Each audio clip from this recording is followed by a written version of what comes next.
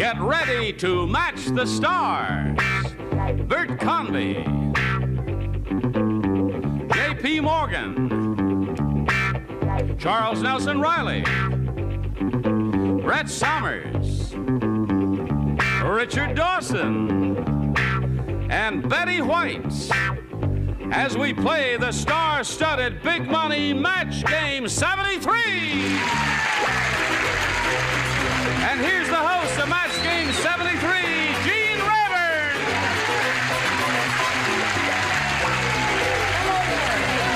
How do you do? Hi. Hello. Thank you very much. Dear friends and gentle hearts, how nice to see all of your bodies, and some of your bodies are really and better than, not necessarily yours, but you're okay. And her, would you stand up for just a second, please? That's far enough. How's old Charles Nelson Reilly? I'm fine. How are you? I'm very well, Good to see you. Listen, we're delighted to see this lady because her husband has been on the program, and he's a wild man, Jack Klugman. I guess everybody knows that Brett Somers is Jack Klugman. When Jack was on the show, he said some outrageous things about you, and we thought it would be a good idea to give you equal time. I think you're very fair, and you know Merv Griff did that the other night, and I understand that he's in a rest home now. Poor little thing. I'm going to try and pull myself together and continue Try not to fall functioning. down, Gene. No, all right. And Richard and Betty, we'll get a chance to talk to everybody. Now, you've met our stars. Let's say hello to our current champion here is Beverly Ballard. How are you, Beverly? Good. Beverly's won one game. She's got $600 to her credit, and now she's going to go head-to-head on the super match with one of the celebrities for $5,000. She's ready for that, and that's going to happen right after this. Beverly Ballard here, our current champion, is about to go for $5,000. Are you ready, Beverly? I think so. Okay, here we go. You've won the $500 in the audience match. Now, to collect the $5,000, you must match one of our celebrities and do that on a head-to-head basis. All right, would you pick a celebrity now, please? Betty White. Betty White, all right. Betty, you get ready to write your answer. You face me. I'll get the question. Here it is. You ready? Here it is, Betty. Write your answer to this. Broken blank. Broken blank.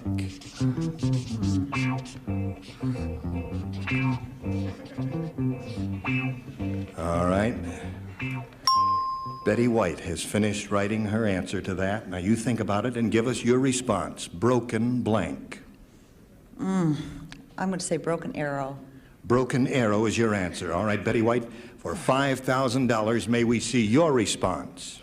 I've got a broken heart. Oh, broken heart. I'll bet you have a broken heart. Sorry. Oh, I'm sorry. You did not match Betty White. You made a good try at it, though. Now, you've still got your $600, and more important than that, you have a chance to play, and you may be up here again. So let's meet another player right now.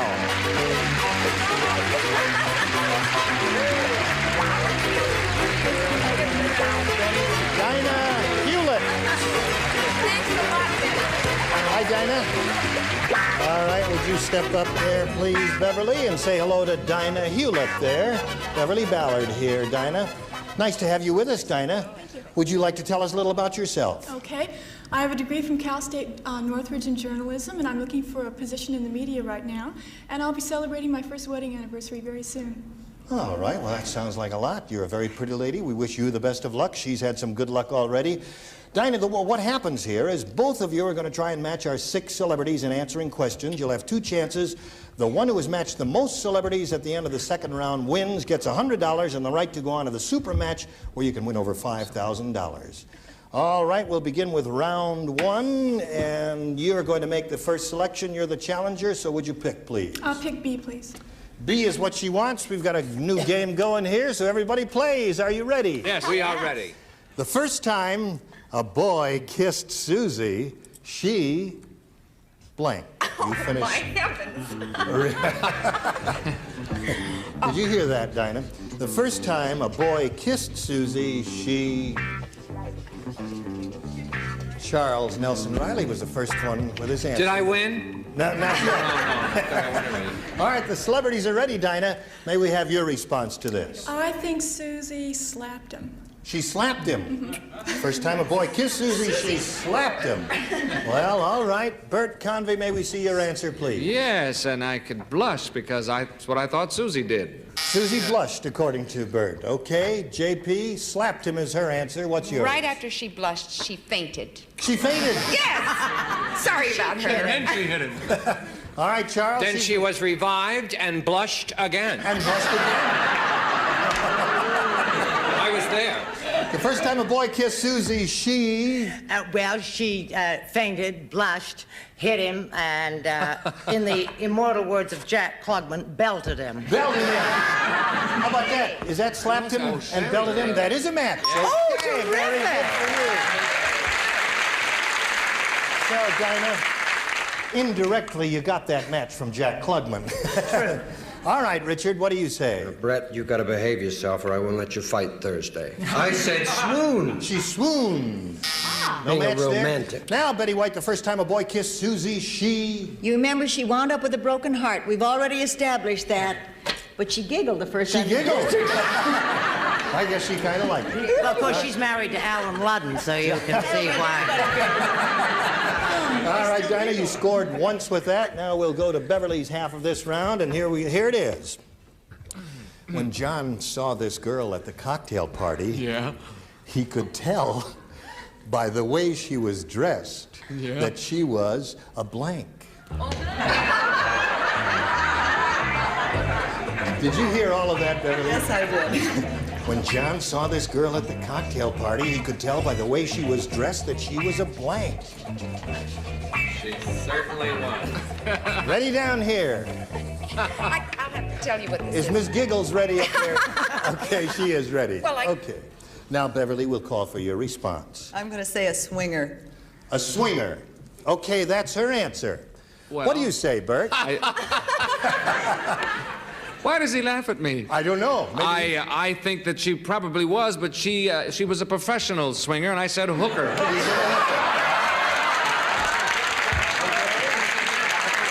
That's a match, wouldn't you say? She made rugs. That's not a match? She hooked rugs. Okay. So there's no match there, Beverly. Let's check JP. She's looking for the word swinger. We definitely have a match. I didn't use hooker because I didn't think it was allowed. So I wrote Lady of the Evening. Is it upside down? What's that? Lady of the Evening is not a match with a swinger. I don't even know what a swinger is, so I can't explain it. First of all, Hooker was named after General Hooker. I'll explain all that after the program. It's true. It's named after a General Hooker. And I don't know what swinger is, but 30 years ago they were called, and I hope it's not hyphenated, a pushover. A pushover. No match there.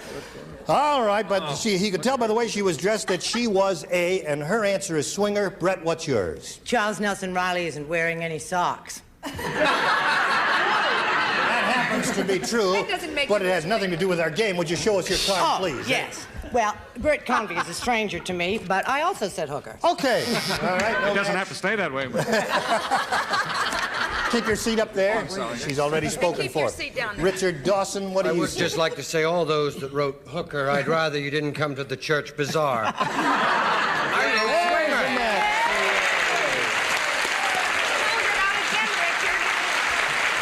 So, we've got a swinger from Richard. What have we got from you, Betty? This has nothing to do with the game, but I didn't know Brett Summers was an ankle man. I just didn't know that. Well, I believe in precision. I said swinger. So there's another one.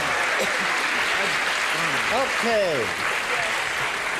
Well, that ended up pretty well for you, Beverly. You matched two celebrities, and it's 2-1 now at the end of round one. Let's go to round two. And as we do go to round two, I point out to you, Dinah, you must match one celebrity to stay in the game.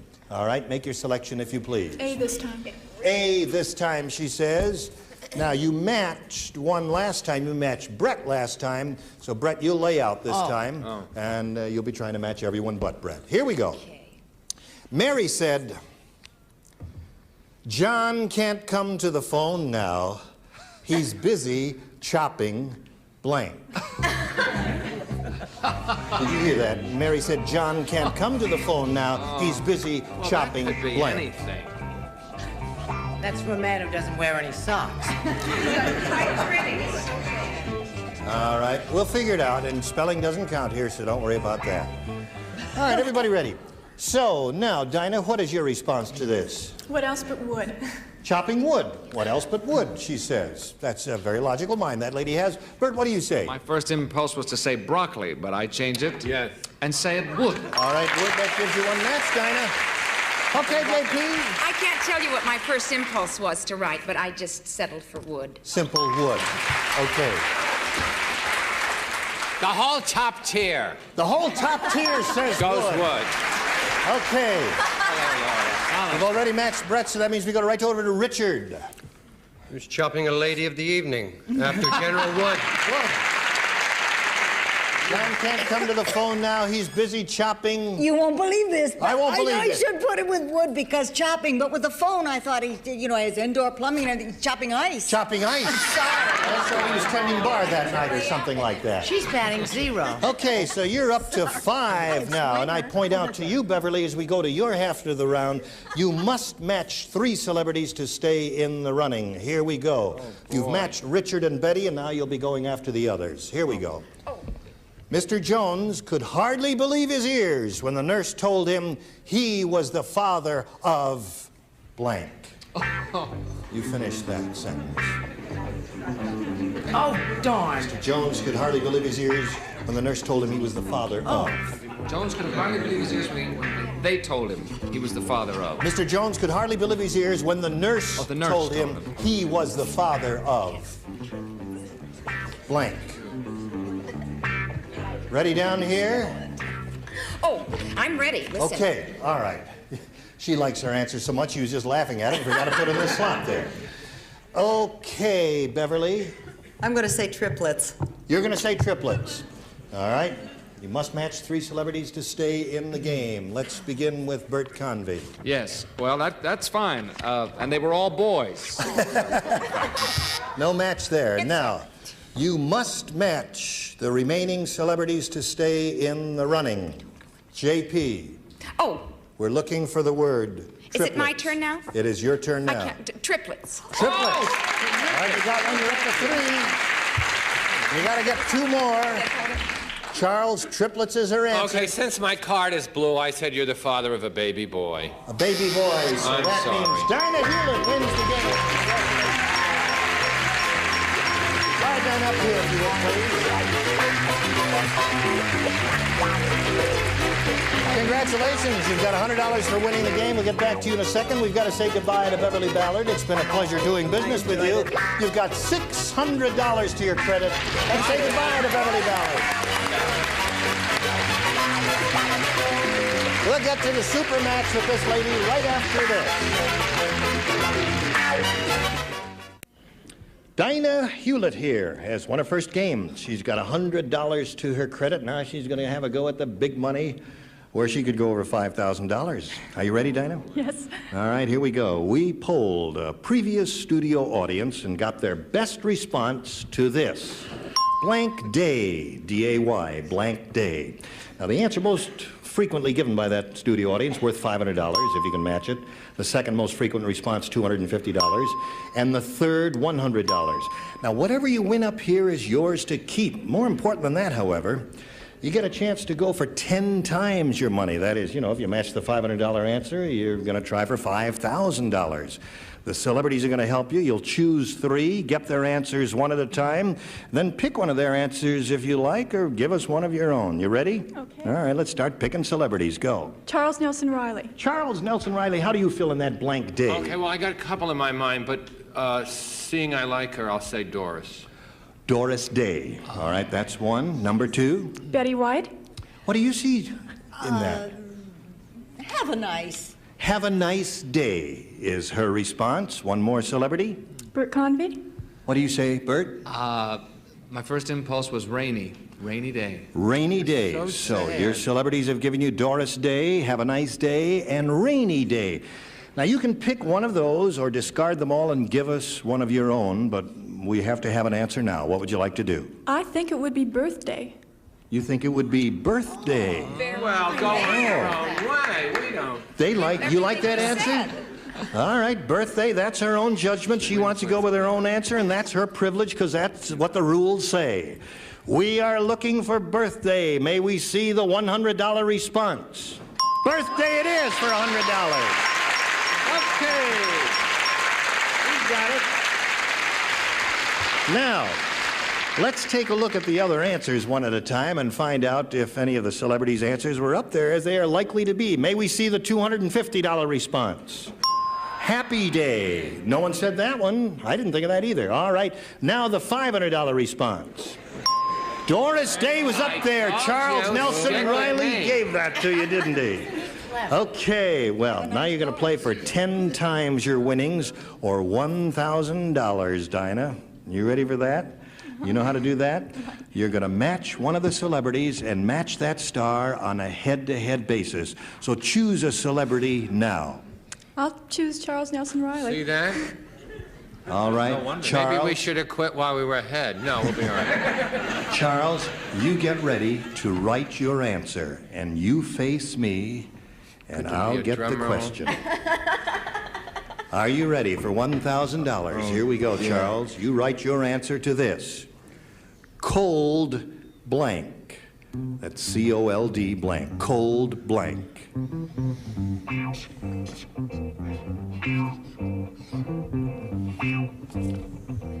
All right, Charles is finished. Now, Dinah, we call for your response to this. Cold... Turkey. Cold turkey is what she sorry. says. All right, Charles? I had cold air. Cold air is his answer. Well, Dinah, you didn't win the $1,000, but you have, to your credit, $200 and the right to go on and meet another player, and we'll do that right after this. All right, it's time to meet another challenger, and here he is, Staff Sergeant Roger Kissel. Hello,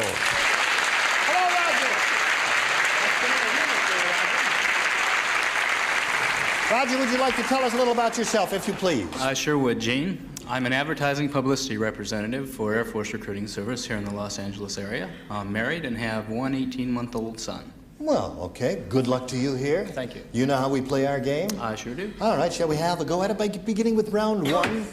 Okay. Okay, challenger, you make your selection. Let's start with A. A it is. Brand new game, everybody plays. Sarah. Oh, Lord. Yes. Sarah even puts perfume on her blank. She doesn't. And she smells like an angel. I don't... That was the first one finished. She must put perfume on her blank, too. You bet your old-fashioned tintype. What did you say? JP, the ladies, the men are having trouble with this, and the ladies They just always finished being have just that. like that. Come on, Bert. Well, I'm trying to think of a never good could way find out where we to... put I the can't spell it, and I don't know... Okay. I know that's not the way you spell it. All right, Bert is finally Phonetically, finished. And now we'll call on Sergeant Kissel to give us his response to Sarah even puts perfume on her blank. Well, I don't know from experience, but as a guess, I would say bosom.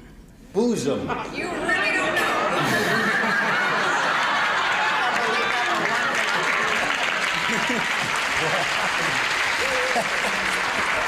I frankly would really have to say that he's not speaking from experience because he can't even say it right. Bosom. Who ever heard of it? All right, let's find out if Doesn't anybody matter how here... you say it, it's how you play the game. All right. The answer he's looking for is bosom there, Bert. What do you say? Yes, what was her name again? Sarah even puts perfume on her blank. Yes, I can speak from experience, Roger. She does put it on her bosom. What do you think of that? How did I spell it? Did I spell it right? Spelling doesn't count. I don't care how you spell it as long as you get the match with him, and there it is. JP. It doesn't count how you spell it? Spelling never counts here. As long as you can find it. As long as we can get Okay, them. well, she puts it on her bust. And that's the same as bosom. And Isn't that a pretty word? okay, it's a beautiful word. Charles. Well, I'd like to agree with everyone, but I know Sarah very well. And what misses on the bosom goes on the toes. On her toes. All right. So, Sarah even puts perfume on her blank. Brett? First, I want to say that Charles Nelson Reilly never wears any socks. And secondly, I want to say I used to date somebody in the Air Force, and he's a liar. And third, I want to say this is a filthy show. And fourth, I want to say she puts it on her knees. On her knees. So, no match there, and let's go to Richard Dawson. Well, I happen to know the measurements are 36. Unfortunately, it's her neck. Okay. When she says, come here, you better come. All right. Now we come to Betty White. Sarah even puts perfume on her blank, Betty. On her bulbs. On her light bulbs. You know what, really,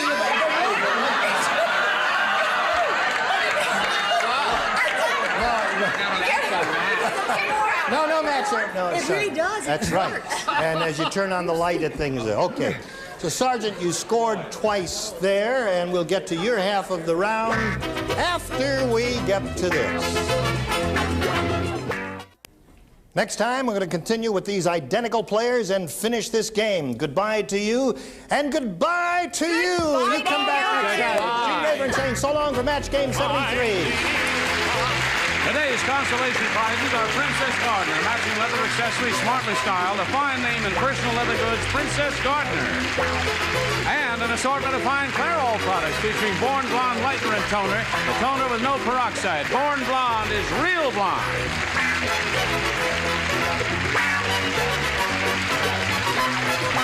This is Johnny Olson speaking for Match Game 73, a Mark Goodson, Bill Todman production. Stay tuned for Secret Storm next over most of these CBS stations.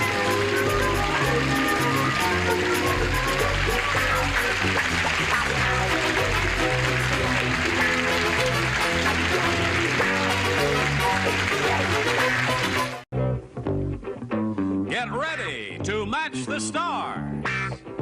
Maury Amsterdam, Brett Somers, Charles Nelson Reilly, Loretta Switz, Richard Dawson, and Ruta Lee as we play the star-studded Big Money Match Game 73. And here's the host of Match Game 73, Gene Rayburn. Hello there. Thank you, Johnny Olson. Thank you. How do you do? Thank you. Now, you really look Yes. delicious. You like it? Yes. I'm an ensemble, am I? Yeah. Okay. What school do you go to? That's just a little nothing. It's People can't wear you that size and look that good. Well, I greet you and I ask you if you're all prepared to participate. All right, Jake. All right, let's begin the proceedings by saying hello to our two players, Linda Olson and Roseanne Covey. Covey. Hello, Covey. Right. Linda's our current champ. She's won $2,850 in the one game she has won. And Roseanne is challenging her. We started round one last time, got to Roseanne's question in which she didn't match anyone, and we were about to go to your half of round one, and we're going to do that. But first, we've got to do this. Here it is.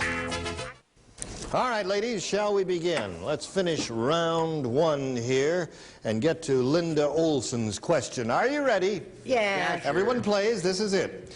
Mrs. Kangaroo said to her son, I've told you 1,000,000 times, don't bring blank into my pouch. Mrs. Kangaroo said to her son, I told you 1,000,000 times, don't bring blank into my pouch.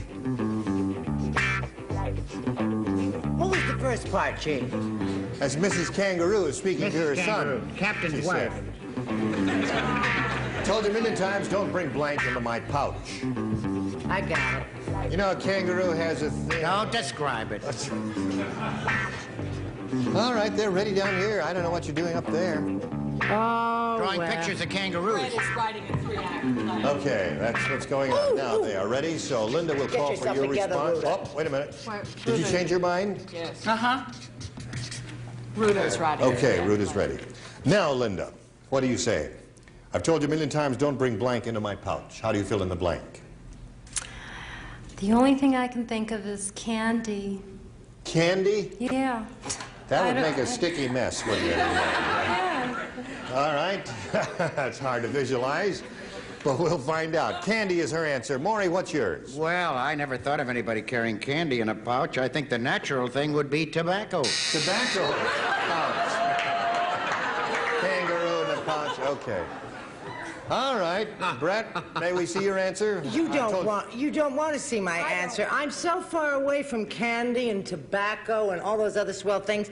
I was already with another person, and my kangaroo was from New York, and he said, don't bring your girlfriend into my house. Don't bring your girlfriend into my pouch. Okay. Pouch. Her answer is candy. Charles, what's yours? Well, most mothers say, don't bring mud into the house, so I said, don't bring mud into the pouch. Yeah, okay. I mean, it's not that stupid a reason. You have a very logical mind, Charles. Well, I'm trying. Don't I have a logical mind? Is that what you're saying? I was thinking along those lines, but I said cookies and not candy. Don't bring The cookies big into crumbs my in the pouch. Yeah, the Something crummy wrong pouch. with me. Yes, Okay. child is really a I think that's a crummy pouch. Don't bring crackers into your pouch. Crackers. No candy yet, Linda. Let's see if we get a little candy from Ruda. Well, I'm the most logical. Now, kangaroos come from Australia. I said, don't bring waltzing Matilda into my pouch. Waltzing Matilda. So, we have no score at the end of round one. Let's go to round two and ask Roseanne to make a choice here. B. B is what you... Well, we ask you to make the selections because some of the contestants find some of these harder than You know, others. this one kangaroo mother said to another, don't you hate it when it rains and the kids play in? All right. Wow. Okay, now everyone will participate. Yes. Okay. This is Roseanne's question. Debbie never blanks on Sunday. Debbie never blanks on Sunday. Oh. Don't think too long. Trust your first impulse. Roseanne will trust hers and try and match as many celebrities as she can. Okay, Roseanne, we call for your answer now. Debbie never drinks on Sunday. Debbie never drinks on Sunday. That's her answer. All right, Maury, we call for your answer. I don't know why she doesn't drink on Sunday. She'd have plenty of time because she never sleeps on Sunday. Debbie never sleeps on Sunday. No match there. Brett, what do you say? I think I missed the point of this whole game. She never hooks on Sunday. I see. It's a rug, yeah, of course. Hooks a rug. Okay. Charles. Debbie simply is a very sweet girl and never works on Sunday. Okay. Same thing. All right, let's go down here to the lower tier, That's Loretta. absolutely right. She never works on Sunday. Debbie never works on Sunday. No match there. She's looking for drinks. Richard, what do you say? I'm sorry to say my lady does drink and work. She never nicks. Never necks on Sunday. Poor devil. Okay. All right, Ruda. All of that is work. She never works on Sunday. Never works on Sunday. So, Roseanne, I'm sorry to say there's no score there. Let's see if Linda scores with this. Everyone plays again. Peter came home with a case of blank. Peter came home with a case of blank. Peter came home with a case of blank. Yeah. Go and explain it to her, so she'll figure it out herself. All right. Okay. I'm waiting for Brett. Uh-oh, this is the slow seat, my darling. Okay. Ready. Now Brett's ready. So, Linda, what do you say? One match will win the game for you if you score. Case of beer. Peter came home with a case of beer. Yes. One beer wins the game. Let's see if it happens. Maury? Well, I don't know how this works. I had an Uncle Peter, and he always came home with a case of booze on Sunday. Booze. Booze does not match beer. Well, we didn't know he was a drinker till one day he showed up sober. Okay.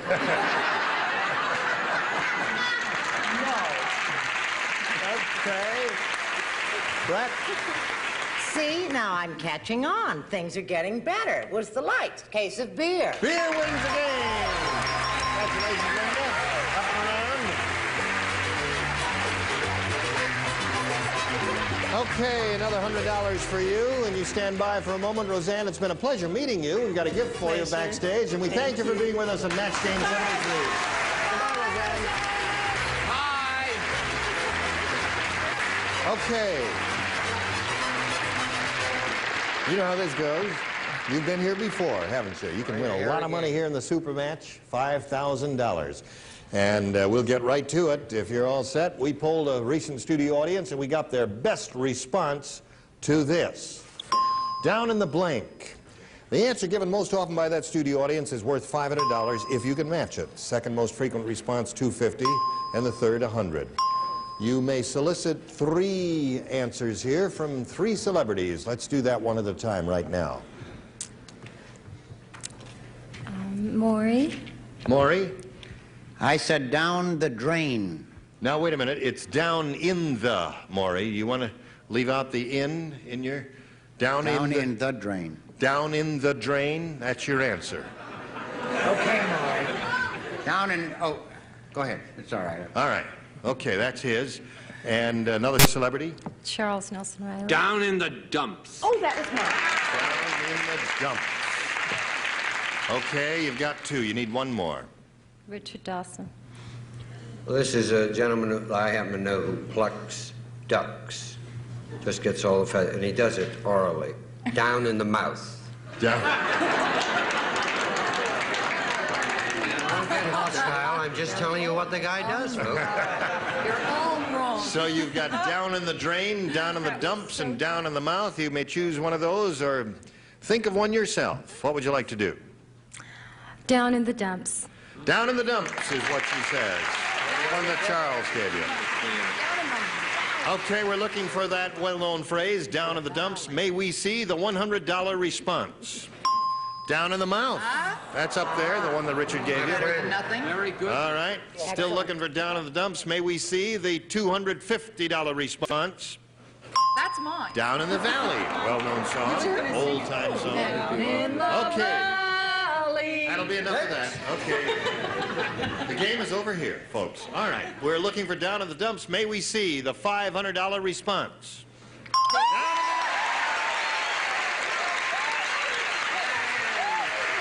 Very good. All right, we'll get back to see what she can do with this. She's going to get the $5,000 or not right after this. All right, Linda's our current champ. She's won $500 a moment or so ago in the audience match part of our super match here. And that means now you're going to play for 10 times that amount or $5,000. Now, to collect that money, Linda, you must match 1 celebrity on a head-to-head basis. When it happens, it's got to be an exact match. So choose a celebrity now. I have to stay with Charles Nelson Reilly. Oh, my God. Okay, Must be Charles. out by the... Okay. Charles, you get ready to write, and Linda will face me. I will get the question worth Charles is gonna have cardiac arrest. $5,000. You ready, Charles? Okay, please write your answer to this. Airline blank.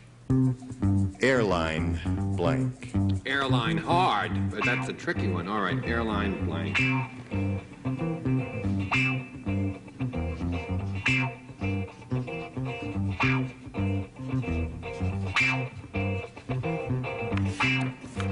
Okay, Charles is finished. Linda, may we have your response? How do you fill in the blank? Airline. Stewardess.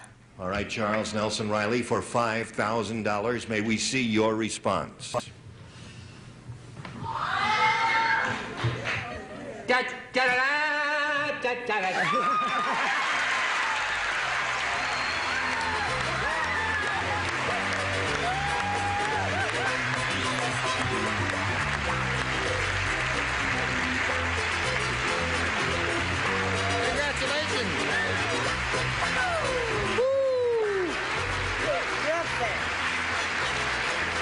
I know it may be hard for you to realize this, but you now have $8,450, which is a lot of money. You're still the champ.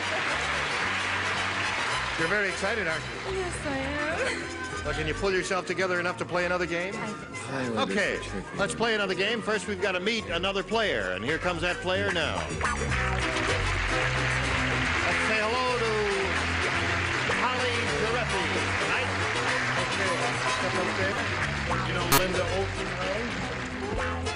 Holly, you want to tell us a little about yourself, if you please? I'm vacationing from Fort Lauderdale, Florida, and I'm studying to be a nurse. Okay, nice to have you with us, and good luck to you. Thank you. You know how this goes? You and Linda answer questions, try and match the 6 celebrities. You'll get 2 chances, and whoever's done that most often at the end of the second round wins, gets $100 for that, and then has a chance to go on to the super match, where you can win $5,000, just as she did a moment ago. All right, challenger, would you make a selection, please? A. A it is. Take a deep breath. Okay, everyone plays because it's a new game. Janice said to Harold, "I'm sick of hearing you brag about your blank." Janice is speaking to Harold. Harold, "I'm sick of hearing you brag about your blank." Did you hear that, Holly? Oh, dear.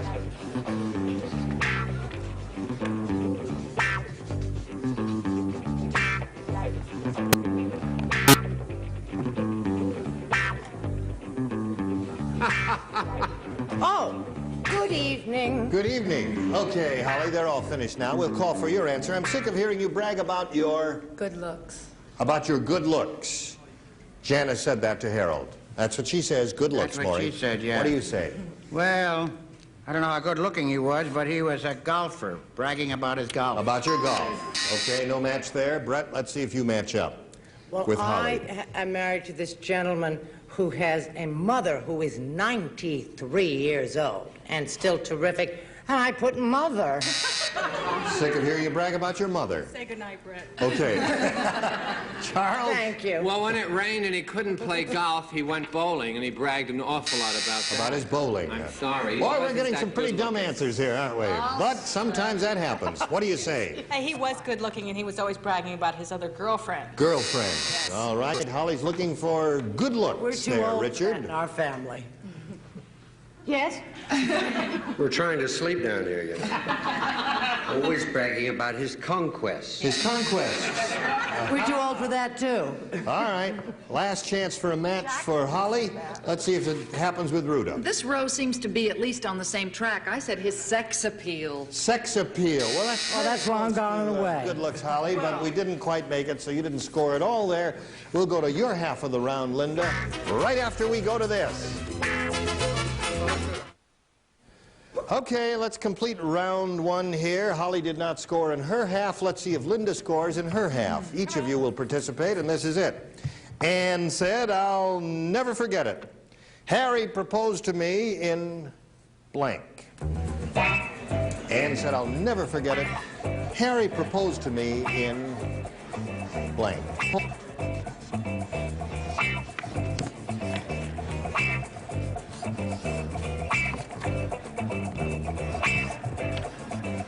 First time I'm Where ready. this freeway open? Charles, ready? Rudy, you ready? Yeah, yeah. Okay. Now, Linda, we call for your response. Anne said, "I'll never forget it. Harry proposed to me in..." Bed.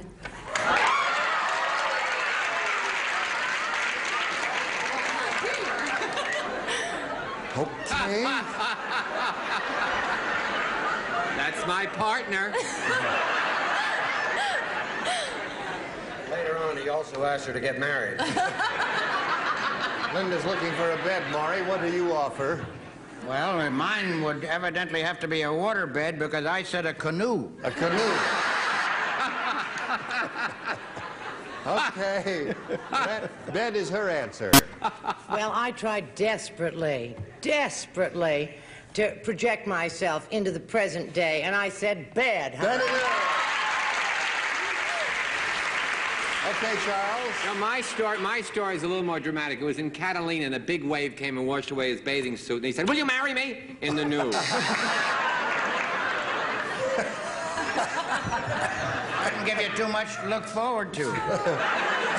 Okay, Loretta. Harry was not nude. And he Your Harry was not nude? Not nude, and he had a great sense of humor, so he proposed in a clown costume. Really? Yes. Isn't that an interesting She answer? turned him down I met incidentally. him. You've met him. Yeah, he stands outside the school near the board going, psst. What did I you think say, actually Richard? that my gentleman did propose in bed. Oh, you scored again. But he was fully clothed. Fully clothed. Okay. Well, in honor of the other lady, my bookend on the other side here, on the other side of Dickie, I said in Polish. In Polish. All right. So you've scored twice. That's the end of round one. At the end of round one, our champ is ahead 2-0. And now let's see what happens with round two. Holly? A again, please. A is what she wants. You didn't match anyone last time around, so now everyone will participate again. Boris is so manly. He even has hair on his blank.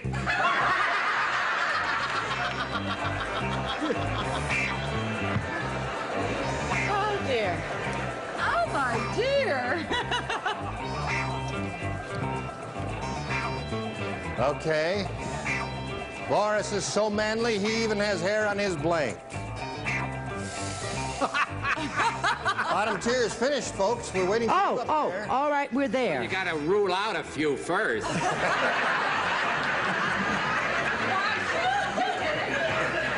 That's why your row is tacky. All right. Ours is classy. Now let's listen to Holly's response. Boris is so manly, he even has hair on his... Back. On his back. Okay. Boris with his hairy back. Maury, what do you I figured say? we'd move up a few inches and get hair on his ears. On his ears. That's a funny sight, hair on his ears. All right. Bells on his toes.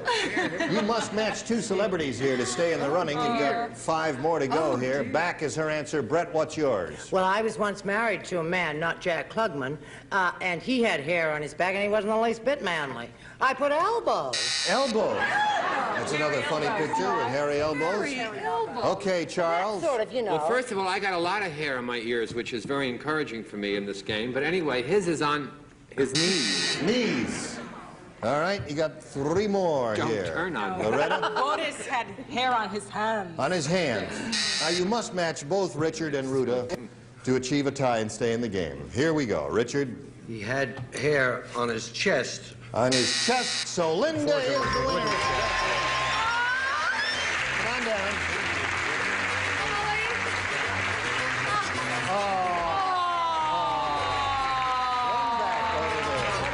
Well, Holly, we've got a gift for you, together with our thanks for being with us on Match Game 73. Thank you, Holly. We'll say goodbye to her. And we'll see you in just a moment or so. Okay, now Linda will join us next time. She's up to $8,550, and we've run out of time today. I just want to thank all of you and have a word with Charles Nelson Reilly. Oh, my goodness. What are you up to these days, Charles? I'm going to have a series called It Pays to Be Ignorant. It pays to be ignorant. It was an old radio show, now they're going to make it a television series. So, are you really? Yes. Why do you say everything I think is a lie? Well, I didn't say that. Yes, it's true. I didn't know whether you were putting me on or not. No, I never put anybody on. Is he kidding me, Richard? Him? Yeah. No. You know, he got it because he was thoroughly honest, and it does pay to be ignorant. All right, we hope you'll be able to join us next time. Gene Rayburn saying so long for Match Game 73. Today's consolation prizes are Charm Glow Wet, the completely portable gas grill that goes anywhere, constant flame without starter, fluids, or charcoal. Charm Glow products of Antioch, Illinois. And a supply of Griffin shoe polish, the polish that helps give shoes a long-lasting quality shine. Griffin Paste Liquid and all white. And a supply of Adolph's Meat Marinade works in just 15 minutes to give meat deep down gourmet flavor and juicy tenderness. Adolph's 15-minute meat marinade. This is Johnny Olson speaking for Match Game 73, a Mark Goodson, Bill Todman production.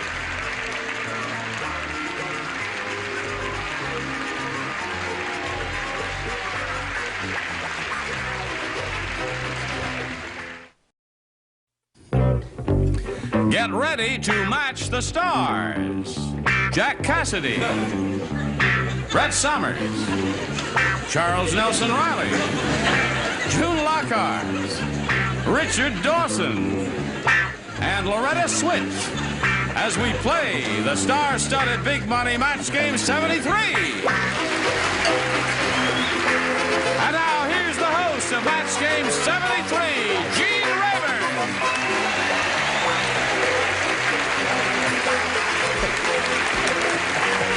Hello there. Thank you very much. Hi, John. All right, hello there.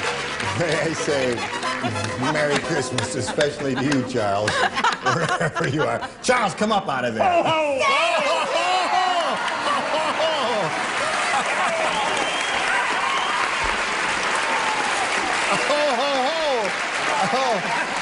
Santa's back.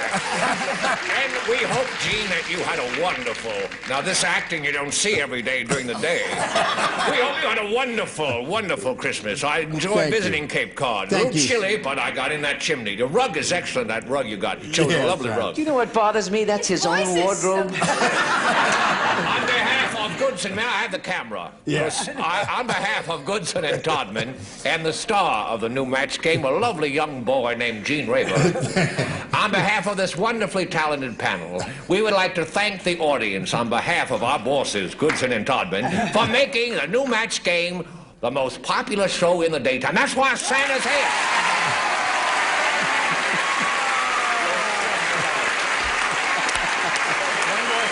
Oh, one more.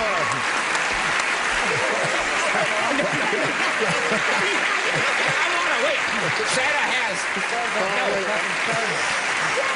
Just a moment. Listen, may I ask a question? There's talk of a spin-off. There's talk of a talk spin-off? of a spin-off for my own series out of this appearance. But I just want to say, I want to thank the Columbia Broadcasting System experts of makeup and costume for their brilliant contribution. Happy New Year, gang. Thank you. We've Merry gone out of that Christmas, yet. It does look real, doesn't it? Yes, it does. Thank you, Charles. You've warmed the cockles of our hearts. Okay. I thank you all. Very well done. Okay. Charles Nelson Reilly. We can trim that. Happy New Year.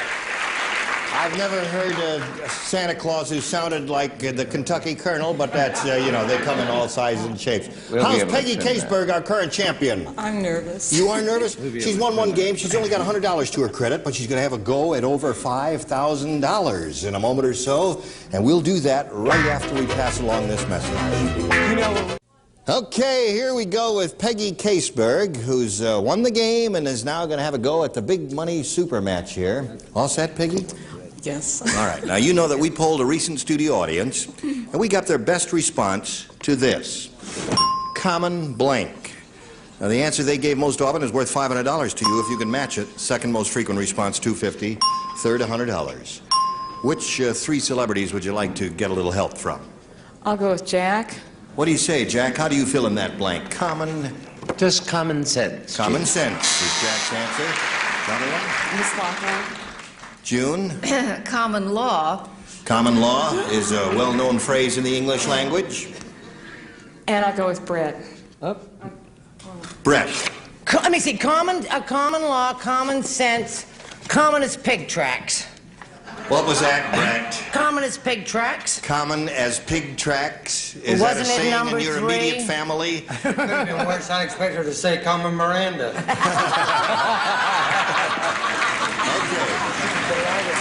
So now you've got common law, common sense, and that real winner, common as pig tracks. Which one would you like to choose? Or one of your own if you want. I'll go with common sense. Common sense is the answer. That shows very good common sense. That's Jack's answer. Let's see if it's up there. It may or may not be. We're going to find out right now. May we see the $100 response? Common as pig Common tracks. law. No, not yet. That's June's answer. Common law. That's the $250. Looking for common sense. It usually is Here $100. is the $250 response. Common law. Common cold is a very good answer. Very good. That audience was on the ball. Here it comes, common as pig tracks. Any side bets on that? Common sense is what we're looking for. 3 cents, I'll bet. Here is the $500 response. Common sense today. Ho, ho, ho.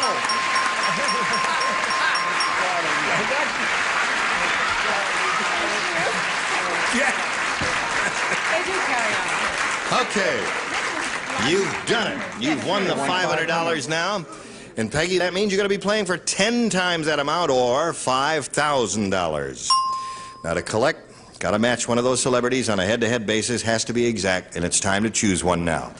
I think I'll stay with Jack. Going to stay with Jack Cassidy. I'll try for you. Won't like it. Get the ESP out, though, dear. All right. Get ready to write, Jack. Peggy, you face me, and I'll get the $5,000 question. Here we go. First blank. First blank.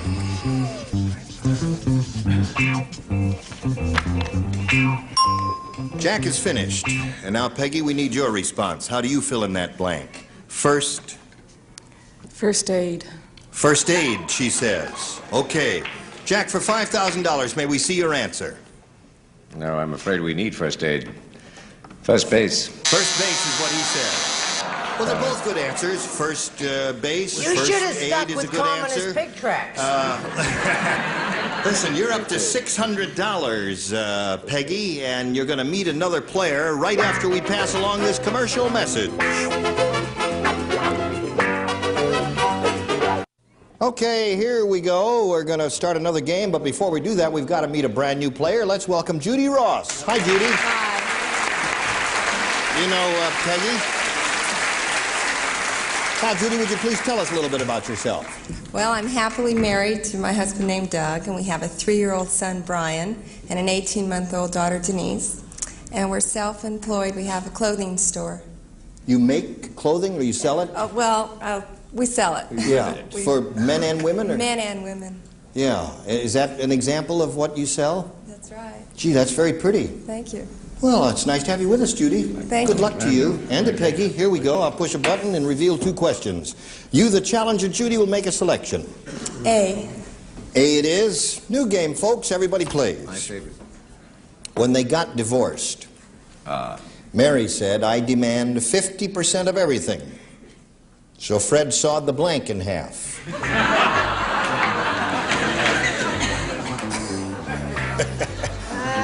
My pen is run out. You look at me askance. When they got divorced, Mary said, I demand 50% of everything, so Fred sawed the blank in half. I know it's not a question you people from Hollywood are familiar with dealing with here, but don't be too these questions sure. come up once in a while. Everybody's A lot of ready? people spit on the cake, too. Judy, what do you say? The house in half. So Fred sawed the house in half. Okay, that's really carrying community property to its ultimate degree there. Jack Cassidy, what do you say? Now, you know that I'm a carpenter at trade, an amateur, but... That's right. No one... Well, the house, true, but in all truth, you must take the other half of the bed. Yes, take the other half of the bed. Sawed the bed in half. I'm a picture bundling. Bundling. Brett? You see, you're always sorry, because when I come up with the terrific answers, you have to do it all over Like the again. last Greek one you gave. I didn't like that implication that I didn't know my Bible. The baby. Oh. Don't you remember Solomon? Of course we do, Rosemary. Oh, yes, I see. Solomon. Okay. Was it Solomon? Santa, what did you say? Santa said, and look at the acting, how beautiful. Santa said that I'd rather not. the bed, because bed. if it was the house, now wait a moment, people, I'm only here for one day. If it was the house, then the chimney would be in trouble, and then, of course, where would Santa go? Yes, where? I asked you. Okay. Edmund Gwenn never had that much dialogue. House is her answer, and what's yours? Well, he would be out looking for somebody with another half of a bed again after that It divorce. seems to be the answer here from our celebrities. Richard, what do you do? Yes, have half bed will travel. Half bed will travel. Okay. Well, I tell you, my Loretta Swit, what do you say? Well, I don't understand any of this. You don't understand it? Obviously, the house. House it is. That gives you 1 match. Okay. That's 1 for you, and now this for you, Peggy. Everybody plays again? Right. John said, Perfect person. my wife is studying to be a witch. Now, when she makes soup, she throws a blank in the pot. Or, to be perfectly grammatically correct, she throws a blank into the pot. Gotcha, you rascals. Gotcha, didn't I, Ira? He's a college graduate, and I never finished high school. How do you like that? She's studying. What's that? John said, here, I'll just leave thank it. you Just very turn it much. over to My you, wife June, there. Charles, what about a Judy now? Goes right into the All right. Thank you. Now we're all set. And we call on Peggy. John said, my wife is studying to be a witch. Now, when she makes soup, she throws a blank into the pot. She throws her broom. A broom into the pot. Have you ever had broom soup? Jack, Yes, what do you and say? it's very good. Don't knock it until you've tried it. Okay, I won't. All Mr. right. Cassidy. Whisk you were here, whisk you were here. A broom seems like a logical answer. And I chose a broom. There's a match for you, Peggy. Brett. I may not be a witch, but I never cook without one. A broom. Oh, there's another one. That was a very good answer. Yes, sir. Well, Santa, Gene, I maybe have chosen wrong to come on this show, but I don't want to hear any questions about witching. But I said a spell. If you spell it S-A-N-T-A, that's it. I hear a buzzer. I'm sick of that buzzer. Okay. I'm bored with his dialect. What did you say? I said that she not only stirred it with, but she then shoved her broom into the soup. There it is. That's 3 for you. Richard? I'm sorry to report to the children of America, Santa's been nipping a little. Yes, and out of my bottle.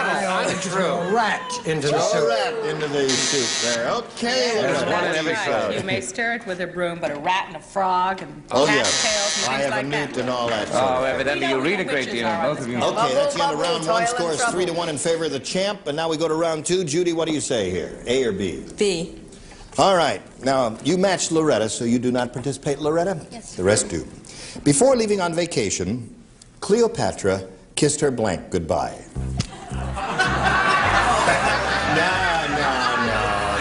No. Don't shake the camera when you're laughing. Before leaving on vacation, Cleopatra kissed her blank goodbye. Jack is ready.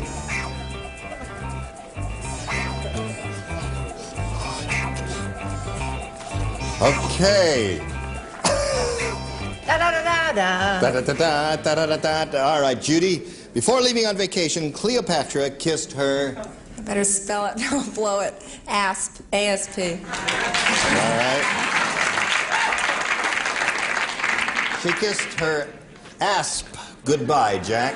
Well, That's definitely what I would have said.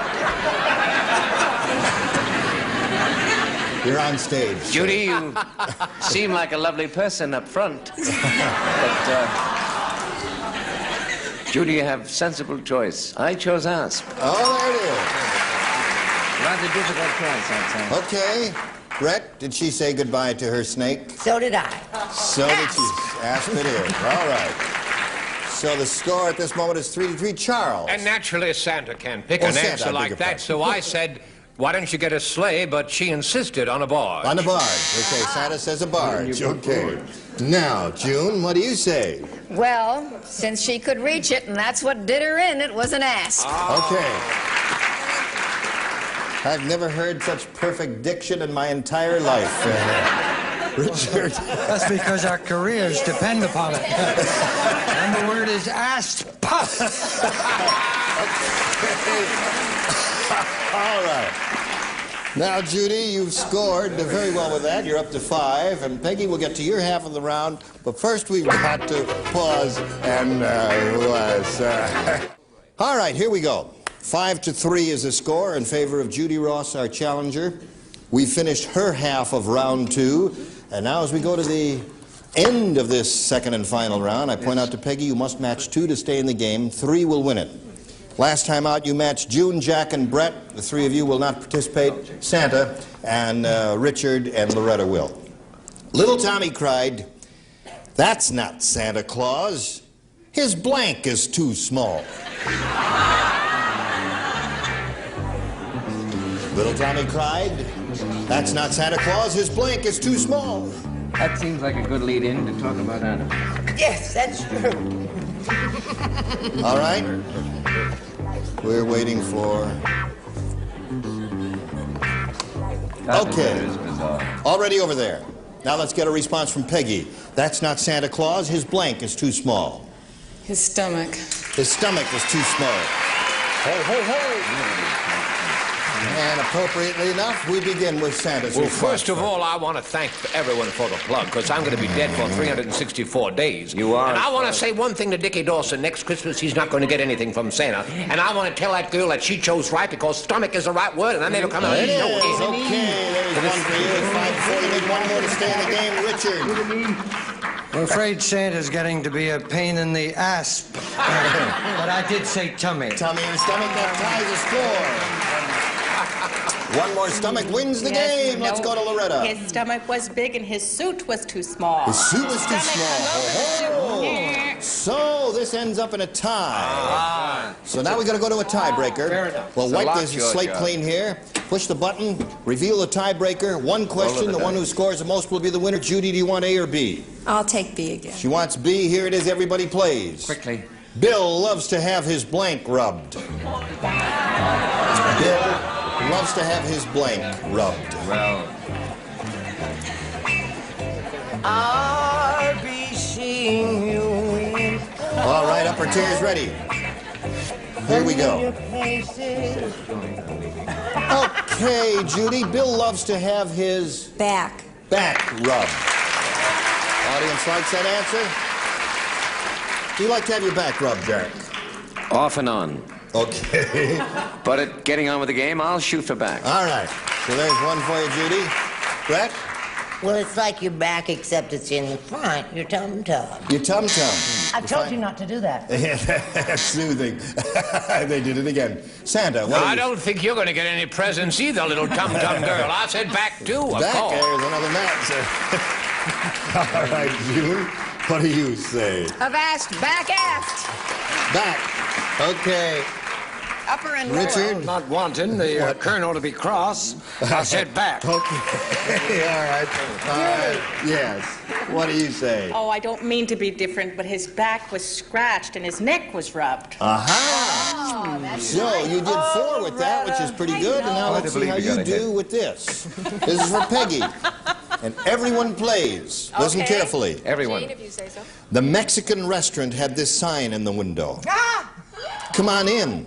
There's no blank shortage here. The Mexican restaurant had this sign in the window. Come on in. There's no blank shortage here. I don't believe what I hear. I don't either. But I'll take it. I'll say it for you in case you don't What is it? understand. No. You'll say Well, it. when my turn comes. Okay, all right. A wig's falling off. Any chance of Santa striking his outfit? Bored with it. Bored. Okay. Okay, now we're all set. As soon as June finishes there. June is very finished. All right. Peggy, the Mexican restaurant had the sign in the window. Come on in. There's no blank shortage here. Meat shortage. Meat shortage is what she said. Okay. Meat is her answer. Sorry. Well, I said food. No food shortage. All right, Brett. You're going to love my answer. I'm going to love your answer, folks. Well, maybe you Get won't ready be for too this. crazy about it. game. Kale pectate. I hate that answer. All right, you must match everyone else to stay in the game. I Charles. just would like to say if everyone drove sleighs, they'd make it much easier for the gas shortage. So, Judy Ross is the winner. Congratulations, and come on down.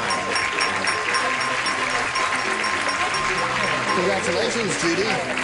All right, Peggy, we've got $600 for you, together with our thanks for being with us on Match Game 73. Peggy Caseberg. Merry Christmas, Peggy. Got applause for this message. Here it is. We've run out of time, and I hope you'll be able to join us next time. And I hope everybody here, in person and watching us, will watch June Lockhart on New Year's Day on CBS on the Tournament of Roses parade. Yes, I'll be calling it again with Bob Barker. Be out there bright and early in the morning, describing the floats and the marching bands for everybody. Thank you all. Merry Christmas to all you lovely people. What are you going to ask me? Now, next week, we'll have this galaxy of stars. Bert Convy, Brett Summers, Charles Nelson Reilly, Lee Merriweather, Richard Dawson, and Gail Fisher. Ho, ho, ho. Gene Rayburn for Match Game 73. Bye. Today's Today's consolation prizes are a Ronson 1000 XL electric shaver, the original flex head shaver with quick change stainless steel replacement cutter kit from Ronson. And Dark Eyes, the once-a-month eyelash and eyebrow makeup that won't run, smear, wash off, cream off, or even cry off. And a supply of delicious fill and eat Ready Crust. Your dessert will seem like it came from the pastry chef. Ready Crust, a special treat. And Tootsie Pop Drops, 5 flavors of delicious hard candy with chewy Tootsie Roll centers. They fill the hole with Tootsie Roll.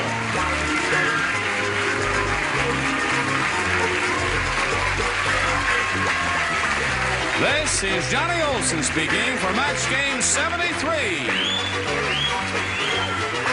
A Mark Goodson, Bill Todman production.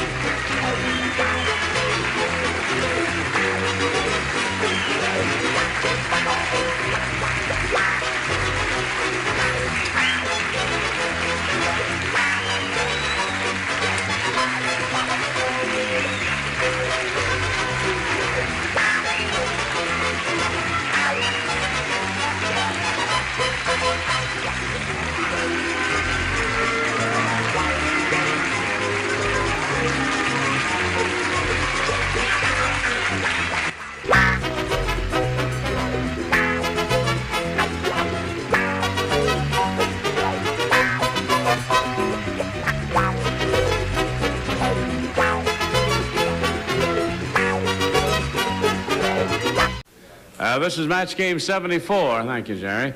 Production number 0188. Air date to be announced. VTR 330 of 74 is take 1. Get ready to match the stars. Orson Bean. Brett Summers. Charles Nelson Reilly. Chelsea Brown. Richard Dawson. And Joanne Worley. As we play the star-studded Big Money Match Game 74. And now, here's the host of Match Game 74, Gene Rivers.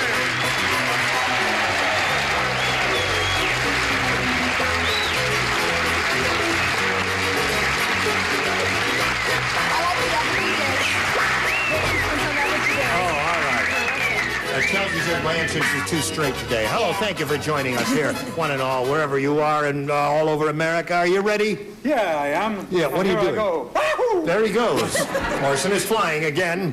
What can I do for anyone to make your life We ordered happier? a BLT about a half an hour. All right. We're opening in Jacksonville, Florida tonight, this very evening. Terrific. I have to make a plane, so let's get on with the show. Oh, all right, here we go. Let's say hello to 2 players, Kathy Wardlow and Martha Denning. Hello there, ladies. How are you? This is our current champ. She won $6,200. She's being challenged by Martha, and at the end of round 1, the score is 5-3 in favor of the challenger. And we're going to get to round 2 right after we get to this message for you. Here we go. I'll push this button and reveal our second and final round questions and ask our challenger to make a selection. A again, please. She wants A. Now, last time around, you matched everyone except Brett. So, Brett, this is for you and you alone, my dear. Oh, good gravy, Marie. Are you ready? Yeah, oh, of course. Aren't I always? Here's some extra pens for you. I don't think it's going to help. Oh, good. Carmelita said, Yes. I'll never go out with Zorro again. Last night he slashed a Z on my blank. Carmelita said that. Oh, nice. Aren't you sorry you're not playing? Yes, I am. I really am, but I had a great. If you say anything, I'll belt you. Oh, okay. It's terrific looking. Can I say that? Like You ready, Brett? Yes. Oh, all right. Martha, we call on you. Who's holding onto my microphone cable? There it is. Carmelita said, I'll never go out with Zorro again. Last night he slashed a Z on my blank. Bottom. Bottom. A Z on my bottom, she said. She say? She said my bottom. Bottom. Oh, my land of Goshen. She was leaving, actually, and as she ran, he said, wait a minute, and he slashed a Z right on her rump. Top and bottom of it all. Okay. Now, you know what you've got to do. You've got to match the 3 celebrities whom you did not match in the first round. They are Brett, Charles, and Chelsea. Are you ready? It's the only time you ever give me top billing. That's lovely. Brett, Charles, and Chelsea. That sounds like a brokerage in trouble. Chelsea, good morning. Are you ready? Brett, Charles, and Chelsea. I love it. Brett, Charles, and Chelsea. Thank you. Quiet, please.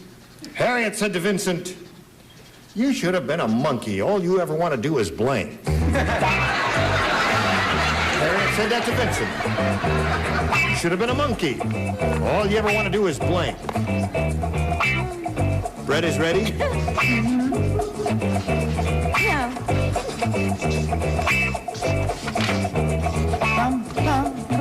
All right, Charles is ready and Chelsea is ready, so we'll call on Kathy. Harriet said to Vincent, "You should have been a monkey. All you ever want to do is blank." What do you put in that blank? Swing. Swing. That's a good answer, I think. Great answer. Isn't that a good answer? Right. You got to match all 3 celebrities, Brett, Charles, and Chelsea and company. Brett, what do you say? It's a terrific answer. Yeah. I wish I'd thought of it. I said scratch. Oh, so much for getting this winner. Congratulations. Come on down.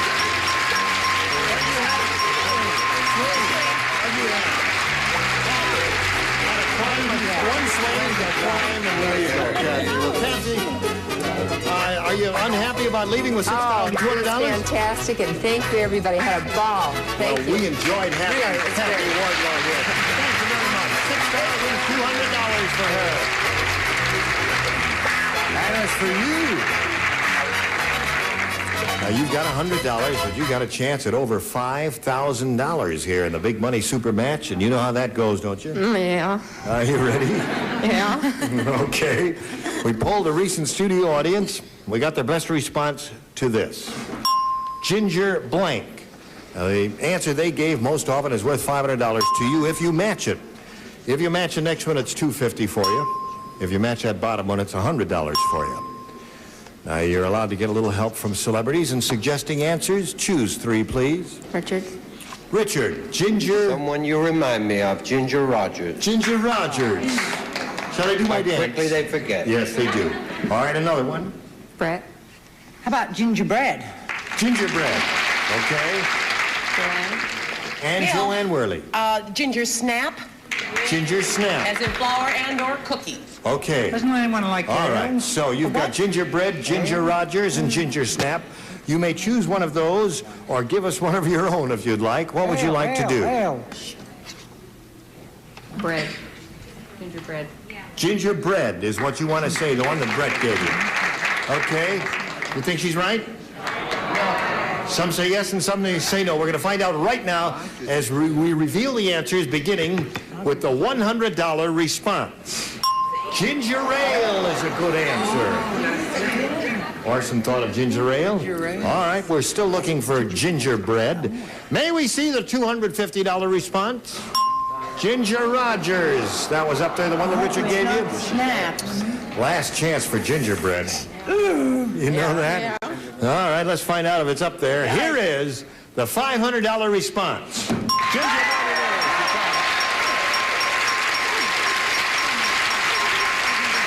Some of them didn't think you were going to make it.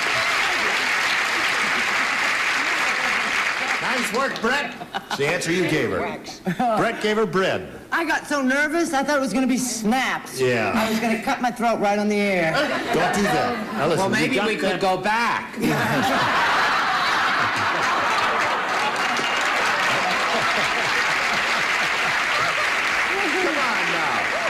Now, you've got that $500, Martha, and that means you're going to be playing for 10 times that amount, or Bing. You're getting slow with your bings there, old bean. $5,000. Now remember, you must match one celebrity, and it's time to choose one. Richard. She chooses you, Richard. You'll write your response as she faces me, and I get the $5,000 question. Here it is. Whoops. Pony blank. Pony blank. No help from the audience, if you please. We appreciate your enthusiasm, but you may be giving her a rotten answer and leading her astray. Richard, wake up. Oh, he's finished. Those Now, quick naps. Yep. How do you fill in that blank in an attempt to match Richard? Pony Express. Pony Express. All them cowboys out there love your answer. Now, Richard, for $5,000, may we see your answer? What is Charles wearing at the moment? Ponytail. Pony Express is good. A lot of good choices there. Okay, Martha Denning, you've got $600, and you're going to meet another player in a moment or so, but first we've got to do a little business with all of you, so you come back, will you? GSN presents... Someone showed me a single-spaced, typewritten list of all the celebrities who had been on Match Game, and it's a formidable list. It really is. Burt Reynolds. You know, we had them all. Everybody came and bowed and paid their respect and kissed my ring. Stay tuned for more of That 70s Hour on GSN. Just a ring, yeah. Okay, now, stay where you are, Ira. Our producer just got caught on stage, but not in the shot, and is he lucky because he has no makeup on. Let's start a new game, and to do that, we've got to introduce new players, so let's welcome Cheryl Mills. Hi. How are you? You know this lady? Let's find out a little bit about Cheryl Mills. Shall we do that? Well, I'm from Encinitas. I'm married. And I didn't hear where you're from? Encinitas. Encinitas. Right, it's in San Diego County. Oh. And I'm married and in the process of starting my own company. What company are you starting? Floral What would you be doing? Floral designs. Floral designs. Where'd you learn that? It's just something I've done all my life. Well, that's terrific. You're a gifted, talented lady. Good luck, Cheryl. Thank you very much. Good luck to you, champ. Here we go. Push a button, ask the challenger to make a selection. B, please. B is for Cheryl, and here we go. Good old B. The Jolly Green Giant said, "No more ho-ho-hoing for me. Yule Gibbons ate my blank." I've told you I don't like the Jolly Green Giant. You don't like the Jolly Green Giant? No, I've He never said, liked "No more ho-ho-hoing for me. Yule Gibbons ate my blank."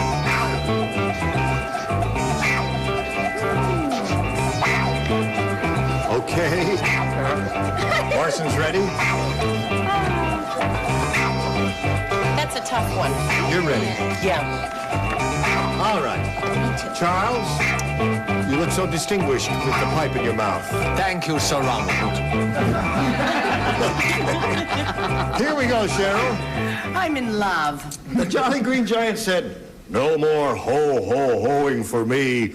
Yule Gibbons ate my..." Green beans. Green beans.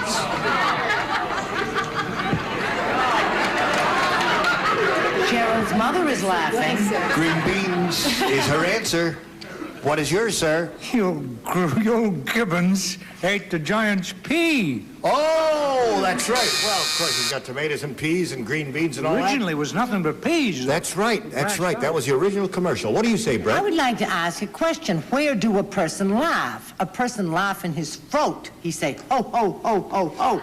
He ate his throat. Ho, ho, ho, ho, ho. Oh, that's why you can't ho-ho-ho no more. Don't buzz me because I'm right and you're wrong. Your logic is terrific. I hope this matches. I said veggies. Veggies.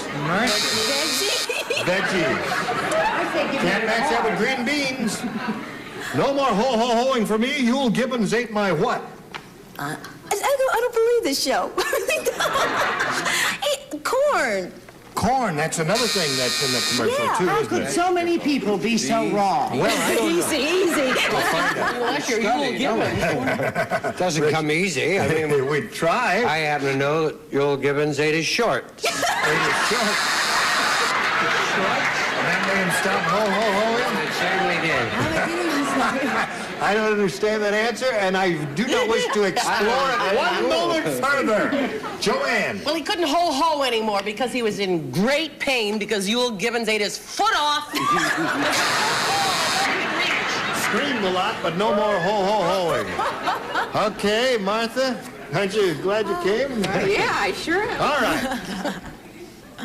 The Godfather said, "I'm tired of all your jokes.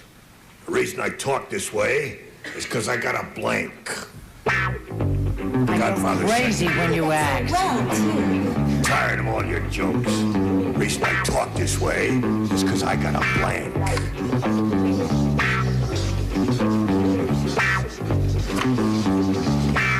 You ready, little girl? Almost sure.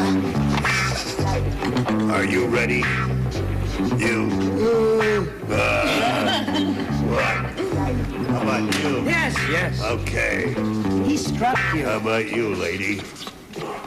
I'm tired of all your jokes. The reason I talk this way is because I got a blank. What do you put in that blank, lady? A blank? No. A sore throat. You say sore throat. She said sore throat. Yes. What do you say, guy with the funny haircut? Sore throat. Sore throat. What's this goofy lady say? This goofy lady. This goofy lady This said. goofy lady said, she said cold. Got a cold. Isn't that just as good as sore throat when you No. come right down to it? Cold could be in the nose, sore throat's in the throat. What do you say? Sore throat. Okay. You don't talk that way when you have a sore throat. You talk that way. I love when you do that. I've watched you do that all the time. You continue. I melt in your arms. What do you say, lady? I said sore throat. Sore throat. There's another one for you. How about you, Englishman? Yeah, how about me? It's a cold. Just a plain cold. Bless me. You got a sore throat, you, down Oh, there? mine's much... It's not quite that bad. It's only a frog in the throat. Only a frog in the throat? You But the expect me to frog has a believe big that? cold. Okay, so at the end of round one, 3-0 in favor of our current champion. And round two will be coming along anon, so please stay tuned. Today's consolation prizes are a Westcott digital dial-light alarm clock, wood grain finish, light dial, backed by years of experience. Westcott's Italian Industries Company. And Naval Jelly Rust Dissolver, easy to use, brush it on a rusty surface, wash it off, no sanding, no wire brushing. And Profile with its own great flavor from the special formula of cracked wheat and wheat germ, just right for toast. Profile, it's a matter of taste. Fill in your own blanks on Match Game 74 in just a minute. Okay, we are now ready to start round two, and we have two questions here. This is the final round, Cheryl, and we ask you to make a selection. B again, please. She wants B, didn't match anybody in the first round, so everybody plays. Are you ready? Yes, yes. Here we go. Speak up. At the convention, Harry knew that his boss would get drunk and try to slide down the banister, so Harry put blank on it. At the convention, Harry knew that his boss would get drunk and try to slide down the banister, so Harry put blank on it. All right. Everybody ready on that? Ready, ready, ready. Here we go. Cheryl, at the convention, Harry knew that his boss would get drunk and try to slide down the banister, so Harry put blank on it. Grease. Grease. Oh. And there he went. Orson, did he put grease on that banister or not? I ask you. Harry wouldn't do a rotten trick like that. He put glue on it. Glue. A nickel's worth of Elmer's. What could it hurt? Right. Brett? Well, you see, I assumed that Harry was crazy about his boss, so I said paste for the same reason. Paste or glue. That's right. Yeah. And Charles. I said glue. I'm sorry, dear. Oh, Cheryl, you've got to match all three remaining celebrities to stay in the game. And now we come to Chelsea. Well, he didn't want his boss to get hurt, so he put glue on Oh, glue it is! And Walter, you won the game. Congratulations.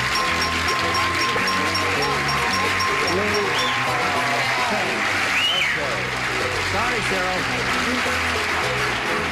Cheryl, we've got to say goodbye to you. We're sorry to do so. You've got a gift waiting for you backstage, together with our thanks for being with us on Match Game 74. Cheryl Mills. Hello there. You ready? You're in shock. Why should you be in shock? I don't know. Don't keep walking away from me. Just stand close to me. All right? Is it all right? It's fine, her husband says. Okay. Now, you know we polled the recent studio audience, and we got their best response to this. Blank Reilly. The answer they gave most often is worth $500 to you if you match it, and the second $250, the third $100. Which celebrities would you like to get a little help from? Charles. What a cheap way to finally have someone ask me a question. I'm still waiting for it. The life of Reilly. Life of. The life of Reilly? Yes. You, Charles Nelson, say that. Okay. Yeah. He does have the life All of right. Reilly. Another one, if you please. Richard. The life of. Huckleberry Dillinger, Charles Nelson Reilly. Charles Nelson. Okay. Justice. Cute. I believe there was an O'Reilly. O'Reilly. O'Reilly? Okay, that's your answer. So you've Well, got that's O'Reilly, what you take, you've got Chelsea. Charles That's Nelson terrific. Reilly, and you've got Life of Reilly. Now, you may choose one of those or give us one of your own. What would you like to do? Charles Nelson Reilly. Charles Nelson Reilly. That's the one that Richard gave you? No, Burt And we'll find Reynolds' out if it's up eye. there, and if so, where? First. You are in my life. May we see the $100 response? O'Reilly. See, I'm not so dumb, old Brett. No, you're... I'm in shock. O'Reilly. There's nothing wrong with that. No, Here, we're really, looking for Charles Nelson Reilly, whoever he is. Let's see the $250 response. Charles Nelson Reilly. Okay. So, what do you think is under the top one? You think Life of Reilly's under there? Yes. I challenge that. Besides, spelt wrong. Reilly is spelt wrong. Charles Nelson. All right, here's a $500 response. You're right. Very good audience. Okay, now you've got the $250. You're going to play for 10 times that amount, or $2,500. And to collect, remember, you got to match one celebrity. Which one will it be? I'm going to try Richard again. All right, Richard, get ready to lucky write. for you the last time. Martha Denning will face me. Here's the $2,500 question. Roll out the blank. Roll out the blank. He's finished. Now, how do you fill in that blank to match Richard? Roll out the... Barrel. Think she's right? Your husband is applauding. He thinks you're right. What did she say? She said, roll out the barrel, Richard, for $5,000. May we see your answer? $2,500. I beg your pardon. What does that mean, roll out the barrel? Roll out the barrel. What does it mean? You know, It's roll out the barrel. In England, We'll when we have very important people come, we roll out a red carpet. A red carpet? But don't get hostile, I'm English. However, I did write back.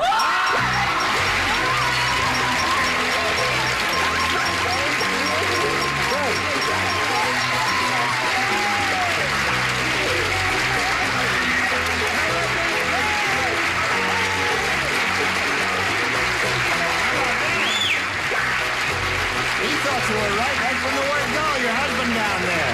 And he's applauding you lustily, as all your friends are. We're very happy for you. You're up to $3,450, and you're going to play another game, so here comes Kim Krakowski. Okay, where's Kim? There she is. Hi, Kim. What are you doing? Oh, you got the souvenir card there. Would you have a seat here now? You want to do a commercial here? Or shall we say hello to Kim first? Well, let's say hello to Kim. Hello, Kim. How are you? Fine. Please tell us a little bit about yourself. Okay, I'm from Oceanside. I'm married. I have a 3-month-old baby girl, and I'm part-time model. Okay, nice to have you with us. Thank you. And we'll get back to you two ladies right after we get to this message for you. Tune in, turn on, and blank out with that. All right, we've got to say goodbye. Say goodbye. Goodbye. You were just grand. No, I really mean it. I really enjoyed every word you said. Really? And we hope you'll join us next time, because they're going to be just as crazy as they were this time. Gene Raven for Match Game 74. Bye.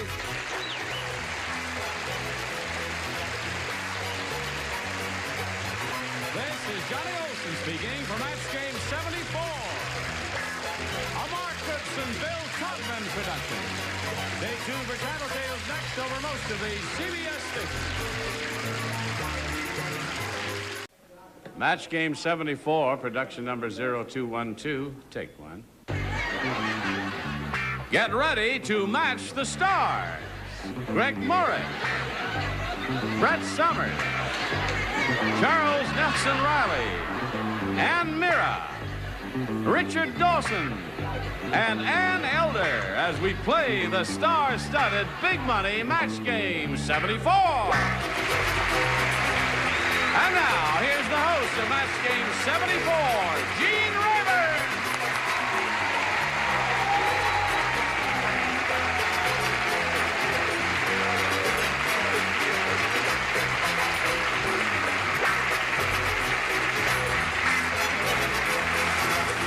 Thank you for joining us, whether you're here in person or by your TV set. Nice to have you with us, and it's nice to have all of you with us, too, because you're gifted, talented people, and we couldn't do it without you. That's true. That'll be $5 apiece.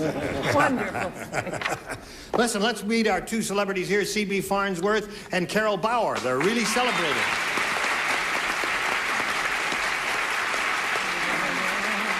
This guy's famous not only because he's a cop, but he's won a lot of money.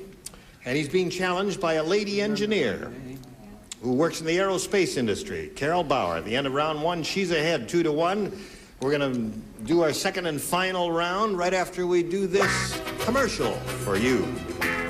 All right, let's finish this game, shall we? There's the button. Now, Carol, would you make a selection, please? A. A. That's the one you had last Yeah, time, right? that's a good one. You scored twice with that. You matched Richard and Charles. The two of you gentlemen will not participate. The rest will. Right on. When the fan belt in Stanley's car broke, he used his girlfriend's blank instead of the fan belt. Fan belt is a thing that's connected to the generator that turns the fan around that cools the radiator. No, I don't drive. You don't drive. I know it. I drive, but I don't have a fan belt. Would you sit in the back seat? Everybody has a fan belt. How big Everybody has a fan belt. They have No, a the car. fan belt diameter is usually goes from about here, like that. Just It's like a big rubber band, Annie. Okay. I love pink hair, don't you? Thanks, Graf. Okay, hold everything now. Carol, when the fan belt in Stanley's car broke, he used his girlfriend's blank instead. Bra. Bra? Okay. She said bra. Greg, she said bra. What do you say? That's a terrible thing to say. Really? Yes. No, it's not I've bad. never heard such a ridiculous Not too many of them wearing them these days, Bra. but there it is. He was going with an unliberated girl. What do you say, Brett? It's been so long since I've seen one or even heard of one that I forgot about them, but I know people are still wearing girdles, so, and Girdles? I thought that would work. Yeah. Now, just be careful, because you might be wrong. No, girdle and bra do not match. They obviously aren't. Yeah. Charles, what did you say? Well, I didn't say because I wasn't playing, but had I been playing... Oh, you had not been playing. I would have said, no, seriously, if I was playing, I would have said bra, because she's an aerospace engineer and she believes in a lift.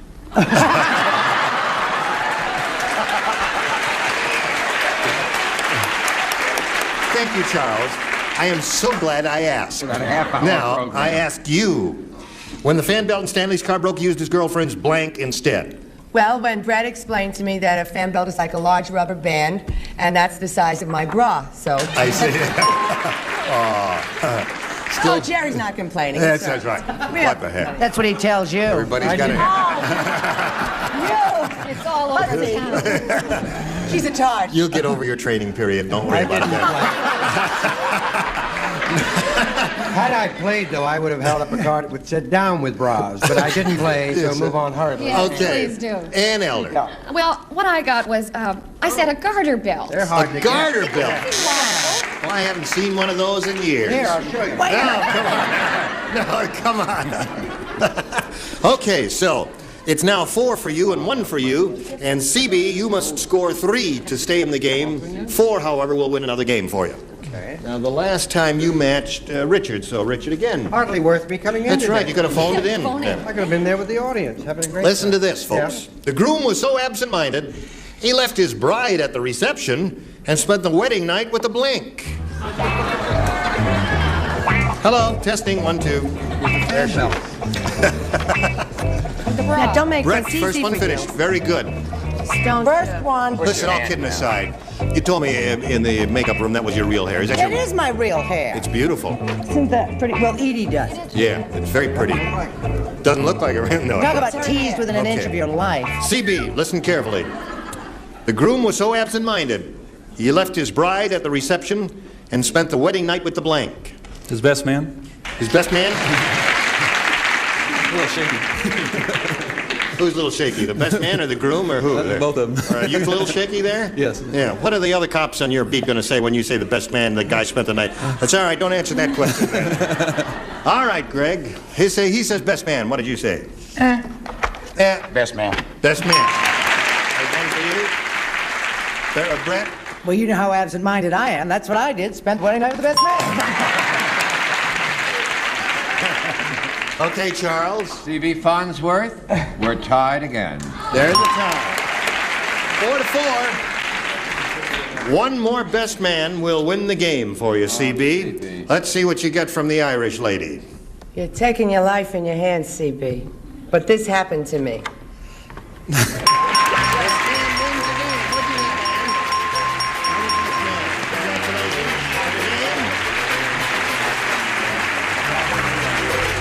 Gee, I'm sorry to see you go, Carol. We don't get too many pretty lady engineers here, or engineers of any kind here.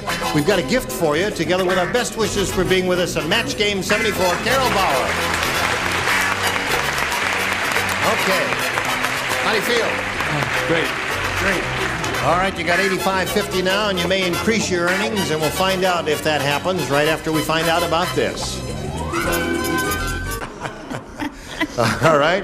Here we go with C.B. Farnsworth. Are you ready to have another go at over $5,000? Ready. Okay, you got $85.50 now. Let's see what happens. We polled a recent studio audience, and we got their best response to this. Judge blank. Now, the answer they gave most often, you know, is worth $500. And if you match the next one, $250, and the third one, $100. From Mahuma, you want a little help. Richard? He wants a little help from you. I guarantee this won't win for you. I really mean that.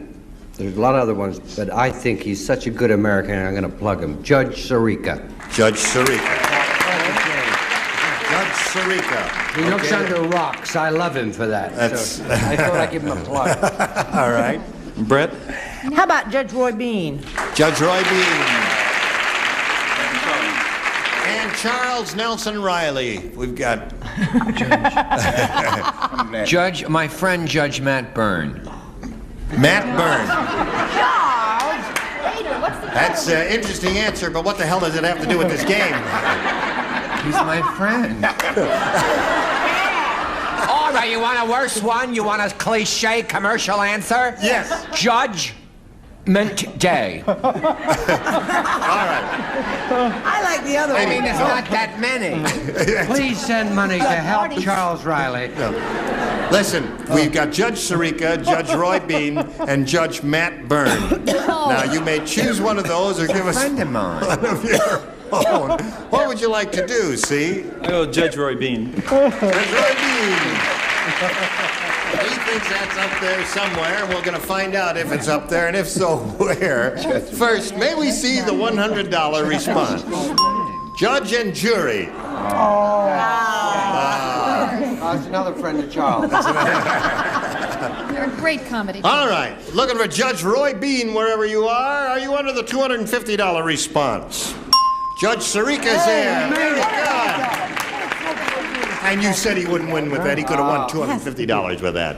All right, third and last chance. Judge Roy Bean, where are you? May we see the $500 response? There it is.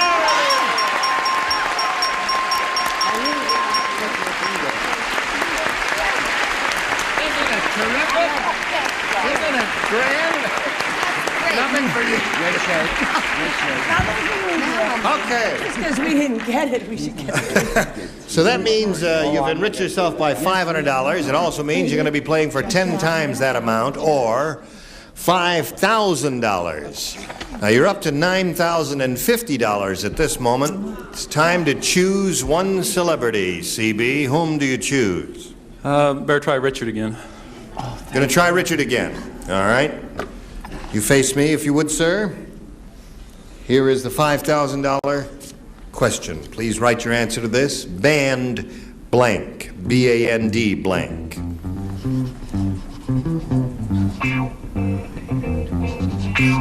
Band blank.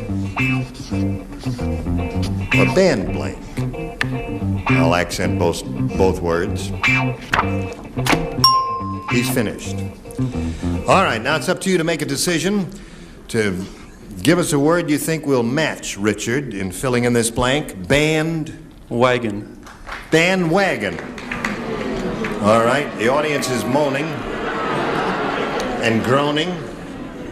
And we're going to find out right now. Bandwagon doesn't sound too bad to me. There are a number of good choices here. Let's find out what our celebrity did. Richard? You're not going to be upset because you got over $9,000, right? Yeah. And I was thinking of all the musicians. What do they call that? Bandstand. Right, but I put bandwagon.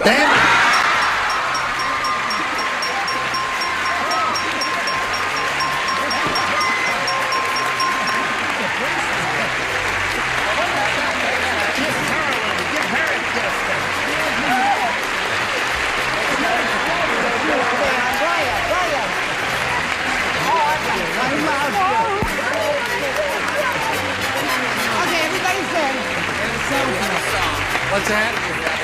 Who has a song? C.B. Farnsworth, C.B. Farnsworth, One again.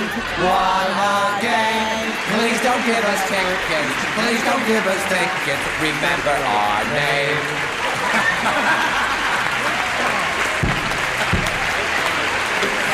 Okay, congratulations, CB. I don't know if you heard those deathless lyrics, that marvelous prose, C.B. Farnsworth, C.B. Farnsworth, won a game, won a game. Please don't give us tickets, please don't give us tickets. Very well done. Okay, CB, you're up to $14,050. Here comes your next player, Sue Hagee. Give me that, CB. CB, give me that. He'll autograph that for you. Hello, Sue. Hi. All right, you know CB. Yeah. The lucky policeman. Right. How are you, Sue? Fine. Where are you from? Whittier. Where? Whittier. Whittier. Right, What else close would you by. like to tell us about Sue? Oh, let's see. I'm married. I have 4 children, Yep. ranging from the age of 8 down to... How old is she? 8 weeks. I forgot. She's 8 weeks. The youngest is 8 8 years weeks. to 8 weeks? Right. Yeah. Right. Okay, And I'm a housewife, and I enjoy just staying home good. You ever watch enjoy this show? all the time. Good for you. Well, good luck to you, Sue. Thank and you. continue good luck to CB. Good luck to both our players. Let's begin by having me reveal 2 questions here and asking our challenger to make a selection. B, please. B, new game. You're ready. You terrific dingalings. Nutty Nelson tried to keep the bomb from exploding by blanking on it. Nutty Nelson tried to keep the bomb from exploding. He tried to keep the bomb from exploding by blanking on it. All right. Everybody ready down here? I'm ready, I'm ready. No problems? Okay. Charles. Well, I want to write something better, but... All right, there we go. Now, Sue. Nutty Nelson tried to keep the bomb from exploding by blanking on it. Sitting. By sitting on it? Boy, does that hurt. That answer hurts. Greg, what did you say? She said sitting. Well, I know about it because it's my late cousin. Sitting. Sitting. There's one for you, Sue. Brett? Well, I remember once we had a bomb in our house, and I sat on it. Oh, really? His name was Jack Klugman. Charles, what came to your mind? I'm sorry, CB, but that's how the cookie crumbles. Well, what was your answer? Sitting. Oh, sitting. He Hello? said sitting. Yeah, Sitting. Did you see it? It's sitting. well, you wake up over there in the judge's corner and watch the games The here. one time I don't take any time, I get all fouled up. What did you say? Well, I said what I said, that's all. I'm sorry. I was close. I just said spitting. Well, that's Nutty Nelson I know for it's you. not Sitting and spitting. It is not painful to sit on a bomb. No. It's when it hatches. Oh, that's right. Sitting. There it is. Uh-oh. And are you going to break the spell? Break whose spell? I mean, this bomb, are you going to let the bomb explode? No, I'm going to let it go on. All right. That's a most unusual first round to match 5, isn't that right? Yeah, you got your work cut out for you. All right. 5-0 in the middle of round 1, and now we've got this for all of you assembled here today.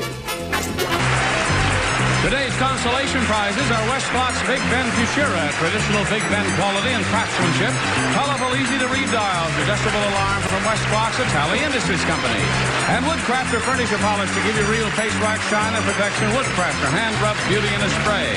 And a supply of Tropicana, the 100% pure orange juice, the orange juice from fresh oranges from Tropicana.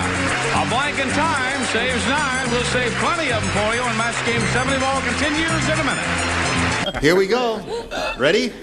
As well. Okay. This is for CB. CB, I think you should take us all to dinner and the entire right. audience, too. You're going to have two. Here we go. I'm sorry. You're spending his money. Oh, well, we'll go to Taco Bell or something. Okay. When the Match Game panel goes streaking down the Sunset Strip, they make blank wear a raincoat. They what? They make what? When the Match Game panel... Hold the music for a second, please. Some of the senior citizens are not hard of hearing here. When the Match Game panel goes streaking down the Sunset Strip, they make blank wear a raincoat. That doesn't make sense. See, here's this whole panel of 6 people streaking down Sunset Strip. They make blank wear a raincoat. One of the members is streaking. Got the idea? I think we'll change the name of the show to Concentration or something. When all of the people on the panel went streaking, they made one of the 6 people a raincoat. Yeah. Okay, now I understand. She's as deaf as a post. If I have enough Time's flying. Oh, all right.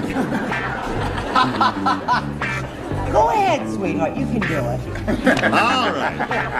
There we go. All right, CB. I hope I'm not going to have the same trouble with you that I've had with some. When the Match Game panel goes streaking down the Sunset Strip, they make blank wear a raincoat. Brett. Brett.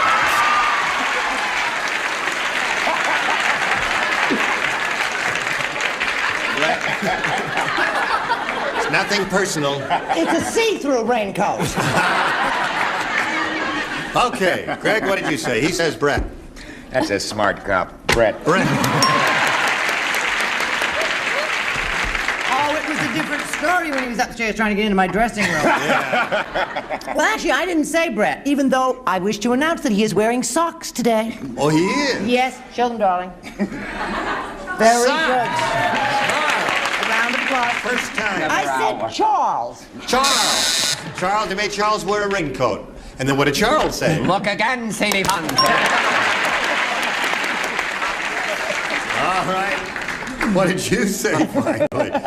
Do you understand the question? I certainly do. If there was one word that had been made instead of make, I just didn't understand that. And because I didn't, because you both tortured me, and you were particularly vulgar and mean and crummy, I said you are tortured.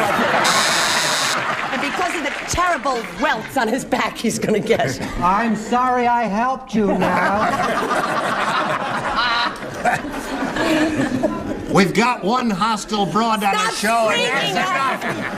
I'm not deaf, just talking to this. My turn.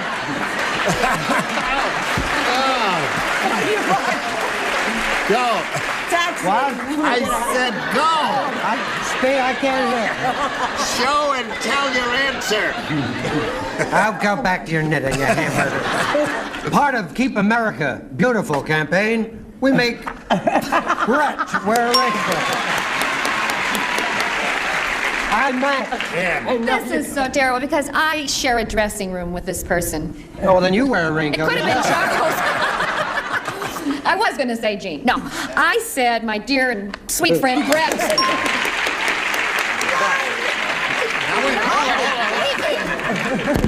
Now listen, I want everybody to understand that we're just doing a little funning here. Brett has a very attractive figure. You should see her in a bathing suit You know sometime. what, Jean? She has the figure of a young girl. She should just give it back. She's wrinkling.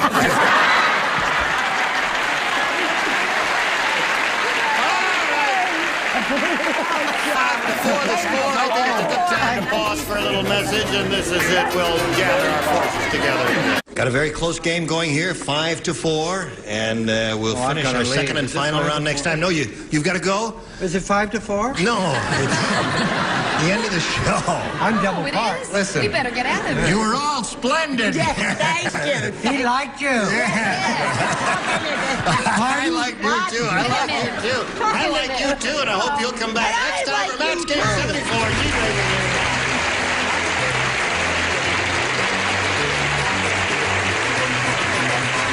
This is Johnny Olsen speaking for Match Game 74. A Mark Goodson, Bill Tubman production.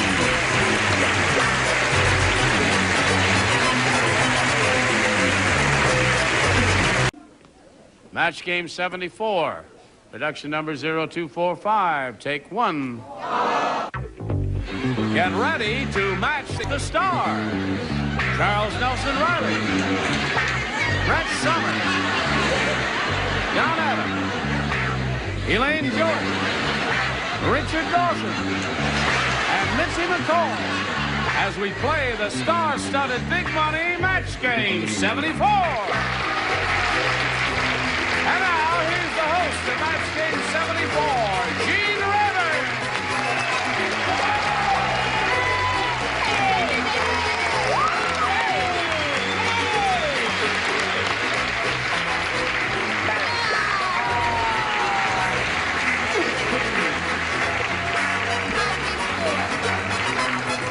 It's the best I can do on this 4th of July. It's the closest thing I could get to a sparkler. You came on with a bang. My fingers are burning. Bang. May not have occurred to you, but in England, this is a day of mourning. All right, here comes a rocket right at you. Just a second. Oh, my tea's nearly ready. Well, how's everybody up here? We're terrific. How you feeling, Charles? Much better today, thank Good. you. And you, my dear? How are you? If he doesn't feel well, why doesn't he go to a hospital and stop spreading his... You remember Because maybe the nurse would look like you.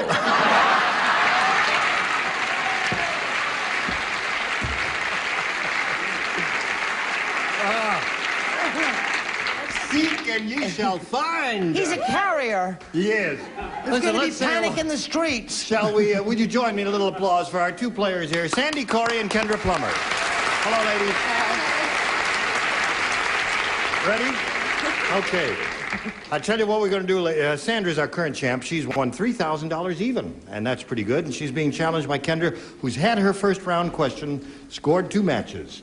Your first round question will be coming up in a moment or so. But first, friends, as they say in television, this message. All right, I'll push this button and reveal this first round question, which we have for Sandy. Ready, Sandy? I'm ready. All right, listen carefully to this. Everybody plays. Next week, the Frankenstein monster will be on Match Game 74. He's replacing blank.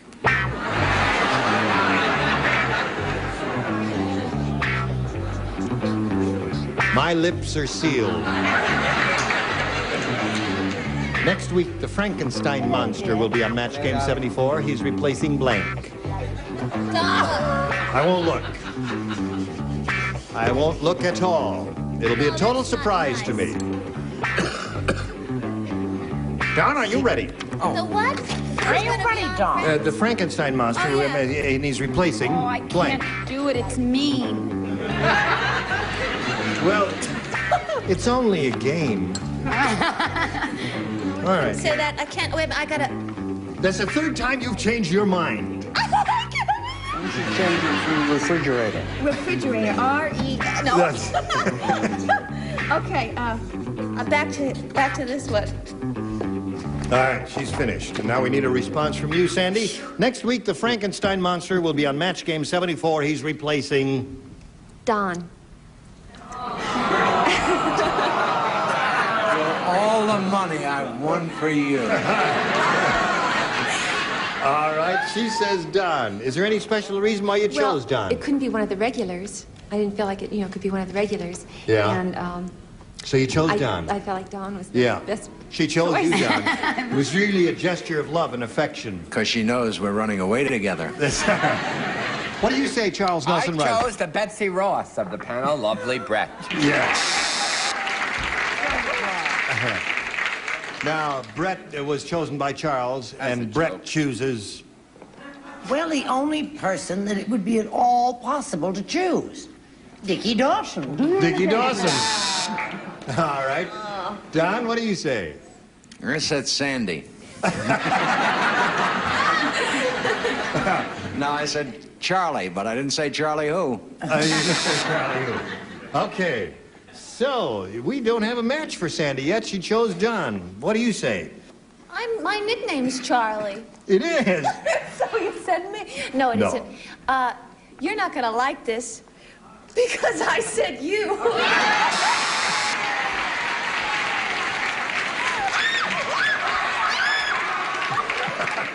All I did... No, I've got two.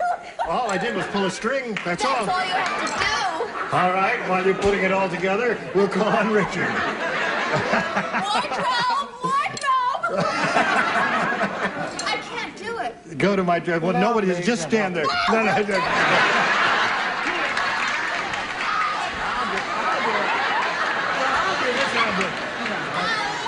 I untied it. I'll tie it. You give us your answer while I'm putting her together.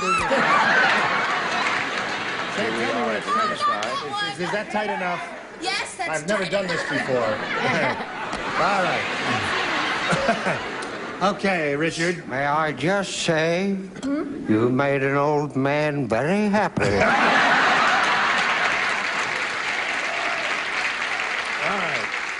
right. Next week, the Frankenstein Monster will be on Match Game 74. He's replacing... Who else? Brad. Okay.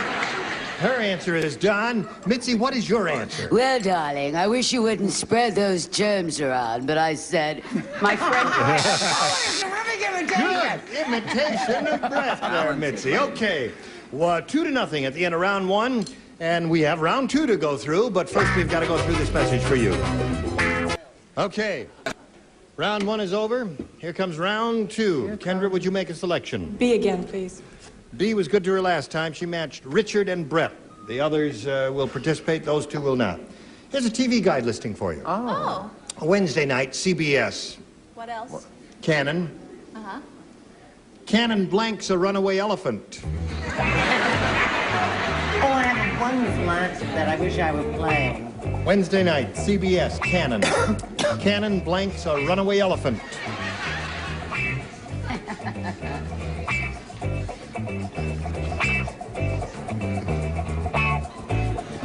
All right, Charles is ready. Next time I try and help you, You're in this too. Yeah.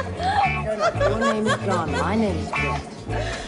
Oh. He's a smart little devil. Yes, he is. Slow, but he's smart. You said the others will not participate. Well, no, I said. Well, then I said the others will participate. Oh, see how I can be wrong sometimes? Yep. He's not only crazy, he's deaf. Yes. Now, Kendra, a TV guide listing for you. Wednesday night, CBS, Cannon. Cannon blanks a runaway elephant. Catches. Cannon catches a runaway elephant. Some logic to that?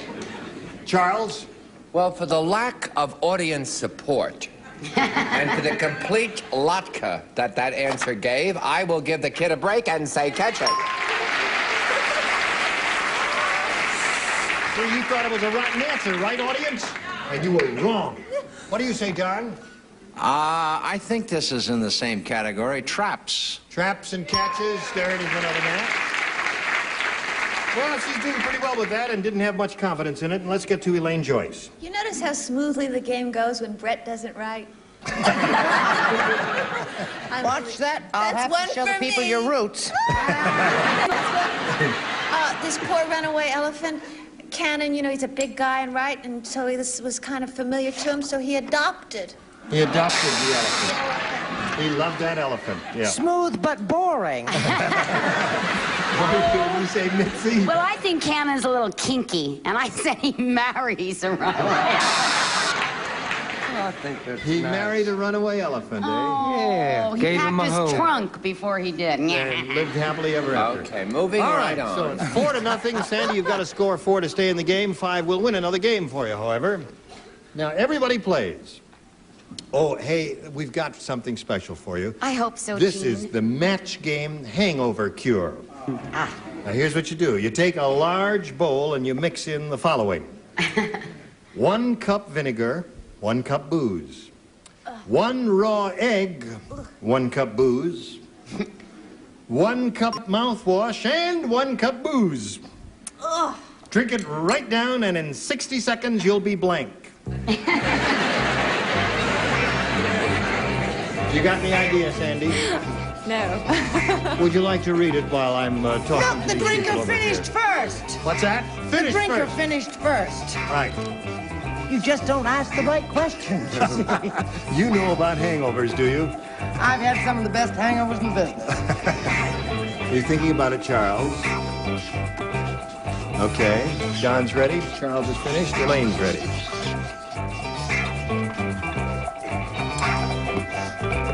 Now, have you thought about it? Yes. 1 cup mouthwash, 1 cup booze, drink it right down, and in 60 seconds you'll be... Smashed. Smashed. Well, that's all it could be. That's all you could be. Well, she studied it very well. Are we mad? Smashed. Smashed. I mean, you drink 1 cup vinegar, 1 cup booze, 1 raw egg, 1 cup booze, 1 cup mouthwash, 1 cup booze. You gotta be Charles, smashed. it's cold. Charles? Then you'll be staying home next week? I said dead. You'll be dead. That's a little more than smashed, isn't it? What did you say, dear? Dead. Brett? Good heavens, that's what I said. Dead. All right. Gotta match everybody else to stay in the game. Let's see if it happens. Don? Is this the same as smashed? Expired. No, that's the same as dead. So, Kendra Plummer is the winner. Congratulations.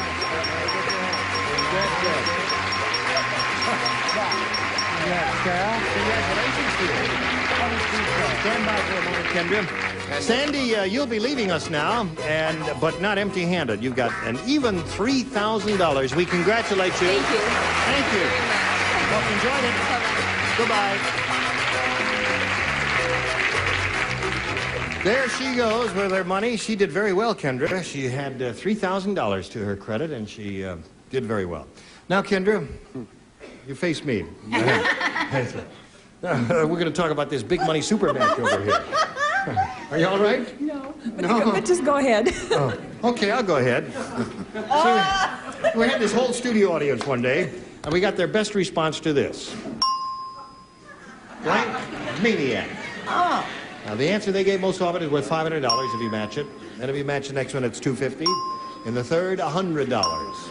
Which celebrities would you like to get a little help from? Oh, Brett, because they were picking on her so much earlier. You wonderful person. I'm torn between. Well, there are 2 terrific. Well, maybe I'll go for Give us one.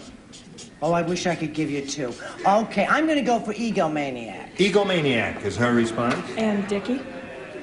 Something I hope like to that. be, You weren't. something I hope to be when I grow up, a sex maniac. One more. And Don? Nympho.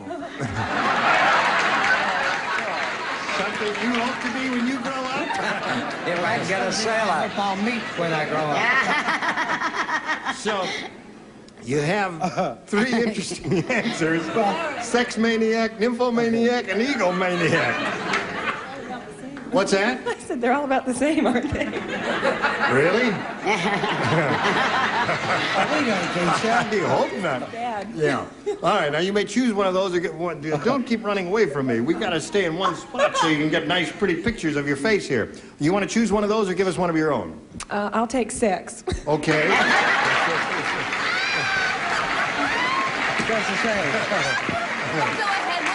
She should have taken That's nympho. 1 sex to go. Hold the mayo. All right. How can I put this? We're looking for sex. May I see the $100 response? Klepto. Klepto. You can see how that audience was working there. That really was. All right.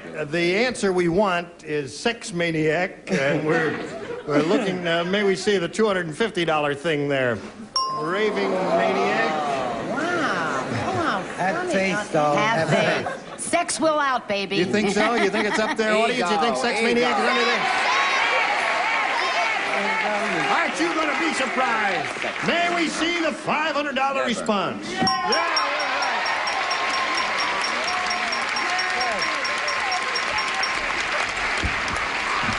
That's enough of that.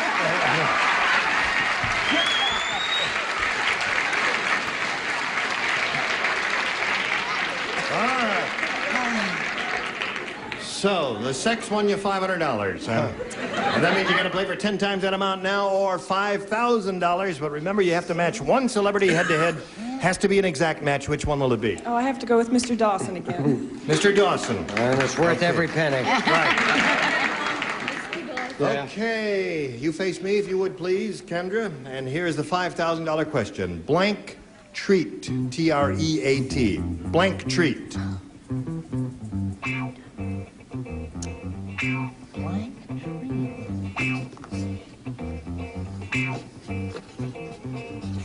His pen ran out of juice there, and he changed pens. Did you notice how smoothly he did that as he was writing? Thank you.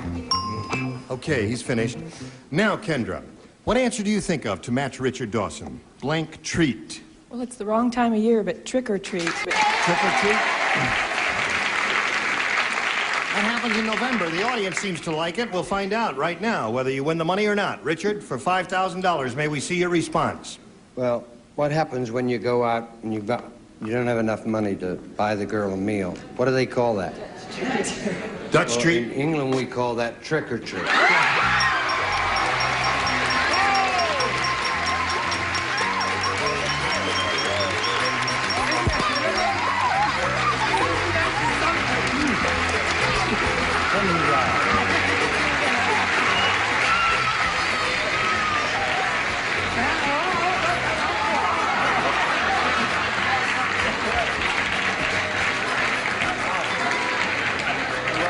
We'll be back for the second run down the runway here and see who takes it off next here. So don't go too far away. A little message for you.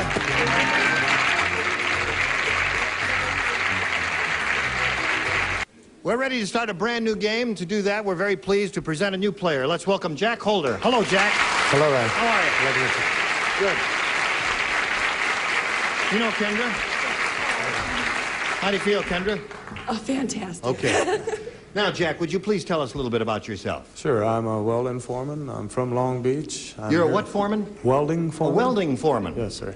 Yeah. I'm from Long Beach. I'm here with my lovely wife, Judy. I have a 3-year-old son, Brian, and I have another one on the way. Oh. He doesn't look it, does he? You hardly show it all, Jack. Good luck to you here. Shall we begin?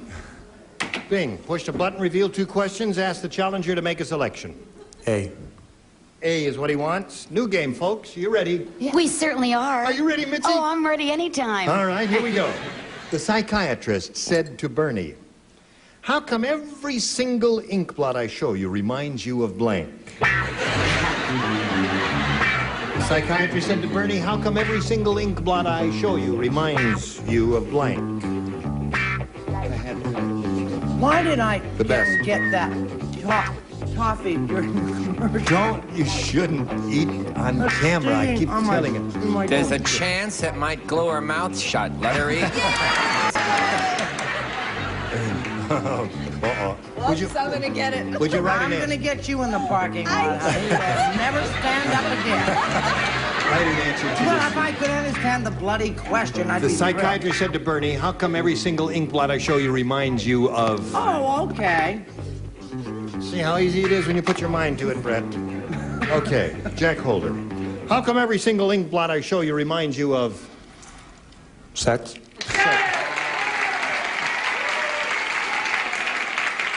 Every time that word is mentioned, that audience applauds like crazy. They really come to life when you say that word, Charles. Well, they're going to be dead now, but I said your wife, which is on the road to the correct answer. Yeah, but not quite. Brett?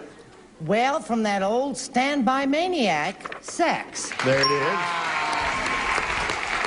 The Yayers are at it again. Don? What was the question? How come every single ink blot I show you reminds you of... A leaky fountain pen. I don't even want to see it. Is that what it really says? It really says a leaky A fountain. leaky fountain pen. That's what it remind me of. I think we should administer the Rorschach test to Don immediately. And Between test him. sailor and a leaky fountain pen, I think you're right. What do you say? I'm like the rest. When they're gonna light up like crazy. Sex. Sex is the word. Okay. Richard? I'll bet he said that. I'll bet anything he said it. Because it's written on your forehead. Why don't we tell our wives we're in Tijuana? No one to be any of the wives. So I wrote sex. There you go. All right. Sex is the answer that Jack is looking for, Mitzi. What do you say? I was in the war and I have shrapnel. I want sympathy. I put me. I'm sorry. See, he went... How come every single ink blot I show you reminds you of me? The psychiatrist is speaking. Don't you get it? Very interesting. Very interesting. You want to take my top off? No. You're going to join Don in the padded room a little bit later. And it's 3-0 at this moment in the middle of round 1, and we've got to stop here and do a little business with you, and this is it. I did. All right. Listen, we've got to stop right here, I'm sorry to say. 3-0, middle of round 1. Your first round question will come up next time, and we'll look forward to seeing you. And look forward to seeing all of you again. You were just terrific. Oh, thank you. Terrific. And my ink blot reminds me of you. Oh, I thank you for that, Mitzi. Okay. And thank you for being with us, and we'll have you back again. Thank you. And you too, sir. You were all grand. I'm not a now, sir, I'm a the next time we ma'am. get together, we're going to have this group of ding-a-lings for your enjoyment. Maury Amsterdam, Brett Summers, George Kirby, Joanne Flood, Richard Dawson, and Betty White. Team Rayburn for Match Game 74. Join us next time. Goodbye.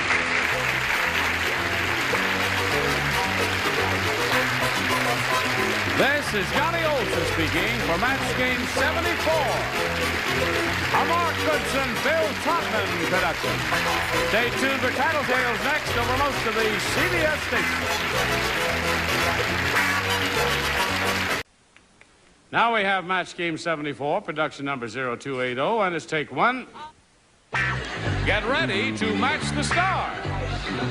Donald Ross, Brett Summers, Charles Nelson Reilly, Patty Deutsch, Richard Dawson, and Fannie Flagg as we play the star-studded Big Money Match Game 74.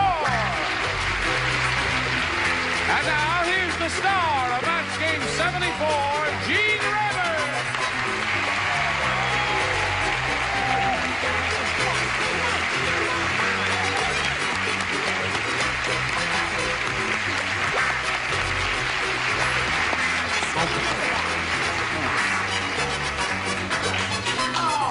That's not a microphone, that's a Crayola. Yeah. All right. Thank you, Johnny Olson, and thank you, dear friends and gentle hearts, for joining us here on this day. You're going to have a peachy time because the loony bin is out again. Hello there, friends. Oh, listen, Fanny, I think you ought to stand up and show and tell. Yeah. I wanted to explain to people this was Brett before she married.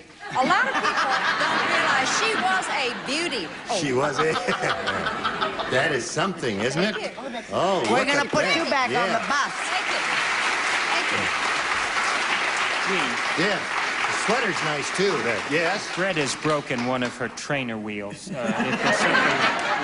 Something busted back there? Oh, yes, I see that. Well, see, we're just going to have to struggle along as best we can until the show's over. She'll never know. No, she'll never know. Let's say hello to our two players, Janet princess. Finn and King Colvin here. How are you, Janet? Fine. Good. Janet's the current champ. She has $12,850. And she's happy about that. We're happy for her. And she's going to be challenged now by King Colvin, whom we are meeting for the first time and who we welcome most sincerely and warmly. King, would you tell us a little bit about yourself? Well, I'm single, still looking for that queen. And I'm originally from Chicago. See, his name is King. His name is King, see. I'm single, still looking for the queen. You're not too quick, audience. They got it at home. Where were you then? All right, you're looking for your queen. I'm originally from Chicago, now living in Los Angeles. I'm an electrician working for a major railroad. Okay, good luck to you, King. We'll start this game right after we do a little business with America. That's going to happen right now. Shall we begin? Shall we begin? All right. The beginning. King Colvin. I'd like to try B, please. A, you want B? B. Oh, B, he said. Right. Did I hear a buzzing sound? No. Oh, geez. No, you're your just chair going is squeaking. crazy. Okay, no, the chair is squeaking. I thought I heard a funny noise. Listen to this. While visiting Rome... I heard it that time. Do not upstage the star. You make one more funny noise, you got to go to your dressing room and stay there. Oh, I'm sorry. I'm sorry. While visiting Rome, dumb Dora didn't have a coin, so she threw her blank into the fountain. While visiting Rome, dumb Dora didn't have a coin, so she threw her blank into the fountain. 3 coins in the fountain. Which one will the fountain bless? Oh, sing Roses of Picardy. Big hit on that song no one remembers. Yes. Fountain 2 people just already. called. 2 roses are shining in Picardy, Fanny, for the folks. Roses are shining in Picardy.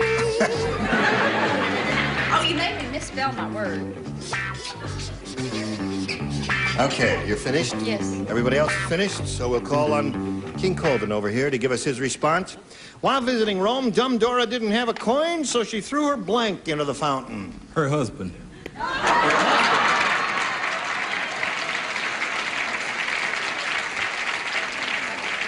Well, I don't know if you're going to find a queen that way, King. Donald, what do you say? 3 shorts in the fountain. Dumb Dora? She was dumb, wasn't Donald. she? She was dumb, wasn't she? Well, I'll say she was smart enough to wear pants. She threw, she wore shorts. Well, anyway, Brett. Brett. Patty, I just feel so sorry for her. I just get so sick.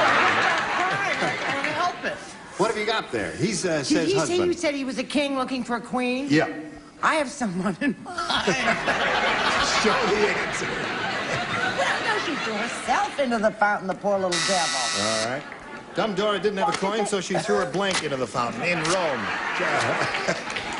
Enough of this hostility, children, Charles. A very clever answer. Credit cards. Pretty good, Charles. Charles, that's very amusing. Have you thought of a career in show business or television or No, something? but I'm thinking seriously of leaving this floor. Patty Deutsch. Yo. Here it is. While visiting Rome, dumb Dora didn't have a coin, so she threw her blank into the fountain. He says husband. I know. I said teeth. Teeth?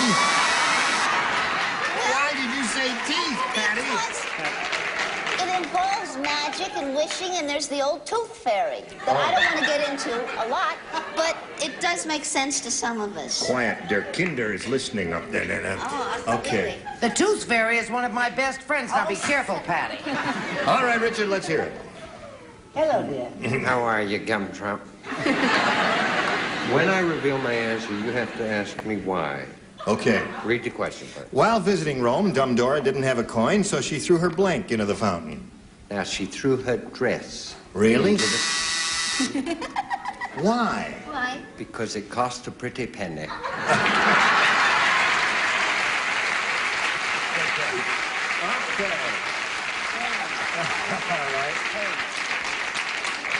I know. King Colvin is looking for the answer husband, Fanny. I'm sorry, I don't work here. This is not your table. What? Husband is his answer. What's yours? Dumb Dora threw a coin in You the know, I fountain. was in Italy and it's full of Italians. I said she threw her purse in. Her purse. Her whole purse. Her whole purse I there. thought that was a good answer. Okay. Well, That's King terrible. Colvin, you didn't do so well with that. Credit cards. They didn't do so well with it either.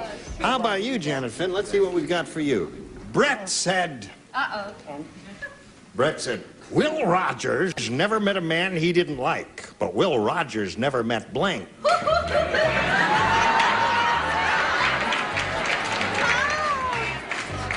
Brett said, Will Rogers never met a man he didn't like, but Will Rogers never met blank.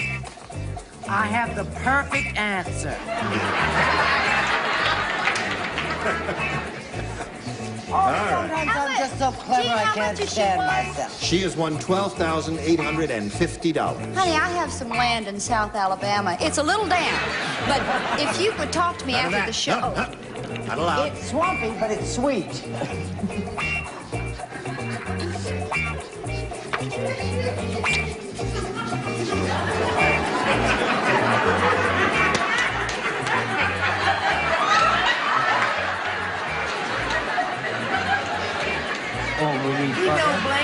putting down Donald. Cheese, don't forget cheese. Gatorade. That's all. That's all. Finito. All right. Now, Janet Finn. Brett said, Will Rogers never met a man he didn't like, but Will Rogers never met... Jack Klugman. Jack Klugman.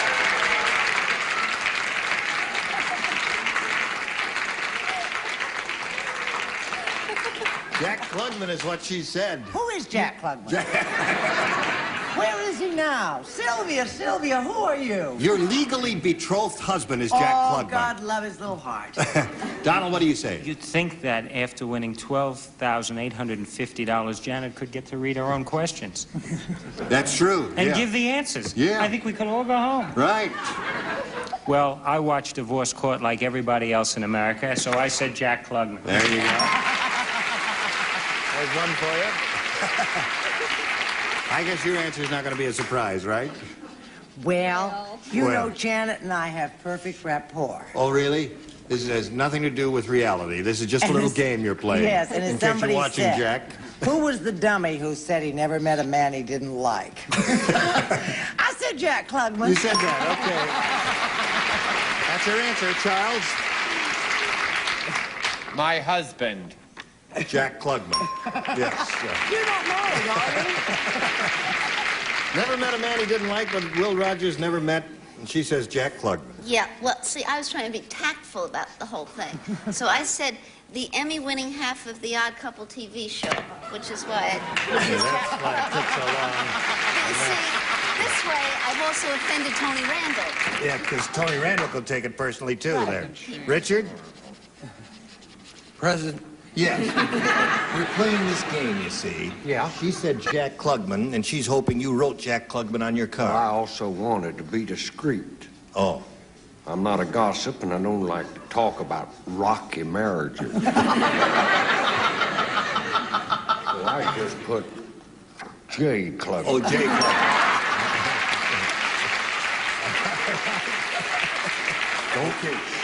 Don't let her hear. I won't say no. The wife is always the last to know. That's right. Her hearing aid is turned down. She can't hear What a word did we're he saying. say? Nothing, dear. It's all right. All right, Fanny, it's your turn. You said Rocky, something like a boulder.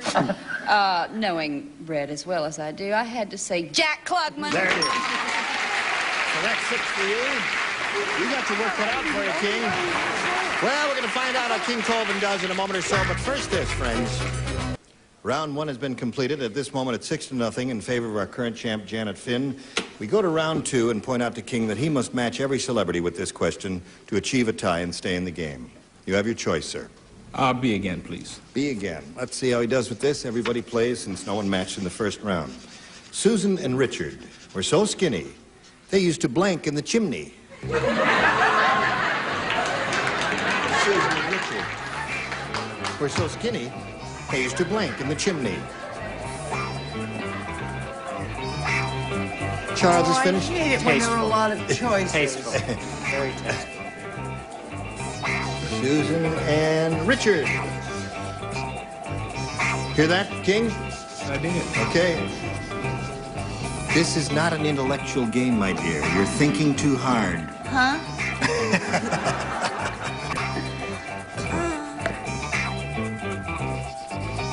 I'm going back to Susanville, California next week.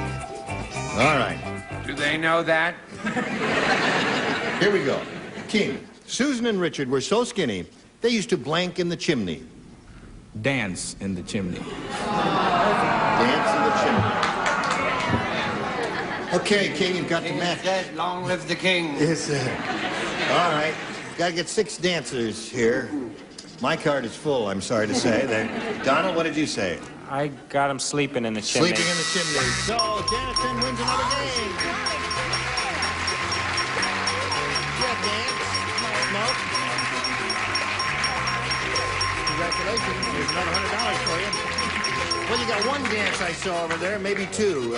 King, it's been a pleasure meeting you. We've got a gift for you together with our thanks for being with us. Thank you very much. Goodbye, King.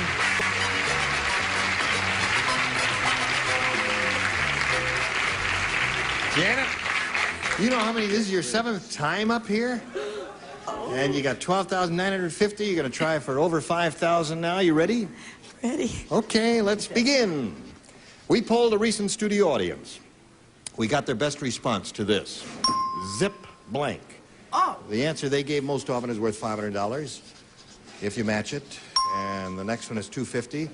And the third is $100. A little slow with the dinger there, weren't you there? Okay, 3 celebrities are allowed to help. Whom do you choose? Richard. Richard? Zipper. Zipper. Okay, Yeah. there's one. That's an open and shut case, folks.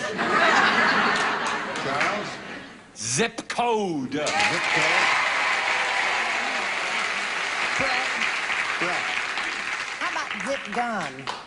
Zip gun. That's like zipper. Okay. Well, they might have been an older group here who remembered zip No, gun. wait a minute. No, with the crowd she hangs out, that's what they'd say, zip gun. They say, "Who got your zip gun?" Yeah, so she got zip gun, zip code, and zipper. You may choose one of those or give us one of your own. Zip code. Good. Zip code. Okay, that's Charles' answer. Let's see if it's up there, and if so, where? First, may we see the $100 response. What? Gun. Zip zap. I like gun better than zap. Zip zap. Audience, level with me. Zap. If you were here that day, would you have said zip zap? In all fairness to them, they would have said zap, zip. Zippity-doo-dah. Thank you. Zippity-doo-dah. Okay. Let's find out what's under. We're looking for zip code. Here is a $250 response. Zippity-doo-dah. You just never said told me. I had that. I had Zippity-doo-dah. Mountain Dew. It's an old song from a Walt Disney movie. All right, last chance for zip code. Here is a $500 response. Zip code, you got it.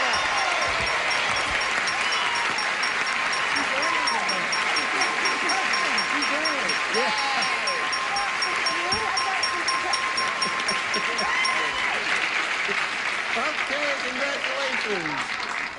Hey, what'd you say? Boy, is my husband gonna be nice to me.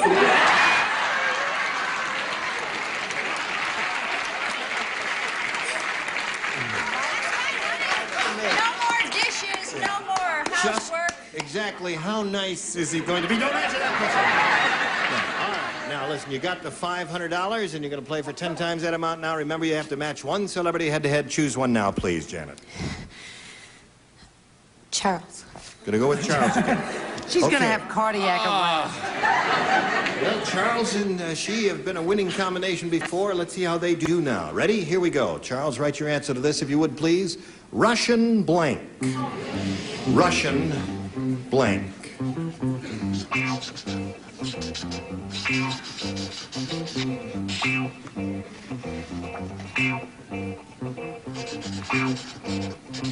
Russian blank.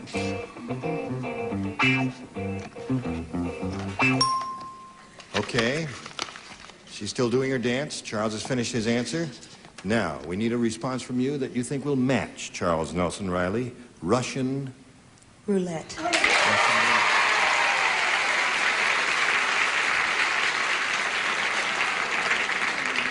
Charles, the enthusiasm from the audience leads me to believe if you don't say Russian roulette, you better leave town. Now, for $5,000, may we see your response? We interrupt this program and give you news other than Watergate. The current champion on Match Game is $14,500. If this lady wins by turning over... Just a minute. By turning over... Wait a minute. This is my show, Charles. What the heck I are you doing? I'm the MC. If I turn my card over, this lady will win 18,450 and become the new champion if my card says roulette.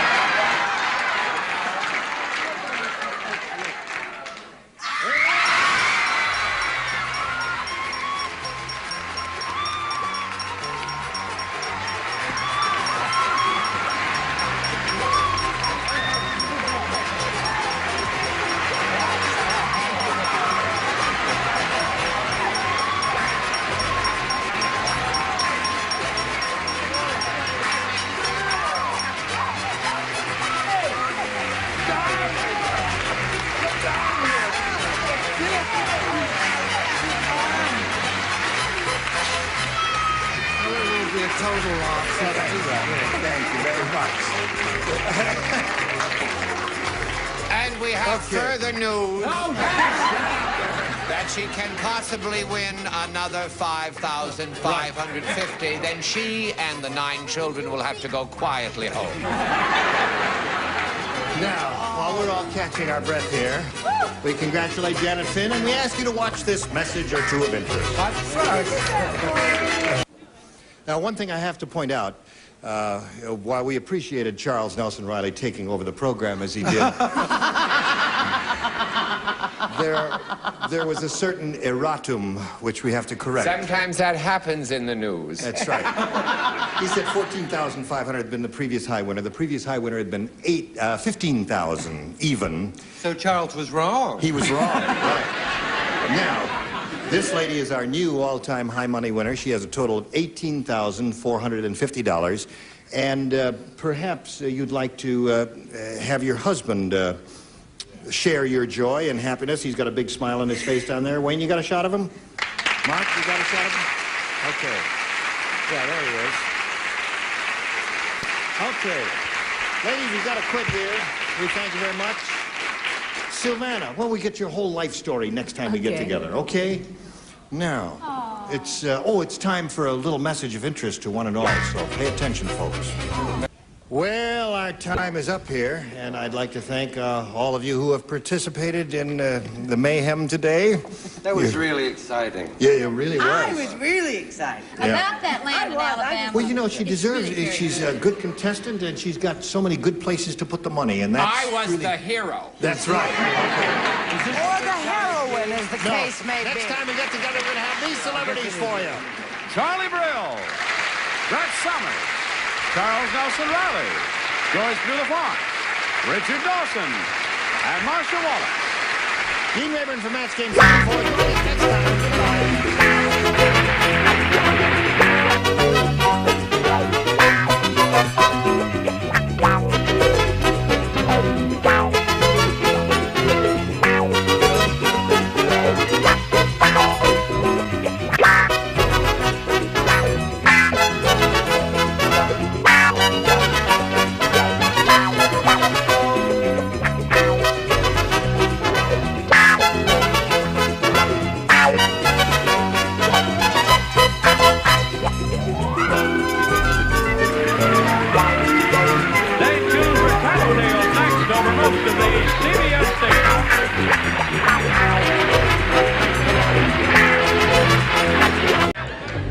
Get ready to match the stars. Nipsey Russell, Brett Summers, Charles Nelson Reilly, Anita Gillette, Richard Dawson, thank you, and Joanne Worley, as we play the star-studded Big Money Match Game 74. And now the star of Match Game 74, Gene Rayburn.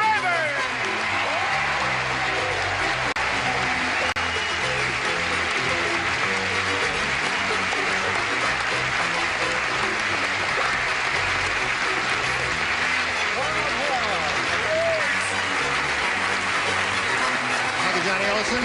Thank you, friends. The natives are friendly, aren't they, John? Yes, they are. You're a friendly bunch. We're very happy to see and hear that. Thank you for Gene coming in Rayburn and for helping. president. What's that? I just said Gene Rayburn for president. Well, we ought to get somebody. Now, that's a great idea, but what should we give Mrs. Ford?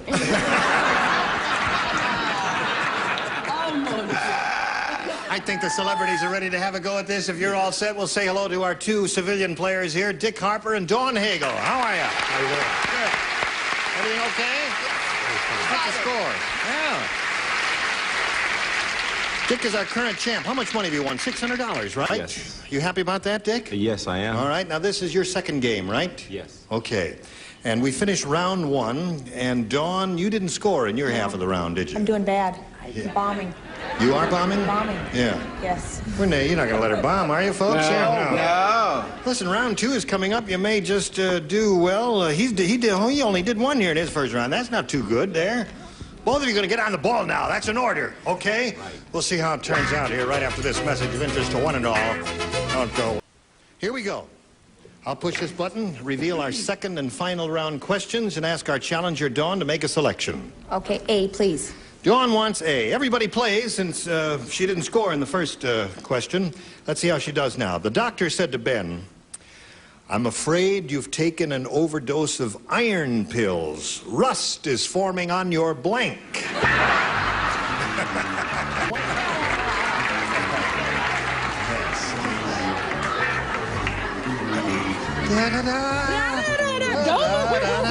I'm allowed. Oh, my goodness. Charles, do not dally, Charles. Charles is known for his dallying. Have you ever had a dalliance with Charles? No, I've never tried, though. Okay. Are you ready, Nipsey? Try it. Well, then put it in the slot. You remember how you used to do it? Tell me, I don't know about this. All right, see, when you put the card in there, the light lights up, and I know you're finished there. Strange, isn't it? All right, Dawn, it's up to you now to come up with an answer which you think will match the celebrities. The doctor said to Ben, I'm afraid you've taken an overdose of iron pills. Rust is forming on your blank. How about brain? Bad. Bad again? Brain? Brain, bad? Bad. What? Very bad, Dawn. What? Well, I don't know. Would you say brain? No. I'm booed again. Yeah, all right. Poor Dawn. She said brain. Well, you know, it may match. I don't know. You never know what goes on here. I never joke about doctors. You see, a doctor is the only man that can tell a woman, take off your clothes, let me look you over, and then send her husband a bill for whatever he decides to do.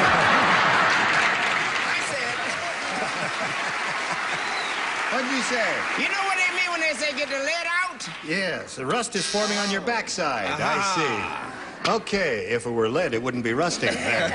What'd you say, Brett? Well, you know what happens to a car when it sits in the mud too long. Rear end. The rear end gets rusty. Got the idea there, Dawn. Okay, Charles. How about the other end, mouth? Mouth, yes. All right. Anita, welcome back. Thank you. I never took an overdose of iron pills, but I have woken up several mornings with rusty eyeballs. Oh, yeah. Close to the brain. That's right. A Western folk singer, folks, that she's been singing. Rusty eyeballs. Rusty eyeballs in the old corral. Just a 30-minute show, folks. You'll have to move along with the laugh. Do not be tentative there. Yes. I thought you were going to say what I have here, and I thought they were all going to say it. El Tungo. Tongue. Yeah. Good one. Now, to stay in the game, Dawn, you've got to match Joanne, because he has one, you have none. Let's find out if you stay in the game. Well, we all know about Rusty Pipes. Rusty Pipes. Dick wins again. Come on down, Dick. Congratulations. Okay, you stand by for a moment, Dick. Well done. I You had a good enjoyed time. it. Yes, I did. A few laughs, and you've met some interesting people, I suppose. Right, I did. And we've enjoyed meeting you. We've got a gift for you. Thank you, Dawn Hagel. Goodbye, my dear. Okay. Well, here's Dick Harper back up here again. He had one go at the big money, and now he's going to have another go at it. You ready? Yes. All right, now you're up to $700. You could win over $5,000 here in the big money super match. Let's find out if it happens. We polled a recent studio audience, Dick, and we got their best response to this. Hush blank. Now, the answer they gave most often is worth $500 if you match it. Then if you match the next one, it's $250 for you. If you match the bottom one, you get $100. 3 celebrities are allowed to help with some answers. Which ones do you choose? How about Dick Dawson? How about Dick Dawson? Hush puppies are great. Hush puppies. Hush puppies. There's one. Joanne. Joanne. How about Hush Up? Hush up. Hush Up. Okay, 2. Charles Nelson Reilly. Hush-a-bye. Hush-a-bye. So you have Hush-a-bye, Hush Puppies, and Hush Up. And I'm glad he didn't call me, because I don't want him running over kissing me.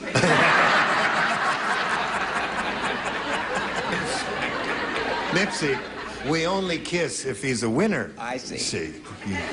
Or if you're sincere. All right. Nipsey doesn't know that this gentleman's a policeman. That's right. Nipsey, you were if not he wants here to last kiss week. you, he's going to If he kiss you. kisses just smile. You want to kiss him even before you win the money. And pucker up. I know. You want to kiss him? Not right now. Okay. He doesn't want to kiss you now because there's no extra money in it.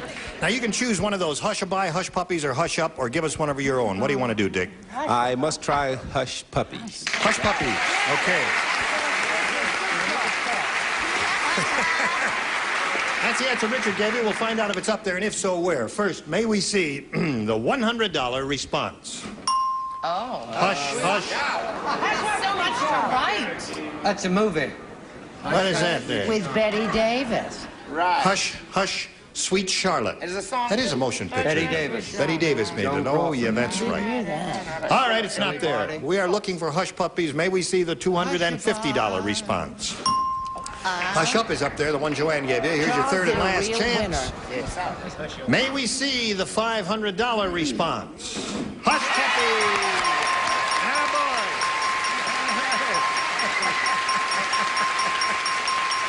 Good for you. Okay.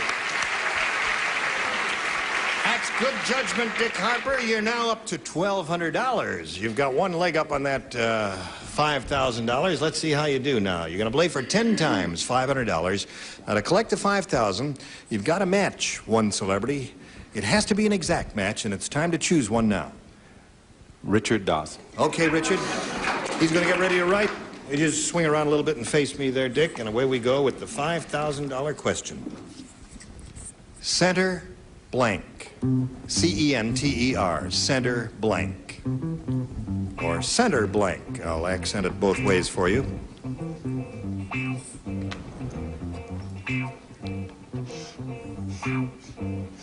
Center blank. Sit down, Charles. I don't want to have to tell you again. Finished there, Richard? Okay. Now, Dick, it's up to you to give us an answer which you think will match his. What do you say? Center? Page. Center page. Center page. Okay, Richard, for $5,000, may we see your response? Yeah. I swear I was thinking of what's the football position? A center. Just plain. Just a center? Just center. Oh, in England, it's a center forward, and I couldn't think if that's what it was here, and that's what I wrote. So as you said, Paige, you won't arrest me, will you? No. Just a little humor. Center forward. I said, that's a center in England in football. Yes. That's the rottenest answer you've ever given. I happen to be a visitor to your country, ladies and gentlemen. Listen, what do they call a fighter? The football player. He's just a center. Yeah. Well, we Richard, were both wrong. Listen, Dick. They both should have. Are you a citizen yet? No, I won't become No, one. you won't be. Not after that. You just blew any chance for your second papers there. I just want to tell you. Listen, Dick, your answer was rotten, but his was dreadful. The only answer that came to my mind was centerfold. The Playboy, centerfold. That's one word. Centerfold is one word. Well, we have no restrictions on whether you do one word or two word here. It's all right. You better not have any restrictions with him, or he'll beat the heck out of you. All right. I think we should proceed. So, yeah, I think so, too. You've Well, got the $1,200. You're going to meet another player and play another game in a moment or so, or you could win another $100. But first, we've got to pass along this message for you. We're ready to start another game. To do that, we've got to present another player. And with a great deal of pleasure, we present Ellen Sturm. What do you say? You know Dick, don't you, Ellen? How are you? Dick.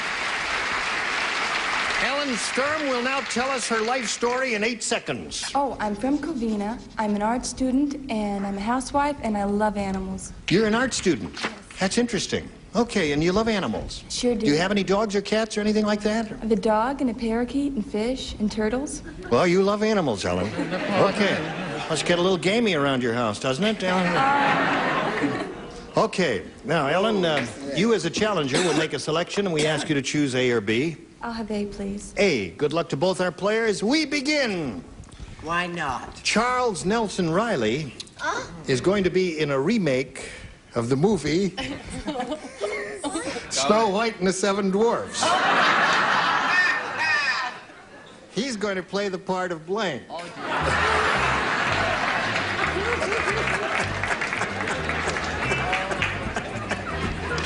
as a flash. Oh, dear me. I finished first. I love this show. I really do. I come here and have more laughs and get paid for it to boot. What do you do? Yes, I get paid. Oh, no, wait. All right, she's finished. You ready? Charles? Okay, he's ready. Okay, now we're all set. We call on Ellen Sturm. Charles Nelson Reilly, he's the one up there. You know who Charles is. He's going to be in a remake of the movie Snow White and the Seven Dwarfs. He's going to play the part of... Happy. Happy. That's a sweet God, isn't it? It'll be the sweetest losing answer we've ever had. Make our answers seem all the more rotten. It's going to show you up for the rotten people you are, now that she said happy there. Nipsey, what did you say? Well, they were going to make a remake of Gone with the Wind, but they didn't want to see that many Southerners with rifles in their hands. So, knowing that Charles Nelson Reilly is a star, he could only play Snow White. Yeah, of course. You're right, he would have to play the lead, wouldn't he? Because he is a star. What do you say, Brett? I say, if you knew Charlie like I know Charlie. You say Snow White. Snow White, okay. Charles, you are not being maligned. They do love you. Let's see what part he'd like to play. Snow White. You had her upside down. I had it upside down? Charles, you had Snow White upside down. That's all right. That's the remake. That's the remake, I see. And you know what they're going to call us? What do Seven you Dwarfs? say? Well, I say the same thing because Charles is a star and he has to play Snow White. Okay. Yeah. So far, Ellen, we've got 4 Snow Whites or whatever we got there. And you know what I'm going to call? What? I'm sorry, center forward. Yeah. You know what I'm going to call? You know what I'm going to call the dwarfs? No. Monday, Tuesday, Wednesday, Thursday, Friday, Saturday, and Sunday. I say it again with stronger conviction. Center forward. That's center forward. He does the names of the week. What do you say? He is a star, and obviously he would play the lead. And not only that, he'd probably supply the dresses. Snow White. Well, I happen to know that Charles is a marvelous actor. Yes, he is indeed. And the star that he is, he would want to play the meatiest role, and that is the Wicked Queen. The Wicked Queen. Listen. Well.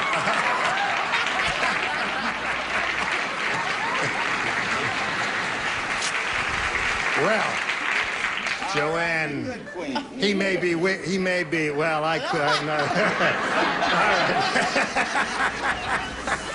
right. It's time to stop here, all this nonsense, and get serious now with this message for you out there.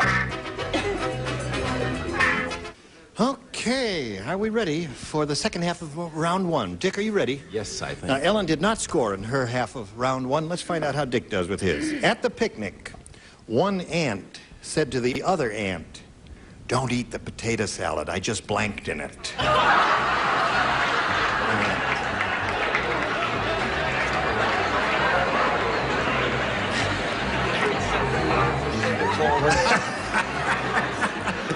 Now, that's enough, John, there.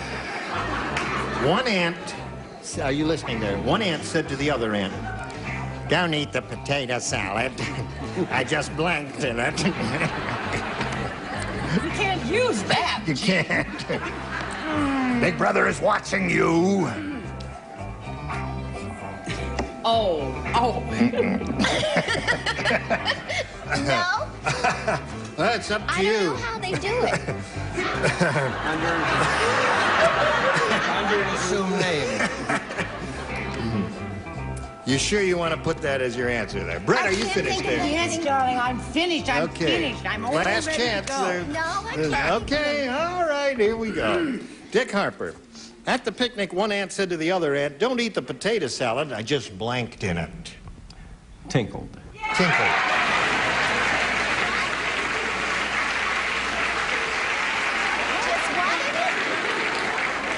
We got a bunch of weirdos out here. What did he say? He says tinkle, and they all start applauding and hollering and screaming like crazy. Okay. Tinkled is his answer. One ant said to another ant, "Don't eat the potato salad, I just tinkled in it." What do you say? He's protecting us with words like tinkle.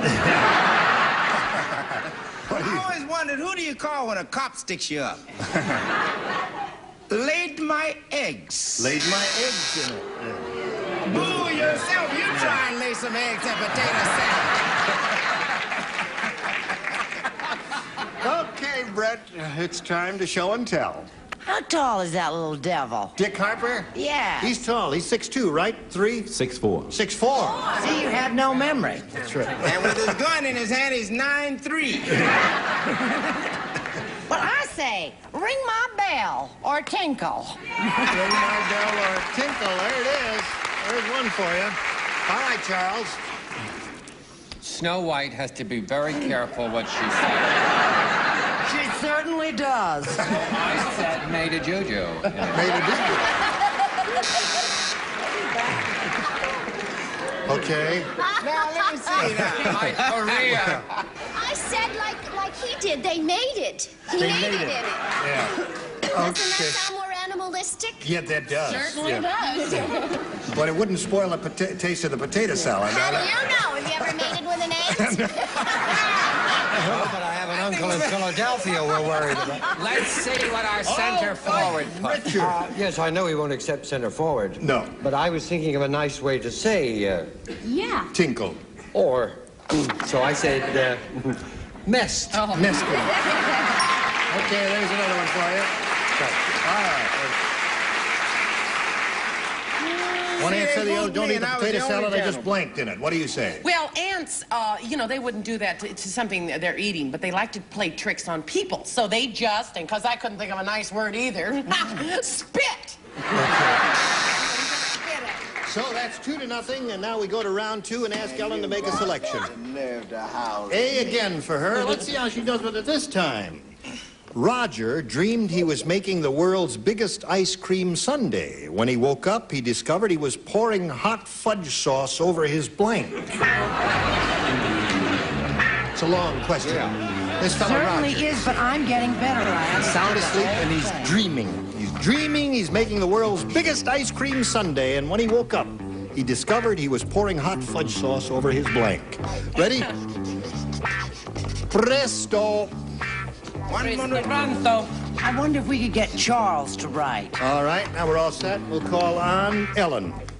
Roger dreamed he was making the world's biggest ice cream sundae. When he woke up, he discovered he was pouring hot fudge sauce over his... Wife? Over his wife. Thank you, wife. Nipsey, she said wife. I said navel. Navel. All right. Well, you can't make a fudge sundae with your wife. No, I don't know. Brett? That's what you say, Andy. I say wife. Wife. There's one man. Charles? Pillow. Pillow's a good one. Thank you. Wife and pillow are both good answers. What do you say? I said his big toe. I don't know Big how toe. Center forward. Here we go. Guard. The same as Charles because it's like a big marshmallow. Yes, lovely right? choice. Pillow. Good answer. Or All Snow right, you White. got to match Joanne to stay in the game, Ellen. I know Roger very well, and it's over his tummy. Tummy! So Dick Harper wins the game. Come on down, Dick. Congratulations. You've done it again.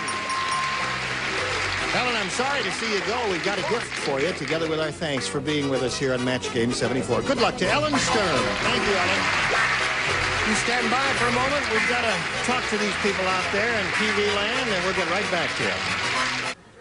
Well, time flies when you're having fun. Say yes. Yes, it does. Okay, and time has fleeted, and we've got to say goodbye to you until next time. Hope you'll join us for Match Game 74 next time we're around here. Bye.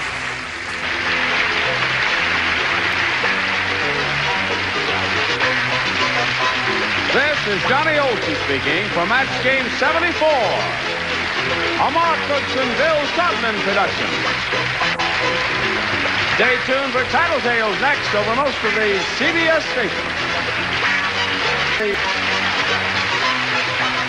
Get ready to match the stars. Jimmy Walker, Brett Summers, Charles Nelson Reilly, Linda DeJoy, Richard Dawson, and Kay Stevens as we play the star-studded Big Money Match Game 74. And now here's the star of Match Game 74, Gene Rivers.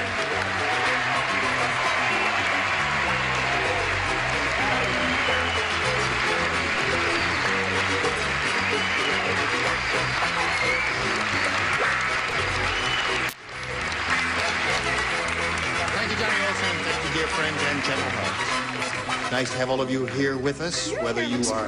Today. I beg your pardon? Your hair looks curlier today. It wasn't curly. Does it look curly? Well, it's the humidity, you see. It's lovely. That'll You've got do to it. have humidity in this business. That's right. If you don't have humidity, you just can't make it there. How are you? Good. Fine. Good. Don't touch me. How are you? I am fine, you All see. right. Everybody okay up there? Yeah. You all Charles was writing me love notes ever since I've threatened to send back his ring. They do like each other, America. It's, you know, they're really friends. Yes. She's okay. He's okay. He's okay. I'm okay, you're okay. Sarah Lopez is our current champ with $4,400. Hey, Sarah.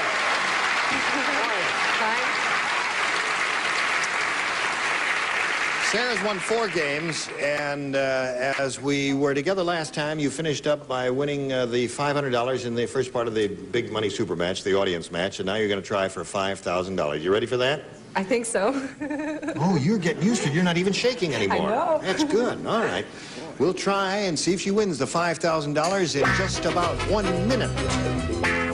All right, this lady's going to try for the $5,000. Now, are you ready? Yes. Okay.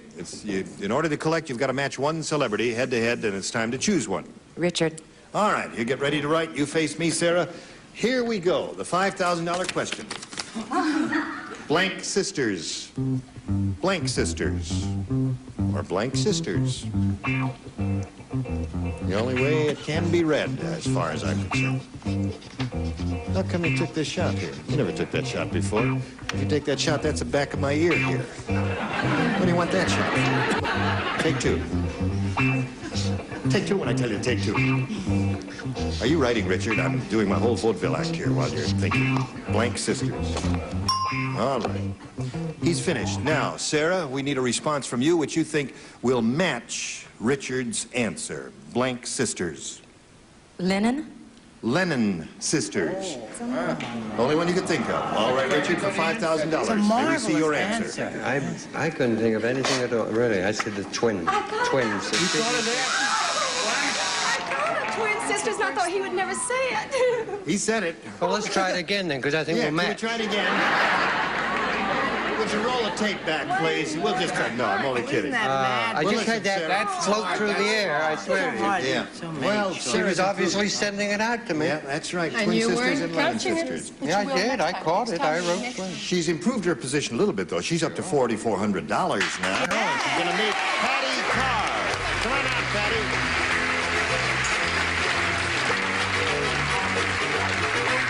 Hello there. How are you? Hi, how are you? Patty, I'm very well, thank you for asking. You know Sarah, Patty? Hi, Sarah. Now, Patty, would you please tell us a little bit more about yourself? I live in Los Angeles and I'm an airline hostess. Okay, nice to have you with us. Thank you. Are you ready to play? Yes. All right, you may have A or B. I would like B, please. You want B?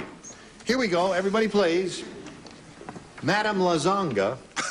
You remember Madame Lazanga? Uh-huh. 3 left. Sweet old lady. Is she Tall Italian? woman, wasn't she? Yeah, tall, very tall. Madame Lazanga is Bowling a alley? discount fortune teller. Uh-huh. Instead of using a crystal ball, she gazes into a blank. She's a discount fortune teller. Once again, Madame Lazanga. Madame Lazanga. Madame Lazanga. 6 lessons for Madame Lazanga. Da-dee-da-da. That's an old song. Right. Madame Lazanga is a discount fortune teller. Instead of using a crystal ball, she gazes into a blank. Well, that's an easy one. Don't shout at us. We're I'm not shouting finished. at you. We're doing... I'm looking at the dingbats up there. You're all finished, aren't you? Let me just get a sample here. How about you this? All right.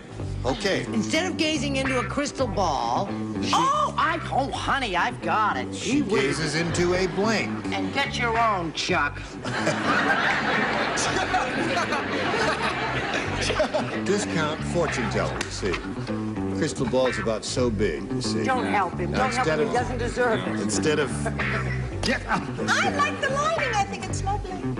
Oh, yes, it is rather nice. It's nice. Look at its lighting. Rather nice. A little straight. Like that. Isn't that pretty there? Of course. Did I see you? No. All I nice just- options. All right. You mean some...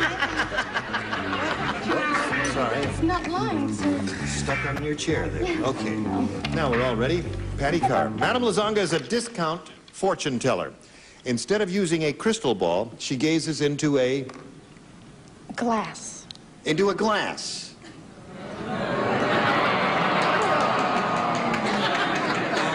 They certainly know.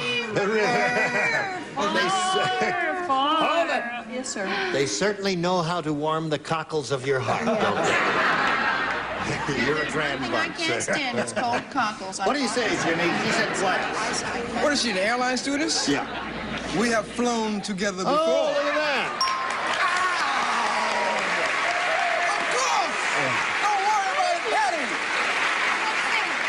We'll be on the And cover of you Ebony. owed her, didn't you?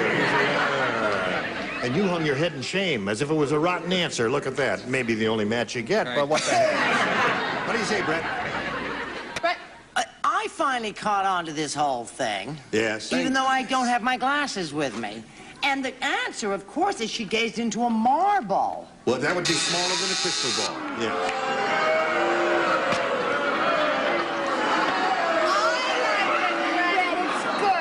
This is your last chance for happiness, honey. Now, wait a minute, hold on.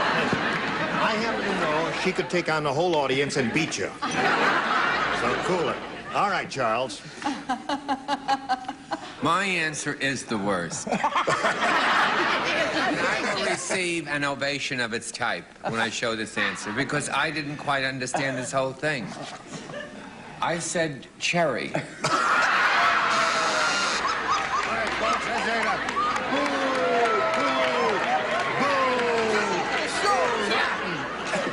I loved it. All right. Yes. Madame Lazanga is a discount fortune teller. Instead of using crystal ball, she gazes into a blank, and Patty said glass, and she's gotten one match so far. What are you offering? What are you buying? What did I say in this instance here? I'm offering a glass. Glass. That's good for you. Okay. Now you're applauding, see? All right, Richard. Cherry? Yeah, I know this darling old lady, and she gazes into a fishbowl. A fishbowl. I see you're going to meet a... There's really one terrific tall, answer. dark carp. Yes, there's one perfect answer. One terrific, perfect answer. Yes, Have you got there's it? one terrific, perfect answer. Let's see it. I, of course, have it. What? A glass marble. A glass marble. Glass. Marble. But Now, it's that does not glass. match. That's good. No, you know the meaning. No, it doesn't match. Glass. But Call it- glass what? The really perfect, terrific answer would have been a light bulb, wouldn't it? No. No. I think my glass. I mean, I said glass. You said cherry light bulb. Oh, listen, I got to put that back because we got to do a little commercial message now, and you stand by. Well, how come your thing is all out of kilter there? Yeah, we'll do your question in a minute or so, but right now we've got this for you. Get your own show. Oh, hello there. Here we are. Now, Sarah, this is for you. Your first round question. Patty scored 2 celebrity matches with hers. Everybody plays here. Marvin's neighbors were shocked by his new lawn statue. He made it by bronzing his blank.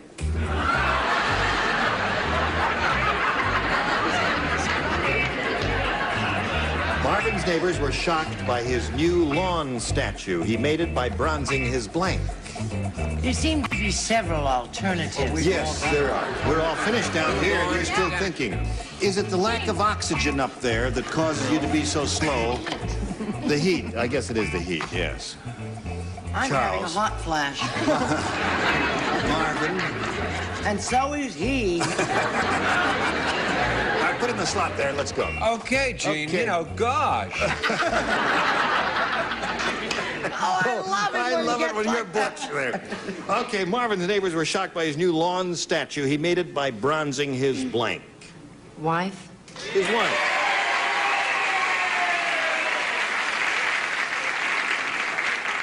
The audience likes wife. They got a big yay. What do you say, Jimmy? Well, I think I'm almost right. His wife's body. Well, no, you just got body there. We don't know whose body it is. Can you identify that body? No, you cannot. All right, Brett. It's what I said about there being so many alternatives. What? And or children. Children. I can say that. I'm a mother. She is a veteran. All right, Charles. I'm sorry, I'm close. Mother-in-law. Mother-in-law. Marvin's neighbor is shocked by his new lawn statue. He made it by bronzing his blank. She said wife. What do you say? Well, I say wife. Wife. That's one for you. What? You finally got one there. Terrific. She's done very well, yes. You know, since in the last game we had with Pat, that got such a great ovation from the audience. I was going to say that he bronzed his glass, but I changed that to white. So at this moment, bottom row is the best. That's right. The score is tied right now. Kay Stevens can untie the score if she says wife. Don't try to make up.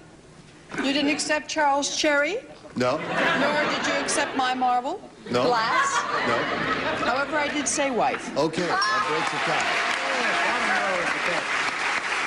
So it's 3-2, and now we go to round 2 and ask Patty to make a selection. B, please. B. Now, last time you matched Linda and Jimmy. The two of you lay out, the rest of you play. Tom Thumb lost his blank while riding on a yo-yo.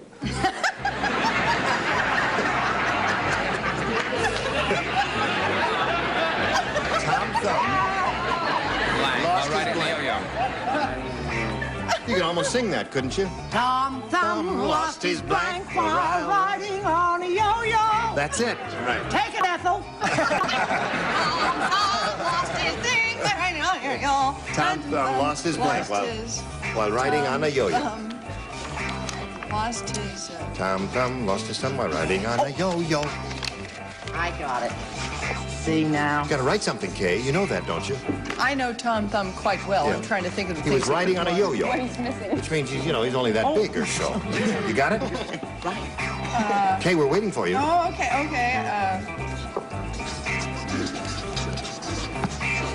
All right, Patty Carr. Tom Thumb lost his blank while riding on a yo-yo. His trousers. His trousers, hey? Yeah, I guess if you spin them around fast enough, they'll come off, won't they? What? Trousers. That's what she said. Brett, what'd you say? Oh, yeah. I said, Tom Thumb lost his thumb while riding on a yo-yo. Okay. You are so hateful. That's okay. You tell him, Chuck. I said top hat. Top hat. He had a top hat. He did indeed. Uh-oh. All right. Now we come to Richard Dawson. Patty, it's impossible to lose your trousers riding on a yo-yo. It's gravity, you see. They slip down on the way down, and when the yo-yo goes back up, your trousers go. I've tried it for years. It never worked. I say he lost his supper. Lost his supper. Got to match Patty Carr to stay in the... got to match Kay Stevens to stay in the game, Patty. Here we go. As usual, having more class than Richard. I said dinner. Dinner. So Sarah wins the game. Come on down, Sarah. There you go again. All right. See, Patty, I'm sorry to see you go. It was a pleasure meeting you. We've got a gift for you, together with our thanks for being with us in Match Game 74. Patty Carr, ladies and gentlemen. Goodbye. Well, you keep knocking them off left and right, don't you? Well, let's see how you're going to do with this big money super match right after this message. Here's old Sarah Lopez with $4,500. Now she's going to try for over $5,000 in the big money super match. You ready? Yes. Okay, we polled a recent studio audience, Sarah, and we got their best response to this. Blank times. Now, the answer they gave most often is worth $500 if you match it. If you match the next one, you get $250, and the third, $100. Which celebrities would you like an assist from? Jimmy. What do you say, Jimmy?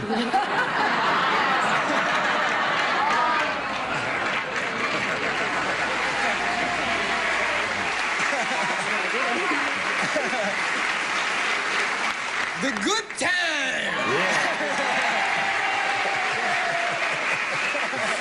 All right. Richard. And Richard. What Charles and I have fallen upon. What? Hard time. Hard times. One more. Charles. In honor of my friend Patricia, the New York Times. Times. The New York Times. So you've got... Let's not have a rally. Right. You've got Hard Times, Good Times, and the New York Times. You may choose one of those or think up an answer of your own and use that as the one, but we call for one now. Good Times. Good Times. Of course, Good Times. Of course. America knows Good Times. All right. That's a big hit show on CBS, and we'll find out if it's up there now. And if so, where? First, may we see the $100 response? Hard Times is up there, the one that Richard gave you. Yes. Sorry to say. Right. Looking for Good Times. Here's the $250 response. L.A. Times. L.A. Times. Here comes the biggie. You pronounce that incorrectly. L.A. It's French. Oh. La Time. La Time. Last chance for Good Times. Here it is. Here is the $500 response. Dynamite!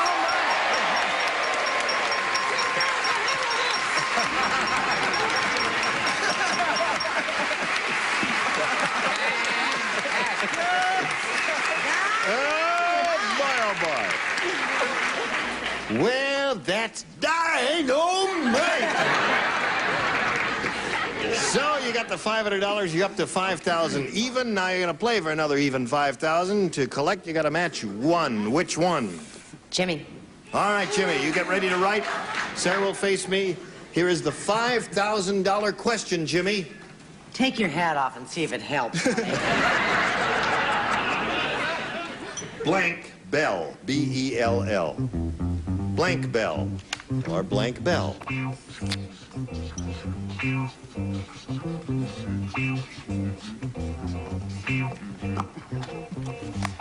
Okay, Jimmy's finished, Sarah. Now, we need an answer from you which you think will match his. What would you say to match Jimmy, Blank Bell? Cowbell. That's a wedding bell, but cowbell. Oh, don't say that. You thought a wedding bell and you rejected that and you said cowbell. That's your answer. Well, that's one we've got to go with. So, Jimmy, she says cowbell. For $5,000, may we see yours? How about Liberty Bell? That's what Liberty Bell. You were trying to... I was trying to think of what it was, but I couldn't think of it. I was so nervous. Oh, you were trying to think of Liberty Bell. Did you have a picture in your mind? Yeah, I had a picture of it, but I couldn't think of it. Oh, I had a picture of it. Oh, well, that's someone else said it. Okay, now, I Sarah... told him to take his hat off. You've got the even $5,000, and you're going to play another game, so let's welcome another player now. Here comes Joanne Wynn. Hello there. How are you? Joanne, you know Sarah? Now, please tell us the Joanne Wynn story. I'm a happy homemaker from Houston. I'm living here temporarily and having a great time. Well, good. I hope you have a good time here, too, Joanne. Shall we begin? Please make a selection. B, please. B it is. New game everybody plays. The new cowboy was mighty strange. In the middle of the stampede, he started blanking the cows.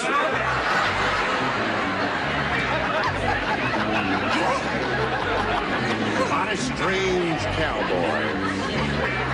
In the middle of the stampede, he started blanking the cows. In the middle of the stampede? In the middle of the stampede, he started blanking them cows. Well done. Miss Slowpoke is... Can't you be original? Just that they have it on tape that you are writing after I have written my answer, so they see that my hands are not touching the pen. Joanne Wynn. I think we had the same... The new cowboy was mighty strange. In the middle of the stampede, he started blanking the cows. Milking. Milking the cows. Jimmy, she says he was milking the cows in the middle of the stampede. Do you agree with that? Me and Joanne will go to the ranch while they're milking the cows. Milking the cows. There's one for you. Brett, what do you say? Milking the cows? I say me and you and Joanne will go to the ranch. All right, let's go. Charles, where are we going? We're going to milk those cows. We're going to milk those cows. Get along, little doggy, get along. What do you say there, little girl? Well, don't do it. And Brett and Charles and me and Joanne are going to be milking the cows. Are you going to join the milking? Thank goodness I got rid of that bunch. Mine's going to be kissing the cow. Anyway, that's right. I'll be What alone. are you doing there? We've been friends too long. You're kissing. Well, that's 4 out of 6. That ain't bad. And we've got to stop right here now because this is going to happen for you especially. Had a good time today? Didn't you say yes, right? Yes, Yeah, yes, terrific. yes, Okay. yes. Join us next time. Match Game 74. Gene Rayburn here. Goodbye.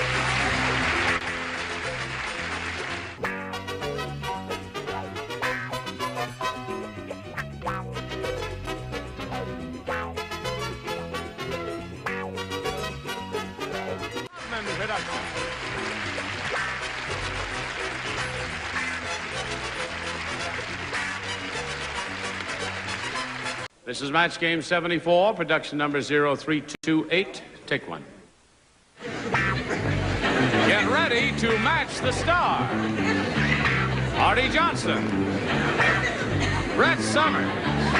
Sitting in for Charles Nelson Reilly, Mark Goodson. Michelle Lee. Richard Dawson. And Betty White as we play the star-studded Big Money Match Game 74. And now here's the star of Match Game 74, Gene Rayburn.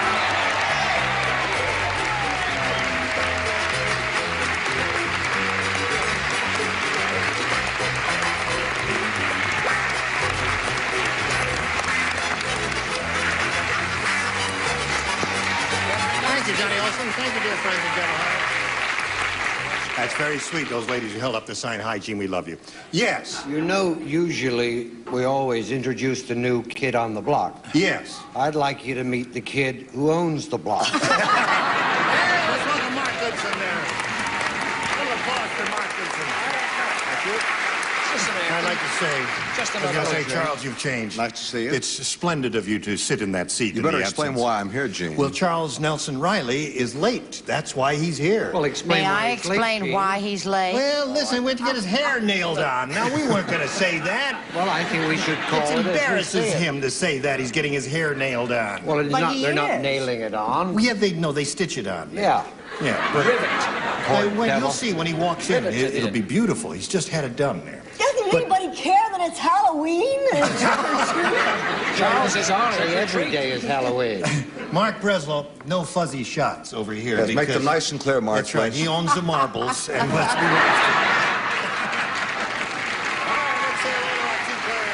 Barbara Barnholtz and Edith Noble. How are you, ladies? Nice to see you again. Now, last time we were together, where did we get here? We got to the end of round 1, didn't we? And we got no score, did we? But you're going to do better, aren't you, ladies? Not necessarily. Okay, we've got a little message for you, and then we'll go right to round 2. Here we go. I'll push this button, reveal our second round questions, and ask Edith Noble to make a selection. A, please. A. You didn't score in your first round, so that means everybody plays, and this is it. Hey, I got a little limerick for you. Terrific. There once was a spinster named Jane who was almost incredibly plain. She married a beau who was after her dough, and next day she was found in the blank. I hate it. Now, it's too long. Well, no, it's I've not told really. you There about once was a it. spinster named Jane who Right. was almost incredibly plain. She married a beau who was after her dough, and next day she was found in the... Shut up. That doesn't even rhyme, madam. Married a beau who was after her dough. And next day she was found in the blank. Something that would match, rhyme with plain. Oh, you don't rhyme it with the other stuff. No, you don't. Once was a spinster named Jane who was almost incredibly plain. She married a beau who was after her dough. And next day she was found in the blank. Can I ask look at it's the first one and he's finished ahead of you. May I ask who wrote that question? I don't know. May I ask who wrote that question? Because Ira. Ira, he's through. He's through. All right, that's one casualty. Who else will go down the... All right. I'm having a Are you hot ready flash over there? working Okay, next to here the we go. boss. Edith Noble. There once was a spinster named Jane who was almost incredibly plain. She married a beau who was after her dough, and next day she was found in the... Drain. Drain. That's all right. Hello, Artie. That's wonderful. No, I say another country, I'd say grain, but I won't say it. What do you say to this? I say there's only one place it could be. Where? Romania. In the drain. Yeah. There you go. That's one for you. What do you do? I do like to do. Yes. Just sing a little song. No, you got to show and tell. Actually, I meant to say rain, which wouldn't match, but I said grain. That's the dumbest answer you've ever given. I told you I was nervous working next to the boss. These are just a sweet, lovable old shoe, aren't they? If this answer's correct, I take credit. If it's wrong, the credit goes to Charles Nelson Reilly. Drain. Drain. There you go. There's another one, Edith. She married a bowls after dough, and next day she was found in the... Drain. Drain is what she said. That's 3 for you. Where was she found, Richard? Well, I would like to talk to Mark. Yes. As he said, that was Charles' card and credit. Right. I was wondering, would it be too late to ask if I could borrow that particular card? No, because that would be violent to shove her down a drain. That's right. I'm a more poetic type. What did you do? She was found dead in the lane. In the lane. It's found in the lane. Yes. Not down a drain. Not the... All right. What did you do there? Whom? You got little lions on your thing. Applicate on your suit. No, but I have on my jacket. I see. Yes.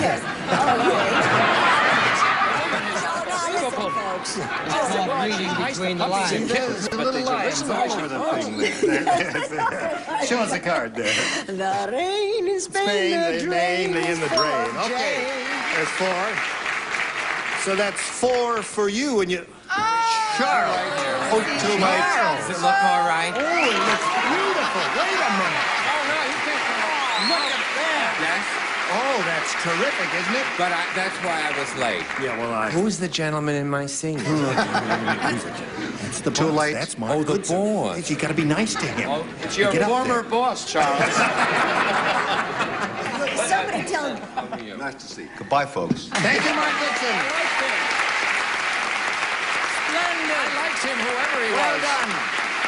I liked him, whoever he was. May I say something? He didn't last long, did he? No, he didn't. He fired himself. Somebody tell Charles his slip is showing, will you? Well, you looks great, Charles. Really great. Terrific.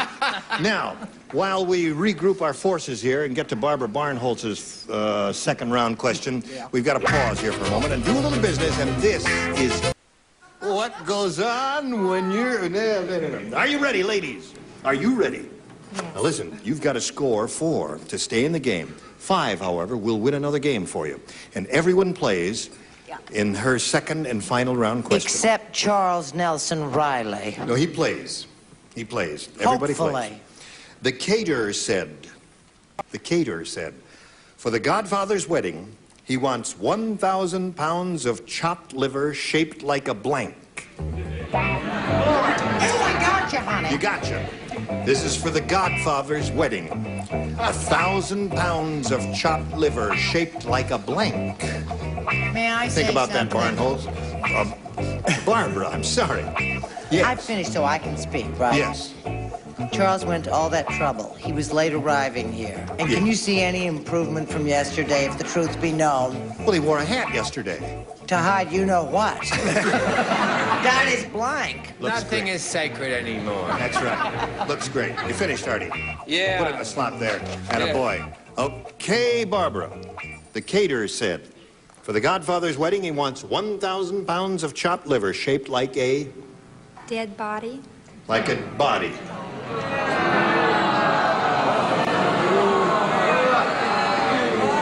You're booing the champ. She has won 1 game. So watch it. What do you say, Artie? She says body. Well, I thought originally like Marlon Brando. What? But that he wanted one shaped like, forget it. I would like a hearse. Like a hearse? Yeah. Okay. His and hers. His and hers, yeah. What'd you say, Brett? I'm going to tell you what you can do with all that moaning and groaning. And blankets. Yes. Da-da-da, corpse. Corpse and body is a match. There's one for you. What an upset mind you have. Charles? Looks like Artie and I had the same concession. I said hearse, too. Hearse, yeah. William Got to match the 3 remaining celebrities to stay in the game, Barbara. What have you got, Michelle? I said gun. A gun. Body and gun. So come on down, Edith. Now, you are the winner. You've got $100 with our congratulations. Stand by for a moment while we say goodbye to Barbara Barnholt. Sorry to see you go, Barbara. Thank you. It was really Your fun. husband was out there rooting for you. We've enjoyed meeting you, and we've got, of course, the $200 for you, together with our thanks. Goodbye, Barbara. Okay. How do you feel? Excited. Are you surprised to be here? Yes. Well. I didn't think I'd get past that. Really? No. Well, you did very well there. Now let's see how you do here. You're going to have a go at over $5,000. We polled a recent studio audience, and we got their best response to this. Betty Blank. The answer they gave most often is worth $500. That is, if you match it. Then if you match the next one, you get $250. If you match the bottom one, you get $100. Which ones do you want some help from? Betty. Betty Ford. Betty Ford. Now, just All right. a moment. There's one. Richard Dawson. Well, as I'm a close friend of Betty Ford's, I should say Betty White.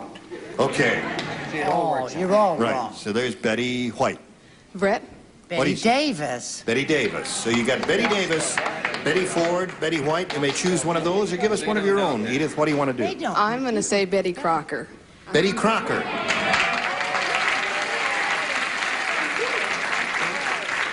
You know, there are a lot of good ones here. Yeah. Betty Boop, Betty Crocker is good. Okay, Betty Crocker is what she wants. She's Betty Nelson Reilly. That's right. She's old. She's on her own completely here now, isn't she? All right, let's find out if Betty Crocker is up there, and if so, where. First, may we see the $100 response? Betty Davis is the one that... didn't you? Yeah, Brett gave you that one. That's there. Looking for Betty Crocker. Is it under the $250 response? Betty Boop. Okay. You thought of that at the last minute. That's not a bad one, is it? All right, last chance for Betty Crocker. Here's the $500 response. Betty Boop. See? Famous woman. That's it. Worth every penny. They always said you were a $500 type rather than a $100 $250. Never found under the $250 or $100. That's right. Okay. Who gave you the quarter? So, yes, Charles. I'd just like to announce that our next contestant coming on is lovely Marguerite Dastur. That doesn't mean anything except her last answer, Betty Crocker, was a Dastur. A disaster. Yeah, disaster. I'm sorry I took the time. Edith, you've got $100. You're going to meet another player right now. Let's meet Marguerite Dastur. There you are. All right, now, how are you, Marguerite? You know Edith? Yes, hi. Would you please tell us a little bit about yourself? Well, I'm a Dutch Indonesian clinical social worker, and I'm married to an Indian. And we have a 9-month-old girl, and my father from Indonesia is visiting and staying just to see the show. Is he here now? Yes, he's here now. Terrific. Is it all a big mystery to him? I mean, he's never seen anything like this before, I imagine. I don't think so, no. No. Where is he? He's in the second row. Hello there. You understand any of this? I don't understand it either. What the heck? Well, it's nice to have you with us. Welcome to my country. Be free from tigers. Yes. Have you seen any recently there? See, it's working. Yes, see? All right. Good luck to you, Marguerite, and good luck to Edith. And shall we begin, ladies? All right, here we go. Now, would you make a selection? A, please. A. All right, everybody plays. New game. Charles Nelson Reilly said. Boy, what a day for me. Yes. Tonight's Halloween. Door. No, he says tonight's Halloween. So I'm going trick-or-treating disguised as a blank. Mark. Come back, Mike. What? Yeah, there is in mine. Yeah. As a blank. Is that a typographical error? Do you want me to just say as blank? Hold everything. The producers just changed the sentence. Charles Nelson Reilly said, tonight's Halloween, so I'm going trick-or-treating disguised as blank. It's all right. My answer remains the same. All right. You don't understand about Charles, Artie. He takes a long time. He very rests. He slow. takes a little nap. Late Charles He wakes Nelson up Reilly. and Yeah. then... But we're going to miss him. Charles is going to be leaving us at the end of this week, and he's going to New York to begin rehearsals on a play. And then he's going to get back as often as he can. Yes, I am. What are you laughing at? Oh, I love my answers so much. All right. Well, you follow her. Is my stand-in ready to come back? No. No, you follow her so you can get back at her and make any comments you wish. Okay. All right, everybody's Start ready. with somebody. So we'll come over here to Marguerite Dastur. Charles Nelson Reilly said tonight's Halloween. You know about the tradition of Halloween in our country. Mm-hmm. So I'm going trick-or-treating disguised as... Brett.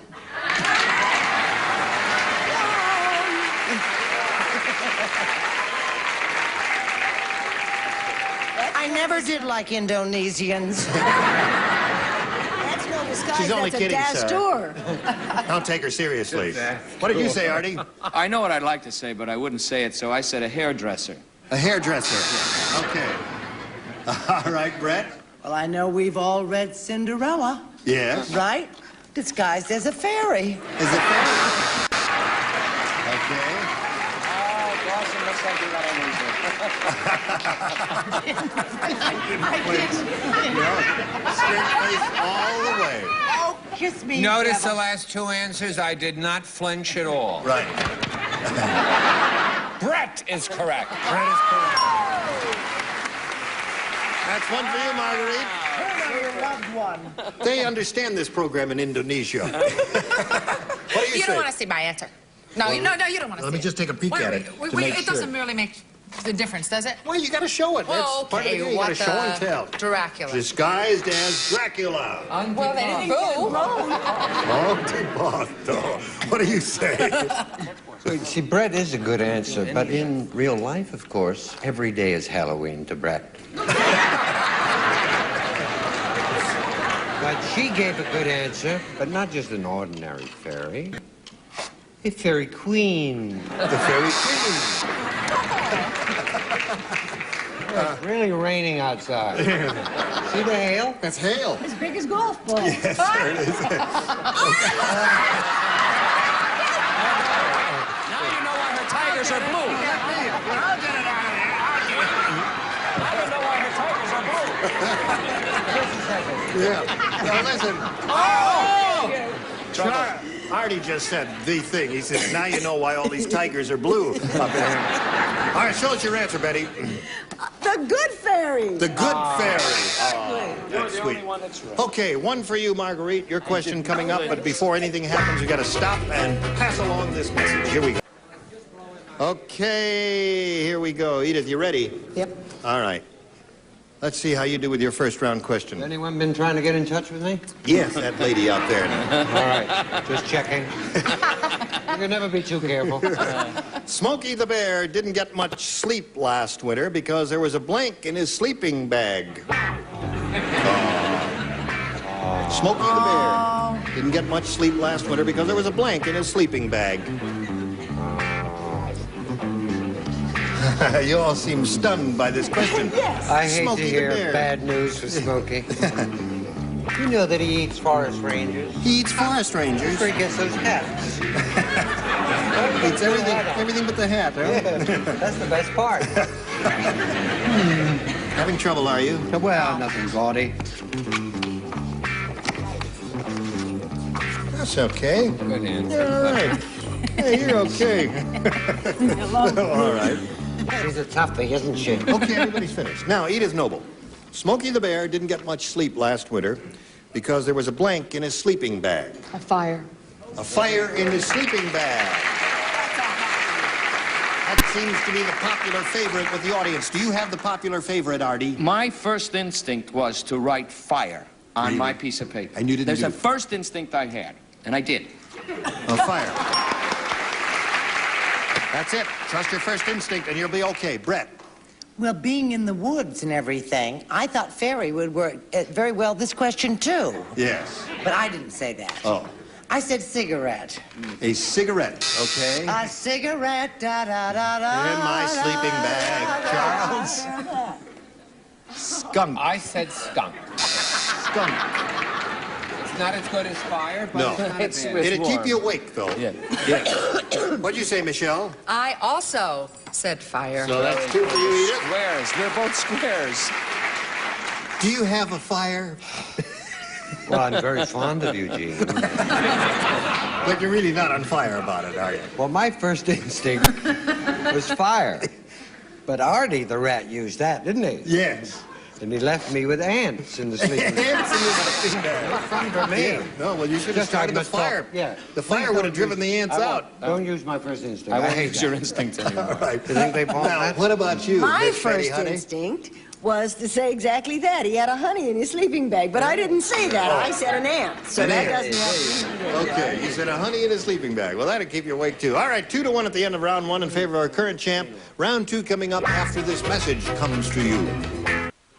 We've got to stop right here, ladies. The end of round one, 2-1 in favor of our current champion, Edith Noble. We'll look forward to seeing you next time, okay? What is going on here? Pardon? I said, what is going on here? Nothing. Well, what is she sitting on if nothing's going on here? Well, just a moment. Let I'm her sitting husband on my worry plane. about that. Oh, I would like Isn't to that thank the interesting? Academy for this award. listen, What? we got to quit now. Whatever it is. Thank I you. didn't say that. We were just... Oh, wait a minute. You got a message? Yes, I miss Mo Noodleman. Mo Noodleman, I miss you. Yeah, I haven't seen him in a long time. All right. That's all I want to miss say. Is that all you want Mommy. to say? That's all. Yeah. Mo Noodleman. Say that word, will you? Time to go? All right. Gene Bye. Rayburn, Match Game 74. Join us next time. Goodbye.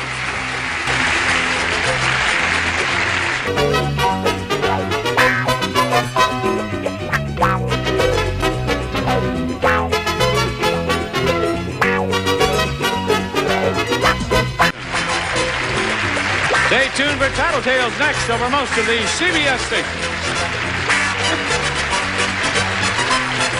Get ready to match the stars. Gary Burkhoff, Brett Summers, Charles Nelson Reilly, Madeline Root, Richard Dawson, and Betty White as we play the star-studded Big Money Match Game 75. And now here's the star of Match Game 75, Gene Rayburn.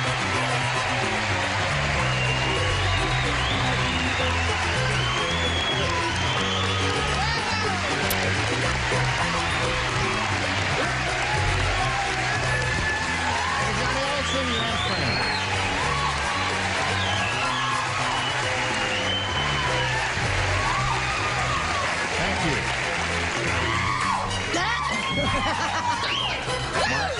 Marlon Brando's bunch is in, huh? Hello there, group. Hi there. Hey, how are you? Wonderful. Good. How are you? I'm Grant. Where's Charles? I thought Oh, Charles was he'll coming. drop in a minute. He will? Yeah. Hopefully. He is late. He said, well, you can't. Is Mark Goodson here? Can he substitute for Charles the way he did one time? He'll come in. He will? Yep. We heard that he was... Charlie! Charles, wherever you are. Come out, wherever you Charlie! I guess we're going to start without him, right? I guess we'll have to. Well, he'll be in a minute here.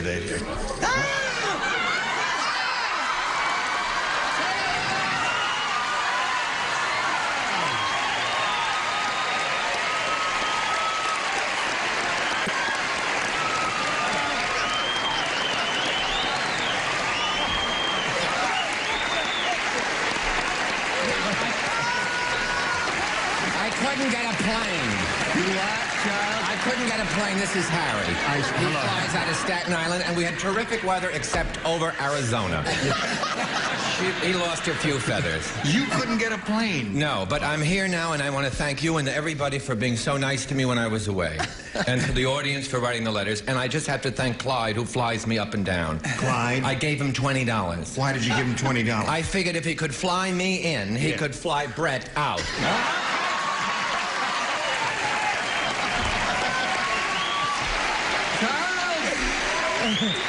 It's grand to have you back. I hate to tell you where the wire is. All right. I guess maybe we ought to say hello to our two civilians here, Glenda Burke and Don Sims. And welcome them. We're going to start with the beginning of round two, and I guess as expeditiously as possible, we ought to go to a commercial. Have a little water for him. Yes, I do. Because because Betty White is here, and the animal lovers of the world are going to be very unhappy if we don't give him some water. He died a natural death, Betty. Over Arizona. He gave up. And so will you if we don't go to black and go to the commercial. All right, here we go. Ready, Don and Glinda. Now, the score at this moment is 0-0, and here's our second and final round, and we ask Don to make a selection. A, please. A it is. Here we go. Is everyone ready to play? I've heard of a no-frills flight, but this is ridiculous. Does anyone have any talcum powder?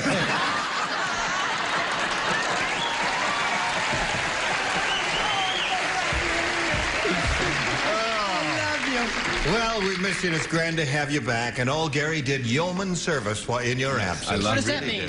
That means you were good.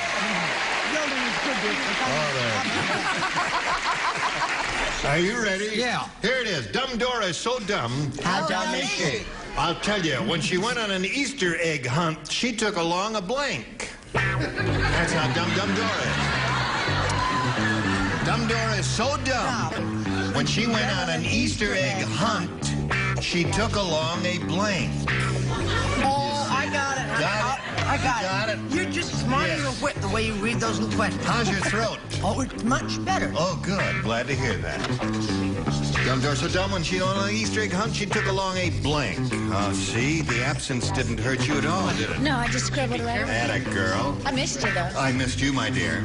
Everybody ready down here, okay? Brett, are you fiddling around there? No, here we go. Don Sims. Dumb Dora is so dumb when she went on an Easter egg. You've seen Easter eggs, haven't you? When she went on an Easter egg hunt, she took along a rabbit. A rabbit.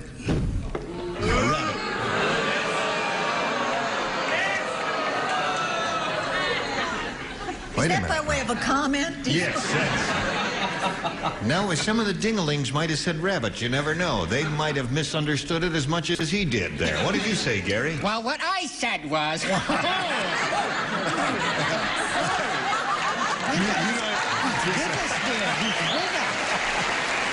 see... It just sort of grows on you after 16 weeks in a row. But My voice was never that high. And never that masculine. Go. Let him go. Read the question, please. Dumb Dora so dumb when she went on an Easter egg hunt, she took along A rabbit gun. A gun. Right. See, a gun, you see. Now, don't boo him. That's a good answer. What?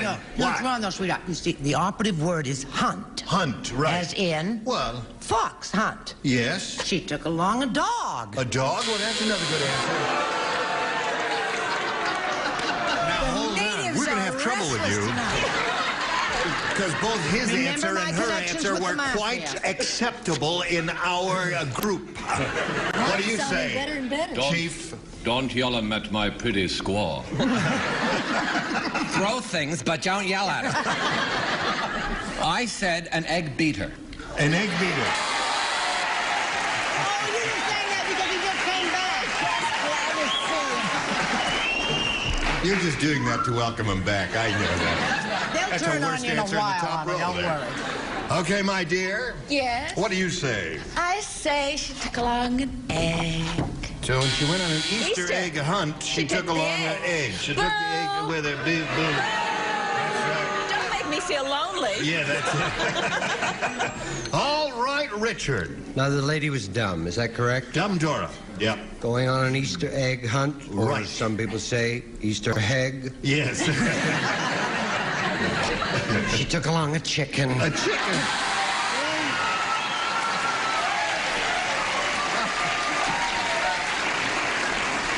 You're just saying that because he's English. That's all. Why is that a better answer than dog? Or gun. Or gun. I don't know, Or but egg. I just think we got a weird audience today, that's all.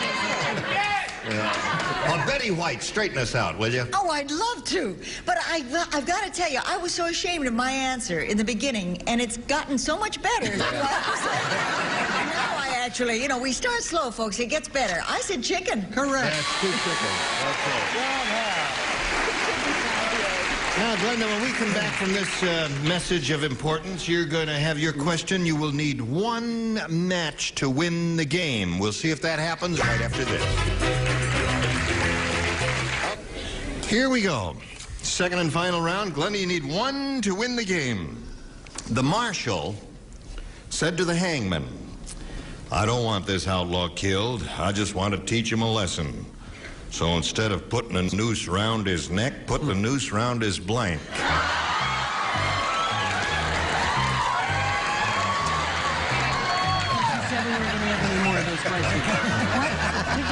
Is it a real hound dog? I don't want this outlaw killed. I just want to teach him outlaw. Oh, outlaw. I thought you said hound dog. I couldn't figure out. How can you miss? My enunciation is perfect. I heard you say outlaw. Czechoslovakian. The marshal said to the hangman, "I don't want this outlaw killed. I just want to teach him a lesson. So instead of putting the noose around his neck, put the noose around his blank." Can he carry a bird on the way down? I don't know about that. I thought in the 6 months, dumb Dora would have died. She did many times. She died more often than we care. What do you think? Get out! Stop that now! Get away from there! Don't touch me, you dirty man! And he is a dirty man. Would you like a walnut-o? I didn't know where that was coming from. Everybody ready? Here we go. Glenda Burke. The marshal said to the hangman, "I don't want this outlaw killed. I just want to teach him a lesson. So instead of putting the noose round his neck, put the noose round his blank." What do you say to that, Glenda Burke? Feet. Feet. Yeah. All right. Nothing wrong with that. A foot may come up here and there. Gary? I said toes. Toes. That wins the game. What else have you got there? Anybody else? Toes. Legs, toes, nose. Okay. Come on down. So we congratulate you. That means you've got another $100, and that means you're up to $5,700. And you stand by for a moment while we say goodbye to Don Sims. Don, it was a pleasure meeting you, and you seem like a good citizen to me and a good cop. I hope if I ever get stopped in traffic, you stop me, Don. Thank you, Jane. It was nice being here. Got a gift for you backstage. Don Sims. Yeah. Are you ready? Here it is again. Now, you went all the way here once, Glenda. You may do it again. Let's begin, shall we? So. All right. We polled a recent studio audience, and we got their best response to this. Flea blank. Now, the answer they gave most often is worth $500. If you match it, the next one, you get $250. And if you match a bottom one, you get $100. Whom do you call on here? Brett. Brett, what do you see? Flea market. Flea market. Okay, there's one. Richard. Richard? Something I gave Charles for Christmas. What? Flea collar. A flea collar. Okay. Gary. Gary. The only one left that I can think of is flea powder. Flea powder. So you have flea powder, a flea collar, and a flea market. Do you want one of those, or do you want to give us one of your own? I'm going to go with Brett. Flea market. You're going to go with Brett and choose flea market. All right, that's the one she's looking for. Of course, she hopes it's under the $500 response, but we'll begin at the bottom and see what's under the $100 response. Flea collar. That's the I one told you it cost me a lot of money. Yes. All right, looking for flea market. Here is the $250 response. Flea bite. That was my second choice. Was that your second choice? Yeah. I hope they came along with it. Okay. Shall you want to turn around while I reveal it? No, you're going to look at it. All right, here we go. Here's the $500 response. Flea market at a zero.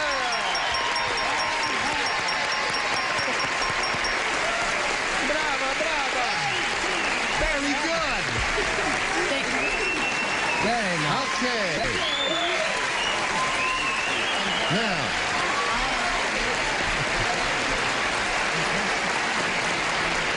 Glenda, you're going to go for the big money. You're going to play for 10 times $500 or $5,000. And since the last time you won the big bundle here, you chose Richard Dawson, the rule says you can't choose the same person twice, so you'll have to choose anyone other than Richard. I'm going to go with Brett, please. All right, Brett.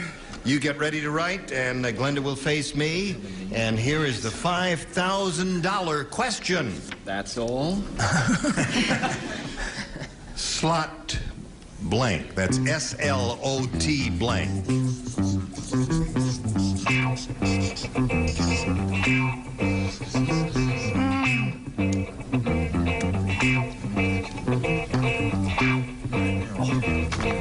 Okay, now she's finished.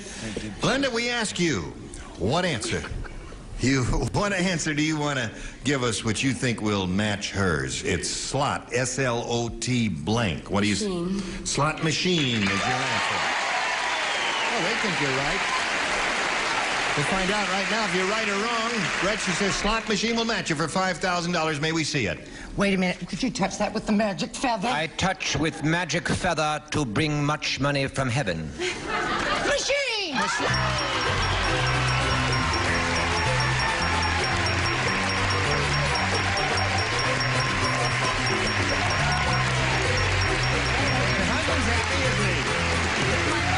Your mom? Who else is down there? And my girlfriend. And your girlfriend? My mom came all the way from Atlanta, Georgia to see me. No kidding. Glenda says her mother came all the way from Atlanta, Georgia to be here today to see her win that. Wouldn't it have been terrible? Or lose? Wouldn't it have been terrible if she had lost? What's your mother's name? Lillian Strickland. She didn't know her mother's name for a second. Lillian, nice to have you with us. Well, you got $11,200 now. We congratulate you. And now let's meet your challenger, Sherry Garner. Yes, you can. Hello there, Sherry. Now, little accountant kind of boy. Sherry, you know Glenda? Now, we'll find out a little bit about Sherry Garner, shall we? I'm married. I'm from Ontario, and I go to a figure salon 3 days a week, and I'm going to school. I didn't hear what you do 3 days a week. I'm sorry. What was that? I go to a figure salon. Oh, you go to a beauty salon? No, figure. Oh, a figure salon? Yeah. Oh, you just go there? I go and I work out. Oh, you work out? Yeah. I see. And Okay. I'm taking a course in human relations. Right. And I have well, two I don't mind if children. we have some human relations. Shall we just start with a simple handshake? Well, Sherry, we're delighted to have you with us and wish you the best of luck. And we'll get back to you two ladies right after we do a little business with America.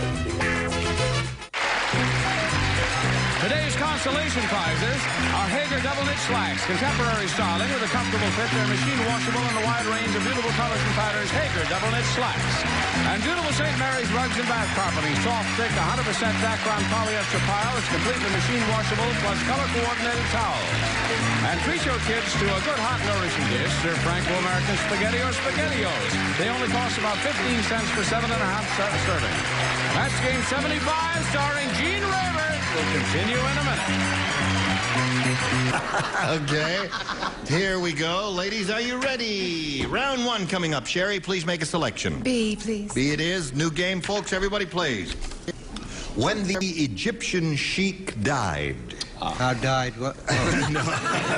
They buried him in an enormous coffin because he wanted to be buried with his blank. When the Egyptian sheik died, they buried him in an enormous coffin because he wanted to be buried with his... Right on the nose, Right on the nose. How have you been, my dear? Terrific. It's been a long time since our paths have crossed. I know. And I've missed you. Watch it. I've missed you. Oh, I think I'm oh my God. What are they doing down there? She wants, she can have. Are you all ready? All right, here we go. Sherry Garner. When the Egyptian sheik died, he wanted to be buried. They buried him in an enormous coffin because he wanted to be buried with his... Wives. Wives. She said wives. What do you say? It's a terribly chauvinistic question. Male You realize chauvinist it. pigs of the world well, unite. I wouldn't put it that strong. No. What would you say? I said harem. Harem. Spell it. That's a Y? That's wise. That's a match. Sure. Very good. All right. The day I climb into a coffin for some man.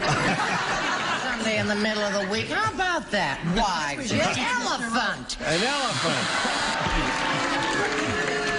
Now, wait a minute. stop it. She didn't really say an elephant. She said an elephant because... Yes, I did. Oh, Brett, you've gotten worse. No, Well, no, wait a minute. No, hold on. Now, some sheiks are a little strange. That's right. I mean, he loved his elephant, didn't he, Charles? Rode him right into the grave. Like I love my bird, Harry. Yeah. No, but anyway, Gary, I'm so proud. He was my pupil years ago, and he's up for his 3rd Emmy. Isn't that wonderful? Marvelous. But it's just very nice. Yeah.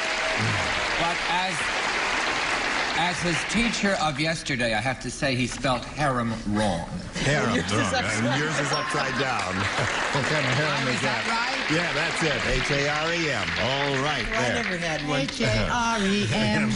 Hello, Madeline, darling. Hello. Well, since he was Egyptian, I said he wanted to be buried with his mummy. Interesting. It's a little play on words. All the Englishmen are so funny. Well, thank you. What they don't have sheikhs in Egypt. They don't have sheikhs in Egypt. No, they have them. Arabs are sheikhs. Yeah. Of course, they do have elephant.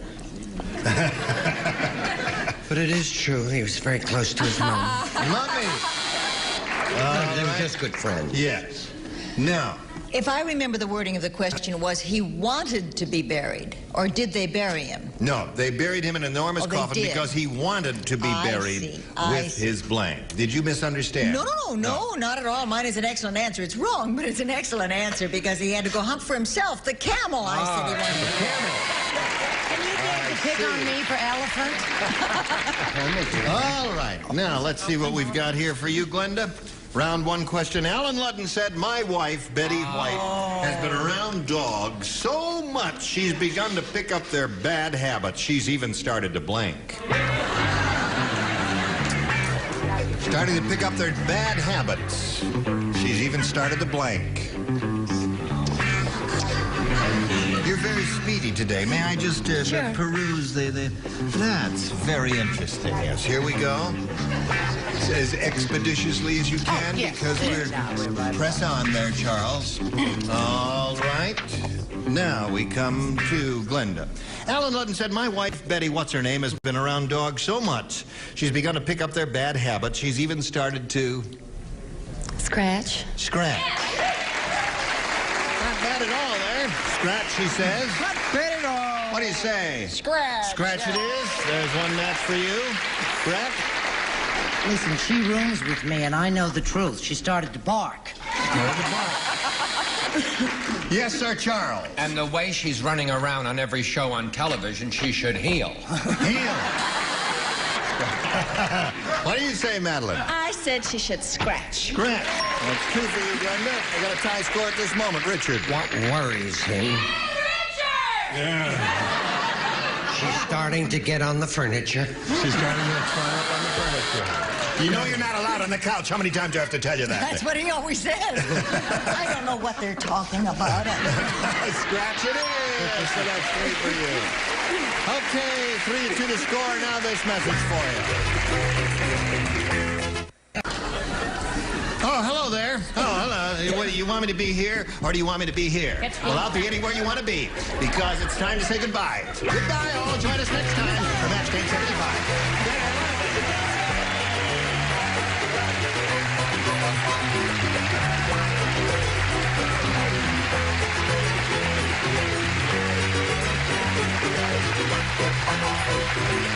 This is Johnny Olson speaking for Match Game 75, a Mark Goodson, Bill Tubman production. Stay tuned for Tattletales next over most of the CBS stations. Get ready to match the stars. Bobby Van, Brett Summers, Charles Nelson Reilly, Sarah Kennedy, Richard Dawson, and Ann Elder as we play the star-studded Big Money Match Game 75. And now here's the star of Match Game 75, Gene Rivers.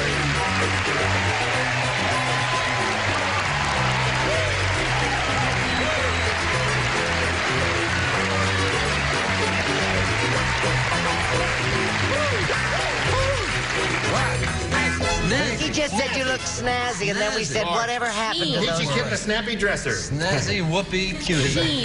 Cutie, Aren't you nice? Won't that company be very happy? You see, we work with you every day, and your clothes are wonderful, but seriously, it's wonderful to work with you. We have a wonderful time, and we never tell you that we really love you. Aren't you nice? Yes. Thank you, Charles. Isn't that sweet of Charles to say that?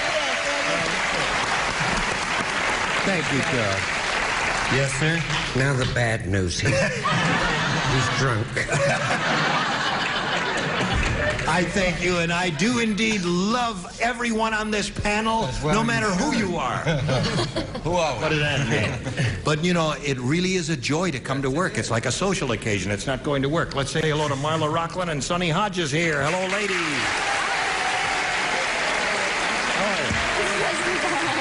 Are you okay? Marla can't believe that she's won $1,200. She finds it difficult to accept that. You better accept it. I'm trying. Okay. But Now, she's going to be challenged by Sonny Hodges. Please tell us about yourself, Sonny. I'm a graduate student, and I majored in art, and I plan to go on to study medical illustrations. That's a difficult field. It has to be very representational art, doesn't it? Yes, a lot of competition. Yeah. And have you done some of it? I mean, have you done enough of it to know that you're going to be a genius at it? I'm going to be #1 in it. Atta girl. That's the attitude. Good luck to you, Sonny. We'll start this game in a moment or so, but right now we got this message for you.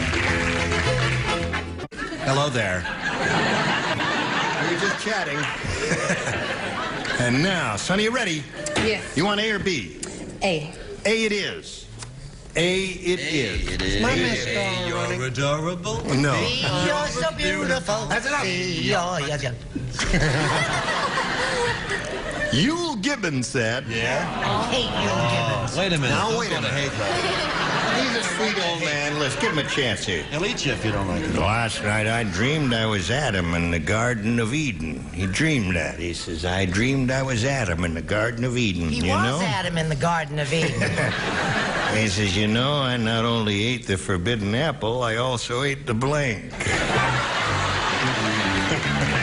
Honey, I got it so fast this time it'll make your Bill head Gibbons spin. said, last night I dreamed I was Adam in the Garden of Eden. You know, I not only ate the forbidden apple, I also ate the blank. I think I'm going to bite your nose. I better nose. All right. Just put it right in the slot. That's it, little girl. Now we go. Sonny Hodges. Yes. You know who Yule Gibbons is? I sure do. He said, last night I dreamed I was Adam in the Garden of Eden. You know, I not only ate the forbidden apple, I also ate the blank. He ate the tree. The tree.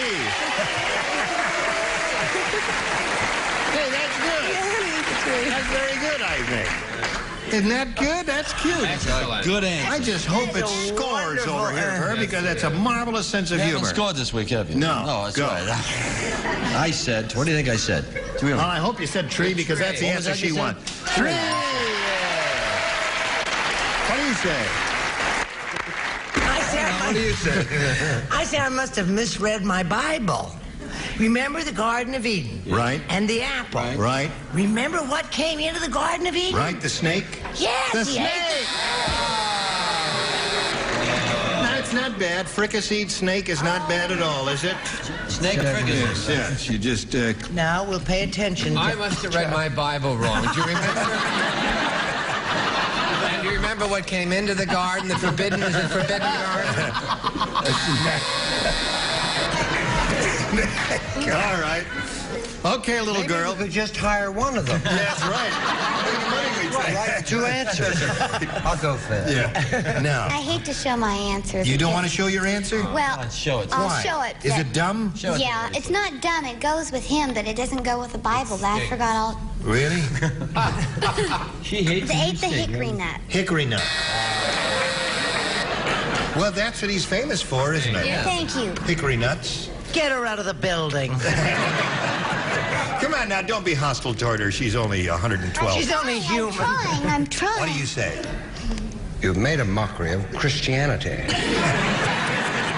Nowhere in the Bible is a mention of hickory nuts. Listen, Charles. There are grape nuts in the Bible.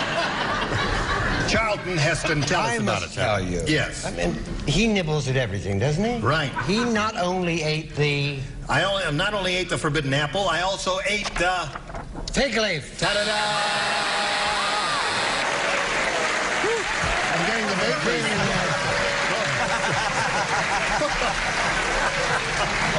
Okay. Yes. I remember. Yes, we do. I remember when I was in Sunday school when I had a little wisp, and I remember what he ate. He went 1, 2, 3. Tree. Okay. Oh, that's two for you, Sonny. You ready? Yep. Okay, Marla, this is yours. I have an item here. You do? From Ripley's Believe It or Not. You remember Ripley's Believe It or Not? Yeah, It says, John Wilcox of Canton, Ohio, was the greatest musician of all time. Wilcox was able to sing a song and at the very same time play the blank with his nose. You want to know something? May I register a complaint? Yes. Those questions are turning into short stories. We can all read that stuff in Cosmopolitan. We don't have to sit here and answer. First part of that. Wait, it says, John Wilcox of Canton, Ohio, was the greatest musician of all time. Right. He was able to sing a song and at the very same time play the blank with his nose. What does Canton, Ohio have to do with it? Nothing. We just thought we'd dress it up a little bit, you know? Dressing it down by Canton, Ohio. All right, he was from Galesburg, Illinois. Is that better? Why must it always be Canton, Ohio? Why can't it be? If you read your Bible, you would have known it all started in Canton, Ohio. You finally woke up, did you? Are you all right? I'm fine. The doctor said I can play another round. That's good. I'm in CBS says you can't. Little girl. I'm trying to spell. Okay, put it in there. That's it. Now, Marla. Do you know about Ripley's Believe It or Not, or are you too young for that? It used to be a thing that, it was a cartoon that appeared sometimes daily, sometimes in the Sunday paper, and it was titled Believe It or Not by Robert Ripley, and he would tell these astounding things, odysseys, wonders of the world. What happened then? Story.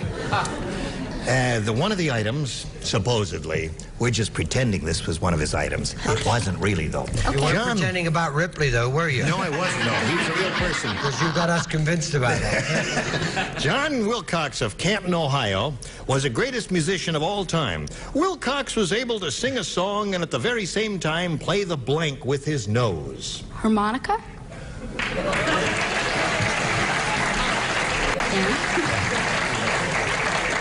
You are too young to remember Robert Ripley, aren't you? Aren't you? Yes, okay.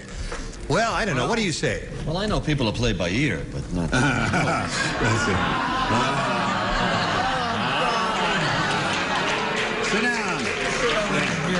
Yes, sir. I didn't say harmonica, but I figured it was something. What could you play with your nose while you could sing at the same time? While you're singing a song? Piano's the only thing I could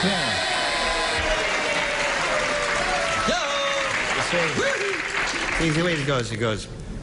T for two, and two. Take the middle eight. Big finish. No, wait a minute. You're not banging the piano keys with your nose the way we were here now. Show us your answer. Show us your... I thought it was a biblical question because Charles said something about the whole world taking place in Canton, Ohio, right? So I didn't know whether it was Jew's harp or juice harp, but I put juice harp because that has a biblical sound. Okay. The harp you play Yes, with you an get a orange. little piece. You get a little piece of Now, how can he put this thing in his mouth and sing at the same time? Boy, Brett, you are a weirdo. Let me tell you. Okay, darling. I think you meant blender, didn't you? I chose piano, the boring first answer. Okay. Oh, rather a strong editorial comment out there, Charles. They're going to get you in the parking lot Poor later. chorus, boys. And won't you be grateful? What do you say, Sarah? All right, Kennedy there. Go, Sarah. Kennedy. If he's singing... Wilcox able to sing and song at the very same time play the blank with his nose. Right, so if he's singing and air's coming out, and air's coming out of his nose... Oh, get on he with it. gets on with a... harmonica. Harmonica. You got one. Okay. So, Marla's looking for a harmonica.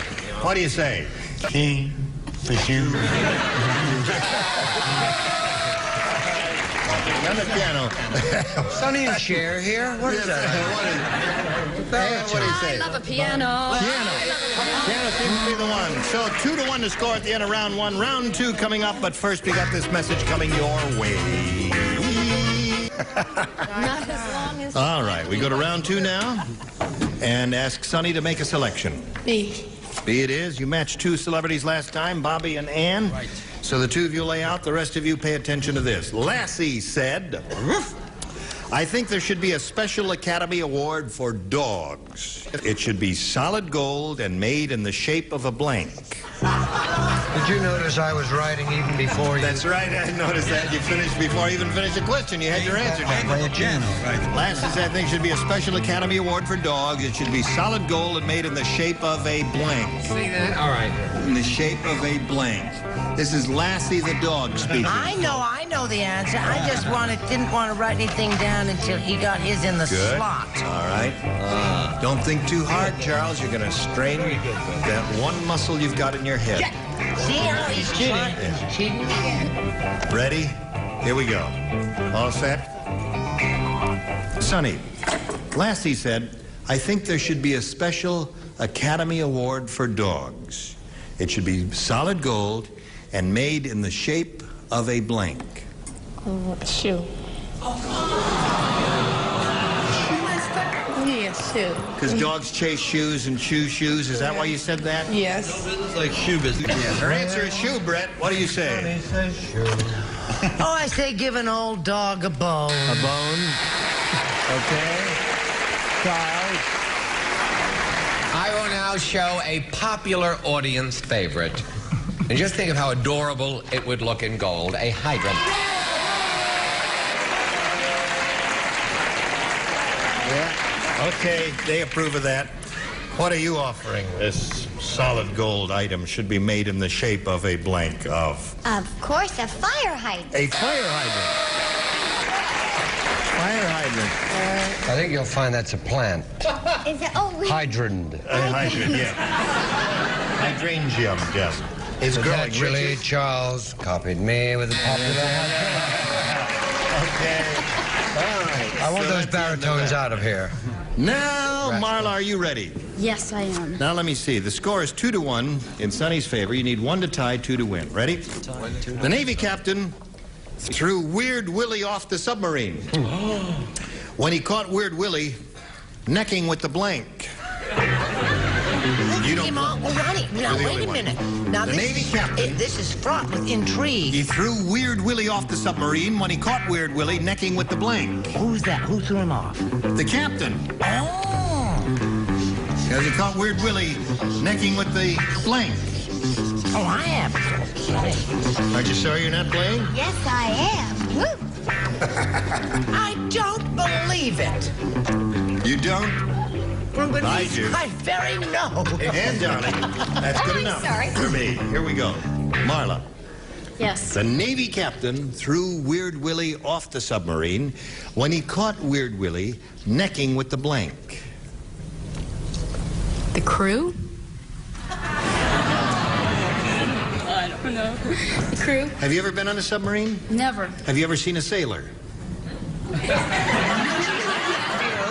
You saw a sailor once? Mm-hmm. Okay. I rest my case. What do you say there, lady? Well, what about real sweetest sweetheart to my right here? It's funny, You're when talking I look to me, here, I'm in trouble if you're talking to me. There's a light that shines there, and it looks as if this is lighted when I'm sorry, Bobby, I didn't mean to go past you. You're on. He said, if you don't stop necking with the torpedo. With a torpedo. You're going to get some bang out of it, boy. Okay, with a torpedo. All right. Give me now, that. Brett. Well, I'm just helping you out. Answer too? No, no. Oh, no. Oh, no. Oh, no. This could match. I said the first mate. First mate? No. Sorry. No. Well, is the first mate a member of the crew, or is he a visitor? That's a specific versus a generality, you see. You can't do that. Charles? I also said first mate. The first mate. My name was Susan. Susan, the first maid, eh? All right, now, Marla, you've got to match one celebrity to stay in the game. Richard? She's looking for a match here. He caught Weird Willie necking with the crew. No, I knew he used to neck with the periscope. With the periscope. He loved his periscope. Yeah. All right, Ann, it's up to you. Yeah, well, it was a small submarine, and I said first mate. First mate, so that means Sonny Hodges wins the game. Come on down, Sonny.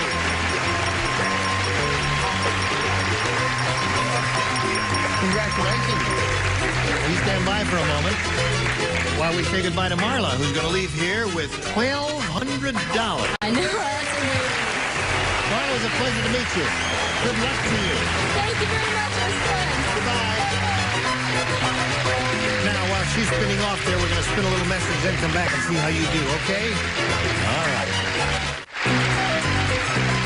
Today's consolation prizes are first, from Arkla Barbecues for hot, wonderful eating when camping and picnicking. Take along your own portable town and country from Arkla Industries, Little Rock, Arkansas. And think of Richard Dial Shampoo, the shampoo with special managing agents to leave your hair soft and manageable with a natural-looking shine. And a supply of Dentine chewing gum to help clean your mouth and freshen your breath for that just fresh freshness any time of day. Dentine. If you just happen to tune in, hang right in there. There's plenty of fun yet when Match Game 75 continues in a minute. Now, here we are with Sonny Hodges. She's won her first $100, her first game, and she should have a go at over $5,000 now. Are you ready? Oh, yes. Okay, Sonny, we polled a recent studio audience, and we got their best response to this. Meet blank. Now, the answer they gave most often is worth $500. If you match the next one, you get $250. If you match the bottom one, you get $100.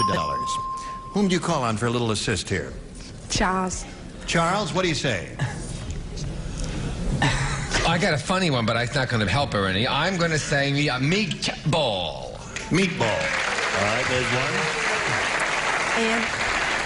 And what do you say? Meatloaf. Meatloaf. Okay. Richard. And Richard. Meathead. Meathead. This is nice, Sonny. I think you got three good ones there. It's going to be hard to choose one, but you've got to do that right now. Meatloaf, meathead, meatball. You want one of those? You may even have a better one in your own head, although those three are pretty good to me. Of one that was said, but I'm not going to say that. I'm going to stick with meatball. Meatball. All right, meatball is what she wants. Let's see if we can find a little meatball for this girl, shall we? Shall we reveal? Down at the bottom there, the $100 response. Meat market. What did you think of that? Between loaf and ball. All right, looking for a meatball, folks. Let's see what's under the $250 response. Meathead. That was Richard's, right? Yeah. All right, last chance, you meatball. Here's a $500 response. Meatball!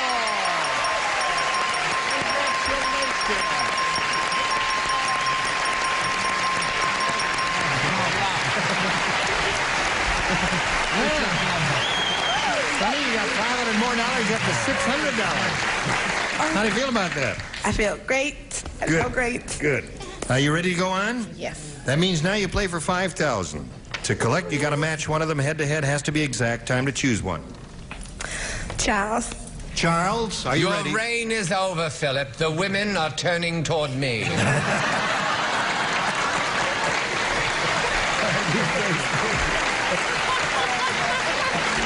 The party is over. All over Because my your breath. robe fascinates them, Charles. All right, here we go for $5,000. So nervous.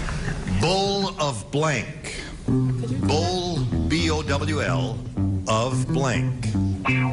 Bowl of... Bowl, B-O-W-L, of, O-F, blank. B-L-A-N-K.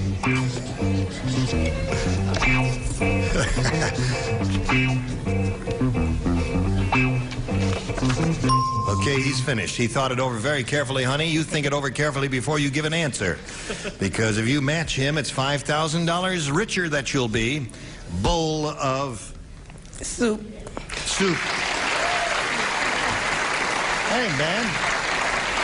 I might be tempted to say that if I were playing. We'll find out right now if you do match Charles. For $5,000, she's his bowl of soup. Her name is Sonny. Sonny Hodges. Sonny, right. I don't want the position she plays on the team. Sonny Hodges is a shortstop. No. Yes. So Frank Sinatra sings a song, So When Sunny Gets Blue. Yes. Right? And I suppose you're wondering why I'm leading up to this song along.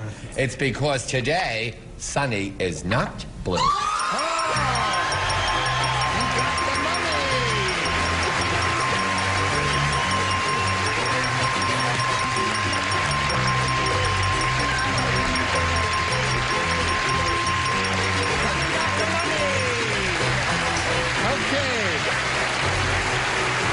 While she's shedding a tear of joy here, we'll pass along this happy message for you. Team Raven Match Game 75, join us next time. Goodbye. Goodbye.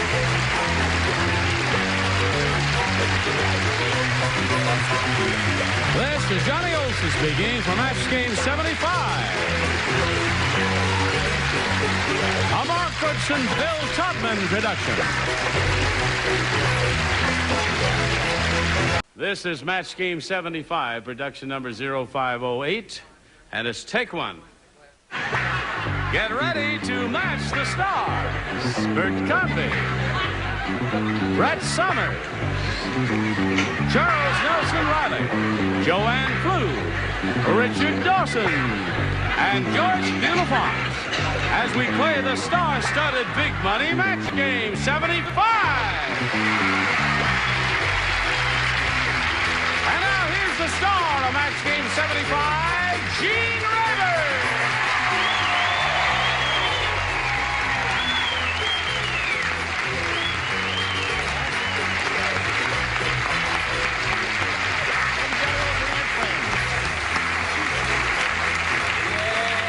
They're all agitated, aren't they?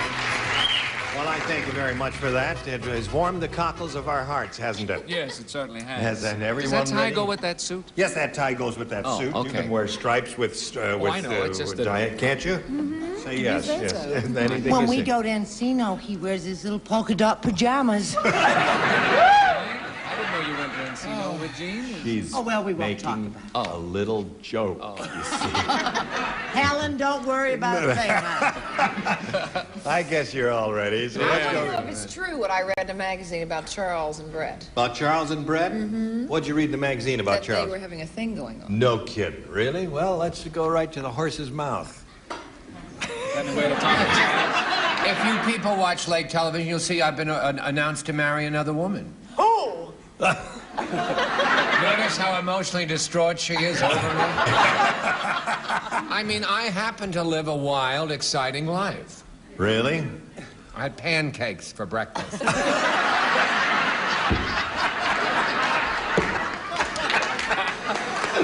I can You're attest crazy. to that. Say hello to these two pretty ladies here, Diane Armijo and Kathy Brown. How are you? Diane is our current champ. She's won one game, has $600 to her credit. She is now going to be challenged by Kathy Brown. We haven't found out anything about you. Shall we do that now? I'm a California girl. I was born and raised here. Yeah. And currently, what? You have a nice California suntan look. Thank you. And currently I'm studying dietetics at California State University at Northridge. And I'm married to a wonderful husband, Mike. And we've been married for a year and a half. Okay. Well, we wish you the very best of luck, Kathy. Thank We'll you. start this game in a minute or so. But right now, we got to do a little business, and this is the nature of that business. 9.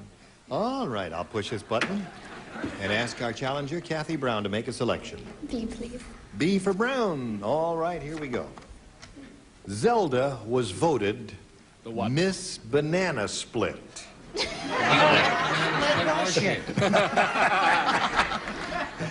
Now, here it is. Instead of giving her a crown, they put blank on her head. Oh. You got it? Yeah. All right. She was. Did you She's say she voted was voted Miss Banana Section? No, Miss Banana Split. Oh, Banana Split. Yes. Instead of giving her a crown, they put blank on her head. Put blank on her head, Right. did they? Yes. Blank on my head, and you in my arms. Blank. Well, all right. Banana Split. No. All right. Ready, Bert? Back to Kathy Brown. Kathy, Zelda was voted Miss Banana Wait a Split. minute, I haven't finished. Well, your light was on. I know, but I took it But out she again does because that to stop you said... burglars coming. Oh, jeez. Because you said Light blank on her head. All right. Are you ready, Kathy? Zelda was voted Miss Banana Split. Instead of giving her a crown, they put blank on her head. Whipped cream. Whipped cream. Okay. She say, whip the cream. Whip the cream is good for the banana split. However, I put chocolate syrup on Chocolate before syrup. I put the whip of the cream. I'm sorry. That's also good. What do you say? Well, I don't feel so bad about throwing away maraschino cherry now. No, you don't. You shouldn't. But I didn't put whipped cream. I put chocolate syrup. Yes. Chocolate syrup. Are we keeping you up? No, I'm just upset because Oh, I I didn't get see. the right Well, don't answer. be upset. You'll get a right answer. Whipped cream sooner. is a wonderful answer. Ah, nuts! Nuts. Almost got me there, Charles. I mean, that's how I move it. Yeah, you know, of course. segue from row to row. Yes, Miss Joanne, honey. Well, Hannah, What'd she say? She says instead of giving her a crown, they put whipped cream on her head. What do you say? Zelda was my grandmother's name. She was? Yes, I Yeah. don't know if I like that. Why don't you name the baby Anyway. Zelda? Oh, that's a good idea, Brad. Zelda. I think that Kathy Brown has brilliant taste. Yes, because I said not whipped, but whip cream. I think it's cream. the same. Okay, same thing. Absolutely. That's a very high caloric answer. What have you also got? very cruel to whipped cream. Yes. Poor devil just lies there. I always put hot fudge on. Hot fudge. That's good. Oh, it's lovely. What do you say? I say I'm getting hungry. You're right. Well, let's get out of here and get something to eat. Okay. A cherry. Okay. So we've had all the ingredients there, didn't we? The cherries, the whipped cream, the hot fudge, and everything. Diane, this is yours. Now, Long John Silver says, "Aye, mateys." He says, "I didn't get a wink of sleep last night because I had a blank in me wooden leg." Isn't he adorable when he does He that? says, "I had a blank in me wooden leg, couldn't sleep all night." And my wooden leg. That's what Long John Can Silver I tell said. you something? What? To the producers and everybody, I don't like the John Long Silver questions. Yes. But this was the best. This was a terrific John Long Silver. It's Long John Silver. John Silver. Long John Silver. I didn't know he was Jewish.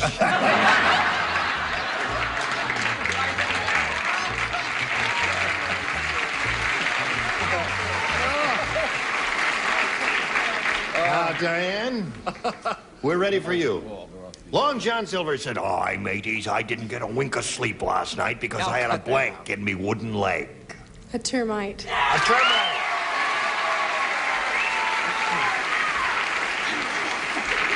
A termite just kept eating away all night long.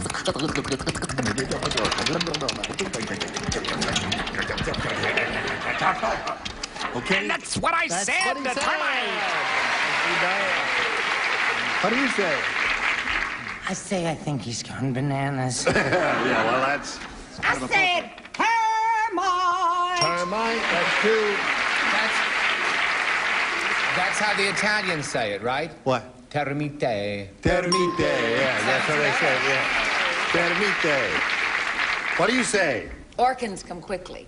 Really? Yes. Last night because I had a blank in me wooden leg and she said termite. Oh, you got it too. Yes. Oh, that's good for you.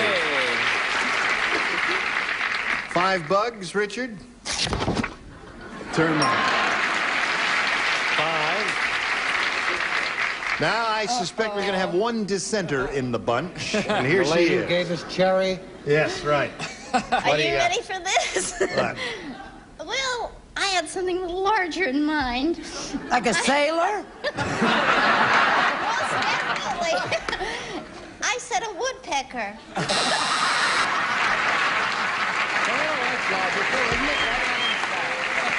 Okay. So at the end of round 1, it's 5 for the champ and 1 for the challenger, and round 2 is coming up right after this.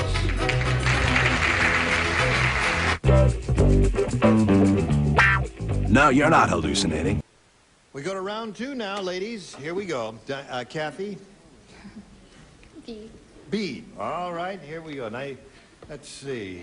You do not play. Everyone else does. The Tidy Bowl Man said, He said, I've been in this business too long. Yesterday, my blank turned blue.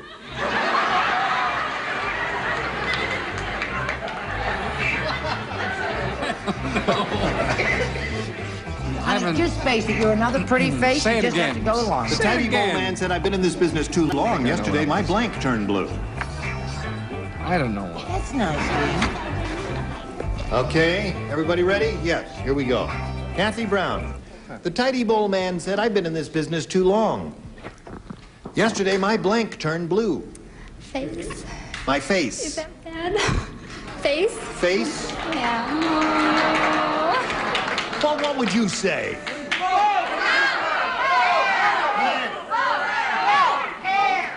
Oh, my boat turned blue. I want the studio cleared. Yeah, clear the studio. For him, what do you say? Let's see. She says, my face turned blue, and the Brett's audience dress. is screaming, my boat turned blue. Boat turned blue. Yeah. Oh, yes. Blue boats. Blue boats, I know. His boat is blue. My boat is blue. Yeah, we went It's sailing blowing the other wide. day. It was Yes, the definitely audience, blue. what do you know? I don't have a blue boat. What have you got? I said his eyes My turned blue eyes because turned everybody blue. knows the tiny bowl man.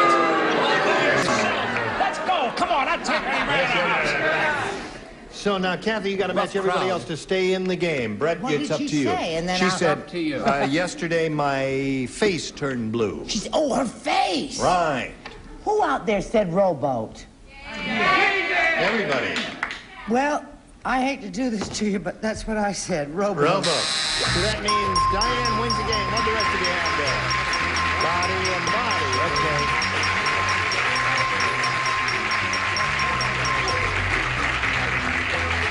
Okay, you stand by for a moment or so, and we'll get back to you. Right now, we tell Kathy Brown it was a pleasure meeting her. Oh, it was so much fun. Thank you. And we've got a gift for you. Kathy Brown, ladies and gentlemen. Goodbye. Now, shall we have another go at it? All right. You feel a little better now, don't you? You're not as nervous as you were the last time because you're now a veteran. You've been up here. This is your second time. You got $700. You're going to try for over $5,000 now. We polled a recent studio audience, and we got their best response to this. Blank core, C-O-R-E. Now, the answer they gave most often, remember, is worth $500. You match the next one, you get $250, and the bottom one, $100. Whom do you call on over here? Brett. Oh, I'm torn between two wonderful answers. No doubt. How about hardcore? Hardcore is one, okay. Charles.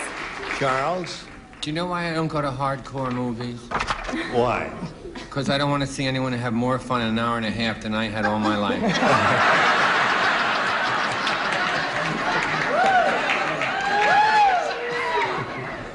However, there was that autumn of '56. Yeah. You know, Apple Core. Okay. She says you, Richard. Now you got What Apple. Charles is in reality. What? Rotten to the core. Rotten to the core. Maud, you are rotten to the core. Remember that marvelous old B. Lilly song? All right, so you've got those three now. Hardcore, Apple Core, and Rotten to the Core. Do you want one of those? Apple core. Apple Core. The audience is in your corner with that one. We'll find out if it's up there, and if so, where. So let's begin down at the bottom and reveal, if you will, sir, the $100 response. Rotten to the core is the answer Richard gave Worth you. every penny of it. Right, indeed. All right, still looking for Apple Core. Here is the $250 response. Hardcore. That's 2 And out of 3 Apple that was the my celebrity first gave you. choice. Yes, mine. Last chance. Here it is, the $500 response. Apple Core. Congratulations. Okay. Charles gave you that one, didn't he? Okay.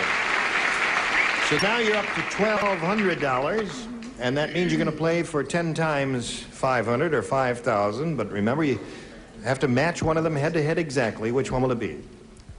I'll have to go with Charles. Charles it is. Are you ready, sir? Okay. Okay. Now you may face me. Good luck, honey. And here we go. This is $5,000 worth. Arabian blank. Arabian blank.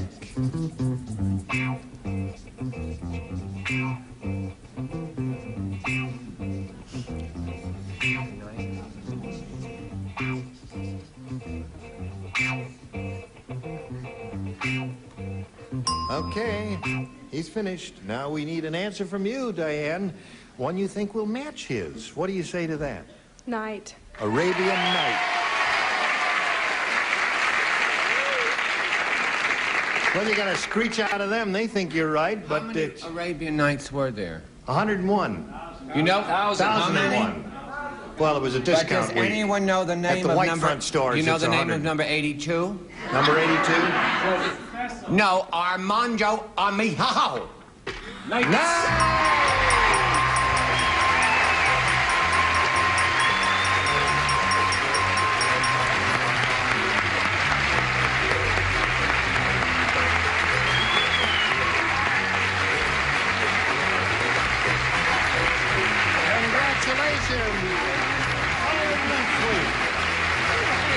Okay, that's your souvenir, and while you're getting it all together, we'll get a little message here going. You now have $6,200.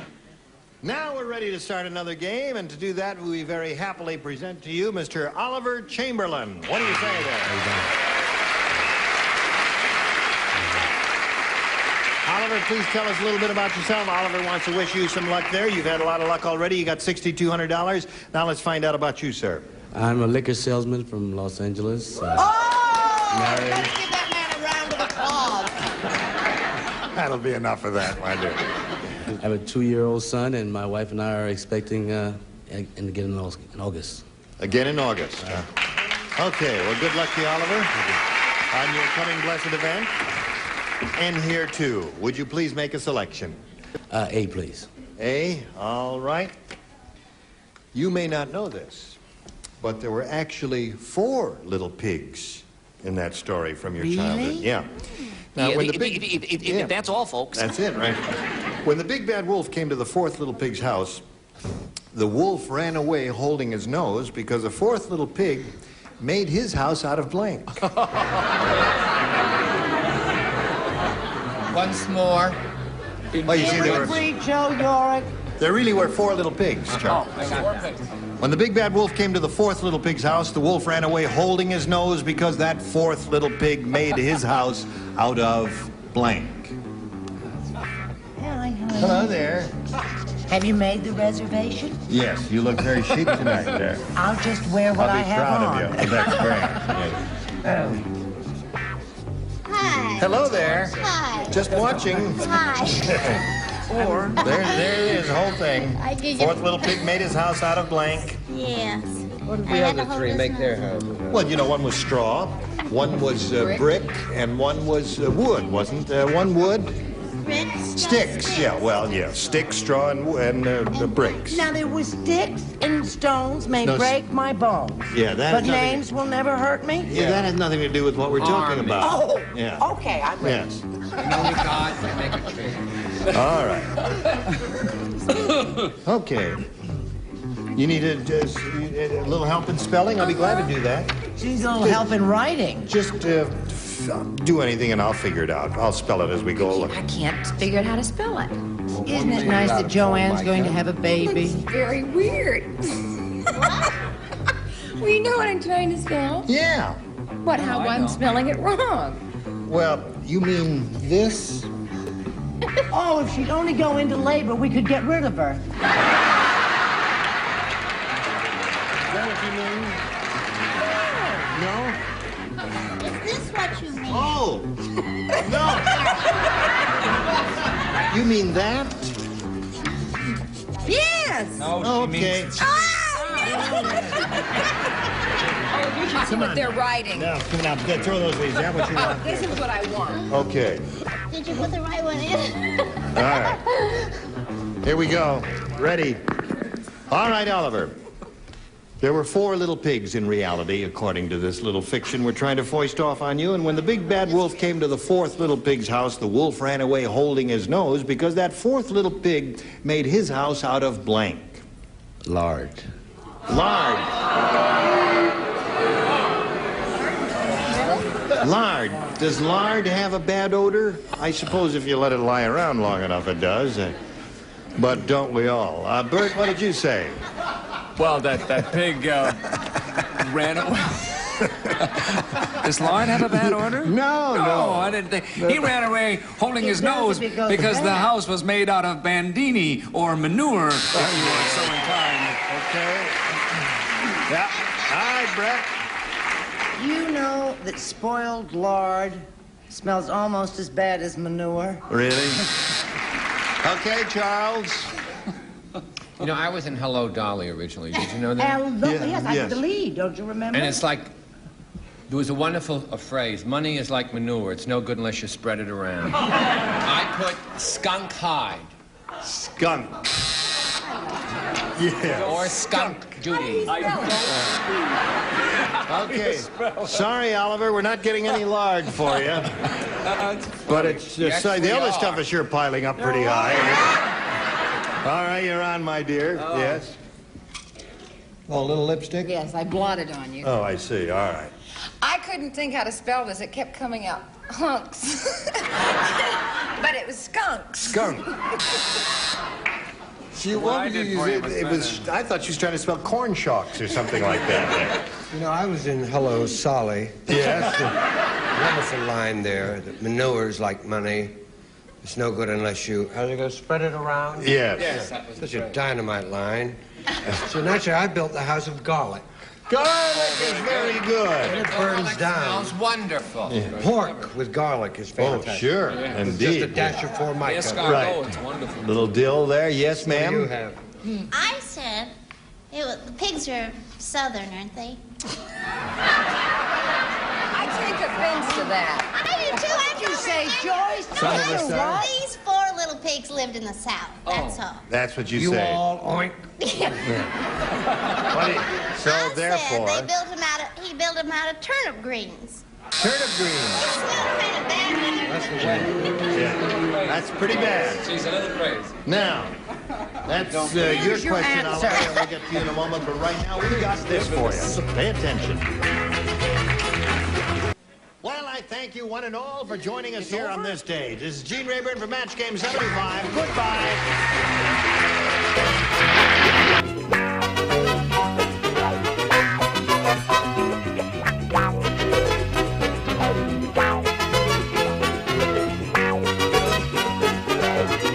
Speaking for Match Game 75, a Mark Goodson, Bill Tubman production.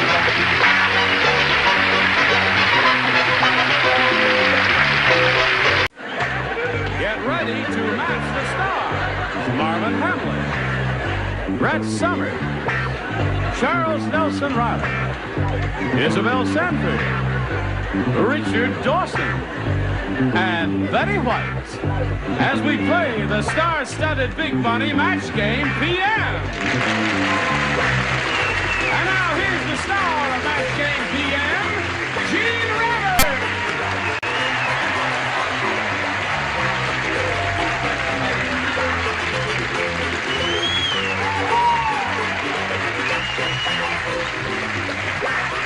Thank you, Johnny Olsen and friends. We're happy to see you and always happy to see our regulars, Brett Summers, Charles Nelson Reilly, Richard Dawson, and Miss Betty White, honey. Well, she's not here every time, but we just get her as often as we can. Just seems like it. Can we hear it from Marv's suit? This gifted young composer has won 3 Academy Awards and has got the biggest hit on Broadway now in a chorus line, Marvin Hamlet. You can't, don't try and get a ticket. And this lady comes to us from the Jeffersons. We're delighted to see her here. Isabel? Thank you. So, if you're all set, we're all set. Let's say hello to our 2 players here, John Cluett and Lael Mueller. Yeah. Now we're going to try and find out a little bit about each of you, and Lael, we'll begin with you. Okay, I'm from California, Los Angeles. I'm an ex-stewardess married to an airline pilot. I have a little 2-year-old boy, and we just moved to Las Vegas a few months ago. I see. All right. Well, I hope you're very happy there. We are. Good. All right, Lael, we wish you the best of luck. John, please tell us your life story. Oh, I'm a native Californian, married, and I have 3 daughters, Terry, Tracy, and Tammy. Okay. Good luck to both of you. May I remind each of you that you'll be trying to match as many of our celebrities as you can. And the winner goes on to play the Big Money Super Match, which can pay off over $10,000. Okay, Leo. We'll ask you to make the selection. Do you want A or B here? B, please. B it is. Here we go. We're off and running. The nurse said to the psychiatrist, she said, "Doctor, why does that patient have a mouthful of change?" And the psychiatrist said, "Because he thinks he's a blank." Did you hear all that, Leo? Nurse to psychiatrist, "Why does that patient have a mouthful of change?" Psychiatrist to nurse, "Because he thinks he's a blank." I got it. All right, that's very good. Good question. Yes. Have you read Isabel's chest? No. Oh, listen, while we're waiting for the rest of them... Well, we'll check your chest. Well, let's check... Let's check Isabel Sanford's chest right now, because my curiosity is aroused. The show and tell. Well... What's that say? Kwanzaa. Kwanzaa. That's Swahili for spirit of giving, and I bet it's a club. Well, you certainly have been given, haven't you?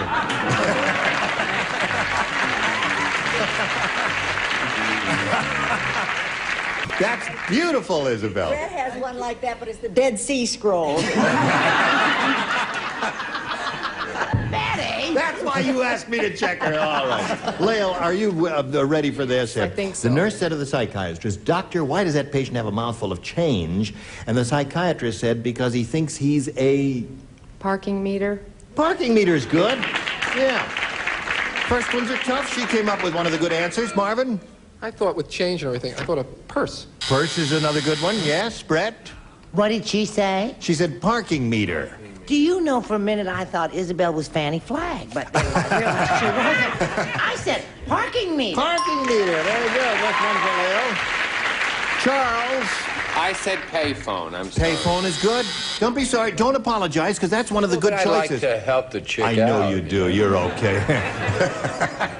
All right, Isabel Sanford, what do you say? How is this? Meter. How's that? Oh, God. Can't do it? Yeah, you know. Well, now, hold everything. What did you mean? Hold everything. I meant a parking meter, but I just It could be a gas meter. You meant a parking meter? meter? Yeah. It could be a gas meter. I don't know. No, you don't put money in a gas meter. What other kind of meter do you put in? No, you do. Oh, you do? Yeah. What did you mean? Okay. I meant parking meter. Now, wait a minute. Has she ever lied to you before? No, but you know, I just got the word from the judge, and I'm sorry we can't do it. Richard, what do you say? My darling Leo, where are you going to live, or where have you moved to? Las Vegas. Oh, yeah, I said slot machine. Slot machine. Slot machine is very good, and you said... Sure. That was what she was going to say. Well, all right, you picked up one there. Let's see how John does with his first rounder. Okay. Hey, I got a letter to Dear Abby. Would you like to hear it? Say yes.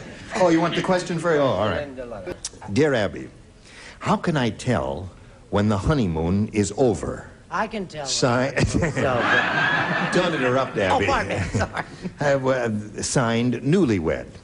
A dear newlywed, the honeymoon is over when your husband comes to bed with a blank. That's when the honeymoon is over.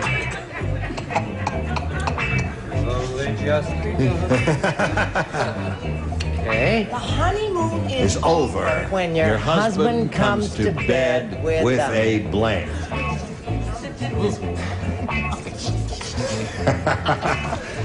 You changed your mind, did you? That's all right. Okay. You finished and your hands are folded nice and you're suddenly... Now these names out there... Estoril and my actresses consist of actresses. Oh, yes. And is it all hand signed? Yeah, I won't sing, no. Really? Allow me. Well, no, I'm sorry. No. Anything for a good cause. No. Kwanzaa. You punch in mouth. Of goodwill, yes, Kwanzaa, I know, right? but I punch you in mouth and you sign it. No, get away from there. Face me. Just face me at all times. No, you can't sign the back either. Brett, are you... What, dear? Are you finished? Oh, that's right. You know what? I did a little time lapse there. Oh, I've got... wait a minute. It's here. I can't... You know I can't do two things at the same time. She's failing fast. She may not last for the whole show. Okay, go ahead. All right, By the time John. you get over there, I'll be with you. All right, John, here it is. Letter to Dear Abby. Dear Abby, how can I tell when the honeymoon is over? Signed, Newlywed. Dear Newlywed, the honeymoon is over when your husband comes to bed with a blank. Teddy bear. A teddy bear? You're cute. It's been a long time since I've seen a Newlywed. Haven't seen a teddy bear in a long time, have you? All right, Marvin, he said teddy bear. What do you think of that? He said teddy bear. He said teddy bear. There was a song called Teddy Bear. There was, yes, indeed. How'd it go? I don't want to tell you how it went. don't tell No, please. I said, comes to bed with a good book. With a good book? Yes. All right.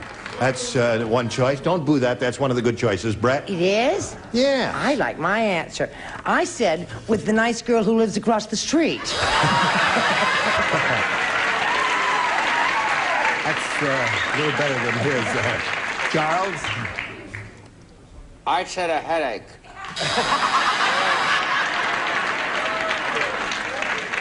How can I tell when the honeymoon is over? I'll tell you how you can tell when the honeymoon is over. The honeymoon is over when your husband comes to bed with a, and John said teddy bear. And I said coat.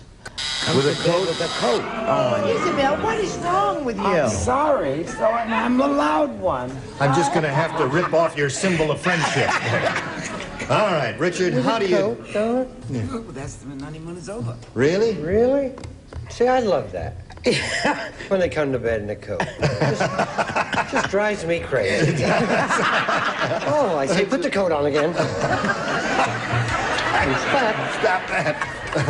That and a big plastic baggie. Yes, that's enough of that now. Oh, the King family dressed in plastic baggies.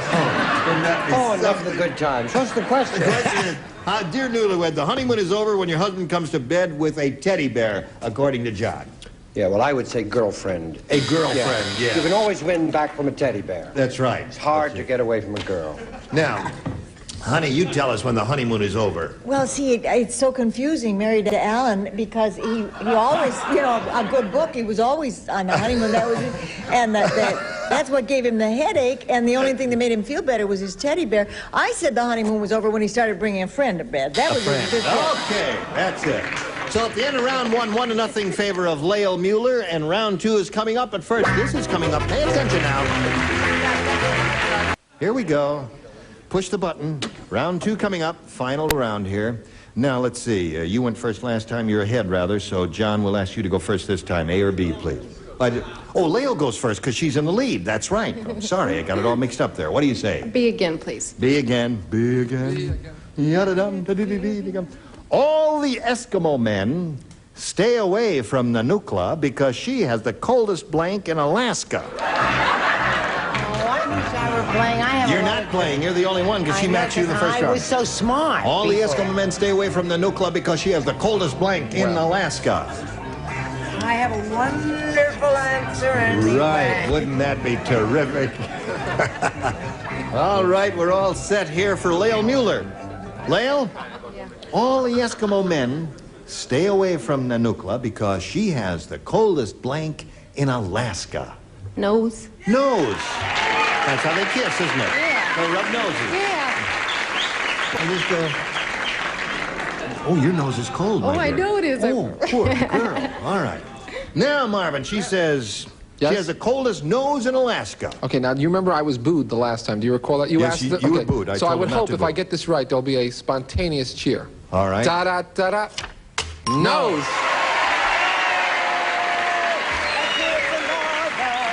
Marvin, you are a ham bone. That's why they call me Hamlish. Oh, that's why they call you Hamlish.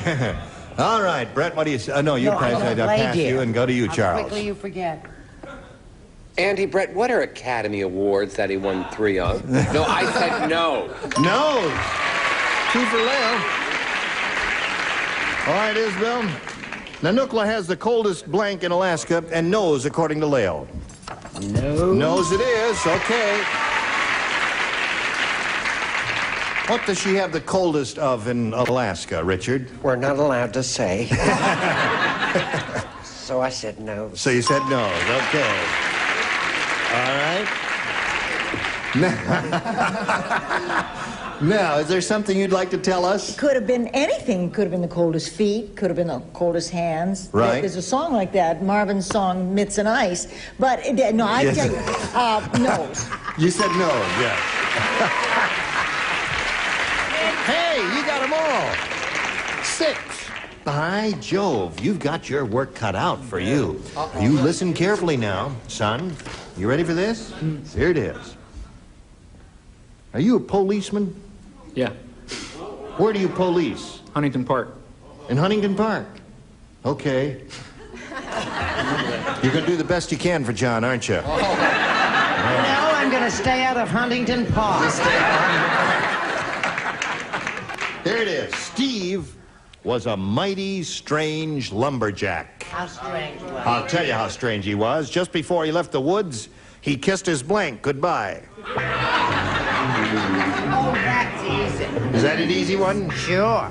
Strange lumberjack. Just before he left the woods, he kissed his blank goodbye.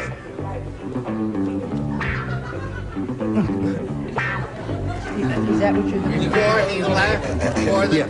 Well, no, he was leaving the woods, you see. He left the woods. He left the woods. And as he left the woods, he kissed his blank goodbye.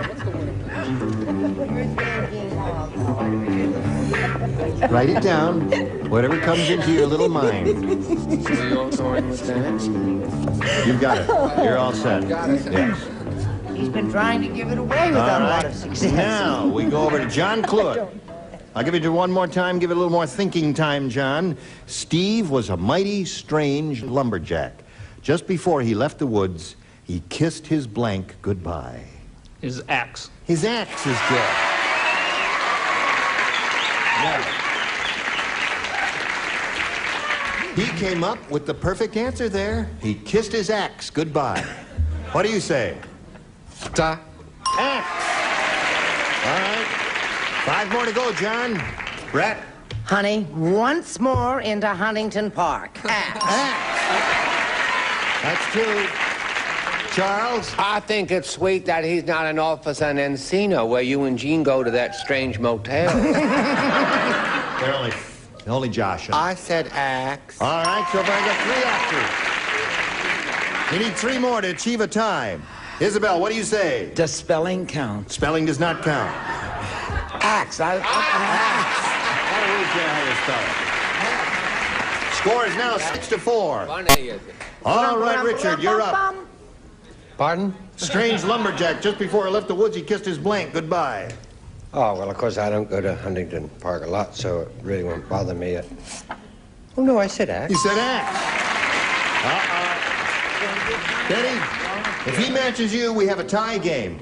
And if he doesn't? If he doesn't match you, Lael Mueller will win the game. And I leave the business, right? No.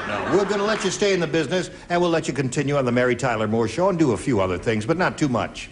Well, this lumberjack, as the train was pulling out of the station, he said, wait, hold, I have to go back and kiss my axe. All right. Tie game. Now, we'll come back and tell you what happens with a tie right after these messages. Okay, here we go. Tiebreaker. Let's wipe the slate clean. I'm going to start all over again. Shazam. Shazam. There. All right. Now we go one tiebreaker question for each. The one who scores the most will be the winner. Now, who'll go first here? Who do you want to go first? Lael. Okay, Lael. A or B? I'll go with B again. I'll go B again? All right, here it is. Optimistic Oliver always sees some good in everything. When they told him his New York City bonds were worthless, Oliver said, well, I could always use them for blank. Now, just watch me clip right along here. When they told him his New York City bonds were worthless, he said, well, I could always use them for blank.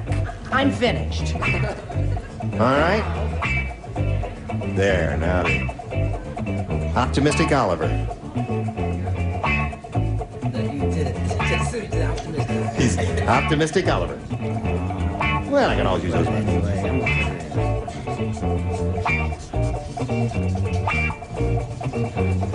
Okay. All right, here we go. Lael Mueller. Optimistic Oliver always sees some good in everything. When they told him his New York City bonds were worthless, Oliver said, well, I could always use them for... Toilet paper.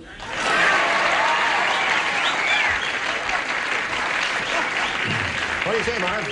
Does that shock you? Yes. Toilet paper. Oh, that's good. Eternally in good taste, I said to start a fire. To start a fire. Don't fool her.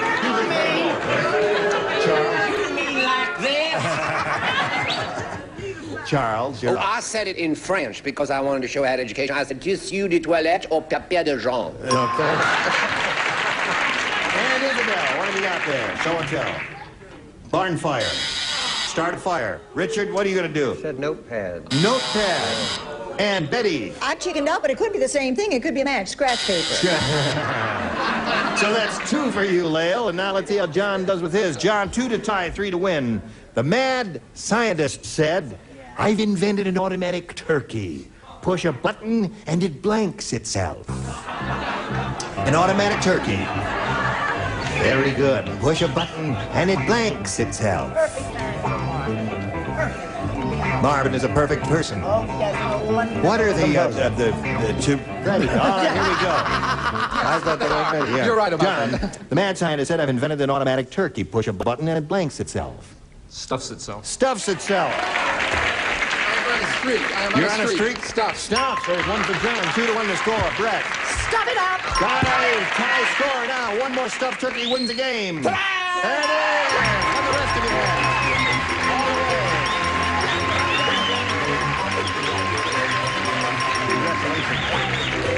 Congratulations. It was a pleasure meeting you, my dear. Thank you very much. We've got some gifts for you, together with our thanks for being here on Match Game PM. Goodbye, Lael.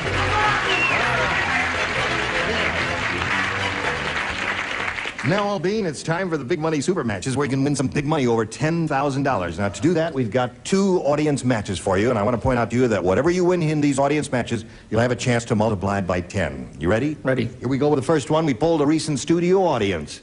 And, John, we got their best response to this. Mike Blank. Now, if you match the answer, that group gave most often, you get $500.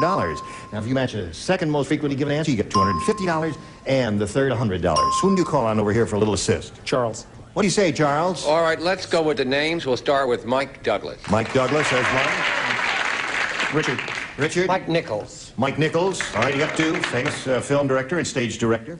Marvin. Marvin, have you got Mike 1? Wallace. Mike Wallace. So you got Mike Wallace, Mike Douglas, Mike Nichols. Now, you may choose one of those or give us one of your own. What do you say, officer? Mike Douglas. Mike Douglas, okay. Let's find out if Mike Douglas is up there, and if so, where? May we see the $100 response?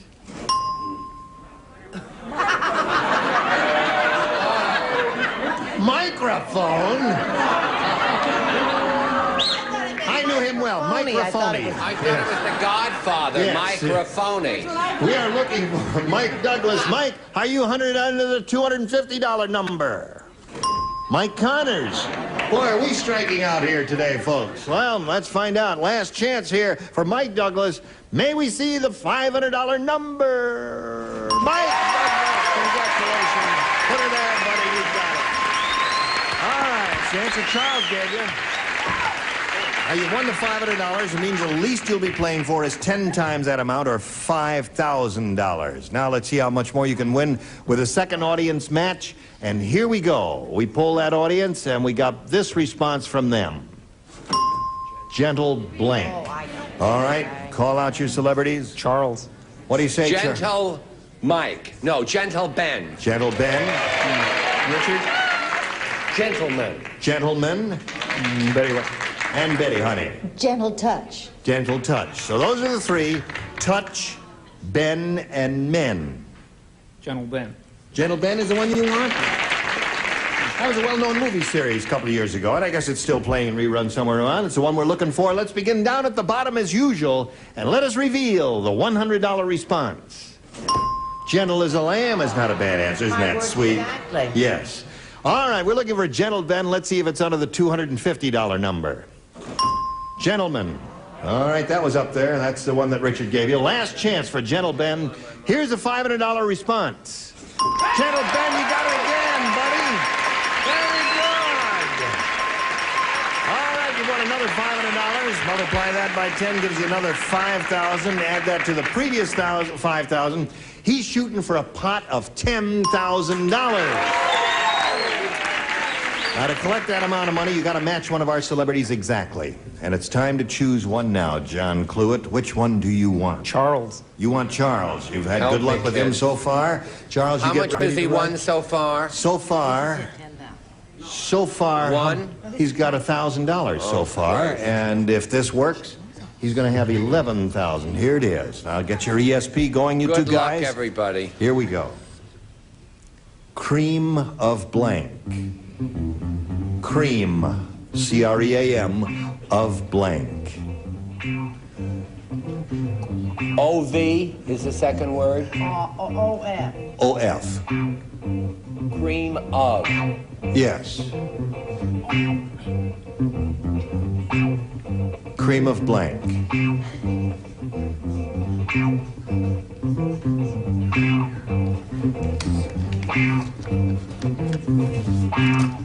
Now he's finished his answer, John Cluett. Gosh. It's difficult, isn't it? When there's so much money at stake here, it's really kind of tough. Well, Now, it ain't $5. that's right. Now, let's see how your ESP is working right now with Charles. It's worked well so far. Cream of Wheat. Cream of wheat. Okay.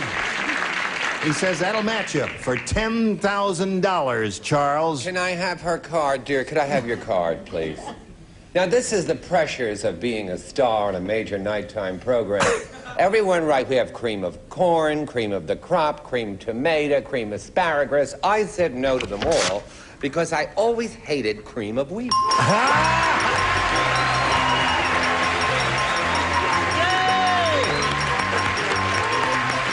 Congratulations, John. You got the money. He's got $11,000.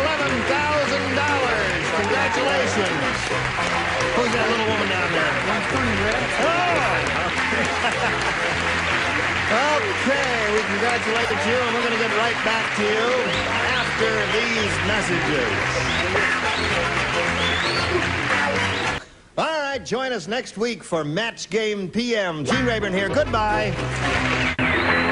Some contestants will receive Record a Call Lady, automatic telephone answering system, voice actuated with remote control that plays back your message from anywhere in the world. And beautiful eyes.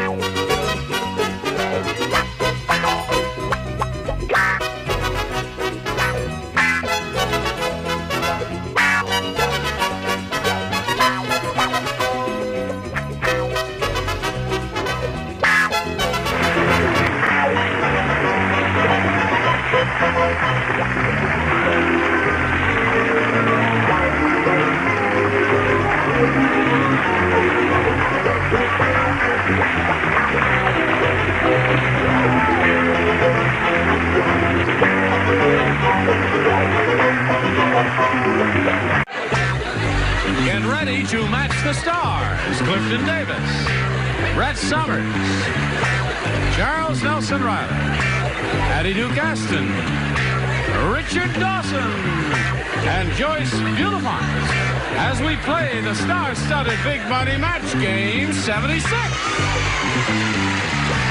now here's the star of Match Game 76, Gene Rayburn.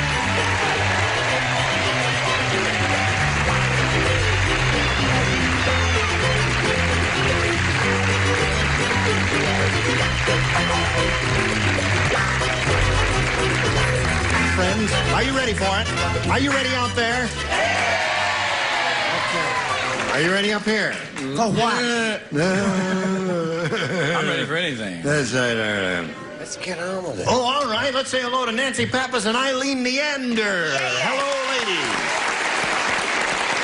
Nancy is our current champion. She's won a total of $1,550, and she's happy about that. And she's being challenged now by Eileen. We met you briefly last time, found out a little bit about you, and let's repeat some of that pertinent data. Well, not very glamorous. I'm a widow. To me, you are. Thank you. I'm a widow.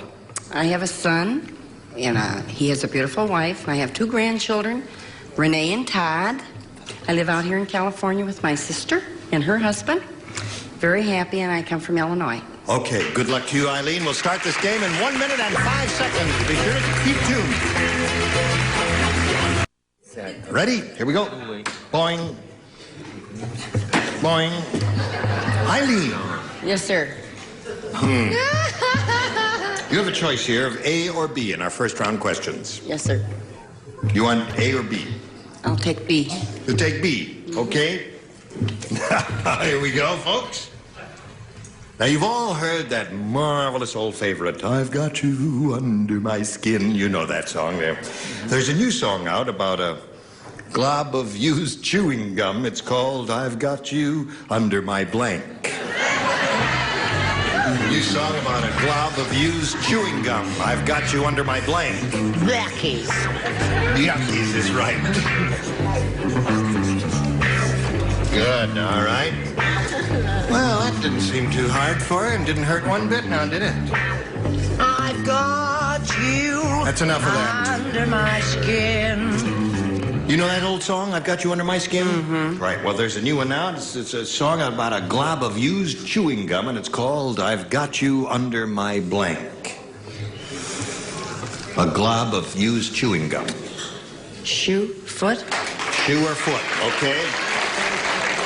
She said shoe or foot. How do you say it? Got you deep in the heart of me. So deep in my heart, you're so really a part of me. I've got you under my shoe.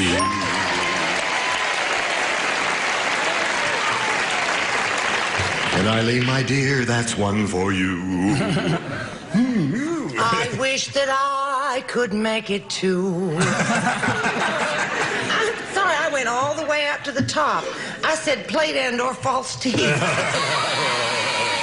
hated that question. All right, Charles. I've got you under my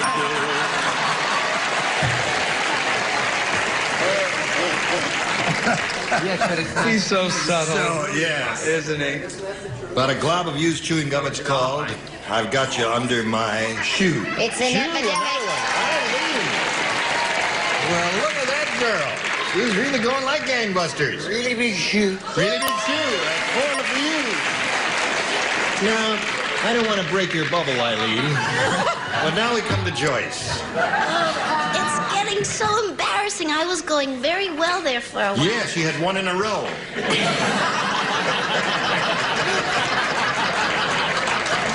I feel so bad. But I thought this was very logical. See what you think, okay? What? I've got you under my table. That's not bad. People put gum under chairs and tables and stuff like that. Yeah, that's terrible to do that, but sometimes you do. That's 4 for her.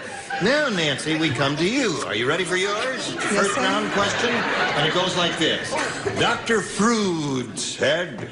Dr. Frood, he says, any psychiatrist can get a person to come out of his shell, but me, I can get a blank to come out of its shell. That one I've got. You were talking, weren't you? Yes, and I tried to... Did you hear me shushing him? But you guys, get out. Do not talk to the stars while the game is in progress, dummies. He's the one that gave me the gum. A simple thank you would have been sufficient. That's what I was doing. Now, would you read it again? Because you don't know, you didn't hear a word I said, did you? Frood? Dr. Frood said any psychiatrist can get a person to come out of his shell, but me, I can get a blank to come out of its shell. That's clever. All right. That's all we get out of here. That's clever. All right, we're waiting, Charles. And I spoke... Did you hear me speak? I went, Charles, like that I went. And it didn't do a bit of good. He just kept leaning over because he's gone stone deaf. All right.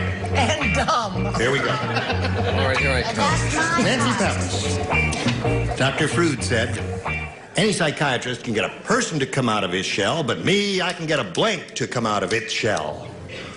I've got two answers. Think carefully. Look at the celebrities and think what they might say. That's the objective here, is to match them. A turtle. A turtle is good. She said turtle. Pretty good answer, Clifton. What do you say? Turtle is one answer. There's so many other shell-like things, like a turtle or a tortoise.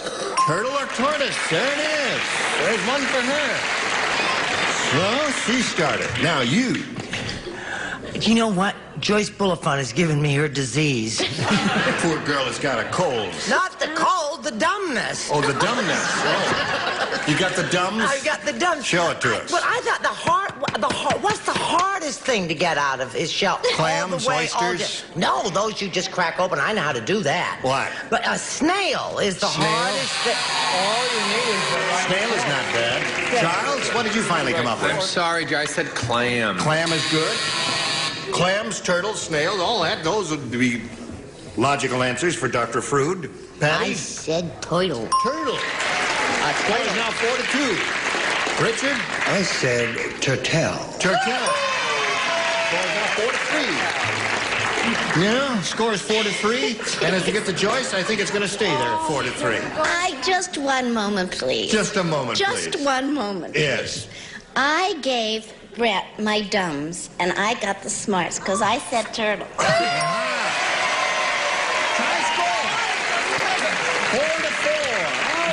Good game going here. We'll continue this game right after this. Hello there. Here we go. Now, go to round 2. Ready, ladies? Here we go. Round 2 coming up. Eileen, it's your choice, A or B. I'll stay with B. B it is. Now, who plays? 2 people play. Guess who? Brett and Joyce. You two. Are you ready? Yes. Just us? Just the two of you. Just us, hon. No one else, sir. Dumb Dora tried to kill herself. It's a Dumb Dora question. Dumb Dora tried to kill herself, but it didn't work. She was so dumb and... Someone call? She was so dumb, instead of sticking her head in the oven, Dumb Dora stuck her head in the blank. Oh, I think I got it. I think I got it. That's it. Very Go good. with your first. She No, got don't it go first. with your She's got a Give us good a lot one. of thought, Joyce, on the second stuff. That's how you spell it. It's not too tricky. It's all right. Well, okay. Put in the slot. All right, they're ready. Eileen. Dumb Dora tried to kill herself, but it didn't work. She was so dumb, instead of sticking her head in the oven, Dumb Dora stuck her head in the blank. I was going to say icebox, but I better say... Don't say it! Frigidaire. Frigidaire. Yeah, they don't call them iceboxes out here. Well, you know, I mean, we all say icebox, we mean Frigidaire, but she said in the fridge. Don't boo her. That lady is over 29, so stop booing her. Hello there. That woman is bright, intelligent, perceptive, attractive, charming, brilliant, and fridge.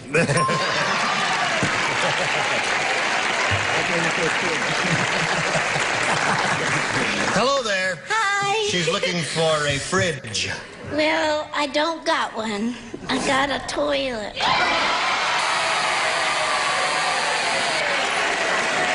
Okay. She tried to drown herself. Okay. Hello, Nancy. You ready? What do we got here? Score is 5-4. 1 to tie, 2 to win. You know, this is the tightest game we've had in a long time. 2 good competitors here. All right. Larry said, I have terrible luck. I just bought a jigsaw puzzle of Cleopatra, and they left out a piece of her blank. Just the 2 of you.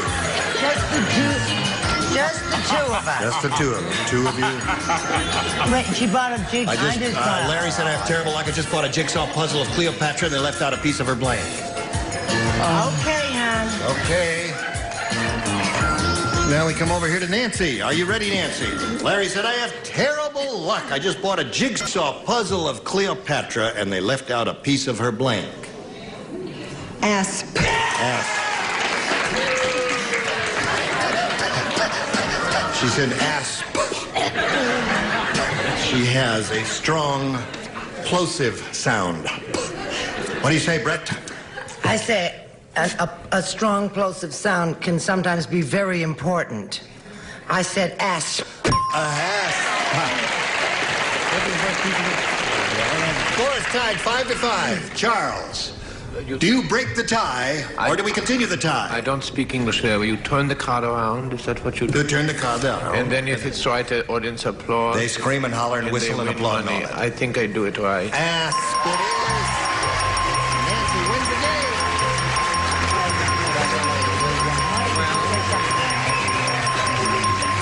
Here we go again. Okay. That was a very good game, ladies. A hard-fought, close game. And Eileen, you're a marvelous competitor and a sweet lady. We've got some gifts for you. Thank you. Thank you for Thank being you with us all. on Match You're Game wonderful. 76. Goodbye. Here we go again. This is your third time up here, right? Yes, it is. You've got $1,650. You could win over $5,000 here. Good luck to you. Let's begin. We polled a recent studio audience and got their best response to this. Cream blank. Remember, it's $500 if you match the answer that audience gave most frequently. If you match the answer they gave second most frequently, it's $250 and $100 for the third. Okay. Charles. What do you say, Charles? I say this chick better take this answer. That's what I say. Hi, ladies and gentlemen. I say cream of wheat. Cream of wheat? Joyce. Joyce, have you got one? Can I ask, and I have one? Yes. Excuse me, cream and sugar. Cream and sugar. Yes. That was good. Cream cheese. Cream cheese. We had cream cheese? Yeah. He had cream cheese and cream of wheat. Okay, those are the cream cheese, cream of wheat, and cream and sugar. Cream cheese. You want cream cheese? I have a cream cheese, whole of lettuce. All right, cream cheese, what we're looking for. Let's see if it's under the $100 number. Cream and sugar. There's Joyce's answer. Not bad, okay. Let's see if the cream cheese is under the $250 number. There it is. Congratulations. You got $250 more and even $1,900. Now, that was Richard's answer. What do you think's on top? Of wheat.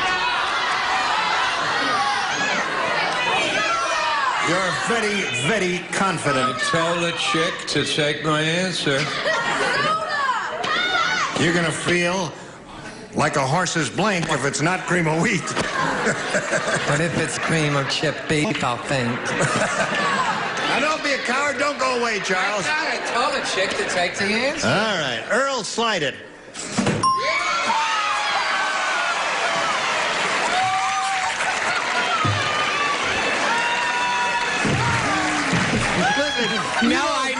Now I knew enough to get the heck out of there.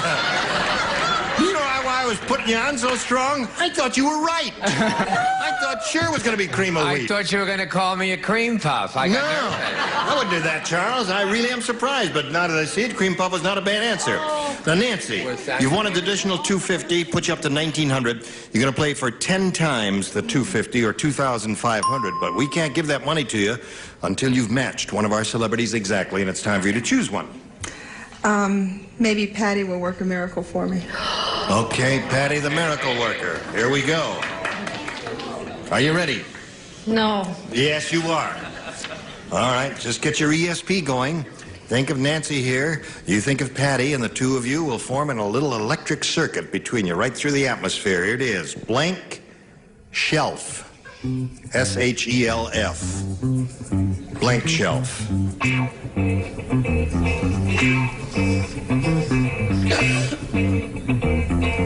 Bet you wish Anne Bancroft were here. Oh, do I ever. And my husband and all my kids and my mother. All right, put it in the slot if you're ready, and here we go. Now, Nancy, she's finished. We ask you to give us an answer which you think will match hers. What do you say to that? There it is, blank shelf. Top shelf? Top shelf. What are you booing for? What would you say? Bookshelf is what they're saying all with one voice. All right. She says top shelf will match you, Patty. What do you say? Book. You said Book. Bookshelf. Okay, may we see it? We have to see it for the record. Okay. He had top shelf. You know, they're both good answers, top shelf and bookshelf. Okay. Now, Nancy, you've still got your $1,900. In a moment or so, you're going to meet another challenger. But right now, this message for you. Today's constellation prizes are 4 gallons of two-test easy care latex flat enamel, a scrubbable flat finish latex enamel exclusively from True Value Hardware Store. And a Service Master first aid kit helps keep your carpet spotless. Service Master's do-it-yourself carpet cleaning now available from the cleaning people who care. And from Kinney Shoes, a beautiful selection of fashion footwear. Kinney Shoes are everywhere, so come and explore at the Great American Shoe Store. Rain, rain, go away. Come again some other day because little Johnny wants to blank. A likely story when Match Game 76 returns in a minute. We are ready to carry on. Are you ready to carry on? Yep. Well, then let's carry on with Barbara in Cardona. Hello, Barbara. Now, we'd like to find out a little bit about you, if you please. I was born in Brooklyn, New York. Good old Brooklyn. Nice place to be from. Right. I'm currently a Hardlines advertising coordinator for a local discount department store. And I love to ski, and I just got back from a week in Aspen, where I hurt my elbow falling in the sauna. Skiing is good in Aspen.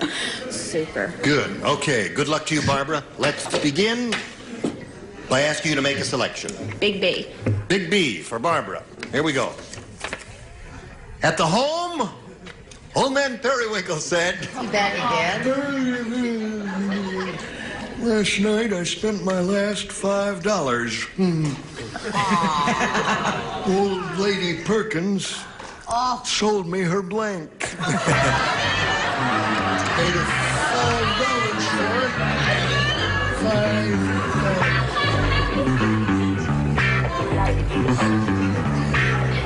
Last night, I spent my last $5. Old lady Perkins sold me her blank. You do that character the best of all. Hey. It's the closest to you.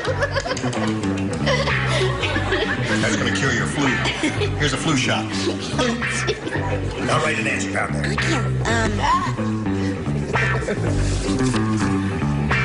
Okay. Everybody ready up there? Okay. Yes, we're all ready. Now we come to Barbara. At the home, old man Periwinkle said, Cute, didn't she? Last night I spent my last $5. Old lady Perkins sold me her blank. Geritol? Her Geritol. That's not Extra bad. Funny little devil, isn't she? Okay, she says Geritol. What do you say, Clifton? He didn't have to chew the Geritol, did he? But he had to chew that steak. Teeth. Oh, so the teeth. No match there, Brett. I said teeth. I'm sorry. So we have 2 pair, an upper and a lower. Charles? I went a whole different route. I said porno books. Porno books. Oh, boy. All right, Patty. I think they have a good time at that home. Sold her body. Last night I spent my last $5. Old lady Perkins sold me her body. That's what she said. She had 2 of them. She had 2 of them. That's twice. Well, the reason everybody answered like that is old man Perkins said, honey, would you bite me here on my earlobe? And she said, just a minute, and started to leave the room. He said, where are you going? She said, I'm going to get my false teeth. There it is. Okay, so there's your first round question. Yours will come later, but right now, this is coming your way. You're just a dandy bunch. Oh, thank you. And I thank you for gracing our stage this entire week. Now, next week, some of you will come back, and some of you won't. These are the ones who will return. Uh-oh. Bill Anderson, Brett Summers, Charles Nelson Reilly, Bonnie Franklin, Richard Dawson, and Fanny Flagg. Team Rayburn here. Join us next time for Match Game 76. Goodbye.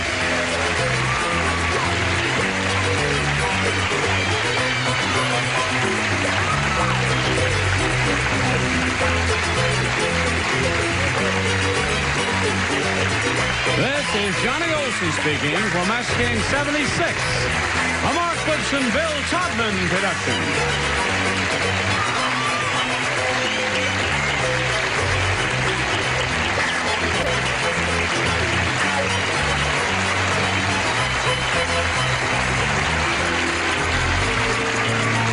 Stay tuned for Tattletales next over most of the CBS stations.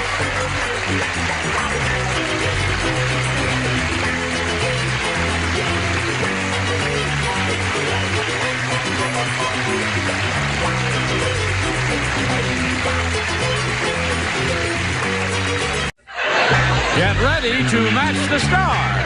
Scully Mitchell, Brett Summers, Charles Nelson Reilly, Susan Howard, Richard Dawson, and Fannie Flagg as we play the star-studded Big Money Match Game 76. And now, here's the star of Match Game 76, Gene Rivers.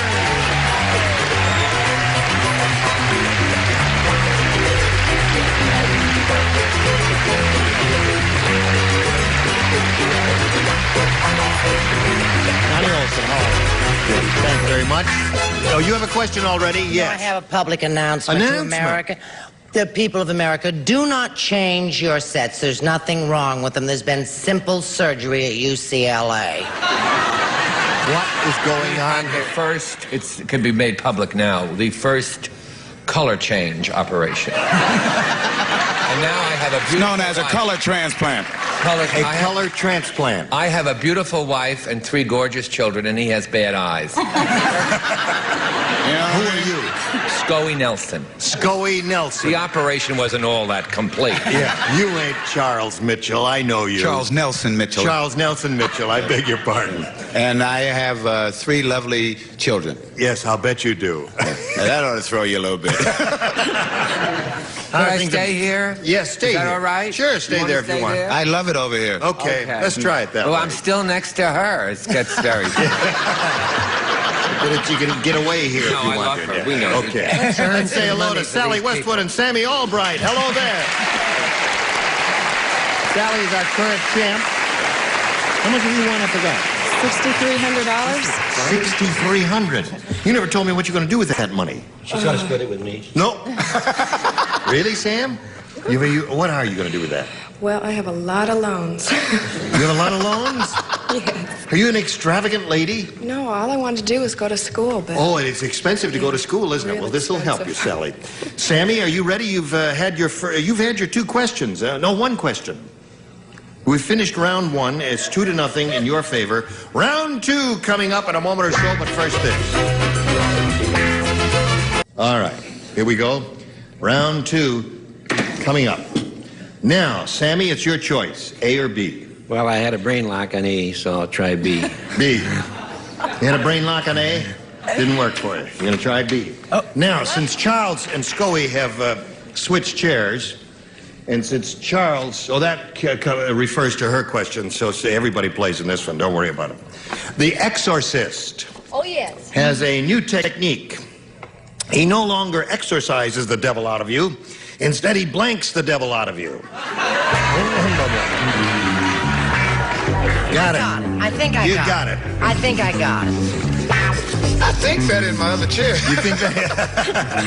That would be impossible. He blanks the devil out of you. You got it? You got it. Finished? Oh, you're faster over here, huh? Yes. This lady, whose pretty face you probably see on Petrocelli, is that, what night are you on? I forget. Wednesdays. Wednesday nights, yes. 10 o'clock. Keep an eye on her. And keep an eye, Charles is making his directorial debut in about 10 or 12 days We're in New in York Boston City. now. Yeah, we're in Boston now. Yes. And we're Boston. a smash At in the Boston. Colonial Theater. At the Colonial. Boston. Wonderful. Anything to do with the play, I wish you'd direct it to me, please. It's, oh, I'm sorry. The Belle of Amherst. Yes, we'll be in Boston. And he did a marvelous job. Thank you very much. Thank you. Okay. Are you all ready, Sam? Thank you. Thank you. You're very kind. The Exorcist has a new technique. He no longer exorcises the devil out of you. Instead, he blanks the devil out of you. Knocks. Knocks the devil out of you. Knocks the devil out of you. What's wrong? That's the second time I've dropped that. You're getting old. The hand. Oh! The hand is the first thing to go. It's the exorcist. Something is happening in this room. Yes. Something spooky is happening in this room. What do you say, Scoey?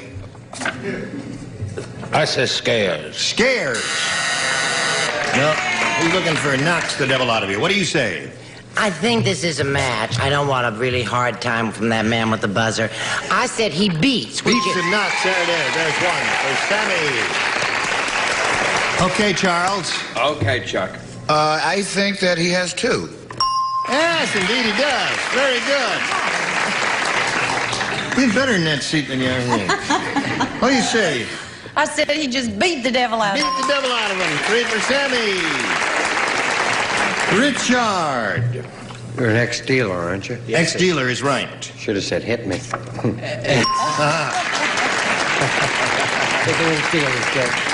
Fanny, don't break the spell. I beg of you. I know. Well, Richard and I were talking about if you see Brett without her makeup, just scares the devil out of him.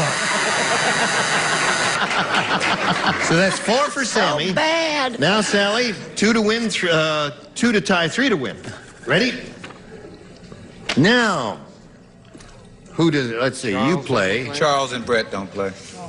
Yes, Scoey and Brett don't Scoey play. and Brett don't. Because they matched her in the first round. You, Charles, you play. Yes, I do. The psychiatrist said, my next patient thinks she's made out of ice cream. That's why she has a cone on her blank. My next patient thinks she's made out of ice cream. That's why she has a cone on her blank.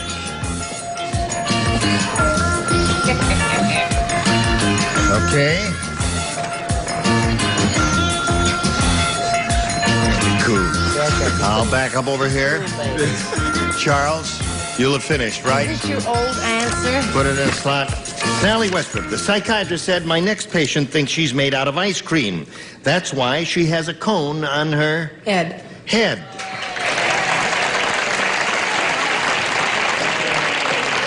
I know what some of you are thinking. Really? All right, what do you say? Tell him. Oh, I'm really trying because I want to see her get her education. Yeah. I never had a chance to go to college. You know? Oh. Only one thing stopped me from going to college. What was that? High school. I couldn't get out of that sucker. I said Score is now 4-3. Susan? Mm-hmm. On her head. Really? Isn't there one nose cone in the bunch? No. Why not? Nose cone, honey. You want a sophisticated, terrific answer like nose cone? Call on Richard. Ink. That brings the game, buddy. Okay. Congratulations. They did it again. What's that? Fanny said hit also. It was all the way. Sammy, we've got some gifts for you together with our thanks for being here. Thank you very much. Pleasure to meet you. Sammy Albright, ladies and gentlemen. While he's spinning off, we'll spin this message just for you. Put her there, pal. Hello there, friends. Here we are with sweet Sally Westwood. Are you ready? This is what, your 3rd time up? 4th time up here. Yeah. 4th time. Now, you've got $6,400.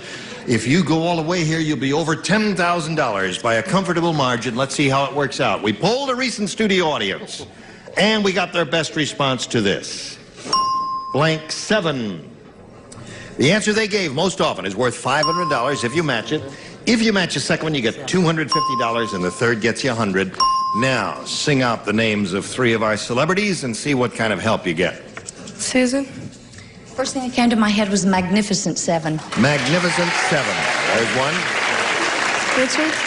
Richard, have you got one? Up 7? No, there's 7 up. Yes. Yes. Is that your lucky number?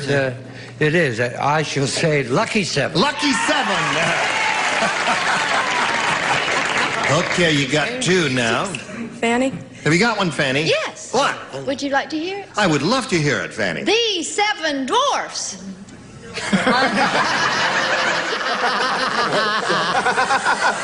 Now, wait a minute.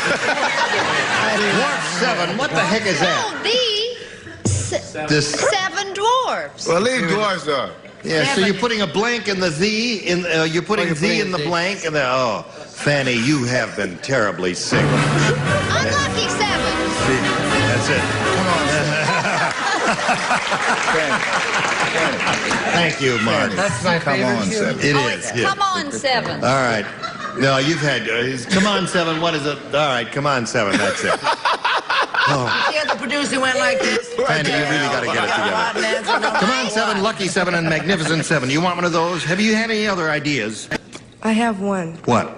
Well, you can, no, don't say it, because that'll have to be it. No, I will stick with Magnificent 7. Magnificent 7, all right. Now, what was her idea? What was your idea? What was your idea? 7 and 7.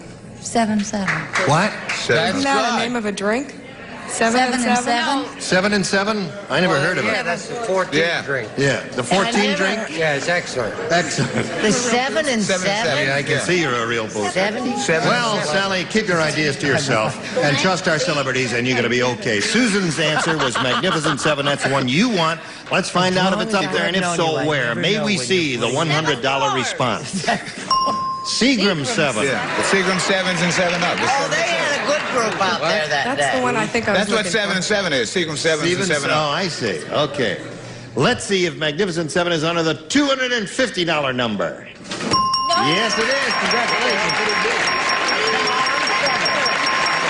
It's going to be come on. Nanny, it can't be. Blank the 7 dwarfs. Not I'm a telling chance. You ready, Earl? Come on, 7. Yeah, I'm ready, yeah. I don't want no 7 dwarfs coming up, Earl. You understand me? I don't have a way out now. You don't have a way out? You better do some fast printing back there. I don't want to see no 7 dwarfs. Okay, Earl, slide it. Lucky 7. That was Richard's answer. Do you? Okay. Never ever. So there you go. You got the $250. You play for 10 times that, or $2,500. That ain't bad. $2,500 ain't bad. Who are you going to try to match? Richard. Okay, Richard. Here we I go. don't know why. I was close. All right.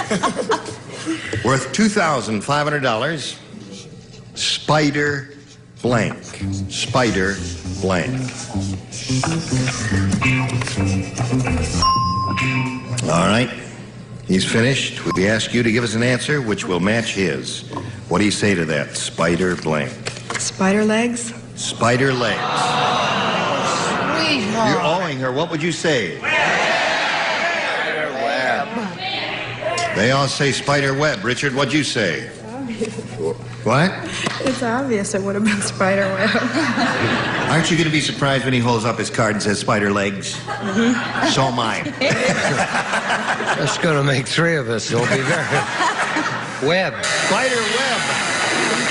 Well, listen, you drew a blank, Sally, but you've been doing well so far. You're now up to $6,650, and you're going to meet another player. So let's welcome Sharon McNichol.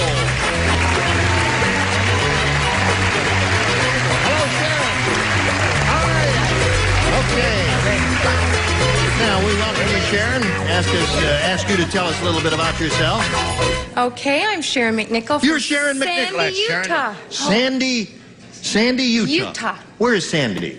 Sandy is in the foothills from Salt Lake City, just out of Salt Lake City, about 10 miles. North, southeast, or west? Beautiful.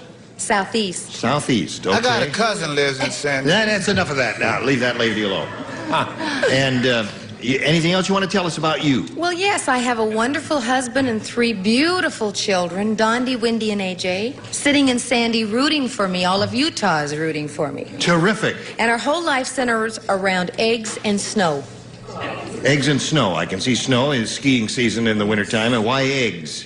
Well, because we own a restaurant up in a ski resort, and eggs are our specialty, omelets. Oh, all right. Well, good luck to you, Sharon. Thank you. And here we go. Boing! A or B? A, sir. A it is, and this is it. Norton, the sewer worker, got a big surprise when Ralph blanked in his manhole. Hey, Ralph, what are you doing? Hey, Ralph. Hey, Ralph. Hey, Ralph. Hey, what, Ralph? What? Hey, Ralph. Huh?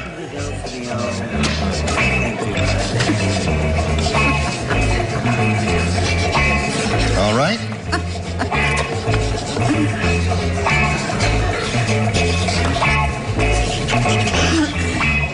Oh, wait a minute.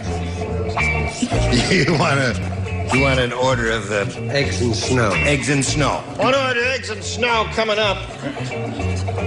All right, we're waiting for the upper tier. Oh, wait a minute. Just a minute, sweetheart. Okay. I'm going to start moving now. I'm Okay, making my honey. move, Brett. Go ahead. I'm making my Move move to your here. heart's You gotta content. finish. All right. Hello, Sharon. Martin, the sewer worker, got a big surprise when Ralph blanked in his manhole. Tinkled. Tinkled in his manhole. Oh, Ralph, what are you doing up there? Okay, Scoey. What do you say? What any black man would say. Made a wee-wee. Made a wee-wee. Okay. And you? I said, made an unfortunate error in judgment and tinkled. Oh, really? And you, Chuck?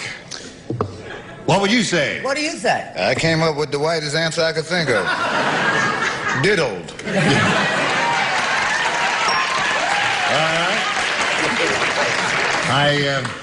You sure you don't mean whittled? Yes. No, just diddled. Yeah. Okay. Norton, the sewer worker, got a big surprise when Ralph blanked in his manhole. Well, I tried to be a little nice. I said watered. It's Watered. the same thing. That's right. Okay. So far, you got 4 of them, Sharon. Let's see if you capture Richard. I would like to commend the good work they're doing on race relations upstairs. Tinkled. Tinkled. What do you say? I'll have 2 over easy. Tinkle. So that's everybody. So you got some work to do. But first, we've got a little work for you, and this is it. Time to get out of here. Today's consolation prizes are Hoover's Tri-Pan. The top row is the middle fries and the bottom warms. It's like having 3 appliances in one. Tri-Pan from Hoover. And a deep fryer and golden dip. Quality meat, seafood, and chicken deserve this fine breading. Not leftover crumbs you can bake or fry with golden dip. And cosmetics from Mary Kay for your skincare, including an assortment of Mary Kay creams, lotions, glamour, makeup, and men's toiletries. In showbiz, they say, don't call us, we'll blank you. So stick around for the next episode of Match Game 76, which begins in a minute. Hello. 1, 2, 3, 4. Ready? Okay.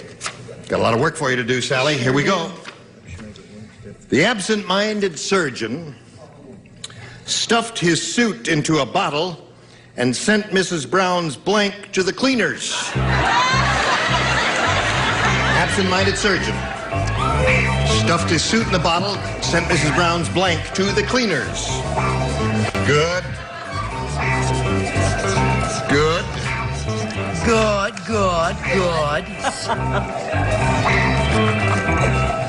I didn't see it. Surprised me. Said the bishop to the actress. Surprise. Are you ready, Chuck? Yup. Oh. No, I don't mean you. I mean the real Chuck over there.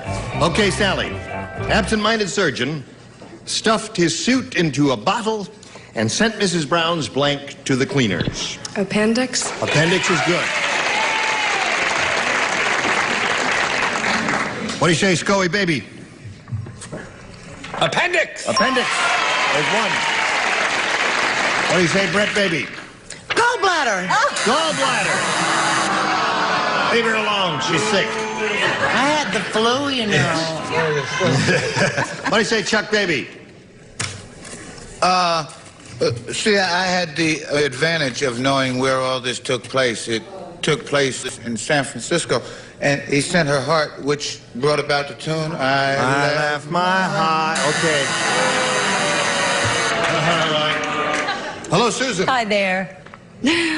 Yes. Sent Mrs. Brown's blank to the cleaners. She said appendix. I said specimen. Specimen. Okay. Had it dry cleaned? Yes, yes. Came out all right, then. Yeah. Good. Yes. Appendix. Appendix.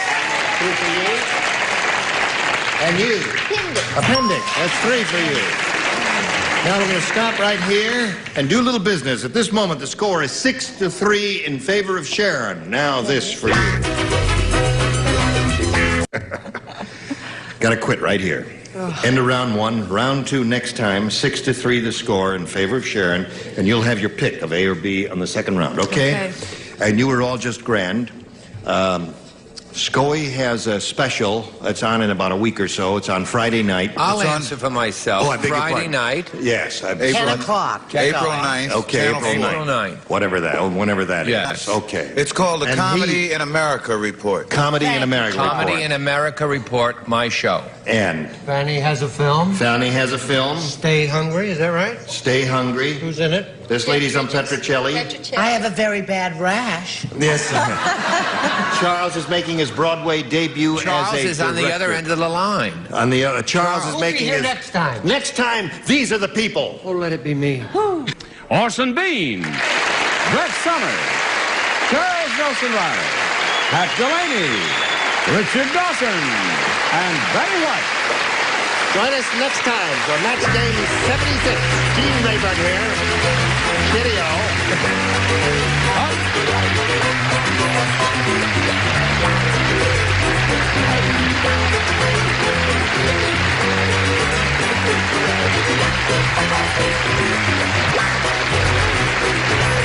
This is Johnny Olson speaking for Match Game 76, a Mark Goodson, Bill Todman production.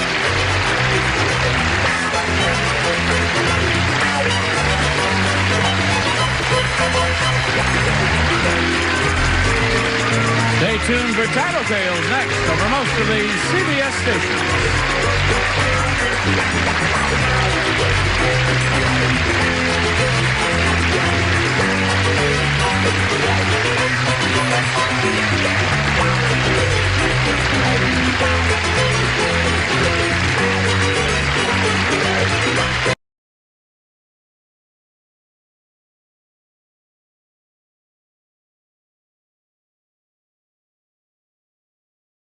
Match Game 76, production number 0845, and it's take one. Get ready to match the stars. Bill Anderson, Brett Summers, Charles Nelson Reilly, Deborah Lee Scott, Richard Dawson, and Fanny Flagg as we play the star-studded Big Money Match Game 76. And now here's the star of Match Game 76, Gene Rayburn.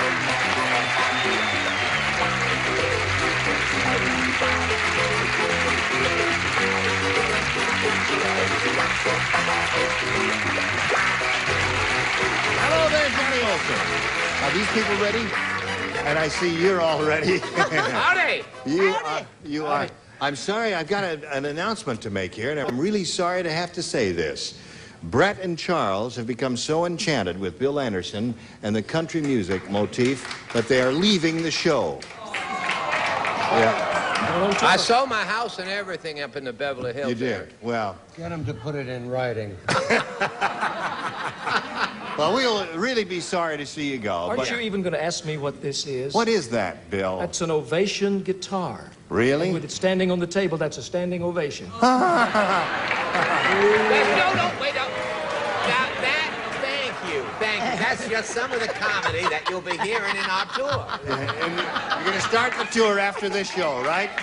Okay, now let's say hello to the current champ here, Tricia Wilcox. How do you feel? Terrific. Good. Trisha's won a bundle of money. She's got $11,300. Now, you've had a chance to think about that. Yeah. And think what it can do. Now, you're going to finish paying off your car, right? Uh-huh. Well, you'll have some left over, unless you got the most expensive car in the world. Right. What are you going to do with the rest of it? Probably spend it about 4 times over. Spend it 4 times over. I've spent it about 80,000 already. In your mind, yeah. yes. You're going to get it in circulation and help the economy of the nation. Good girl. We're going to start with the audience match because his time expired last time. She won the game, and we'll see how much more money she'll win right after we see about this. Here we go. There she is standing on the adhesive tape, and we're all ready to start. Tricia, you ready? Yes. This is your 3rd game you've won, you know. Here we go. We polled a recent studio audience, and we got their best response to this. Blank plant. Now, the answer they gave most frequently, the most popular answer, is worth $500, but you got to match it. If you miss that one and get the second one, you get $250. Then the third one is $100. And let's see what kind of assistance we'll get over here. What's his name? You remember him. What's his name? What's his name, Dawson? The new album I have coming out, Transplant. Transplant. It doesn't look it. I mean, it's very natural looking. Not where it is. It's not where it is. Oh, I see. Okay. You're getting warm. Who'd you call on? Fanny. You called on Fanny. Yes. I think everybody has a house plant. Right. House plant. Deborah Lee. Oh my good gosh. Deborah Lee, now just think about it. An answer will come to you from something, it will come to you from the skies. Wait. God. Yeah, eggplant. Eggplant. So you got eggplant, transplant, and house plant. You want one of those? I didn't. Eggplant, transplant, house plant. There may be another one. What do you want to do? It's up to you. Came from Brett. Now you leave her alone. This is her money and her decision. Now, make up your mind. I thought eggplant. Eggplant. You had another idea kicking around in your head. What was that? Power plant. Power plant? Okay, they're not very enthusiastic about that. She wants an eggplant. Let's find out if there's one up there, and if so, where. May we see the $100 number? They're not always right. That was it. Oh my gosh. All right, now listen, yours may be up there a little bit higher. Let's see if we got an egg under the $250 number. House. House plant. That was Fanny's. All right, here is the last chance for an eggplant. Hold the thought now as we reveal the $500 response.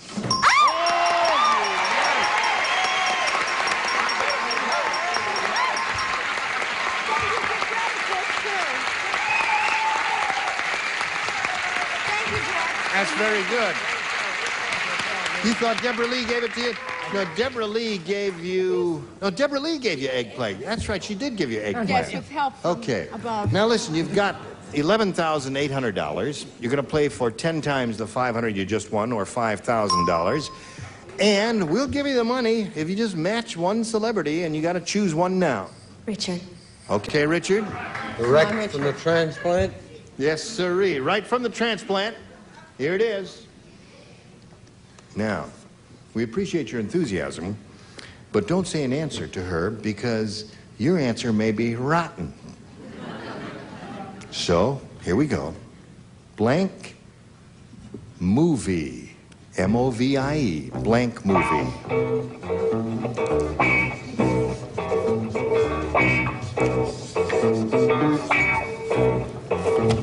Blank movie. All right, Tricia Wilcox. There it is. Give us an answer which you think will match his. If your ESP is going toward Richard Dawson, you will indeed match him. Blank movie. Home movie? Home movie. They're vicious. They may be awing you for the same reason that I think.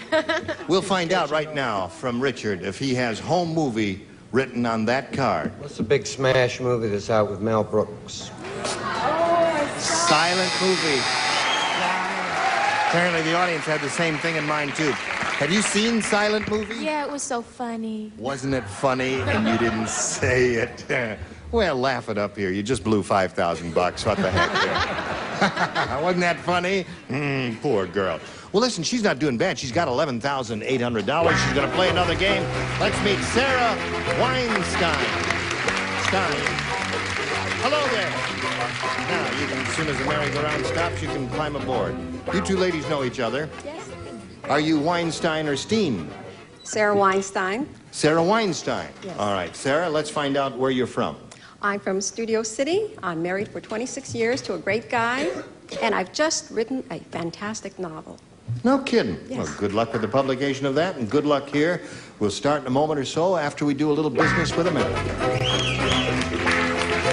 Here we go. Are you ready? Yes. All right, I'll push this button, Sarah, and ask you whether you want A or B. I'll take A, please. A. Here we go. Ready? Why? I haven't said anything yet. Why No, you but laugh? country and western people just laugh because we're so happy. Okay. You really are going to go on this country and western tour and leave us after... Sure. Oh, yeah. I love singing. That's gratitude for you. Here we go. Absent-minded Alice is so absent-minded...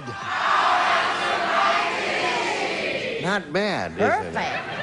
Let me tell you, yesterday she forgot to take off her pantyhose when she blanked. Well...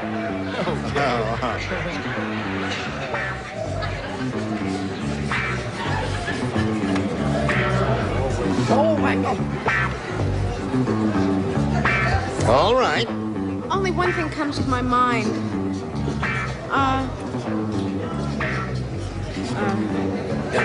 Right, make it Wednesday. All right. Dale Evans, may I have your autograph? Certainly, just a moment. Okay. All righty.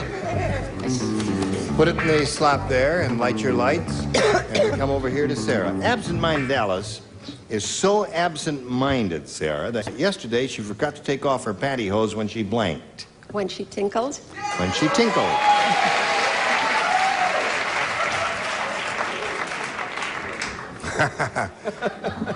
That would make her walk funny, wouldn't it? What do you say? I've been told by all the gang down here at the OK Corral that all my answers have got to be in cowboy lingo. Okay. Right, hon. So when she tinkled in the tumbleweed. Tinkled in the tumbleweed.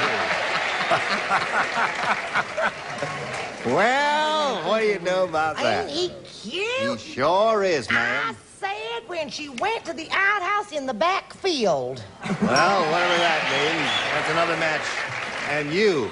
That wasn't as western as you could have made it. Let's hear I it. said, here it is, a western one. Went to the outhouse in the west. In the west.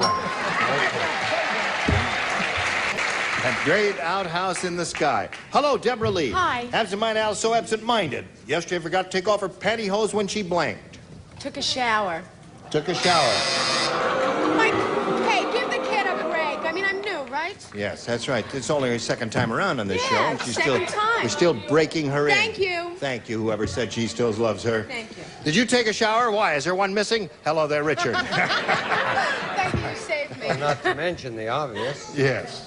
I told you not to mention. No, I said bathe. Bathing. Oh, yes. Wait a minute. Do I believe my ears? You're booing Dawson? You are booing the great Dawson, who now has his own show? Okay. Well, I hope you're satisfied. What do you say? Miss Fanny Flagg? I just want to warn you that Charles Nelson's going to come out there with his whip and his 6-gun if you boo me. David. So there it is. So we are in the middle of round one. 3-0 the score in favor of Sarah. Round two follows round one. First for asking. Now, here we go. Second half of round one. Tricia, this is your first round question. Hey, did you hear that Superman gained 200 pounds? No. No. Well, let me tell you about this. People look up in the sky now and they say, is it a bird? Is it a plane? No. It's super blank. How was the acting, Charles? The acting was excellent, sir. Thank you very much. Keep in mind, we haven't seen a movie where we live in 82 years. The Last Picture Show. All right. Lower tier is ready. And here we go with the upper tier and Tricia Wilcox. Did you hear, Tricia, that Superman gained 200 pounds and now people look up in the sky and they say, is it a bird? Is it a plane? No, it's super... Blimp? Blimp. Blimp? Came up with a good answer there. What do you say down on the range? I just named my group. You remember the old group called the Riders of the Purple Sage? Oh, yes, indeed I do. This is the Riders of the El Segundo Bus. Isn't that cute? What do you say there? I said it's a bird, it's a plane, it's super fat. No, it's super fat. That's a terrible answer. Is that bad? That's bad. Honey, mine's Invite you better out to the than ranch. that. Yeah. It may not be perfect. It may not even be a match. It's a prairie blimp. Oh, that's a match. Okay, Charles? My answer, I have to explain my answer. It's blimp cactus. Now, Blimp cactus. thank you. Blimp cactus is a disease that pigs get that causes itching when you're in the corral. I see, yeah. Okay, thank you very much. Whatever that means. 3-2 is the score. Now we come to Deborah Lee. Is it a bird? Is it a plane? No, it's super blimp. Super blimp. Blimp, and a girl, Deborah Lee. What do you say? It's super blob. Blob.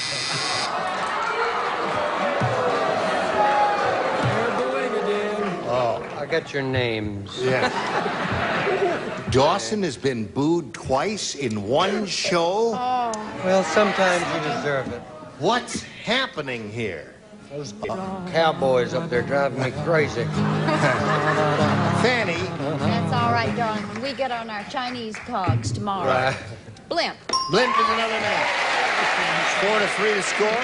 Now we go to round 2. And... whoops. Hold everything now. You may... I know it. Don't nobody move. Da-da-da-da-da-da-da. Look at that. He's a mechanic, too. Okay. Whoops. Wrong one. You may have A or B, Sarah. What? A, please. A. All right. Thanksgiving. This mechanical age is wonderful, isn't it?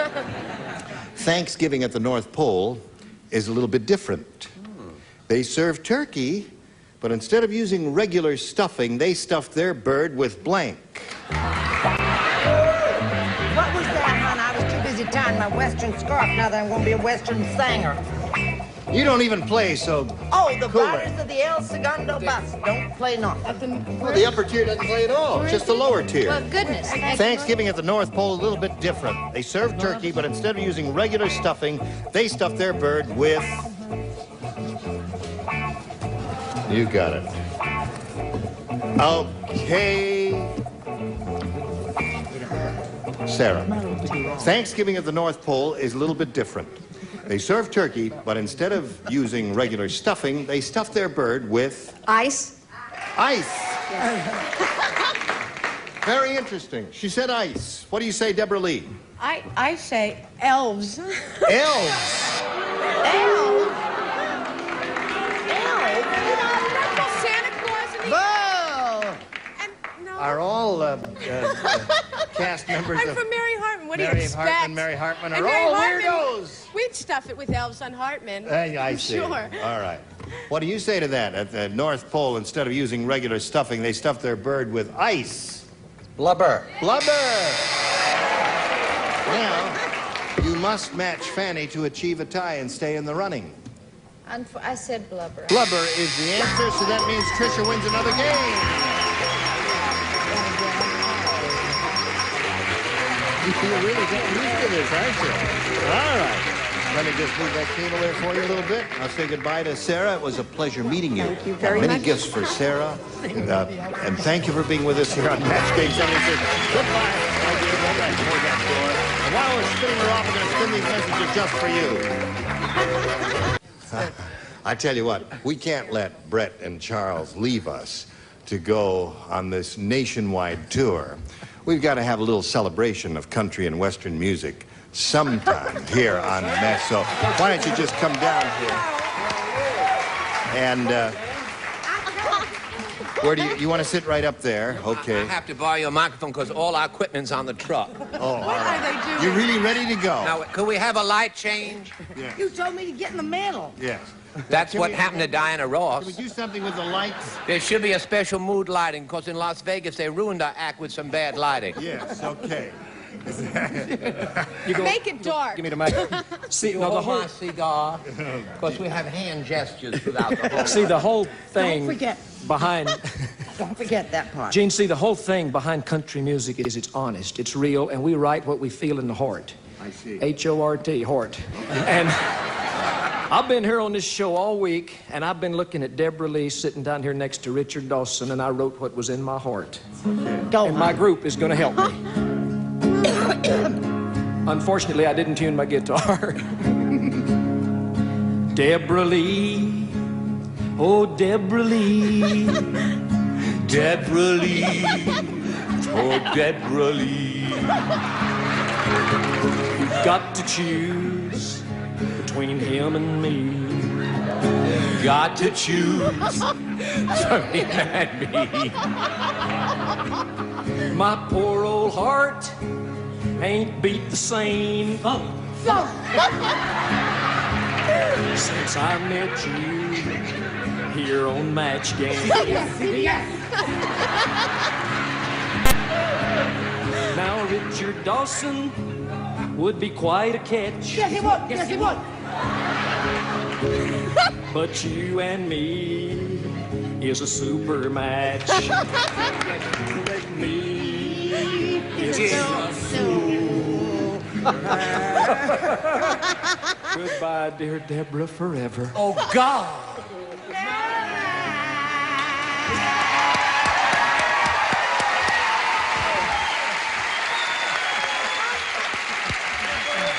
Farewell, Charles. We're getting rid of the girl in the middle for the tour. Now, wait a minute. Hold everything now. Wait. The show stopped. Wait. Hold it. Now, are you from Vegas? Now, hold on just a minute This here. man's from a big nightclub. Wait. I've seldom been so moved. Thank you, sir. You own a club? But I want you two to stay. I'll quit. All right. Dawson's walking out. The record will be out. We are Merv Griffin on the 9th, and we're going to be in Eau Claire, Wisconsin, the 5th, 7th, and 12th. And the 15th. Oh, you're not going there. You've just been my fired. cigar. I threw it away. You what? Well, I figured no.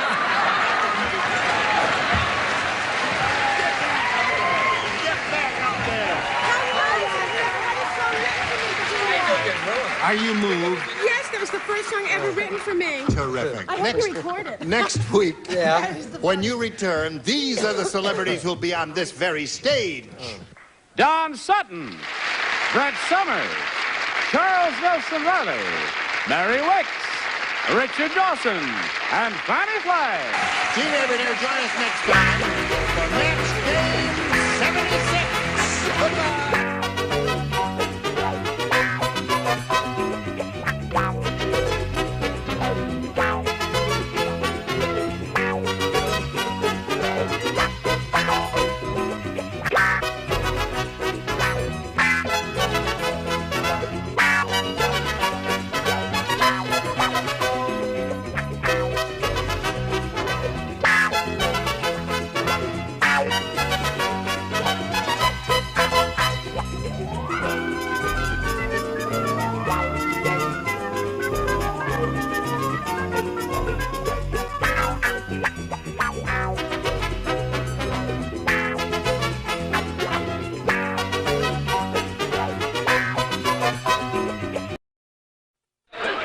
Get ready to match the stars. Dick Martin, Brett Summers, Charles Nelson Reilly, Arlene Francis, Richard Dawson, and Patty Deutsch as we play the star-studded Big Money Match Game 78. And now, here's the star of Match Game 78, Gene Reilly.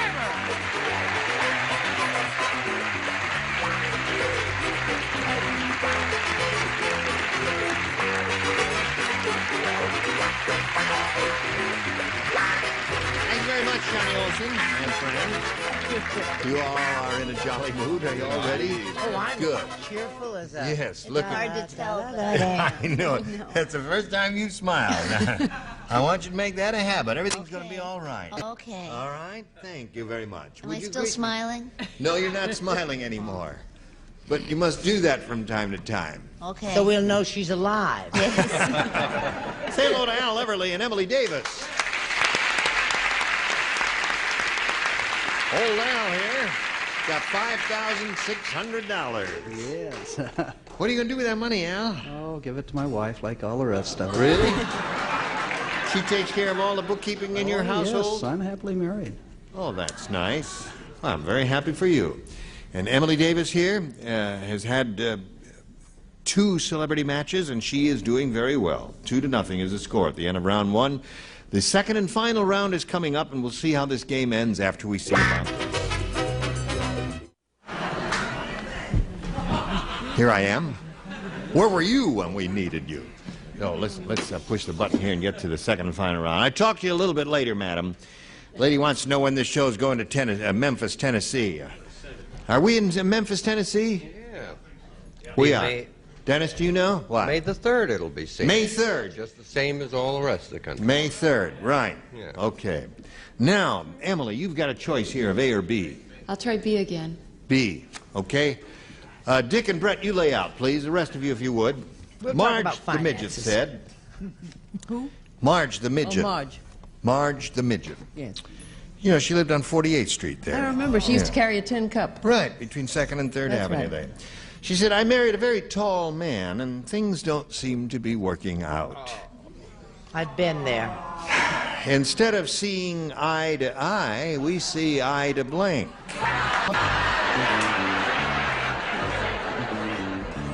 Glad you're not. Tell America what you No, said. I'm not going to tell her that. I just said to Brett, I'm glad you're not playing this one. Okay. Ready, Chuck? Yo, Gene, yo! Okay. Here it is, Emily.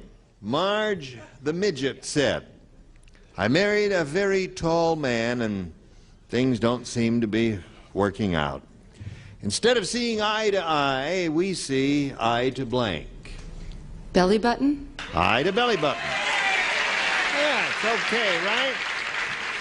Belly button, she said. Charles, you came up with a pretty good answer there. Belly button is a nice answer, but if you're going to do a song, it wouldn't work. How? Why not? Because a good song would be eye to knee. It seems to be Eye to knee. Belly button is, Yes. you know. I don't know. I don't think I want to hear Eat your heart out, Rod Stewart. Arlene, instead of seeing eye to eye, we see eye to... I use the Latin term. Navel. Hey, eye to navel. This lady would like to see your navel, Richard. Eye to navel. Oh, very good. That'll work. Yes, very good. That's 4 of those for Emily. Now, what have you got for Emily? Big smile, I see. Yeah. I said eye to patella. Eye to patella, yes. That is the knee bone. And you know the knee bone ain't connected to the belly bone. There. All right. Now, Al Everly, what your assignment is as follows. 4 to tie, 5 to win. Everybody plays. One prisoner said to the other, ever since the warden told dumb Donald to keep his nose clean, that idiot Donald has been walking around with a blank in his nose. One prisoner said to another, ever since the warden told dumb Donald to keep his nose clean, that idiot has been walking around with a blank in his nose. Are they writing the Gettysburg Address? They're about ready up there. Here we Score go. got a K or a C. Fourth.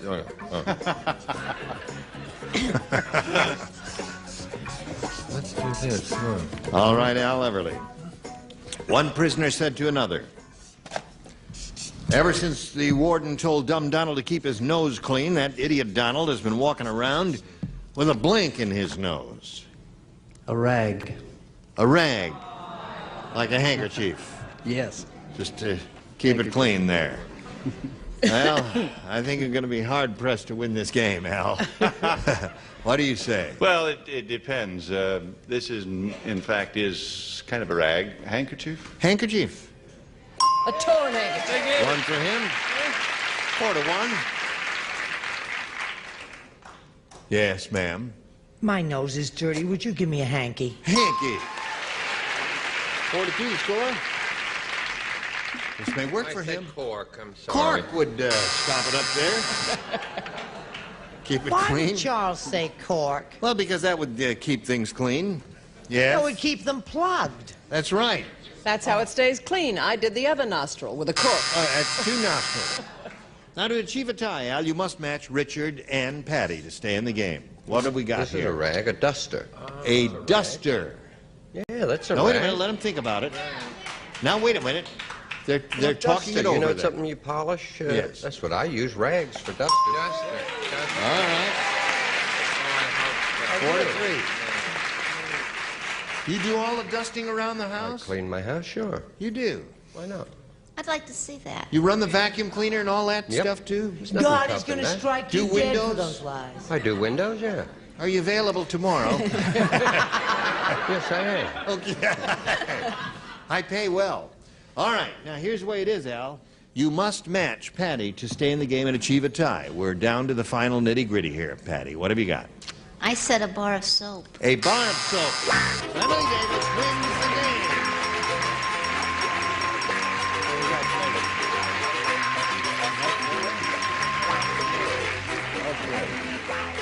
Well, Al, I'm glad you won some money. Thank you. It's been a Al pleasure. Everly, the phys ed teacher. Congratulations to you. $5,600. Thank you. While we're spinning them off, we want to spin a message or two for America here. Congratulations. Emily Davis here with $100. Now a chance for over $5,000. Let's see how it goes, Emily. We polled a studio audience not too long ago, and we said, you please write down your best answer to this. Tommy blank. Now, Emily, if you match the answer that they wrote down most frequently, you get $500.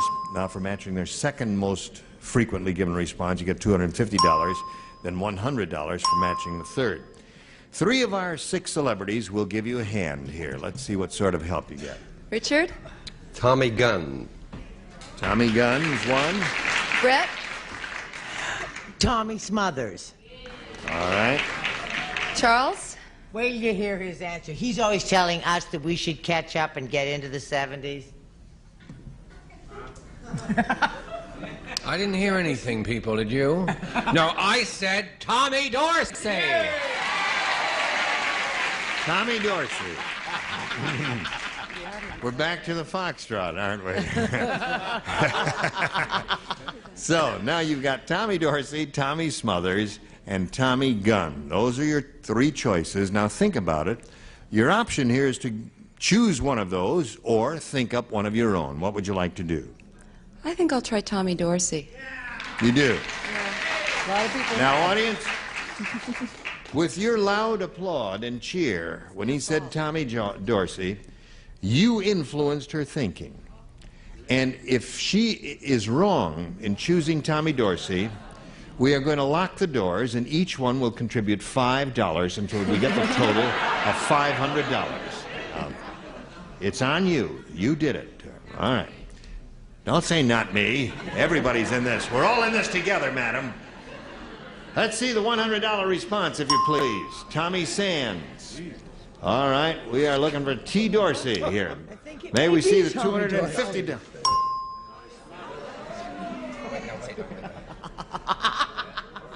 Smothers? We're getting close. We're getting close. What do you think? Dorsey. Dorsey. All right, show us your Dorsey.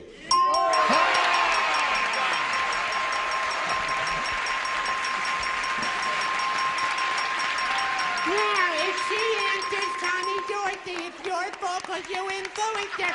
And we're going to lock all the doors, and we're going to get after you. You are now looking at the new MC, the Chuck Tommy Show.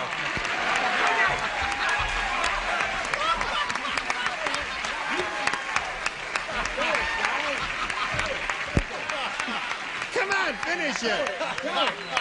Come here. No, you've just had surgery. There's a lot of things on your mind. Why take a job away from you? You've done so well. I'll settle for the handkerchief. All right, Emily, you got Tommy Dorsey. That means you're going to play for 10 times the amount of money you just won, or $5,000. Now, to collect the money, you have to match one celebrity exactly. You have to choose one person. I'll try Richard. Okay, here we go. You face me if you would, please. And this is it, worth $5,000. Blank of speech. Blank of speech. Blank of speech.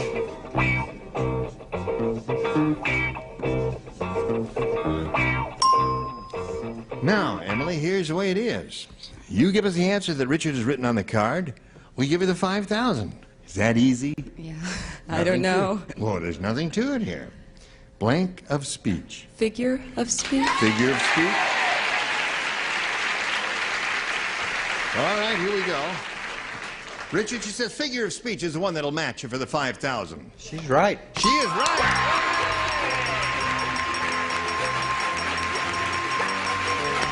Congratulations. You got $5,600. Where's that husband of yours? Oh, there he is. Congratulations. Where's your mother? Next to left of your husband. And your sister's there, too? They're all... Everybody's very happy for Emily Davis. She has $5,600, and we congratulate her. And now we're going to present another player. Here comes Jody Combs. Hello, Jody. Well, Jody, you know this lady who's very happy about the fact that she won a bundle of money. We welcome you and ask you to tell us a little bit about Jody Combs before we begin. Let's see, I'm a full-time student. I'm born here in California, and I also work part-time at my own business selling crystal and silver. You sell crystal and silver? Mm-hmm. And where do you go to school? At El Camino Junior College in Torrance. Uh-huh. Yes. That's going to show you're working your way through college. That's very commendable, Jody. We congratulate you for that. We can't start this game at this moment. We have something else to do, but we want you to hang around here because we will start it anon. First this. Today's consolation prizes are first, from Kinney Shoes, the great American shoe store, and up-to-the-minute selection of fashion footwear. Kinney Shoes not only fit your feet, they fit your life. And Town & Country Tableware by Washington Ford. Beautiful Fleetwood handles and mirror bright stainless steel, dishwasher safe from Washington Ford. And a cooler and a supply of Fresca, the surprising taste of Fresca, tart, tingly, and sugar-free too. Wow! And a warming tray and a supply of rice-a-roni, the big flavor side dishes, so quick, so easy. Saute and simmer to perfection. Rice-a-roni, the San Francisco treats. More match games starring Gene Rayburn. Thank you, Johnny Olson. Emily Davis wants the studio audience here to know that she is grateful to you for the help, but you're not getting a nickel of her money. No, she really is grateful to you, and you did influence her decision, and she's very happy about that. Okay, now, if you're all set, ladies, we'll begin with round one here and ask Jody if she wants A or B. I'll have A, please. A it is. This is a new game, and this is what it says. Sheila said to the psychiatrist, "Doc, you've got to help me. My husband thinks he's a pigeon. Yesterday I saw him in Central Park and he was blanking. Doc, you've got to help me. My husband thinks he's a pigeon. Yesterday I saw him in Central Park and he was blanking." Round one questions, Jody, as you know, can be a little more difficult than the round two questions with, any number of possibilities of answers. And this, I think, is a good example of that. Now, is this okay, hon? Yes, of course.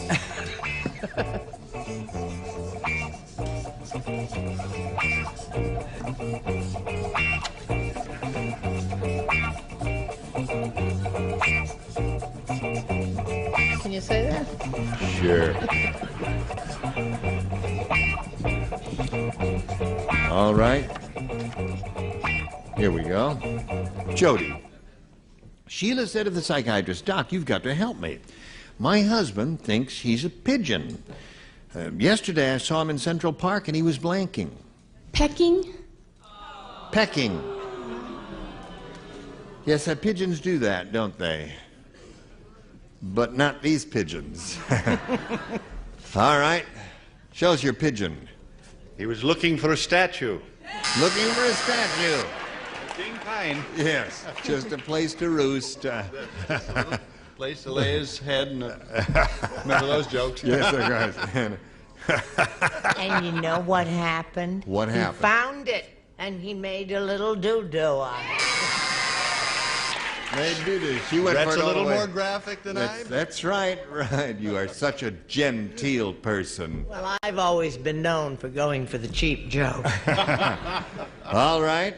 I shall even be more graphic. Oh, heavens! Well, now, wait a minute. No, say mon Dieu. Do it again. I shall even be more graphic. Mon Dieu!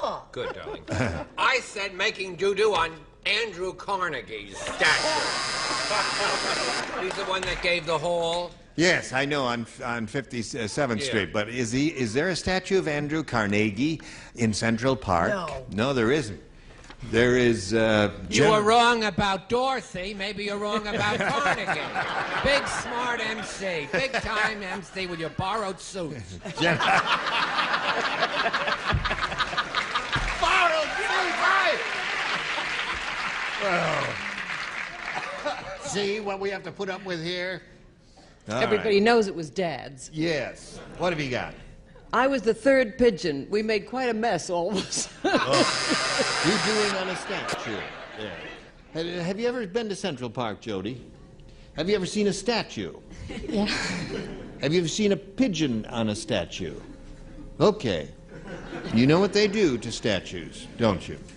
Do you know what they do? That doo-doo that statues love so much. Yes, sirree.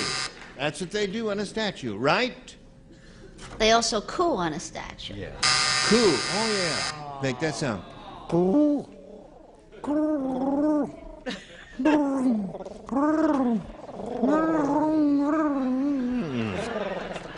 Emily? I'm late. I have to go to Capistrano. That's right. They're flocking there. They're waiting for you. Flocking. All those birds. Oh, your cup overflowing there. When the airline pilot died...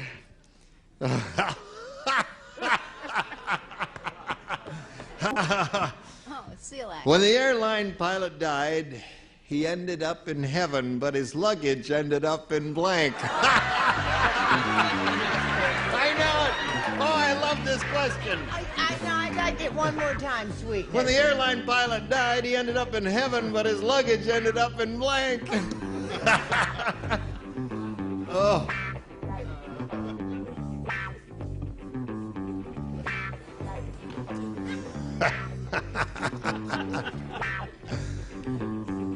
Oh, that's a wonderful question. They'll be ready there in a moment or so, and then we'll put it to you. When the airline pilot died, he ended up in heaven, but his luggage ended up in blank. Hades? Hades. Okay? Those are the ups and downs of... Easy come, easy go. Right. I said Honolulu. Mine always ends up there. Honolulu.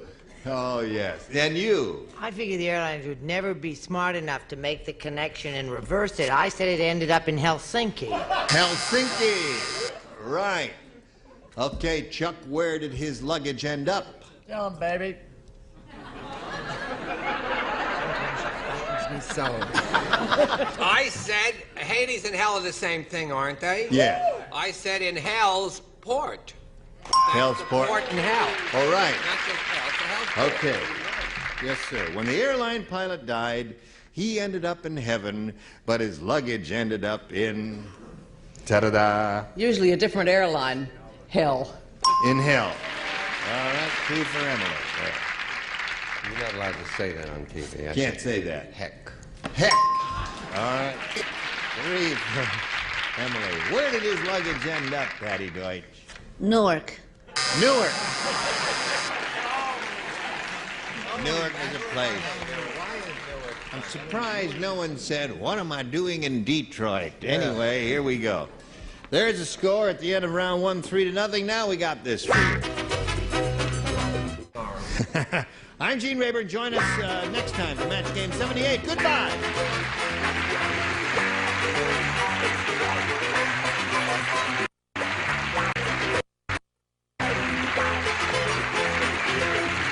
This is Johnny Olson speaking for Match Game 78. A Mark Gibson, Bill Trotman production. This program was edited for broadcast.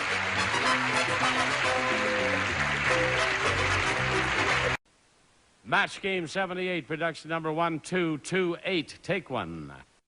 Get ready to match the stars from Charlie's Angels, David Doyle, Brett Somers, Charles Nelson Reilly, Elaine Joyce, Richard Dawson, and Betty White as we play the star-studded Big Money Match Game 78. And now, here's the star of Match Game 78, Gene Rayburn.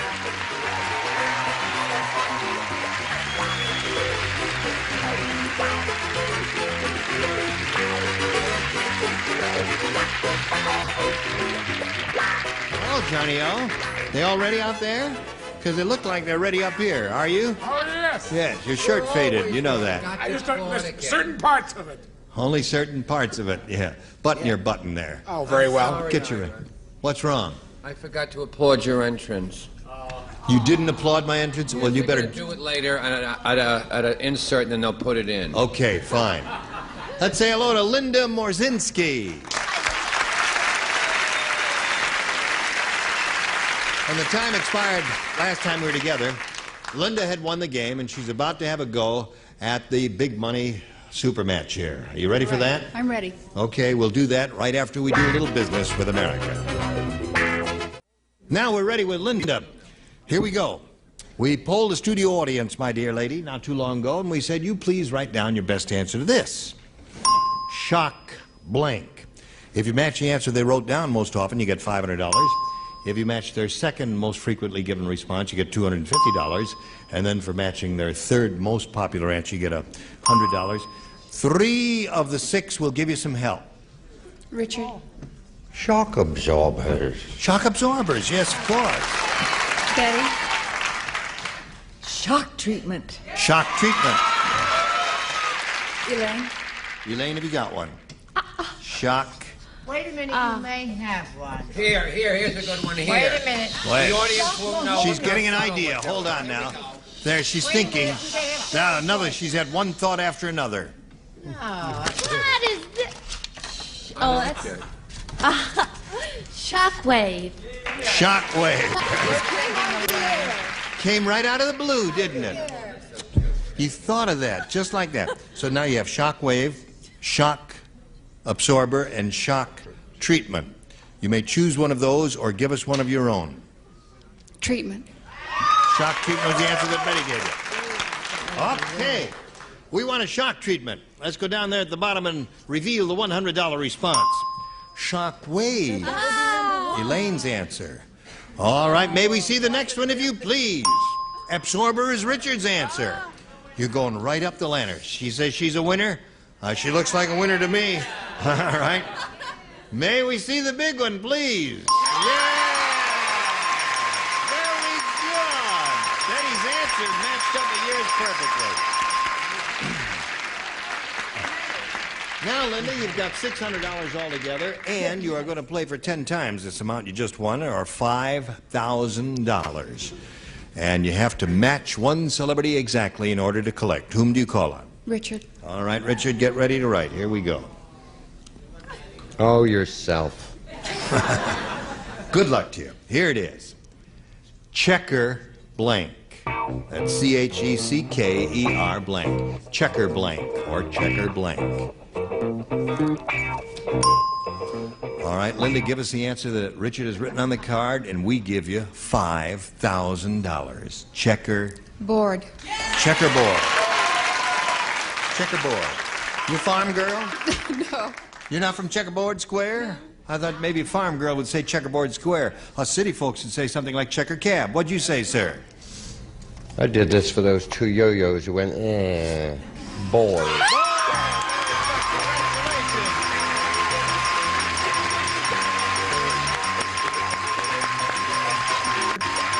Now you have $5,600. Someone out there rooting for you? There they are. They're all very happy. Very good. Okay. Now, Linda, if you're ready to take on another pair, here comes Hiltraud McCown.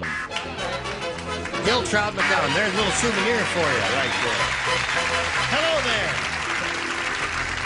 Come back up here and climb aboard the carousel again. Hiltraud, she's very happy, isn't she? Oh, is she? You know each other from backstage, don't you? Well, we welcome you, Hiltraud. Thank you. That's an interesting name. Yes, you should see my mail. Your with mail. that name. Yes.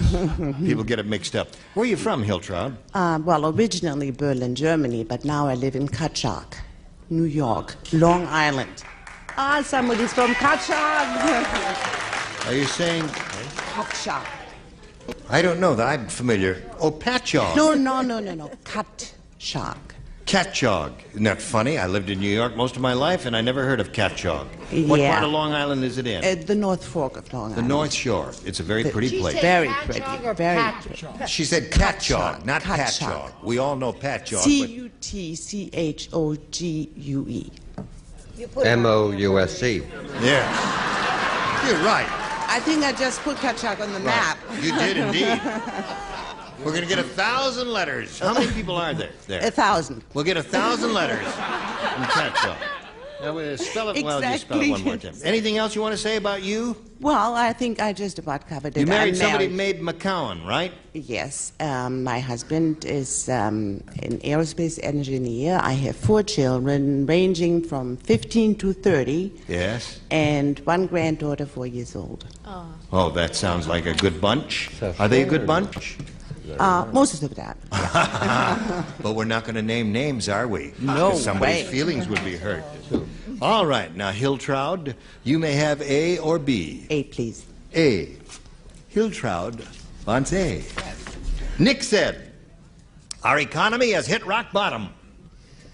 I never thought the day would come that I would see blank in the unemployment line. Our economy has hit rock bottom. I never thought I'd see the day Oh, I got it. when I would see blank in the unemployment line.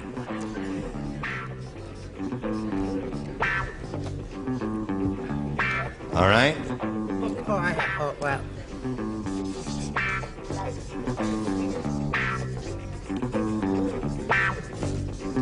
Okay. That's the idea in the slot. 2 people still writing, Hiltraud. But you Yes, I'm still thinking. You're still thinking. Now we're set. Nick said, our economy has hit rock bottom. I never thought the day would come that I'd see blank in the unemployment line. Mr. Rockefeller. Rockefeller. Okay, that's a good one. I would have thought that it would have come to you very easily, David, since there is a Rockefeller named David who happens to be president or chairman of the board of Chase Manhattan Bank. Yes, I've been in his office. It's a lovely, lovely room. Yes, he has a wonderful collection of pictures, Yes, paintings. the paintings are absolutely gorgeous. I put Nelson Rockefeller. Nelson Rockefeller, yes. He's the poor one in the family. What do you say? I should have thought of that, you see, because I know Jeanette Rockefeller. Who was a lovely, lovely lady. I figured the economy would really be down the drain if Bert Lance had lost I never thought I'd see Bert Lance in the unemployment line. Because he's so clever and all. Yes, of course. Now, just a moment. Let's do it. We're going to do the, Mark, we're going to do the Rayburn entrance insert. Oh, we're going to do that again? Okay. Stand by for entrance. All right, do I have to go 5, 4, 3, 2, 1. Okay. Thank you. Now we'll edit that into the film, and no one will know that you ever know. Take 2. I think you blew it there. Well, that's why I didn't applaud for 5 years, because it don't work. Who's on TV more than anybody? That's what unemployment line. Who's on TV more than anybody? Who's on TV more than anybody? Who's on TV more than anybody? Johnny Carson. Cal Worthington and his dog Spot.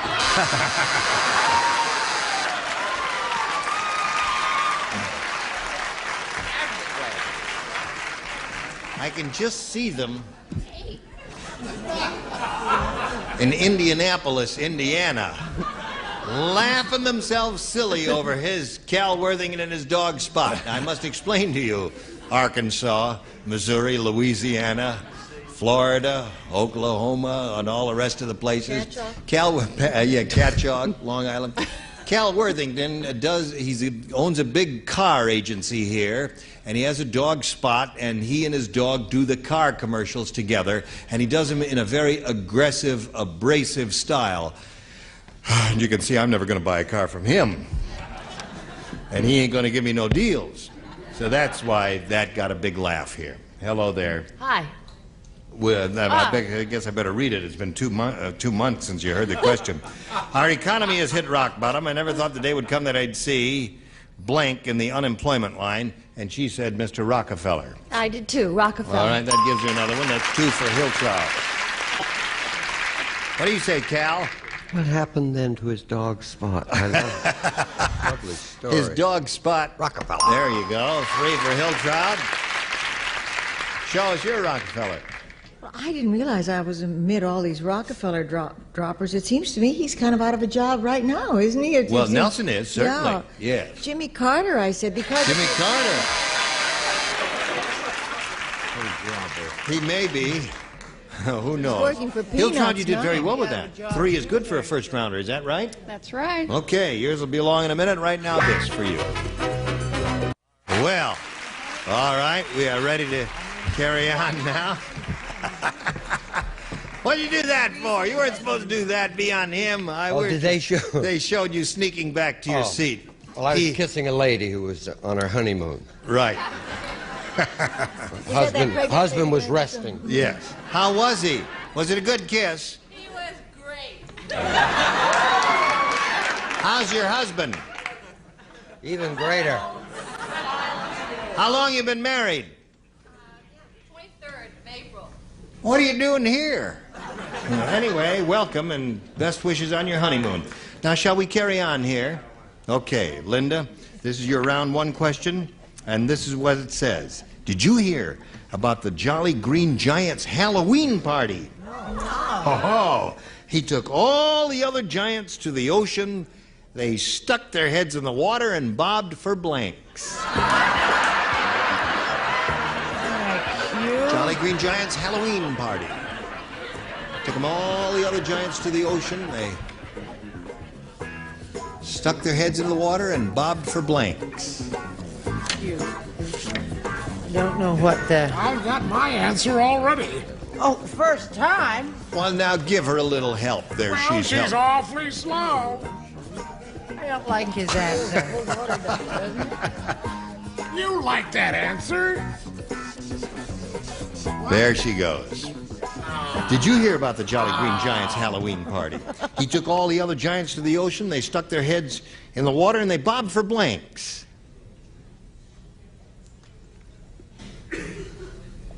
Wales.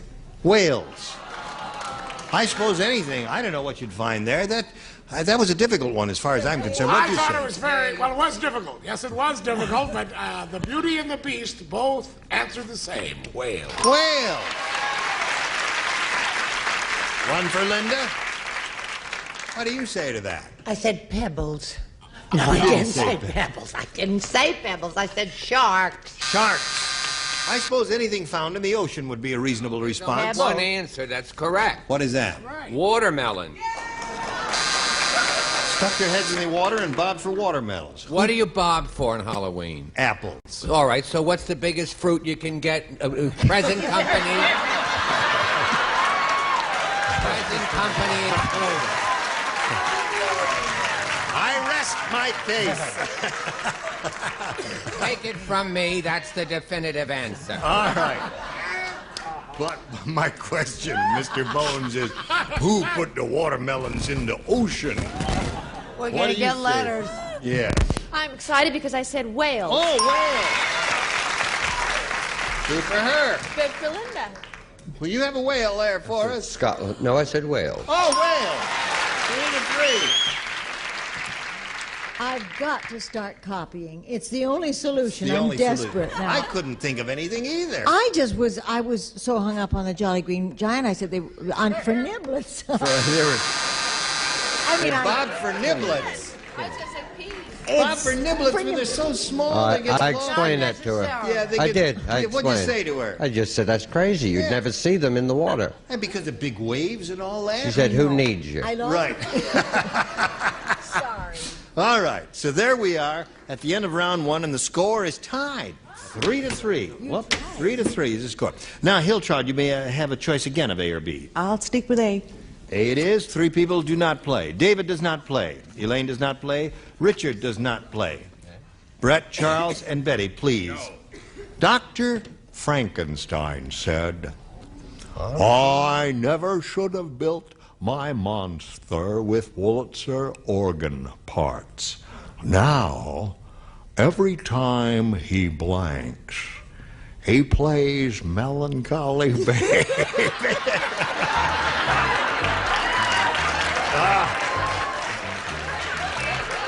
I never should have built my monster with Wurlitzer organ parts. Now, every time he blanks, he plays Melancholy Baby.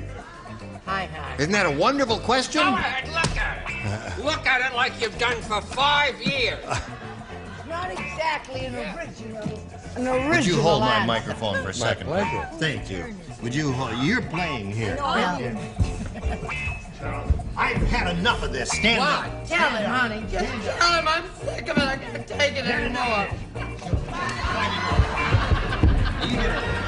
Get down here. Get over here. I'm sick of it. Get down. I've had it with him.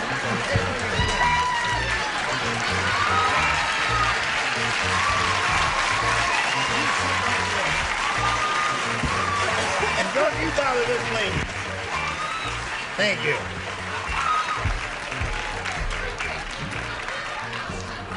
He never All right. reads. Oh, I thought he'd never get out of here. Here we go. Dr. Frankenstein said, you know who Dr. Frankenstein is? Yes, I do. Yeah. He says, I never should have built my monster with Wurlitzer organ parts. Wurlitzer. All right. Yes, I say Wurlitzer, and you understand me. Now, every time he blinks, he plays Melancholy Baby.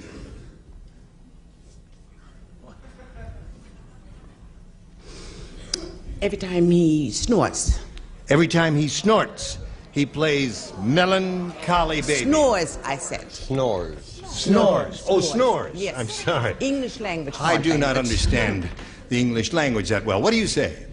I say, come to me, my melancholy baby. And Belcher.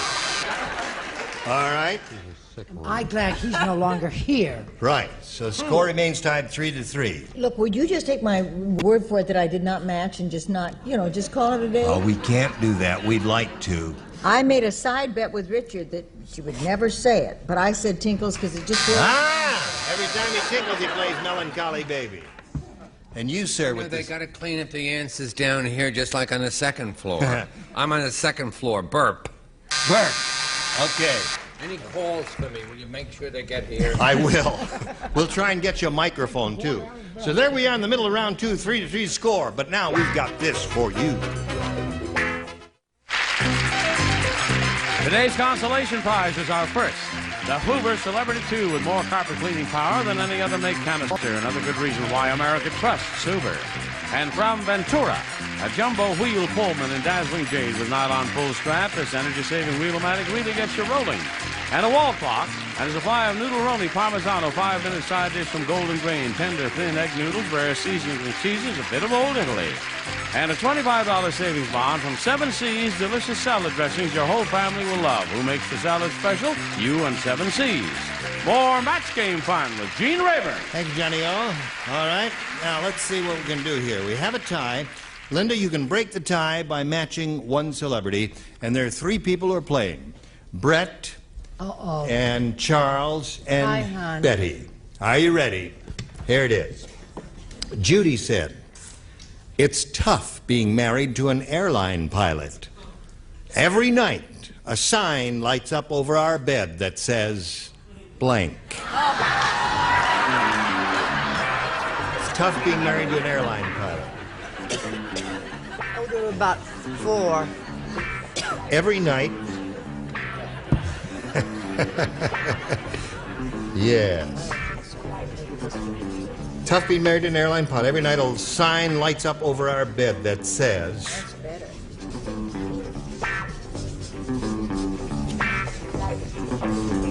Charles is copying. Charles is copying? I told you, Betty. I knew Betty wouldn't be happy with him down there. Betty, you see what happened up here?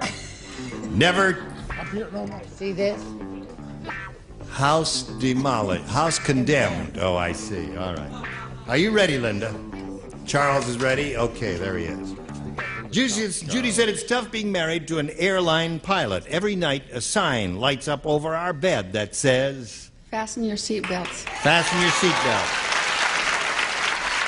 She said fasten your seatbelts. Just one of those will win the game. What do you say to that? One of those will win the game? And because the score is tied 3-3, and that's it. One will win the game for her. Fasten your seatbelt. That wins the game. What'd you have? Fasten your seatbelt. Charles, what'd you have? Occupy. Okay, come on down, Linda. While we say goodbye to Hillchild McCown of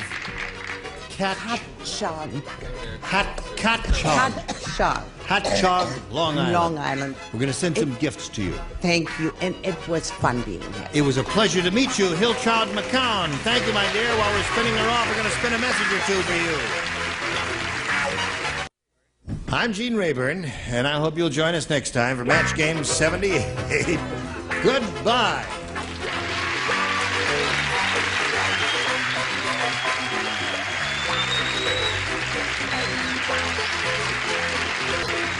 This is Johnny Olson speaking for Match Game 78, a Mark Goodson, Bill Trotman production.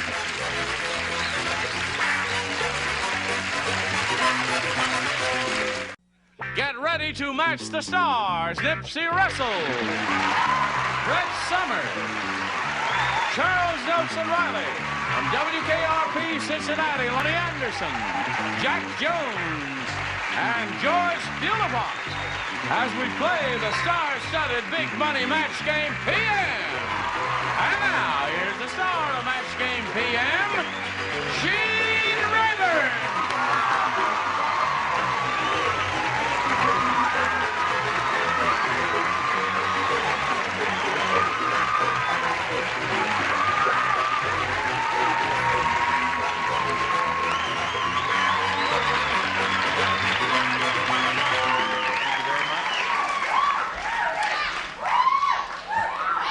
Come to my dressing room right now. Here we go. That's the way you feel about it? I greet you. Oh, aren't you beautiful? Right back. Oh, you're a lovely bunch. Thank you. Will you join me in welcoming our 2 players here, Julie Pockernegg and Chuck Kindig?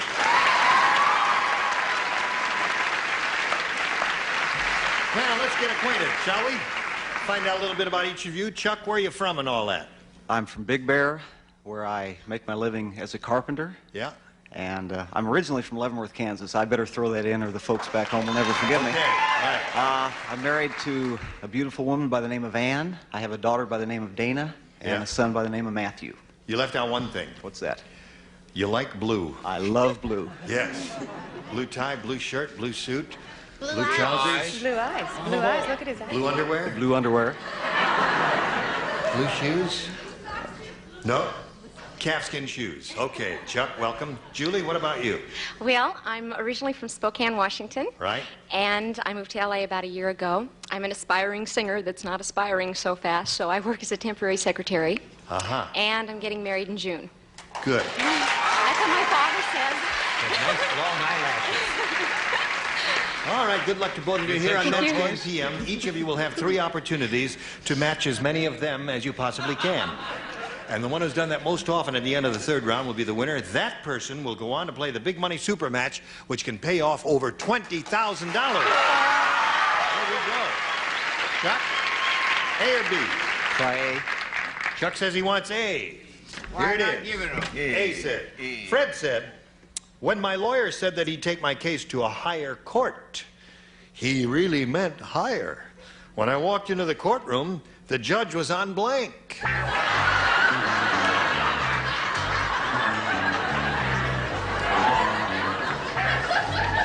Fred said, when my lawyer said that he'd take my case to a higher court, he really meant higher.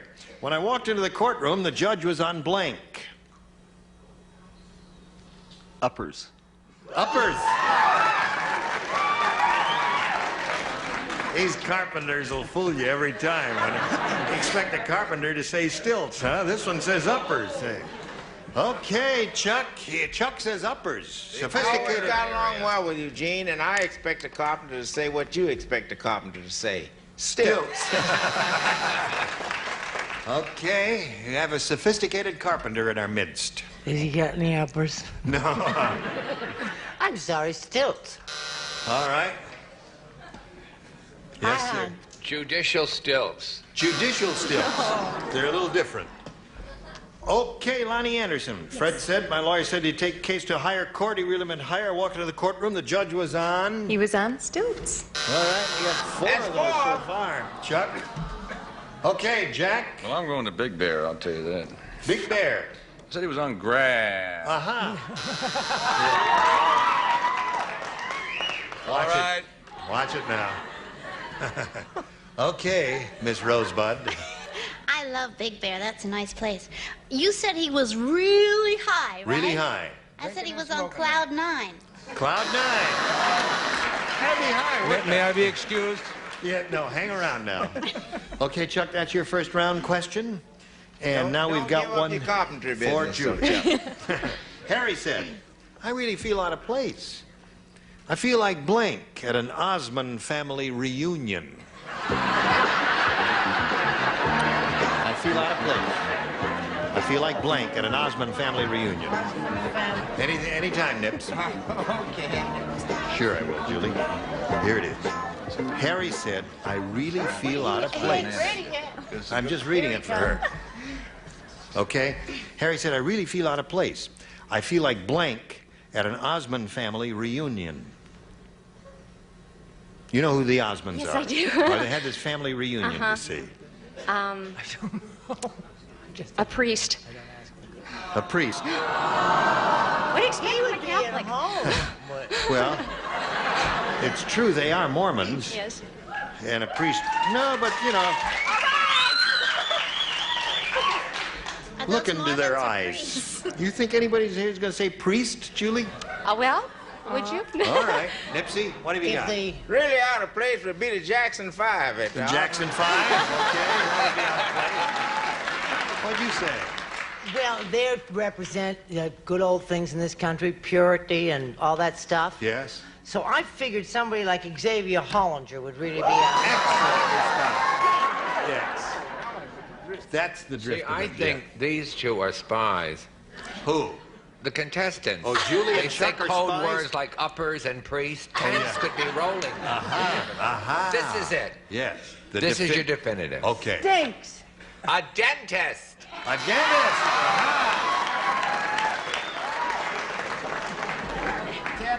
Julie's looking for a priest, Lonnie. Well, I don't think she'll find it here. I said Richard Pryor. Richard Pryor, the good answer. Excellent. All right. Well, along the same lines, Red Fox. Another good one. Red Fox. And another good one. I said Gucci, Charo. Charles. Another good one. It's a wonderful answers there, but not from you. Right. Now we've got a little business to do with you.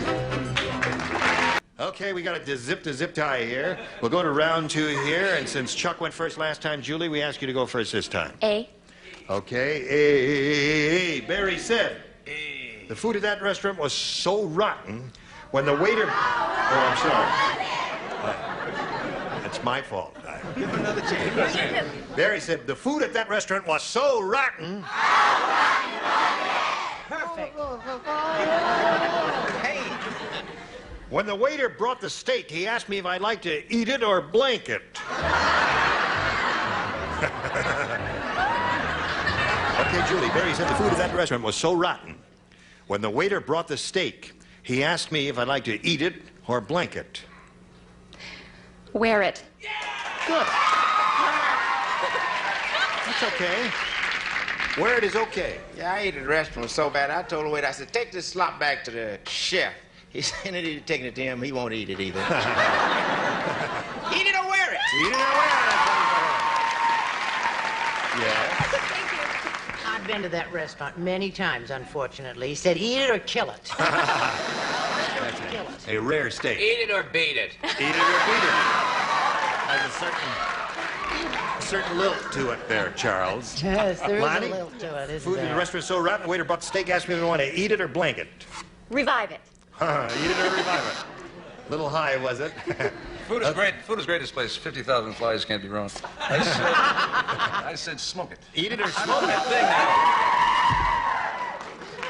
now. You've been on that stuff all night. I have not. Leave him alone. Okay, Joyce. Leave him alone. He's adorable. Well, I thought maybe the steak was so tough he put it on the bottom of his soles and wear it. Wear it. Keep it doing. All right, Chuck, here you go. Otto the Optimist said, there is something good in everything that happens to me. Like last week, I was run over, but I had the good fortune to be run over by a blank. Had the good fortune to be run over by a blank.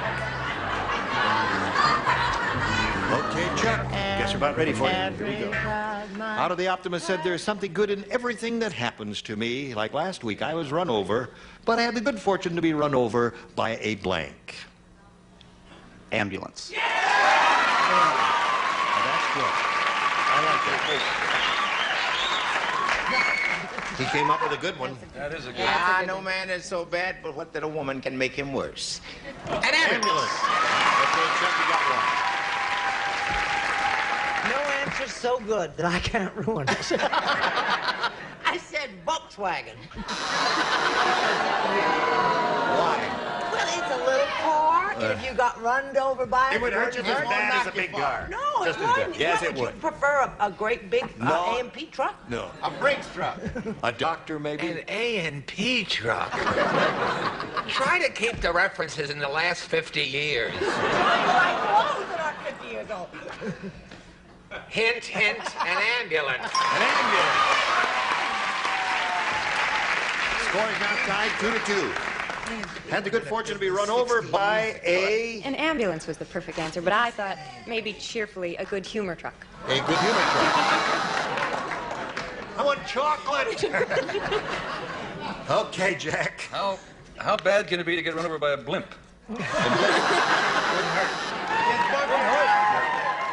Would cast a shadow, that's all. What have you got there, Joyce? I thought he got run over in good taste by a Mercedes. A Mercedes. Don't All mention right. that car. Here we go. Round 3. Score is tied 2-2. Score. Julie went first last time, so Chuck, you go first this time. B. B. Okay. Ethel said, that stupid surgeon made my new nose out of the skin from my foot, and that's why my nose has blank.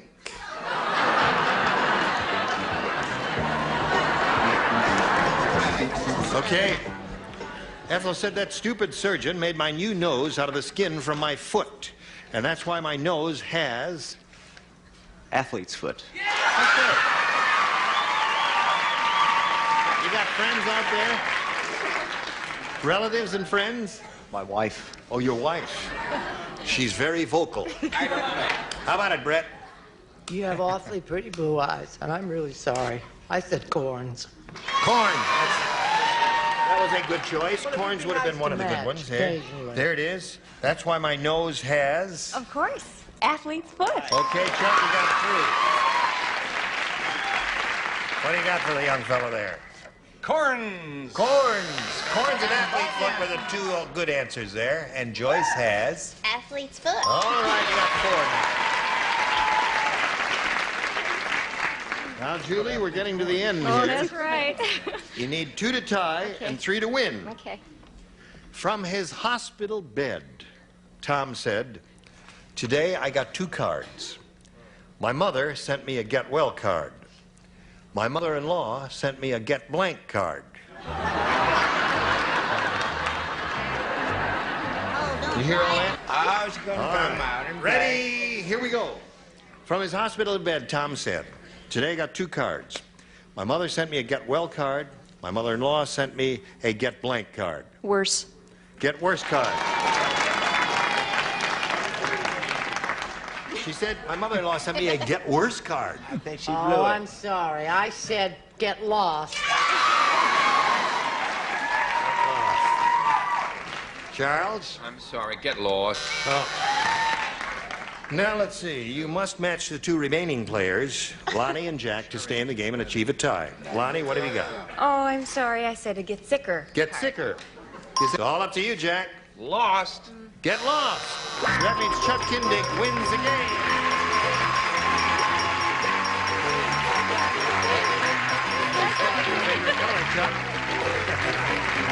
Julie, some gifts will be coming your way. Great. Thank you very much Thank for being you. with us. Thanks Goodbye. a lot. Julie Bye. Pockenberg. Here's a little message for you. Hurry back. Chuck here, in his blue outfit, is standing on a little blue dot in the rug, and everything's okay. Chuck, time now for the Big Buddy Super Match. You can win over $20,000 here. To do that for you, we're going to have 2 audience matches. Let's begin with the first one. We polled a studio audience not too long ago. Said, write down your best answer to this. Code of blank. $500 for you for matching their most popular answer. $250 for the second most popular. And $100 for matching the third. Whom do you call on for a little assistance here? You're allowed 3. Chuck Nelson Reilly. Oh, me! No, when I was in the Bronx and we had no money, I was born, we had a coat of arms. 2 roaches on a field of linoleum. Coat of arms. Okay. It's all right. That's his answer. Well, don't all turn on me because I could go to a sitcom. That's right. Who else?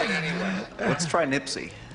Code of ethics. Code of ethics. And Jack. Now they've used them all up. Honor. Good, good, yeah. good. I thought it. Boy, am I smart. Audience, you must learn to enunciate more clearly. Honor. More coaching, please. Yes. Code of honor, code of ethics, and code of arms are the 3 you have. I like code of ethics until Jack said code of honor. Yeah, you like that kind of code of honor. But I think I'll go with code of ethics. Okay. Okay, that was Nipsey's answer. Let's see if we have code of ethics under the $100 number.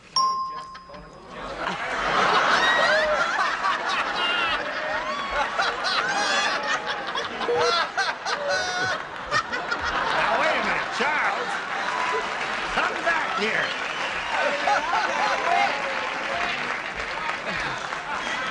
You rascal. Is that one? Just leave it there as a decoration in the meantime. So, Charles' answer's up there, coat of arms. That Say audience. it again. Whose answer's up there? Chuck Nelson Reilly's. Right on. All together. Charles Nelson Reilly. Thank you. Okay, let's see what we got on the $250 number. Code of honor. Well, I guess your judgment is going to be right here. It looks to me as if ethics will be on tops. Let's slide the big one. Yeah!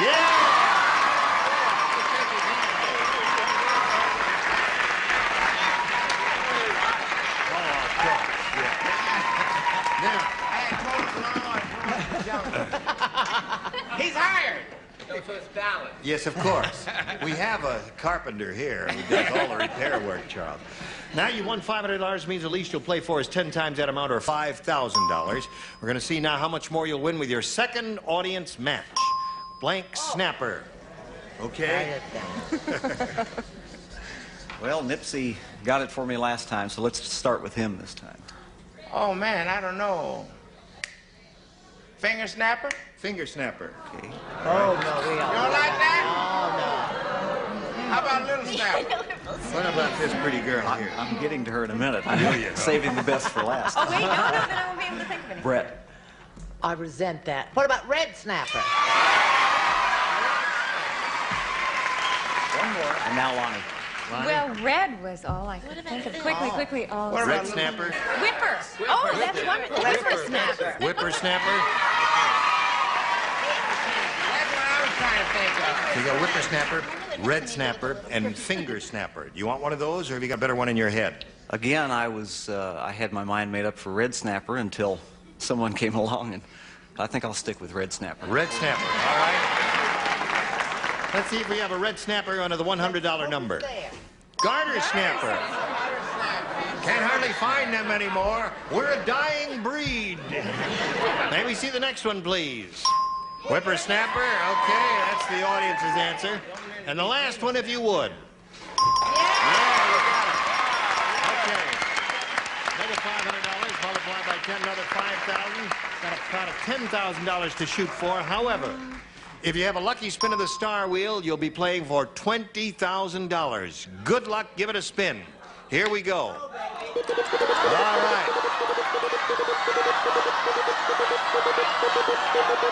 Any of the gold star areas?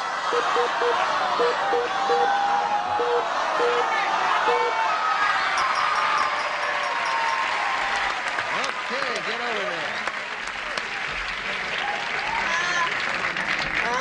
Now, audience, this is one place where you cannot help. Please do not say an answer here, because it may be a rotten answer, and then if he uses it, he blows the money. Okay? Thank you for your cooperation. Good luck to you. Here it is. Mill blank. That's M-I-L-L blank. Mill blank. No community decisions here. Just put it in the slot, and away we go here. All right, she's finished her answer, and you give us the answer that she has on the card, and you get $20,000. Mill stream. Mill stream. You thought a long time, didn't you? What other thoughts were going through your head? Millhouse. You're thinking Millhouse. Millhouse. Yeah, well, you said Mill Stream. I was thinking the old Mill Stream. The old Mill. And that's Mill Pond. Mill Pond is another good one. Millsap. I hate being in this position. Why? Because I really feel awful. That's a terrible thing to do to me. Because I have to give you $20,000.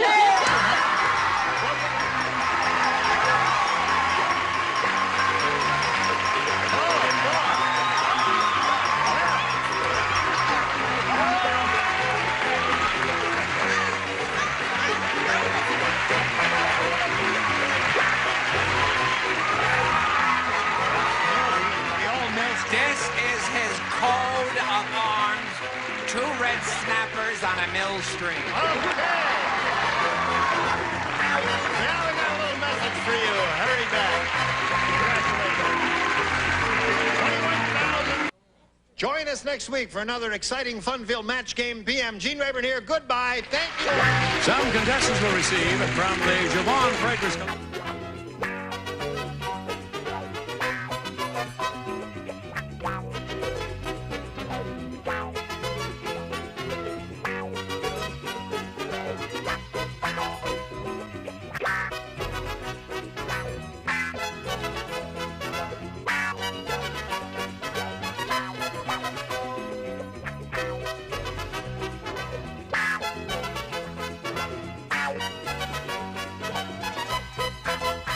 Chewing Dentine. It freshes your breath as effectively as even mouthwash. Brush your breath with Dentine. And Turtle Extra Car Wax, extra easy, extra durable, extra brilliant. Turtle Extra Car Wax in liquid or new soft paste.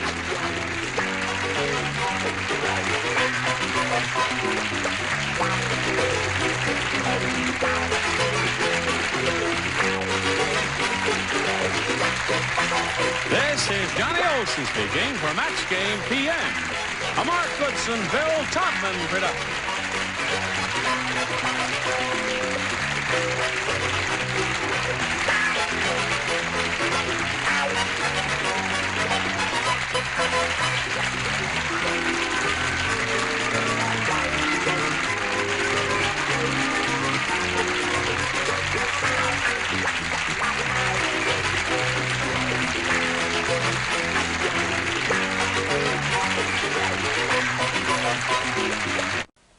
Get ready to match the stars. Bill Cullen, Brett Summers, Charles Nelson Reilly, from Bonnie Dole's Lee Merriweather, Bill Daly, and Betty White as we play the star-studded Big Money Match Game. And now, here's the star of Match Game, Gene Rivers.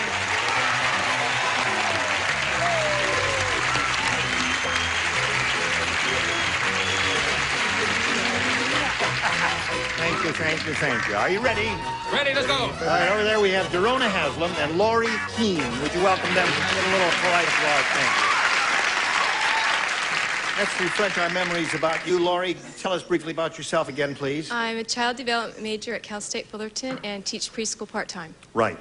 I remember that. And I'm from Atlanta, Georgia. I attend Georgia State University, and I'm a respiratory therapist major. And someday you'll be able to give me mouth-to-mouth. Yes. Okay. Now, we'll go here to round two. Laurie, you're ahead 3-0, so we'll ask you to go first. B, please. B. This is the first game. Who plays? Bill, Bill Lee, doesn't get to play. and Bill Bill. has to go to the back of the room. The Army general said, "This troop is really a bunch of chickens. Everywhere we go, the enemy finds us by following a trail of blanks." Time's finished already. Can I play? No, you can't play. Yes, you can play with me. Okay. The Army general said, "This troop is really a bunch of chickens. Everywhere we go, the enemy finds us by following a trail of..." Eggs. Eggs. Well, that was one of two answers. Eggs. Yeah. I was first, but I was wrong. Feathers. No, Yeah. feathers is the first thing that came to my mind. But eggs is good now that I hear it. What do you say? Eggs or chickens or feathers? Eggs are good. Eggs is good. Is good sounds. Chicken tracks. Chicken tracks. Oh. Don't give us that chicken tracks. Elizabeth. Elizabeth is right. Is it eggs are or eggs is good? Which is pronounced? Oh, who cares? Eggs. Get it. Okay. Well, Laurie, now let's see what we have for you. Mean Martha is the world's meanest teacher. When the kids in her class talk too much, Martha blanks their lips shut. I had a teacher called Mrs. Goodall. She was the rottenest, meanest, hatefulest woman who ever lived. Terrible woman. Mean Martha is the world's meanest teacher. When the kids in her class talk too much, Martha blanks their lips shut. Glues. She glues them shut. Glues, she said. What do you say, Bill? Martha was a little more final than that. So. Oh, sews them up. Yeah, sews them up. What do you say? Imagine that twit, Mrs. Goodall. Come on, I don't want to being hear about called that. Goodall. Just show your, come on now, show your answer. I'm really steamed about her. It's amazing what a teacher can do to a child. Souls are sticky. All right, now you got to match everybody else to stay in the game and achieve a tie. Chuck, we're looking for the answer, glues. How about Staples? Good, but that doesn't mean a Laurie team wins again. Staples, Staples. Everybody at Staples. Laurie, come on down if you would, please. Up there. Now, you have another game to play, so we'll see you a little bit later.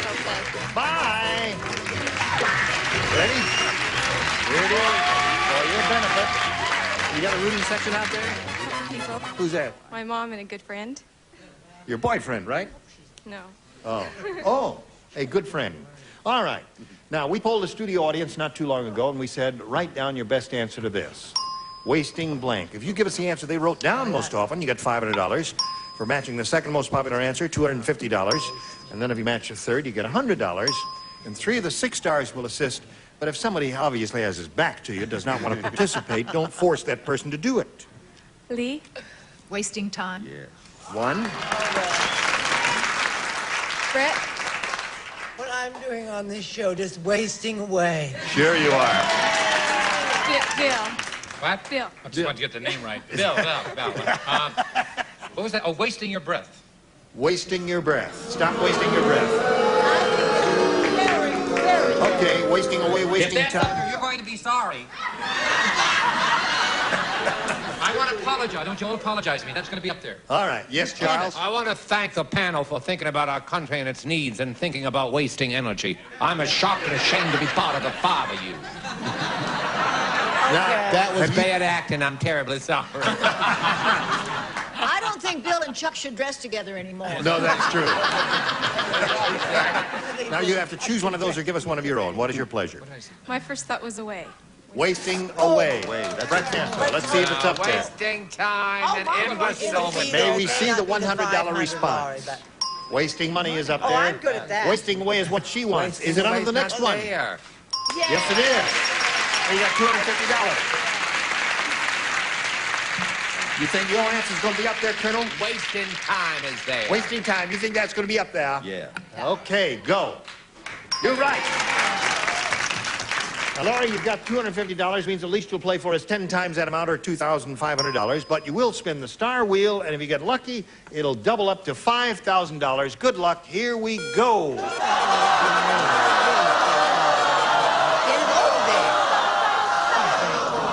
You're playing with Charles for the $2,500. And this is the question. Ready? Catch the blank. Catch the blank.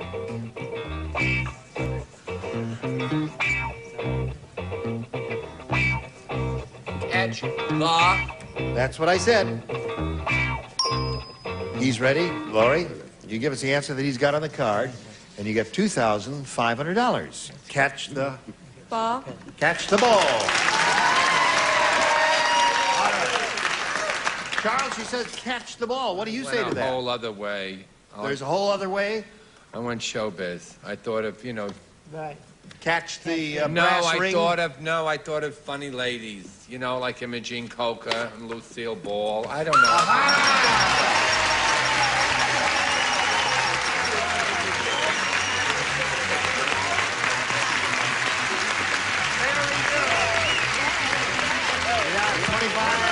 $2,750. Now we're going to do a little business with America now. Hurry back. Go to the second and final game, ladies. And Dorona will ask you to start, A or B? A. A it is for you.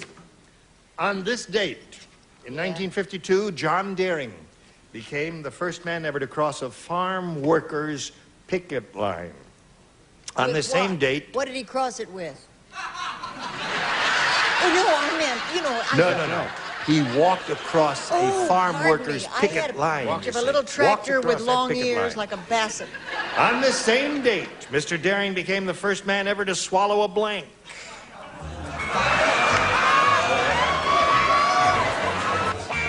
Have you thought of one? Don't say it yet. Thought of 2. You thought of 2. All right, here we go.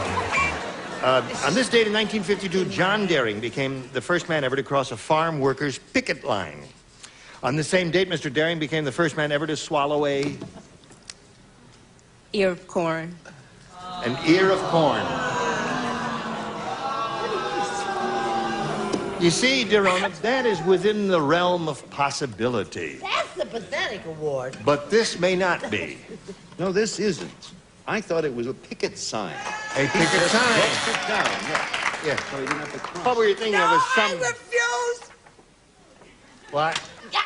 I'm sick of those awards. I don't want... Don't read it.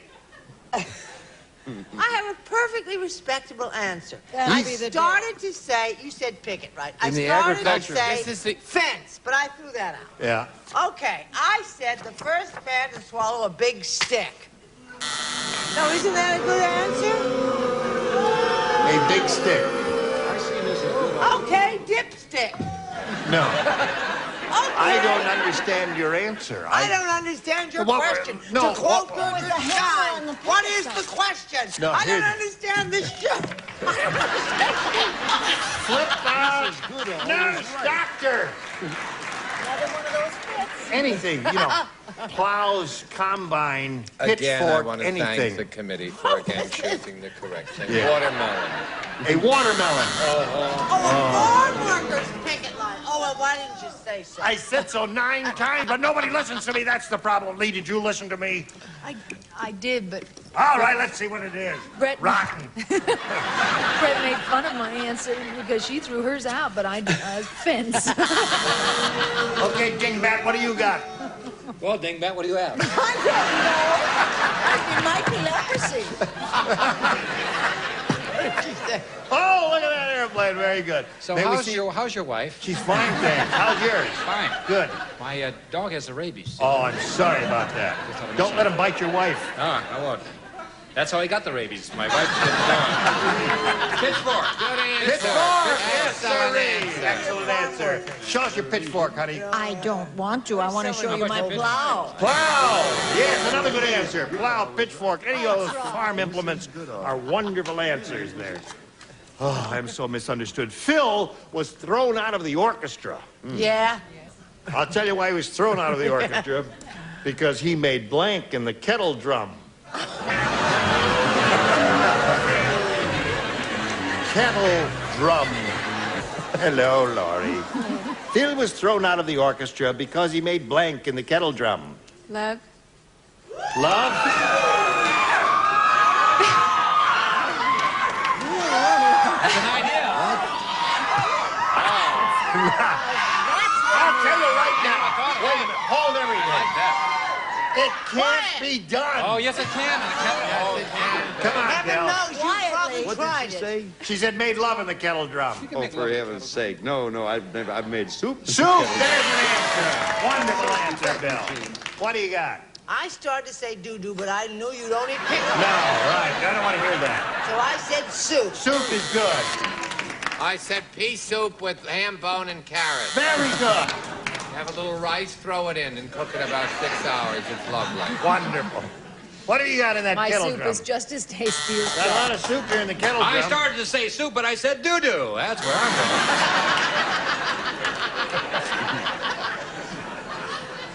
Son of a gun!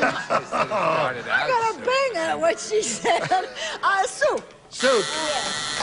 Okay, yeah, five I happen soup. to like that answer. Now, let's go to round 2 here. Now, let's see. Scores tied. Gerona went first last time, so Laura, you go first this time. B again. B. B again. Mill said. Mill said. No. Mill, What is Mill, it, Neil whoever. or Nell? I don't know, what did you think? This I guy, guess- some guy said. Yeah. He says, you know, the gas shortage is really bad when you see 3 bank robbers on a getaway blank. You know the gas shortage is really bad.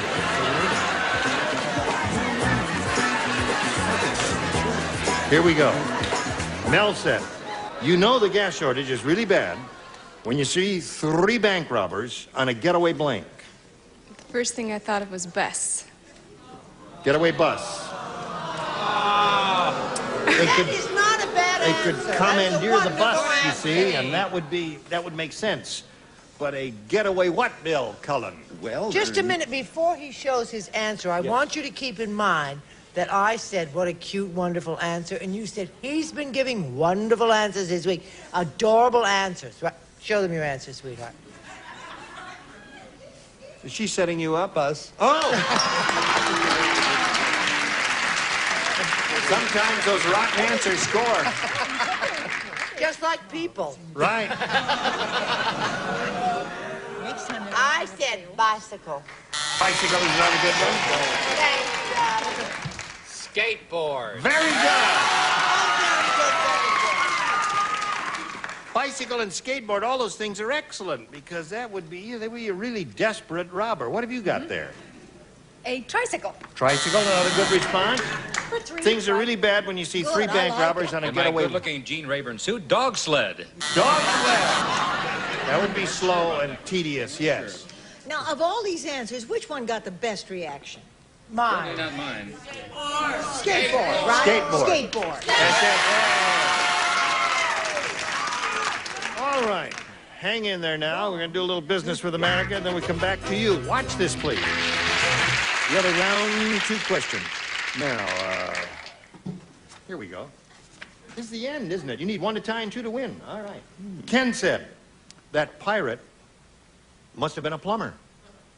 Instead of a peg leg, he's got a blank. That pirate must have been a plumber. Have you thought about this? Yeah. Okay, we'll get to you right now. Ken said that pirate must have been a plumber. Instead of a peg leg, he's got a... Plunger. Plunger.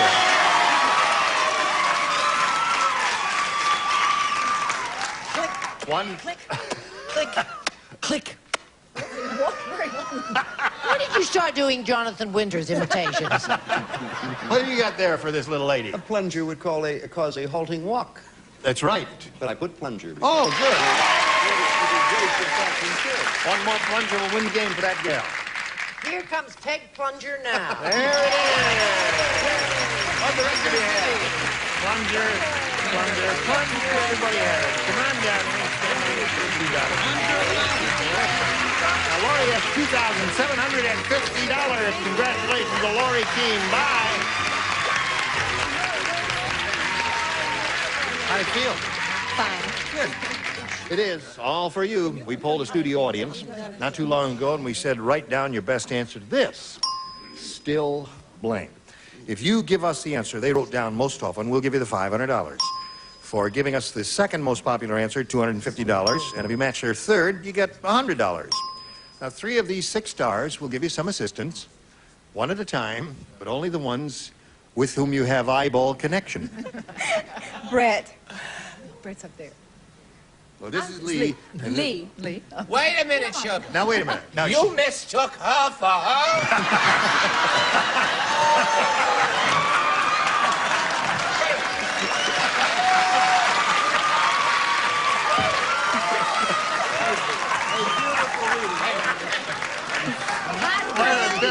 Hold on a minute. Wait, these white people all look alike, you know? No. I told you you You see one white person there all look alike. Better glasses help the kid. Okay. Lee first. Lee is first. Okay. Still life. Still life, all right? Brett. Now, Brett. There, Brett. Still waters in as they run deep and dirty. All right. And Charles. 9,000. There's a theatrical. There's still Never mind you, Roger. Don't help him, anybody, after that terrible insult. the song. Saying I look like... Still of the night, is that what you're thinking of? In the still of the night. Still here. Very good. That's it. Would you like to consult with the audience? There are No. 189 people out there who'd be glad to give you an answer if you don't Can have I one. tell you something? Yes. Brett, help me. Still here. Still here. That song from Folly. But when she looks like that, she doesn't have to be smart. That's true. Still here, H-E-R-E. Still waters and still life. Those are the 3. Now you have the option of choosing one of those or giving us one of your own. Still waters. Still waters. Back up, though, baby. All right, let's see if Still Waters is under the $100 response. Still Life is up there. That's something that they gave you. Let's take a look at the $250 number. Still of the Night is up there. Aha. And now comes Last chance for Still Waters. Go. Oh, good for you. Brett gave you that one. Very good. Now, you got $500. That means the least you'll play for is 10 times that amount, or $5,000. Oh. You don't mind if I'm the just ladies talking have to a the blue hug. dot on the floor. What the hell? I'm cleaning up my mess. Yes. Now, we're going to ask you to spin the star wheel, see if you can double it up and play for $10,000. Give it a go. Good luck. We'll root for a double. One complete revolution.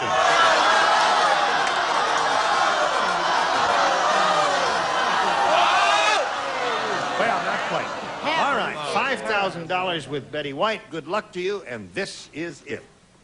Blank, blank furnace. F-U-R-N-A-C-E. Blank furnace, or blank furnace.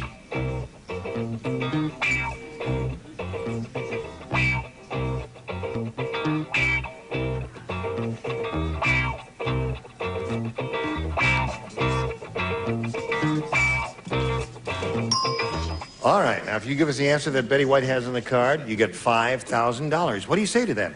I hope there is such thing as a gas furnace. Gas furnace. There is indeed a gas furnace.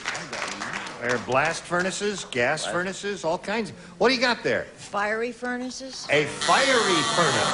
I was thinking, that's the hell of it. You know, I'm sorry. All right. Too many choices. Oh, Well, boy. Derona has $500. That's not bad, and you have our best wishes. Thanks for being here on Match Game. Now we got this for you. I hope you'll join us next time for Match Game. I'm Gene Rayburn. Thank you, and thank you. You were wonderful. Good night.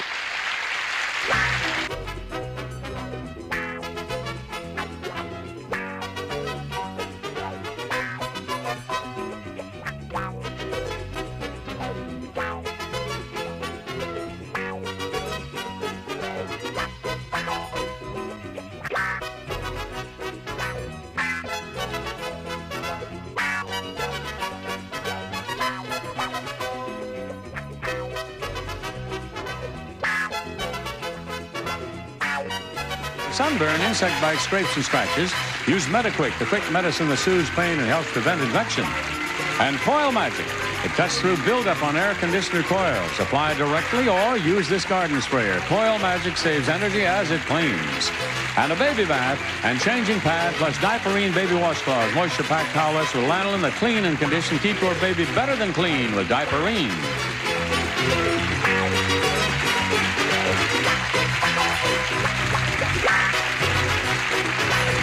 This is Johnny Olson speaking for Match Game, a Mark Goodson, Bill Trotman production. The program was edited for broadcast.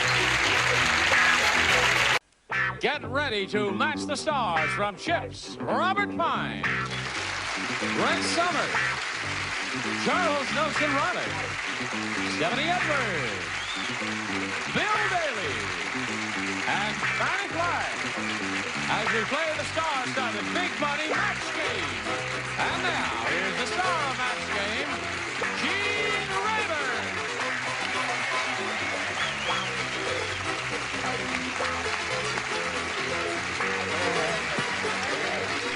Hello. How kind of you to join us. Are you ready? You look natty today. Thank you. Hey, Hey, nice. I just wanted to feel what real silk is like. Pure wool. Pure wool. Cashmere. Very nice. Polyester. Pure cotton. Only kidding, Charles. Look, he's got a hole in his sweater. Big Broadway star going back to New York to be in the live theater. Got a big old ugly hole Leave in him his alone. sweater. I want him to come back. Don't you want him to come back? I don't want him to go. That's why you're I'm giving him a pregnant. hard time. Well, now, he's going to do I Broadway think show. she's carrying my child. I'm not sure.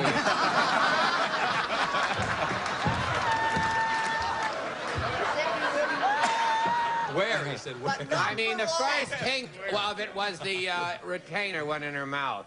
I see. All right. Oh, yeah. Now, let's greet our two players here, Bill Morris and Sandra Minogian.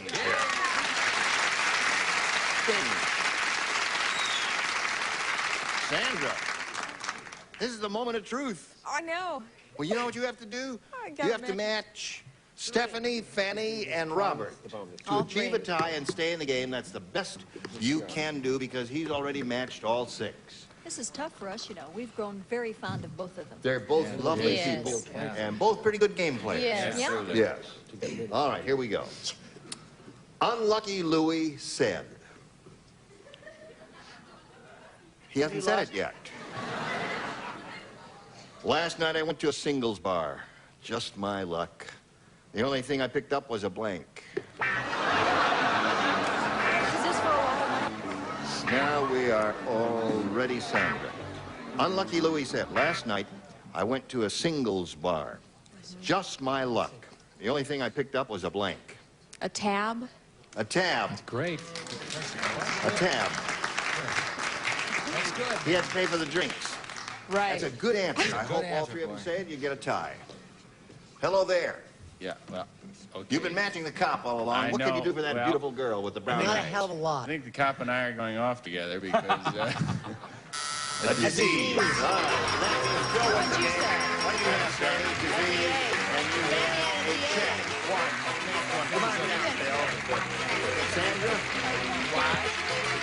Say goodbye to you. Bye, Sandra. Say goodbye to Sandra. I can talk to you now. We can talk to you after the show. Now that you can talk to Bill, what would you like to say to him? Hi, Bill. Hi. Oh, thank you. That was nice. I needed that.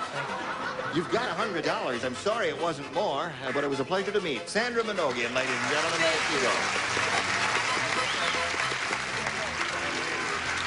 Yes, she is.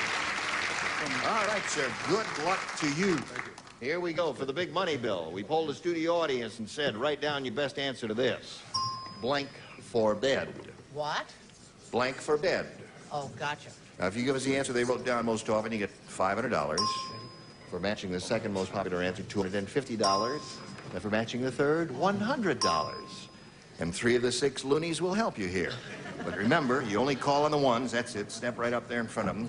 You only call on the ones who are looking at you. If they establish eyeball contact. You remember when you were a cop and you were interrogating somebody and they were doing this, you knew they were guilty right away, you see. Well, in this case, it'd not be guilty, they'd just be dumb. Okay, we'll go with Fanny. I don't have an answer. I just wanted to look in your eyes. No, I'm just kidding. Ready for bed. Ready Nothing for personal. bed. Nothing personal. There's one. Charles. What is that? Oh, that's good. No, it's steak. No, or time for bed. Time for bed, is that Hooray. yours? I was going to say hooray for bed, but it might get my image would be wrong. One more. Stephanie. Ooh. All right, Stephanie, you're on. This is a bad spot to be in, isn't it?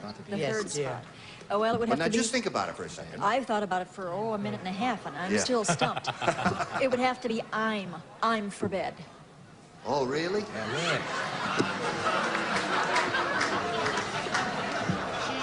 What a salacious This butt is joke. provocative. Yes, that too. Methinks the wench is ready for bedding, as W. Shakespeare would have said. Yeah. All right, time for bed, I'm for bed, and ready for bed are the 3 they've given you. Choose one of those or give us one of your own. I'm going to go with ready for bed. Good. All right. That was Fanny's answer, right? Has to be. Let's see if it's up there, and so where. We'll go down at the bottom and reveal the $100 response. Head for bed. What does that mean? I don't know what Oh, that never means. mind. Just go on. All right. Let's take a look at the $250 I know response. what it means. Time for bed. All right. Here it is. Here we go with a big one now, the $500 baby. response. Ready for bed it is. All the boys over there, give a little kiss there.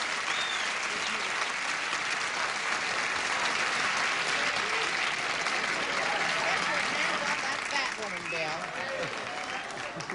That'll be sufficient now. You've always been loose.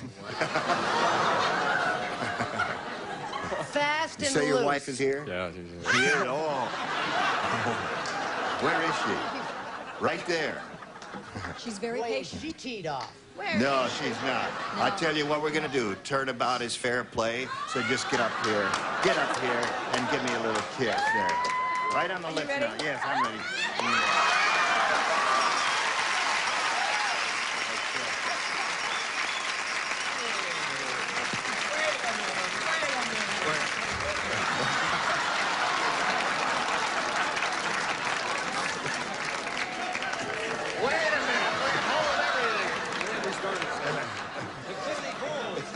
All right. Now, One of us is good at karate. Bill, you've got a disease is what you've got. Because I've got And the so flu. has his wife. I've given the flu to your wife and all of that. Anyway, you got $500. And that means the least you'll play for is 10 times that amount or $5,000. Howsoever, you are going to get up there and spin the wheel. You could double it up and play for $10,000. So get up there, cop, And and double it, do it. damn it, And double it. Double. We'll all root for a double. Right, here we go. Go. That was a powerful spin. Bill Bailey. Did you hear how they all groaned? 5 grand ain't so bad. That's because it wasn't the double Yeah, I step. thought it was because of you. No, they weren't That's groaning. it. I'm kind of Bill. Oh. Stephanie, that's a hostile Well, they thought. did before the show. or- You She were said to booing him, me, did but you they hear me weren't. groan when it ended up on you? Yeah. He's ready. All right, good luck. Face me, please. Here we go. Ready. Just swing around a little more. That's right. Now, this is it. Since blank. You see it? S-I-N-C-E, since blank. Just take a look at the word to make sure that we all understand what we're doing here.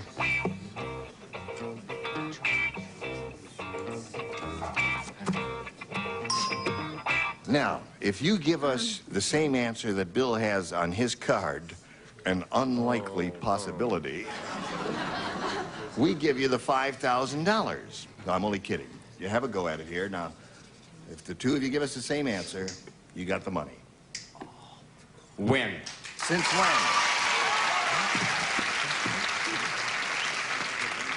He did a simple, straightforward since when. Well, you saw me writing for 9 hours, so that couldn't have been mine. I said since you went away. I'm sorry. Since you went away.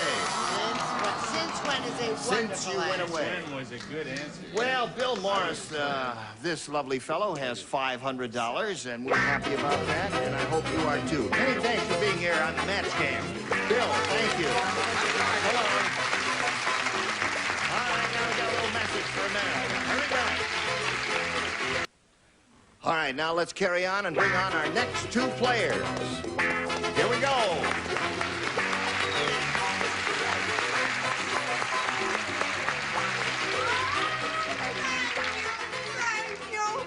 No, it's not for you, Brett. I want to point out to all of you who are assembled here on your television, by your television sets, or those of you who are in the studio, that today is the anniversary of the birth of Charles Nelson Reilly. And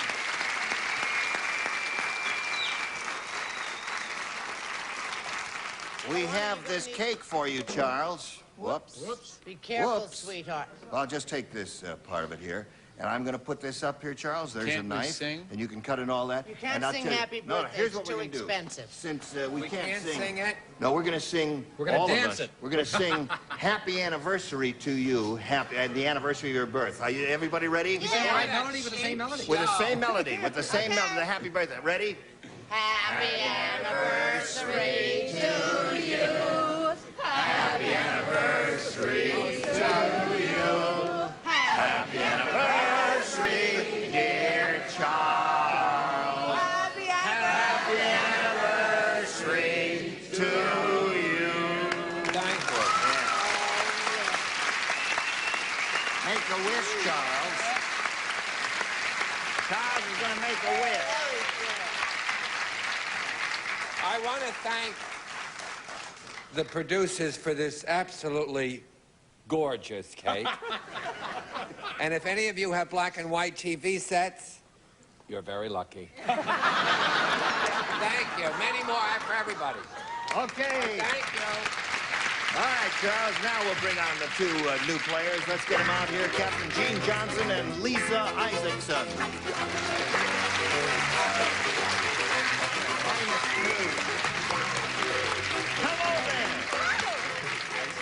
Welcome to both of you. You understand each of you will play two games here against each other, and we'll find out who you are and where you're from. It's easy to, I should say, to tell what your occupation is, but tell us where you're from and what your specialty is, please. Well, I'm from Camp Pendleton, California. I am the executive officer for headquarters company there at 1st Marine Division. I'm married, and I've got two young daughters in school now. Where is Camp Pendleton? Camp Pendleton is about 95 miles south of L.A. Just south? Is that the one on the ocean? Yes. South of L.A. Say again? It's on the ocean? As you drive to San yes. Diego, you pass it on the ocean? Yes, in fact, it's just at Oceanside. Oh, or, yes. if you will, Oh, yeah. just north of San Diego, about 30 miles. How many troops do you have stationed there, Captain? None of your What sort of beeswax. weapons do you have? Oh. All right. Good luck to you, Captain. And tell us about you, Lisa. Lisa Isaacson. I said Lisa Isaacson.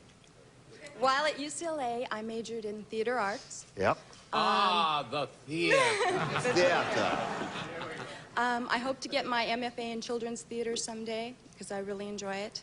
I'm currently in the executive training program of a major department store here in Southern California, and I'm really happy to be here. Well, we're happy to have you. Good luck to you. Good luck to both of you. Let's begin. Gene, A or B? I like A. A. You got it. The dentist said to Dumb Donald, "How did you lose all your teeth?" Dumb Donald said, "I couldn't find my electric toothbrush, so I brushed my teeth with an electric blank." Put it over here. This is charming. Yeah. The recipient. Lovely silver tray. See how ungrateful he is for any little kindness you perform for him. You should be paid back for any kindness you ever perform for anybody. It goes Here we right go. to her blank. The dentist said to Dumb Donald, "How did you lose all your teeth?" Dumb Donald said, "I couldn't find my electric toothbrush, so I brushed my teeth with an electric blank." Hammer. Electric hammer. It'll take a while for that one to work. How long did it take you to rise to the rank of captain? That's okay, Captain. It's all right, Captain. Someone over here may say hammer. Not starting here, though. Not there. File. A file. An electric file. Do they make electric files? That's just No, but I was bending the rules for this game. I see. I'll say hammer, hammer, hammer, hammer, hammer. All right. No, I think I have the definitive answer. An electric fan. They just go, Certainly. An electric fan would be good. Moving right along on this gala birthday show, Saw. Saw. If you're really going to be a man of the theater, you must understand the pronunciation is gala and not gala. Good for you. Thank you. As in Yeah. spontaneity, Saw, not not naivety. saw. Right. Saw. An electric saw would really get rid of your teeth. I feel badly because I'm not, because I did get electric hammer for Christmas, and I was going to say that, but I said electric chisel. I'm sorry. Electric chisel. So close, to you. Oh, yes, very close. One is pointed and one is blunt. Yeah. Yes. And what have you got to say? Well, I had an uncle that lost all his teeth while bobbing for chains. I said electric drill. Electric drill, another good answer. Yeah. So, now you've been initiated. The next one will be a lot easier. You stand by for yours. Please watch this if you would. Here we go. Lisa, this is your first round question. Are you all ready? Yes. Yeah, I'm all ready. Rick said, Rick. I just read a revised version of the Bible, and this one another one? was really revised. Oh. How really was it? Happy How revised was anniversary. it? Yes. In this one, instead of going into a lion's den, Daniel goes into a blank. It'll be easy for all of you biblical students. Shh, don't. Shh. Your mic is open and they can hear you. Sorry. Just a little dumb hick from Scarsdale. What do you want out of this life? Did you know that platform tennis was invented in your hometown? Exactly Scarsdale? so. Have you ever seen that place? I played it. You Yeah, played out. Fox Meadow Tennis Club. Right. You It's a played good there game. yourself. Right. Hello, Lisa. Waiting for two. Waiting for one, waiting for six. You don't understand the question? We'll explain it later. Okay. Rick said, I just read a revised version of the Bible, and it was really revised. Instead of going into a lion's den, Daniel goes into a blank. A closet? Into a closet? I don't think Lisa understood it either. I don't think so either. It's all right, sweetie. Lisa and I are You know going there's for a coffee passage in the later. Bible about Daniel I'm familiar. going into lion's den. And We know the story about And he was- Daniel and the lion's den. Well, lately But that people are had- coming out of the closet. Isn't that the trick? No, the idea here is Yeah. if you were revising the Bible to Right. bring it up to date Up to in date. today's terms, Contemporary kind of instead thing. of a den, he would Den. go into a... Into a bordello. All right, that's one answer. That's not a good answer? That's not bad. He didn't like it. Well, I thought that was probably the terrific little answer. How about a house of ill reputo? Okay, got 2 of those so far. I guess that's going to be the definitive answer. No, I think this is adorable. A Playboy Club. A Playboy Club, another good answer. A lot of those are very good up there. Thank you. Very good. No, they're all right. Oh, that stinks, Stephanie. I just got a peek at that. I still don't understand what their answers even mean. I'm totally lost. So I put in tiny letters, fit. Dan goes into a fit. Fit. Now, all of America is saying has had she's a not so stroke. dumb. Yeah.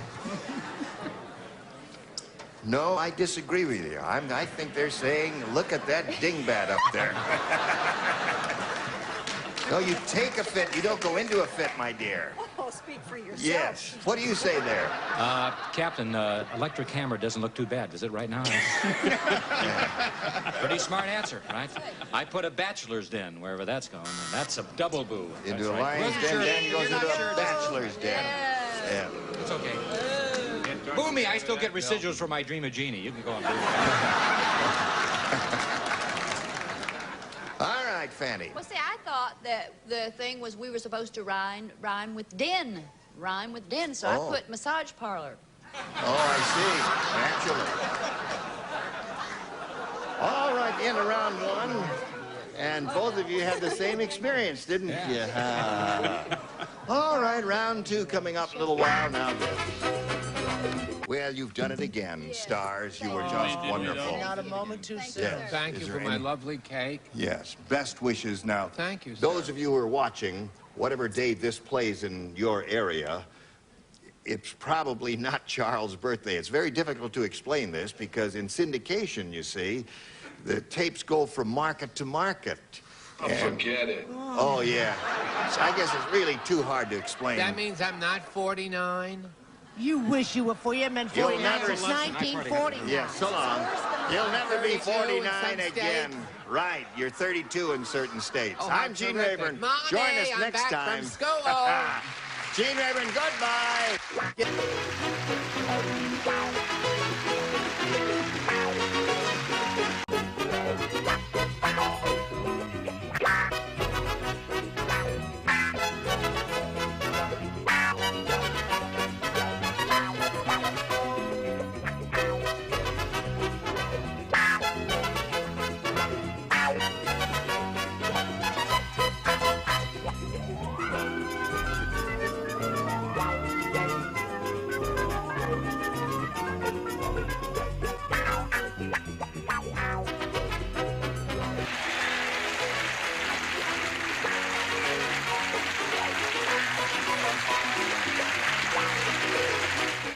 Get ready to match the stars from the Love Boat. Fred Grandy, Brett Summers, Charles Nelson Reilly, Phyllis Diller, Bill Daly, and Deborah Lee Scott as we play the star-studded Big Money Match Game.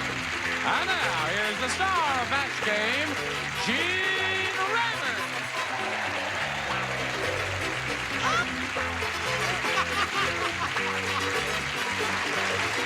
How do you do? Hello, friend. You remember Rebecca Folsom and Dale Peters? And we'd like to refresh our memories with these 2 contestants in case you've forgotten who they were. How could anyone forget Rebecca? Yeah, wow. Tell us again where you're from, Rebecca? Pocono Mountains in Pennsylvania. That's right. That's why you're so healthy. That's right. Yes. Works. And you're vacationing here. Yes, for a few weeks. Well, we can show you how to have a lot of laughs, can't we? Oh, yeah, I will. Yeah, right. And Dale Peters? Art Fennenbach, Pismo Beach. I'm 24. I'm into scuba diving. I'm a student. I've been married 3 times, 4 boys, 2 daughters, and I want the money now, mister. Oh. Well, we're just trying to get acquainted here. We're just trying to get acquainted. Now, what? You remember your boys' names? Phil, Fred. Like. Now look, she's saying that I'm not being funny. That woman. And you know what's wonderful? What? This is the furthest I've been away from her in 8 years.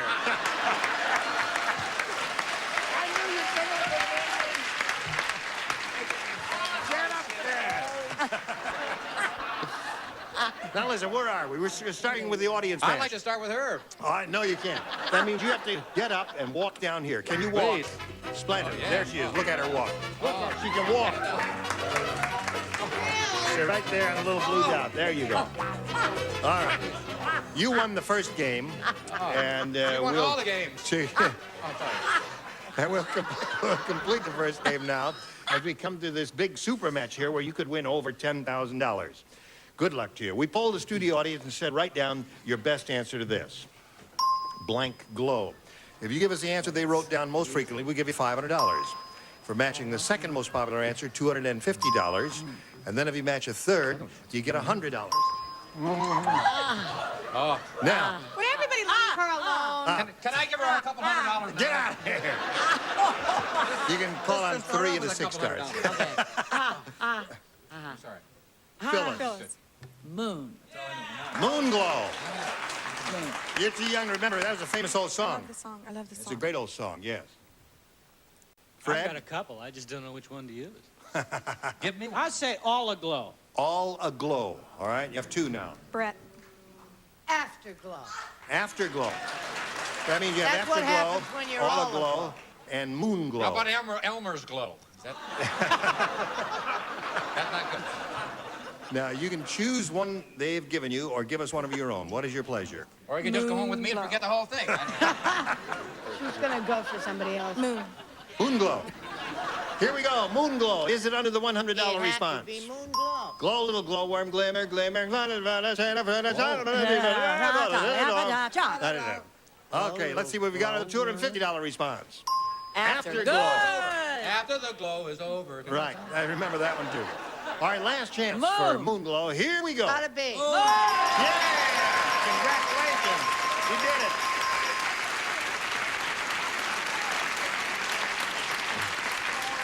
Now, Rebecca, you've got $500. That means the least you'll play for is 10 times that amount, or $5,000. However, we do want you to spin the wheel, and if it lands on a star, you'll double it, and you'll play for $10,000. So step right up here and grab a peg. I'll lower it there to put it within reach, and here we go.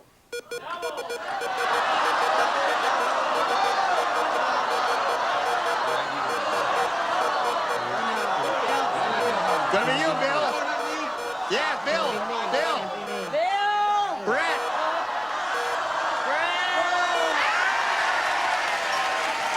You got it. You got it. Yay.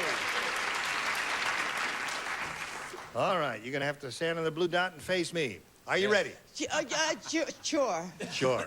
Good luck to you. $10,000 is what you are playing for here. Oven blank. Oven blank.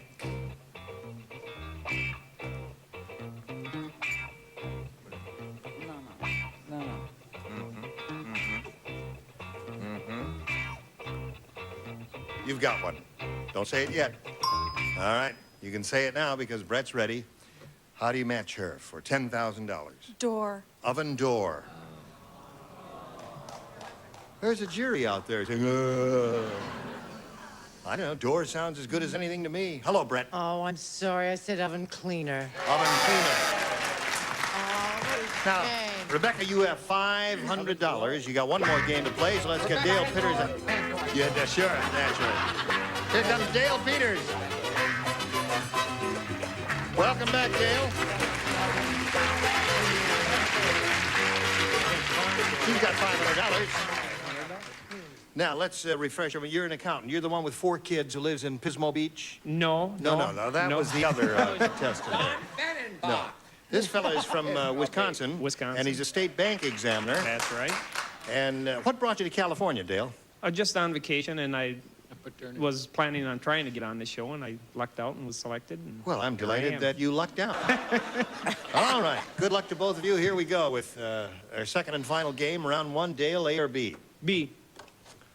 B says, Ron said, I just read a revised version of the Bible, and it's really revised. In this one, Adam isn't wearing a fig leaf, he's wearing blank. Now finish the right one. This is it. Here we go, Dale. Ron said, I just read a revised version of the Bible, and this one is really revised. In this one, Adam isn't wearing a fig leaf, he's wearing blank. Nothing. Oh. I see. That's how they started all that begetting, eh? What do you say there? Well, I figured he was fooling around with Gloria Vanderbilt on the side and was wearing short-ass jeans by Merjani. No, it was brought right up to date. Right up to the 50s, he was wearing a dark gray Brooks Brothers suit. Okay.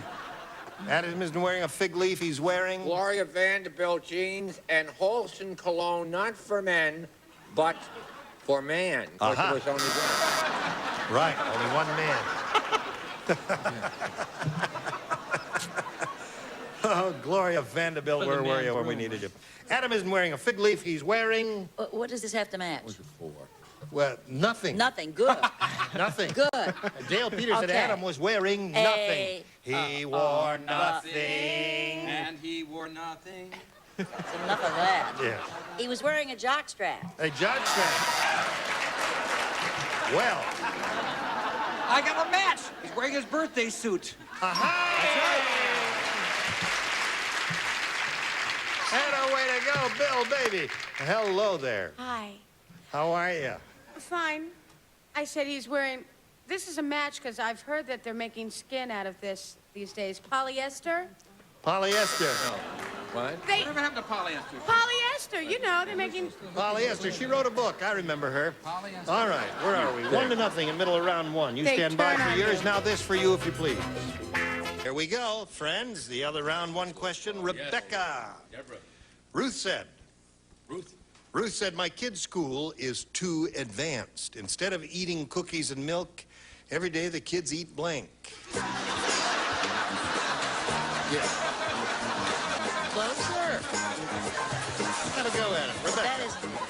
Ruth said, my kid's school is too advanced. Instead of eating cookies and milk, every day the kids eat blank. That's a hard one. Vitamins. Vitamins. Oh, they have opinions. Yes, they do. Indeed, they do. What do you say to that? Well, at my kid's school, they get champagne and caviar popsicles. Right.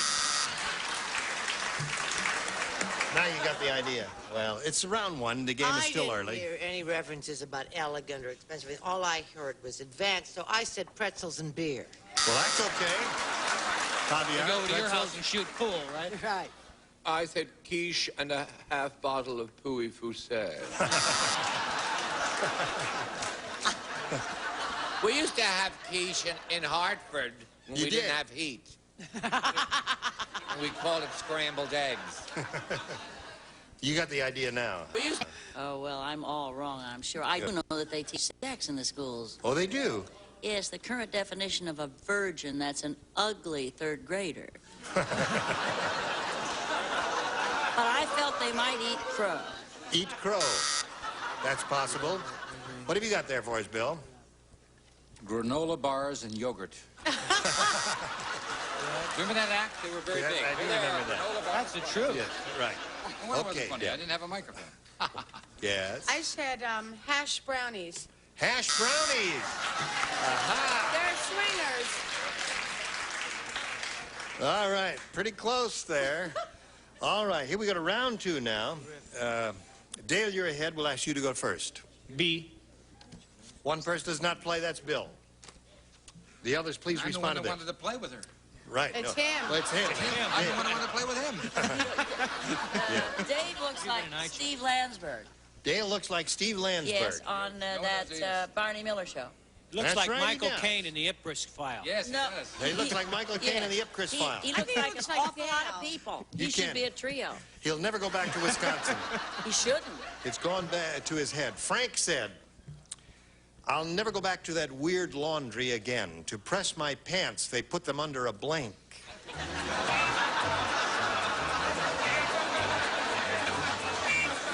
Here we go, Dale. Frank said, I'll never go back to that weird laundry again. To press my pants, they put them under a blank. A steamroller? Steamroller, a logical response. The young man from Wisconsin said steamroller. Yeah, well, I make a mistake. I say elephant because You say I also elephant? press my tongue. He said elephant. You'll hear the answer. It doesn't match. Elephant is what he Here, said. I- They'd like to know. They'd like to know. The thing I is, said elephant. well, if nobody could hear anybody's answer, how people wouldn't? Well, I Now, can't. Well, see, when he gives what he thinks is a bad answer, he becomes a still- little I know, but he withdrawn gets and cranky. he doesn't speak out I and all know. that. But that was not a bad answer, elephant. Unlike Brett, who advertises it to the hinterlands, right? Right. Check this out. My Here's job. a real good one. It's my job. Mattress. Your job? A mattress. My job. You see what kind of... Mattress. Good answer, huh, gang? Steamroller. At least I say it so they can hear it. Are you near Milwaukee? No, quite a ways away, about 300 miles. In Madison, Wisconsin? No, north of that. Right in the central part of the state. In Central Park. Does Rudolph, that satisfy? right? No, I'm directing an opera in Milwaukee, and if he could come, he could be my guest. All right. But since I'm not supposed to talk to him according to rules, I just saved $20. Steamroller's a match.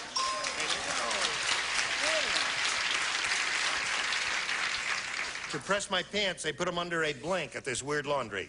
Not really a blank. They put them under a steamroller. A steamroller. All right, Deborah Lee. Fred, I said elephant. Hey, 2 elephants. I didn't know you could copy from down there. You couldn't do that. Still, what do you got there? You have 3. That means you need 3 to tie, 4 to win. In like the color you... All right, everyone plays. Here we go. Ugly Alfrea is really ugly. How ugly is she? She hates dogs because her legs look like blanks.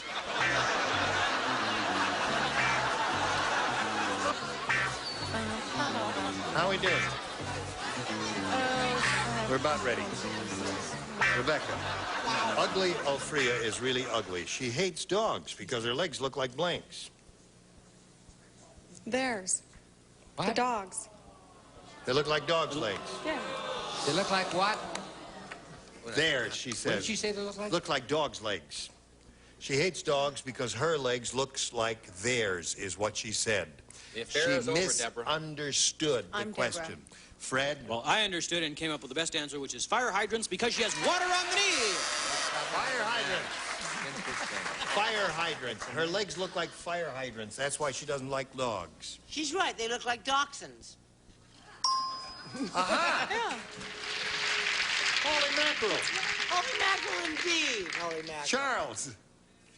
I must say, in 8 years of doing this, I was going to give her the Canine Pathetic Award, but this is the first time that it's disqualified. You were fabulous. Thank you. She bought it. Fire hydrant. Fire hydrants.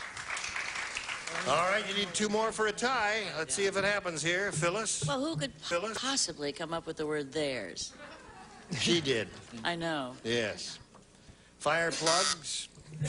Boy, They got a I match, hate to Bill? see her leave because she's beautiful, but Yeah. I'm sorry I said fire plugs. So that plugs. means Dale Peters wins the game and Jeff Bones wins.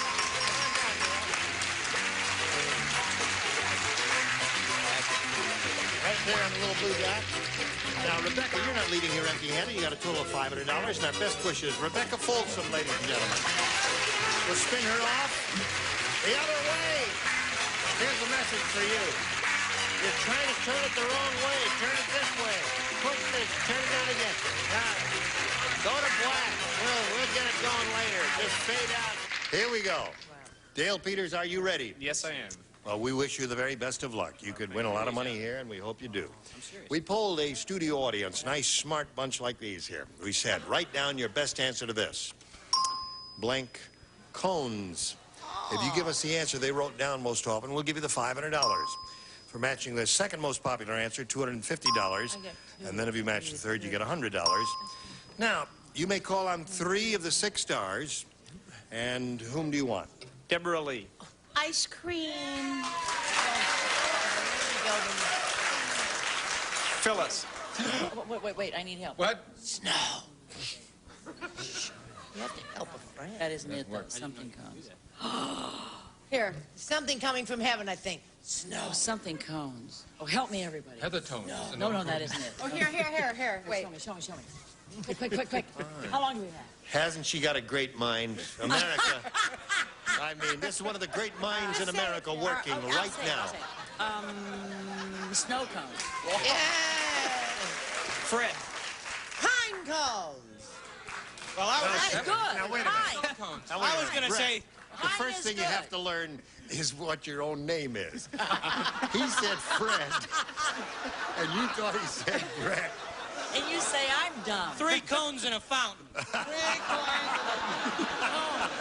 Pine cones is what I was going to say. All right. And I've not been so rudely interrupted. Pine Silly cones, cones. snow cones, and Don't ice pick cream it. I hope Brett cones. loses. The 3 are right. What do you want? One of those? Ice cream cones. You want ice cream cones? Yeah, yeah. Ira cone. Oh, boy. Let's see if we got ice cream cones out of the $100 response. Pine cones. Pine cones. Small change. Right. May we see the next one, please? Snow cones. Well, you got 2 out of the 3 they gave you there. Now it looks like ice cream cones should be on top. Ice Let's find out cream. right now. Yeah.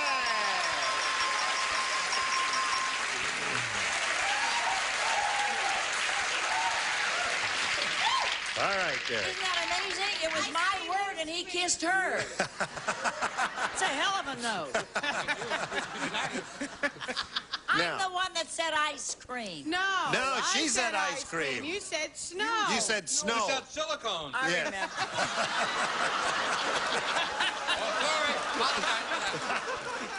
All right. Here's the way it is, Dale. You won the $500, means the least you'll play for is $5,000. But we want you to step up here and spin the wheel and see. Grab that peg right there and give it a spin. And good luck to you. Let's see if you get a double.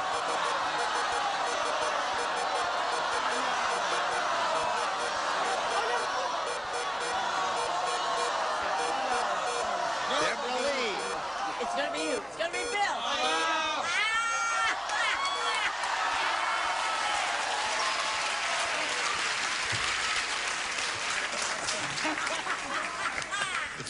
All right, on the dot there, if you would. Face me, please. There you go.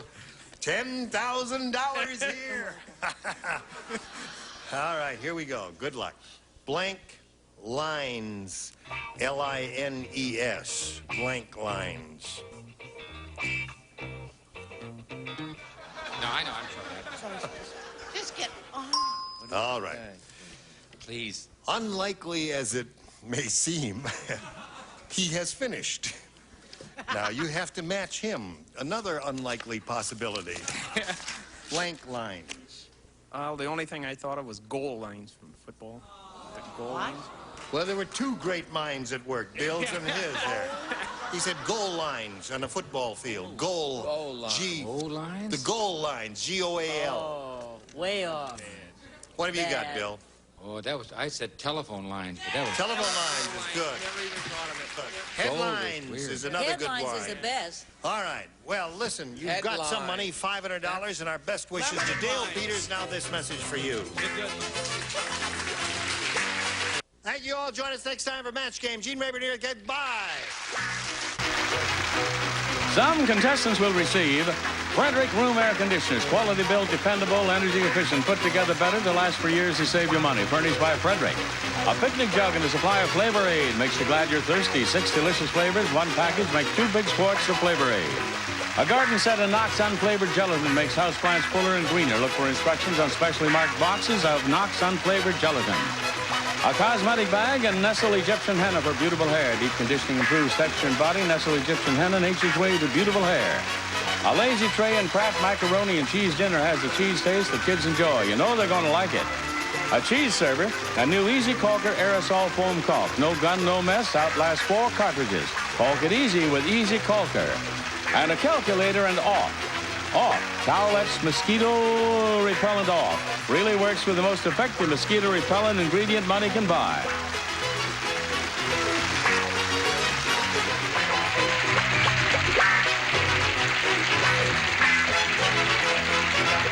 This is Johnny Olson speaking for Match Game, a Mark Goodson, Bill Todman production. This program was edited for broadcast.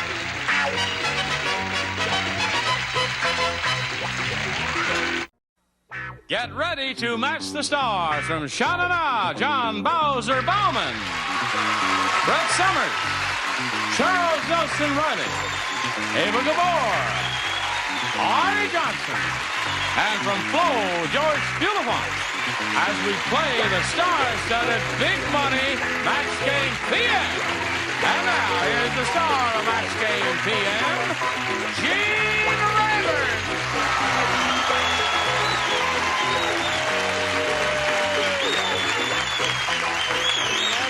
Okay. Hey, Karen. Want to sit out there? Thank you for joining us here. Come over here with me and see who we have.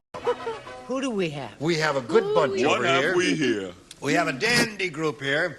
You're We're called handsome. the Camarillo Six. Thank you. Hello. And I attractive. dressed up just for yous. You wore your Watch it. bangles, Isn't that bojangles, and beads Isn't it and all nice? that. Yeah, that's the real thing, isn't it? Yes, it is. Has that got a history? Yeah, 我再買嘢上公報。I said, oh,你說嘅什麼那麼難怪？ You both of you are right. So are the rings. The rings are the real things, too. No, that's they're all all fake. imitation. Right. No? All Yeah. artificial. Let's say hello to Linda Love and Peter Glickman.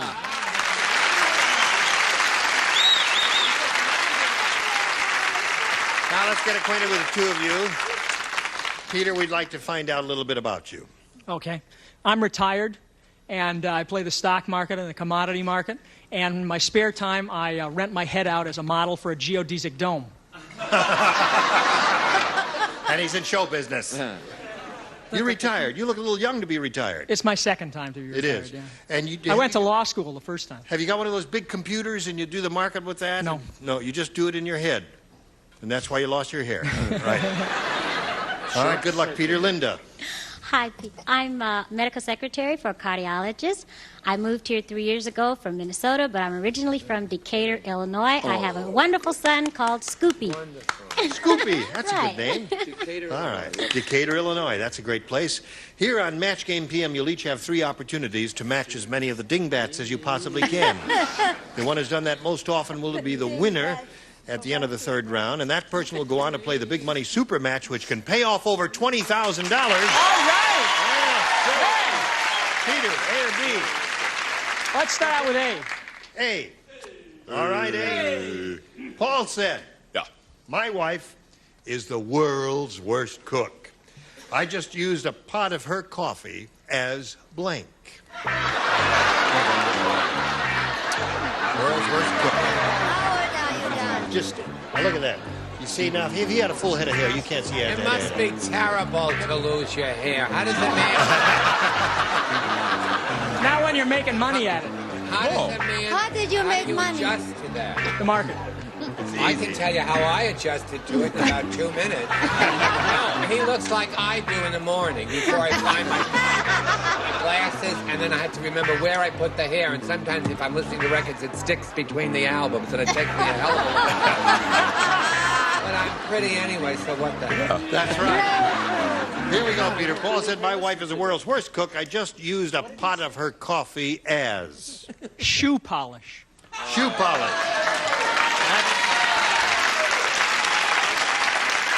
That's what he said. It is tragic to lose your hair. Imagine nothing to grease back. That's right.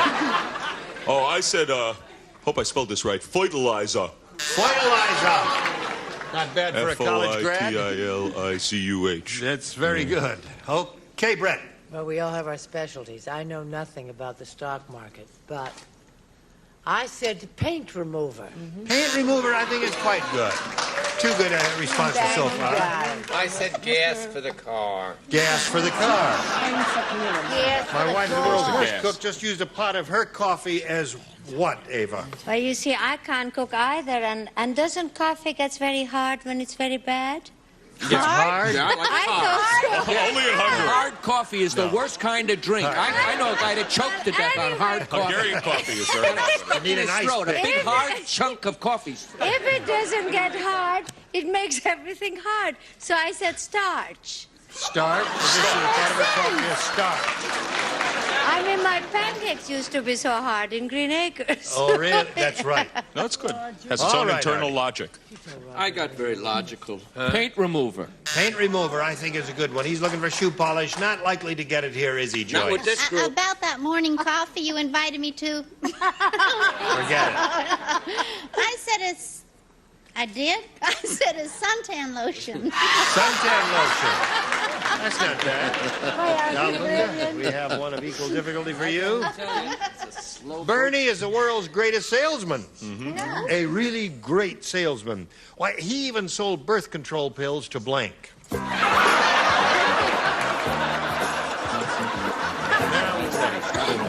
Bernie is the world's greatest salesman. He even sold birth control pills to blank. A nun? A nun, good. A nun.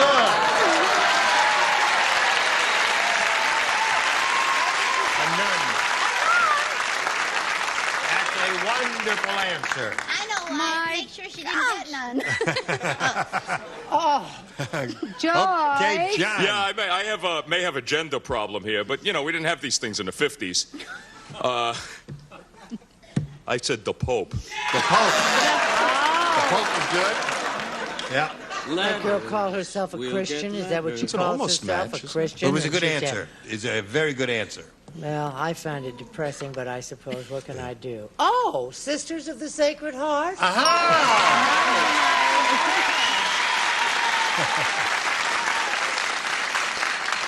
My nun that I always have to plug every time we come to a nun answer, which is, you know, thank goodness she wasn't in the broad business because she'd get more plugs on this show. But it's my friend, Sister Marie La Select from Hartford, who I love and who helped me.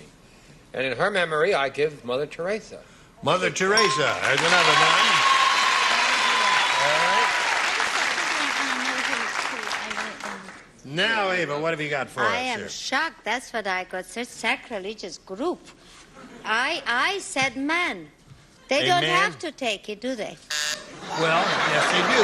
No, they don't. Well, they do. No, she's not supposed. They don't have nuns in Budapest. No, They all have sons. Nobody They have liked the sons. clothes. They didn't want to. They didn't want to wear the clothes. You can't wear, nuns can't wear that. They're so bad. So bad. All right. He even sold birth control pills too. A monastery. A monastery. That's an impossible place, right? Oh, is that nice? Yes. Is that not nice? I like it. I think it's good. What do you A say? monastery can be either male or female, It's you a know. female monastery. No, a monastery is... No, it Femostery. could be a nunnery. Yeah, nunnery. A nonastery. Get thee to a monastery. A frenistery? No. I thought it couldn't possibly be a nun because they couldn't get in the habit. And so I said to Renee Richards. Renee Richards. All right, that's round one. She's ahead 2-0, but we have 2 more rounds to go, and we'll go right after this. There we go. Now we go to round 2. All right. Linda, you're ahead. You have to go first. Okay, Gene, I'll go with A. You want A? Okay. You got it. You want it.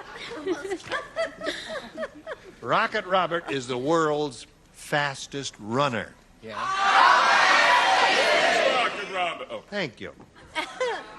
He's so fast that when he ran in the 100-yard dash, he crossed the finish line and his blank was still at the starting line. Trying to do Burt Reynolds gave it to him, I guess. He wants to cover up his nakedness, Mr. Goodman No. does. Yeah. Hey! Okay, Peter. Hey, we'll have to disentire him. All right. All right, Linda, here we go. Rocket Robert is the world's fastest runner. He's so fast that when he ran in the 100-yard dash, he crossed the finish line and his blank was still at the starting line. His tennis shoes. His tennis shoes. You're not going to wear it, Peter? You're not. It was nice, but it's a little big, actually. Hey, we may have a new series here. From the Rio Grande, You know. and your cheeks ain't tan. You're an old cow hand, never saw a cow, never milked up. They said this was You an know, it's intellectual interesting. show. What am I doing here? What? Either you got it or you don't, Gene. I will example of how a cowboy like me takes off his hat to a lady. How?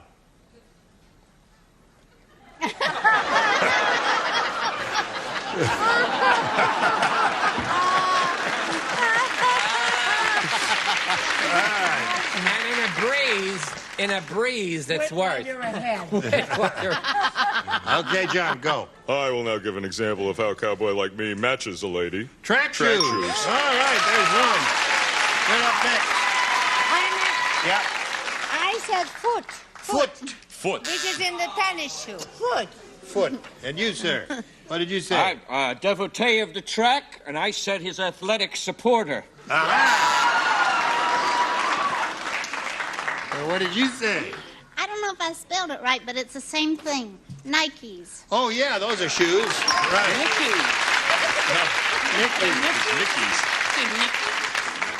Nickies. All right, Peter, here we go. Nick said. Yeah. Nick said, this has got to be the world's oldest restroom.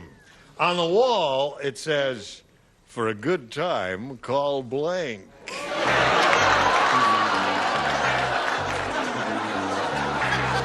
Linda, do you sing? Yes, I do. You have a face that looks that way. Thank you. Nick said, this has got to be the world's oldest restroom. On the wall, it says, for a good time, call blank. Call Eve. Eve. All right, that's going back. Eve was good. What do you have, John? I was thinking, I have Cleopatra. Cleopatra's very good with the phone number. 213. I've got the phone number. Yeah, right. Is that Egypt, 213? Yeah, that's Egypt.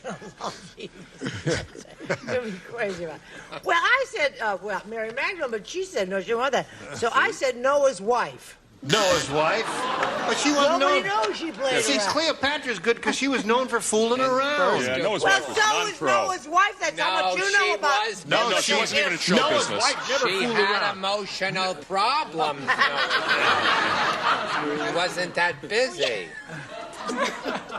Show us your card. Now, so that it's a match, I'm not saying it's not a match. The number to call is Apple 92241. And she didn't use her name, Eve. She changed it to a stage name, Evie Ann. Evie Ann. But it's Eve. In the garden. That was a long, boring answer. All right, Eva, let's see yours. Marie Dressler. Marie Dressler. Well, you really gave it to her, Brett, didn't you? Brett Summers How gave her kind that of you, one. Brett. She's getting back at you, Eva. I guess. Okay, Artie, go. I had another Marie before she lost her head. Marie Antoinette. Yes. All right. I got confused. I didn't see You the... always have been. So what else is new? Oh, my goodness. I didn't hear the... I heard Yes, restroom. you did. I didn't hear which restroom. So I wrote St. Peter. Oh, boy. Oh. All right, round 3. Final round. 4-1 the score. Linda, A or B? I'll take A again, Jane. A it is. 2 people play. You. and me, Booba. Yes. Here we go. This is it. I'm Alfredo the chef said, my new chain of restaurants is so bad, whenever I rent a new location, a blank opens up next door. You don't play. I'm going to help my friend. Oh. If anyone's in New York, you could go to Alfredo Biazzi's, which is in the Village. Alfredo's is a terrific trattoria. I want you to know he gets more free meals than I never have been there. He's just a friend. All right, here we go, Linda. Alfredo the chef said, my new chain of restaurants is so bad, whenever I rent a new location, a blank opens up next door. McDonald's? You didn't listen. You didn't listen carefully. What did you say? She said McDonald's because she didn't hear. McDonald's? She didn't hear the... She's as bad as me. I said, oh, don't you want to know what I said? Yes, I do want to know. I said a hospital. A hospital. That's it. And I said a corpasta pace. Ah, corpasta pace is your body very good about a hospital. Also a cemetery. Right. Now, here's the way it is. Peter, you need 3 to tie and 4 to win. Weird Wanda is really weird. She doesn't have a belly button. She has a belly blank. Oh,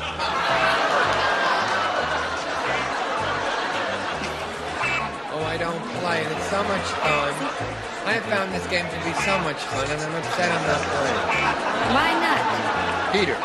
Weird one is really weird. She doesn't have a belly button. She has a belly blank. A belly zipper. Belly zipper's good. You didn't think of it, John? I thought of something that I thought was quite akin to the truth, but it's not zipper, it's snap. John, what has happened to your mind? I think this makes perfect you sense. You used to have a mind, John, but it is lost. It has abandoned you completely. Covered with grease, that's all. Grease for peace, I think is a good answer. Really? Yeah. All right. It's more like a button than a zipper. That's true. Greasy brains he's got. Is he going to talk all the way through my answer, and is she going to answer You're it? on, dear. Go. Thank you. I did a little play on words. Yeah. Belly full. A belly full. Thank you, my darling. You're all sweet. All right. Now you got to match a bottom tier, Peter, to stay in the game. What have you got, Ava? I wanted a zipper and I said a snap. A snap. So that means Linda wins the game. I said a zipper. I said a zipper.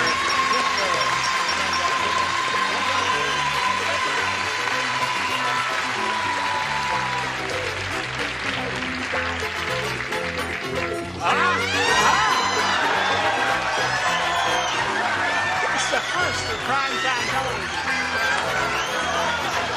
Where's the monitor? Bowser. You look 20 years younger. Where's the monitor? I want to see it. Oh, here we go. Here we go. Here we go. Here we go. Oh,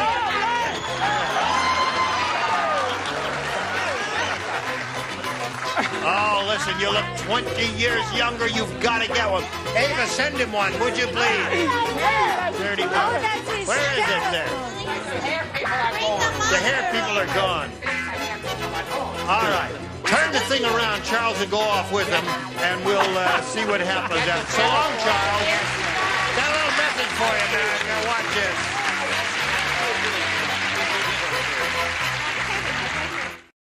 Now, here we go. Linda Love could win a bundle of money here. Good luck to you. We polled the studio audience not too long ago and said, write down your best answer to this.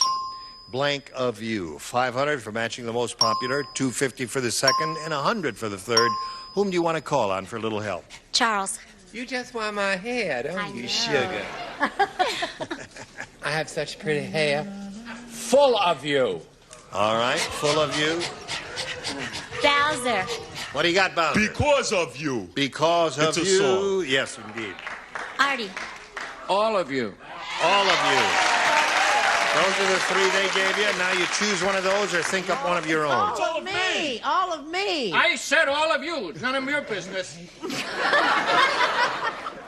You want to make a bet? I'm sorry, go ahead. Because of you. Because of you. All right, that's John's answer.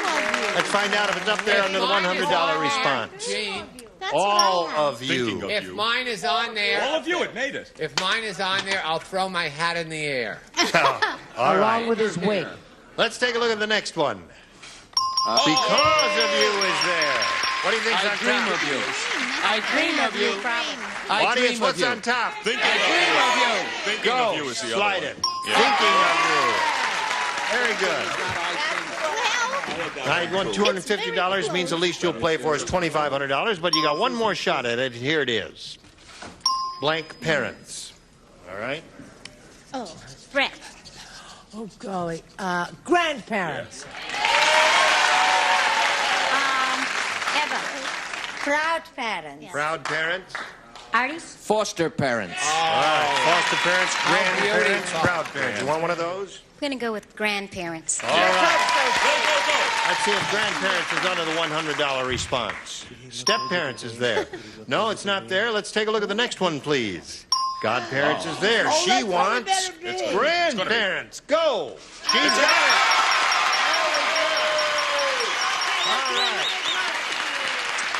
All right. Now, you've got another $500. You have a total of $7,500 you are playing for. But you can double that and play for $15,000 if you get a lucky spin of the star wheel. So step up there, give it a whirl, and we'll all root for a double, won't we? Here we go.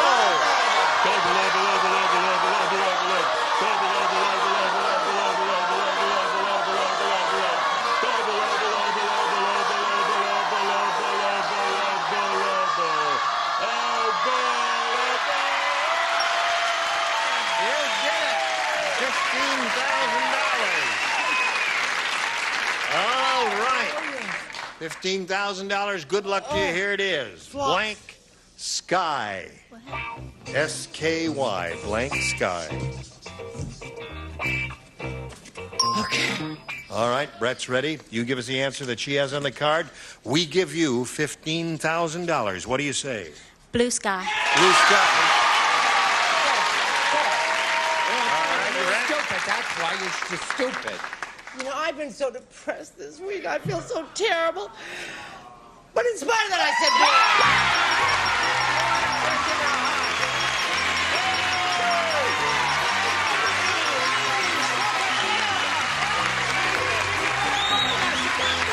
$15,750 for Linda Love. Congratulations to you. Now we got a message for America.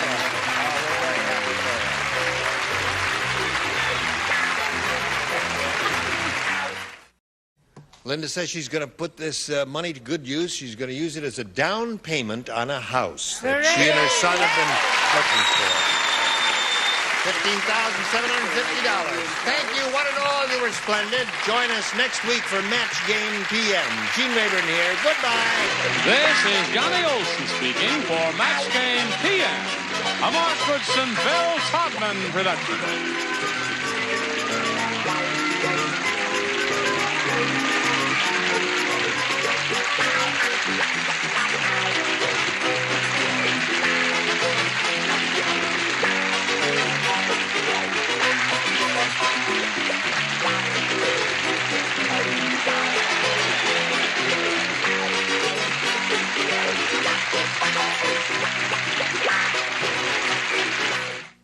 Get ready to match the stars. Bart Braverman, Brett Summers, Charles Nelson Reilly, Ava Gabor, McLean Stevenson, and Marcia Wallace as we play the star-studded big money match game.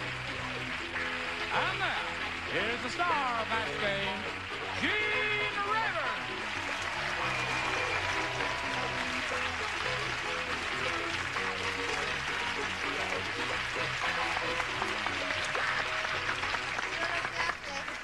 Very nice. You really do look lovely. We do look lovely. Doesn't he? Lovely is the word for both of us. We are lovely people. Right. Very Thank you. I'm just wearing a basic black, thank you. Right. Because my moth died. Everyone ready? Yes, dear. Yes, For sir. what, hon? Well, to have a Charles go has at a new shirt on. Look yes, at that. Stunning. No, very colorful and beautiful. They're okay. Each day I'm representing a new state. Yesterday, Texas. Today, Hawaii. Right, in honor of Betty Kiss, who's from Hawaii. Tomorrow, Hollywood. I'll wear a tank top. Who'll know? All right, you remember Betty Kiss from Hawaii and David Cressman, who's into people. And now let's get on with it. Here. Welcome back, David. Thank you.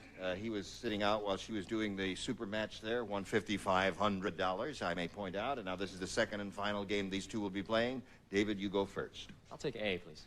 All right, sir. On the SS Poseidon, the captain said, "This ship is turned over so many times we keep the blanks on the ceiling."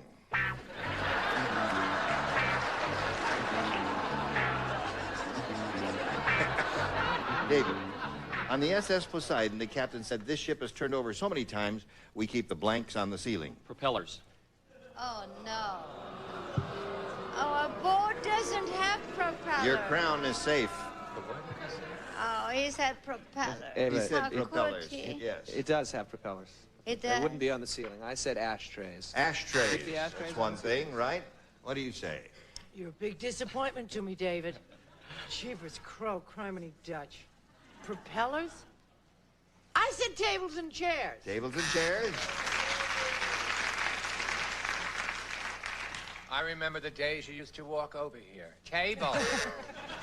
He doesn't have the strength for it today. Not Charles. I know you closed in the play last night and you had a big success, but something happens to a panelist that the MC refuses to walk near. He's never going to make it All down. right, Charles, here's what we're going to do. I'm tired today. I admit that freely and candidly. So you just get down here, take this I don't know how to do this. You get down here, you're going to do it. I'm I've heard you afraid. get snotty enough already. Take that microphone. I'm afraid. Take this card now and go over there and ask Ava Gabor what her answer is. Hello, sweetheart. How are you? Oh, there's a fly. What MC is that? Oh, there's a fly. What is your answer? That's easy. Tell her what the question I is. should say... On the SS Poseidon, the captain said, this ship has turned over so many times, we keep the blanks on the ceiling. You are so cute. I love that dimple. Thank Look you, my at that sweetie. We cute must thing. keep to the game, though. We must. But I have several good... Isn't that lovely? Nothing is real. Anyway, I could match Brett beautifully today. I said chairs or beds, but I stuck to beds. Beds. Beds. That's a miss. Thank you, Mr. Master of Ceremony. McLean? Yes. Sweetie? Yes. I'm a warm MC. You are a what?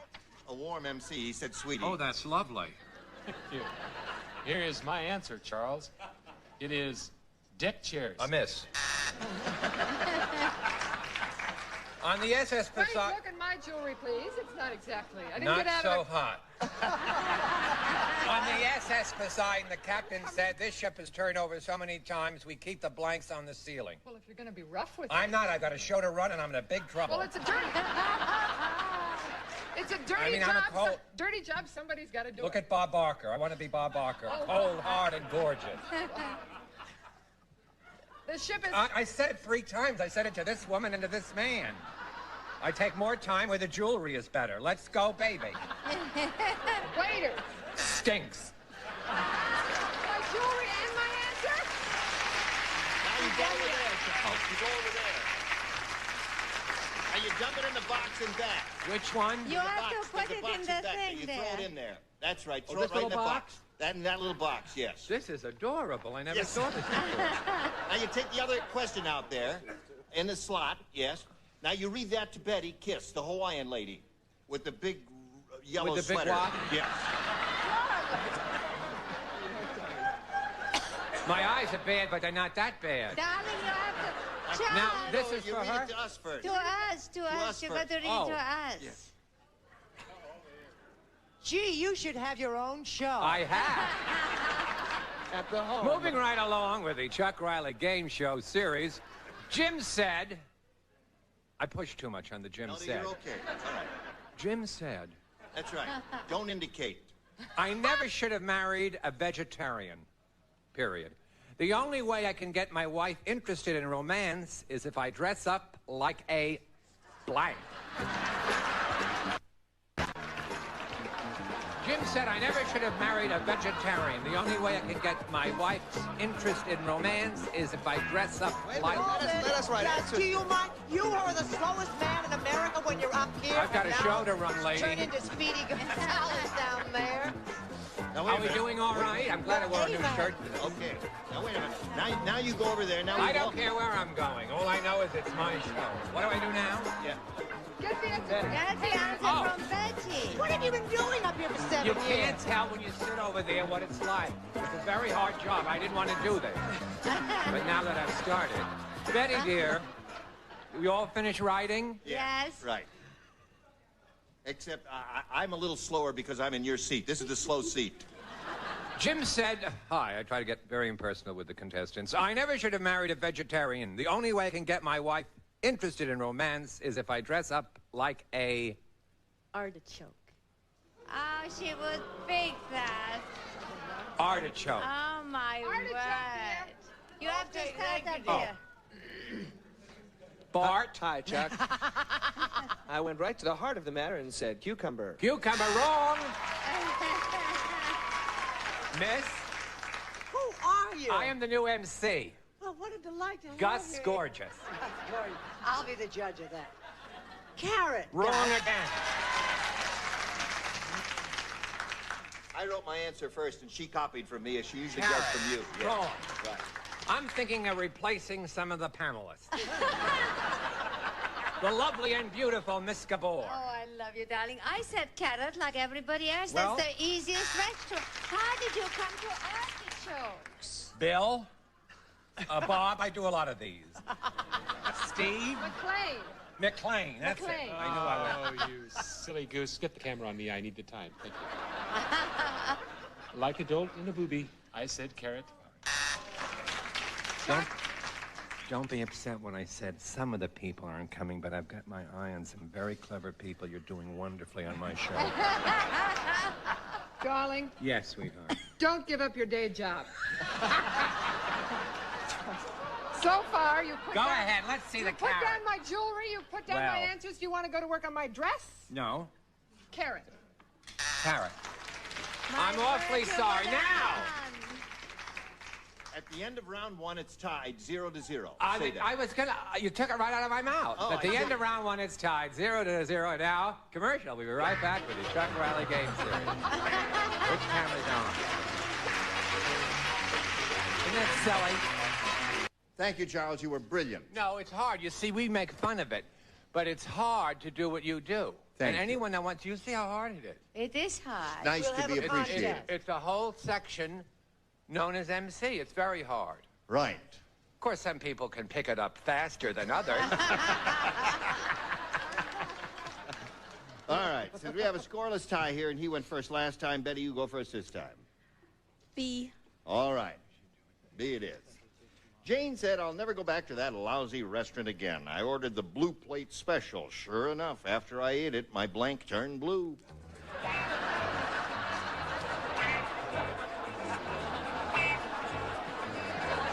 Jane said, I'll never go back to that lousy restaurant again. I ordered the blue plate special. Sure enough, after I ate it, my blank turned blue. My tongue. My tongue, she said. Ava, what did you say? Bart? Very close to the tongue, the teeth. The teeth. All right.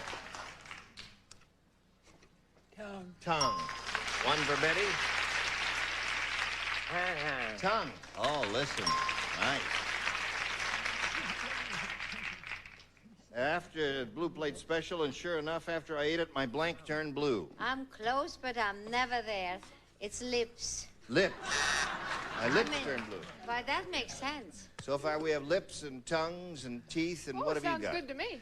Also, very close to the tongue, the lips, and the teeth, the face. The face. No one said my answer yet. Well, hon, I bet maybe I will. Well, let me To see. go along with the overall teeth motif that you were talking about, it reminds me of a Merv Griffin theme show, you know, like people who own Pintos. Yeah. I said, set me up. Yes. I'll never go back to that lousy restaurant again. I ordered the blue plate special. Sure enough, after I ate it, my Plates. plates turned. My sure. picture. Yeah. Right. Good. Clever lady.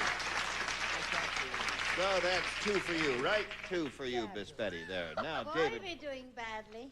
Hmm? We're doing Well, badly. speak for yourself, darling. But look, that is one. Oh, there are two little It red says ones. 2. He needs 2 to tie and 3 to win. Not Well, very let's good. go, Ben. Well, let's let's put see. the show on the road. Tim said this insurance company must be owned by an exterminator. I'm only covered if I'm trampled by a blank. Tim said this insurance company must be owned by an exterminator. I'm only covered if I'm trampled by a blank. Cockroach. Cockroach, she said. He said La Cucaracha. Nothing worse than being trampled by a herd of cockroaches. La Cucaracha. I take full responsibility for this, David. I was disappointed in you. I am now terribly disappointed in myself. I said ant. An ant. Roach City. Roach. So with that, Charles, it means we now have a tie score of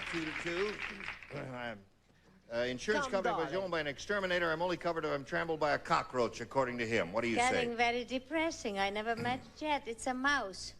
A mouse. But that All right. will trample you. He needs one more cockroach to win the game. Well, Oh, I got one right here. I mean, you say that living at the beach, he shouldn't have much of a problem there. It's the moisture. I understand. I think we could have a zzz or a ding on this, or a big fight. Uh-huh. I said a bug. Uh-huh. That covers They didn't waste any time. They gave you the zip right away. Apparently, a cockroach is not a bug. That's right. In my book, it is. They're in my house. Generals do not match specifics. Go. Oh, Balderdash. That's your ear, huh? Balderdash. Well, then I suppose termite or bug is out of the question. That's right. That certainly is not a cockroach. Saved by the buzzer. All right, so we have a tie score 2-2. That means we go to the tiebreaker. One question for each. The one who matches the most will be the winner. David, you can go first. I'll take A. All right, go. Write your answers. Okay. Oh, you want the question? Oh, sure. Want to do it the easy way, huh? Weird Willie the zookeeper is so weird. How weird is he? Once he climbed into a cage and tried to blank between the lions.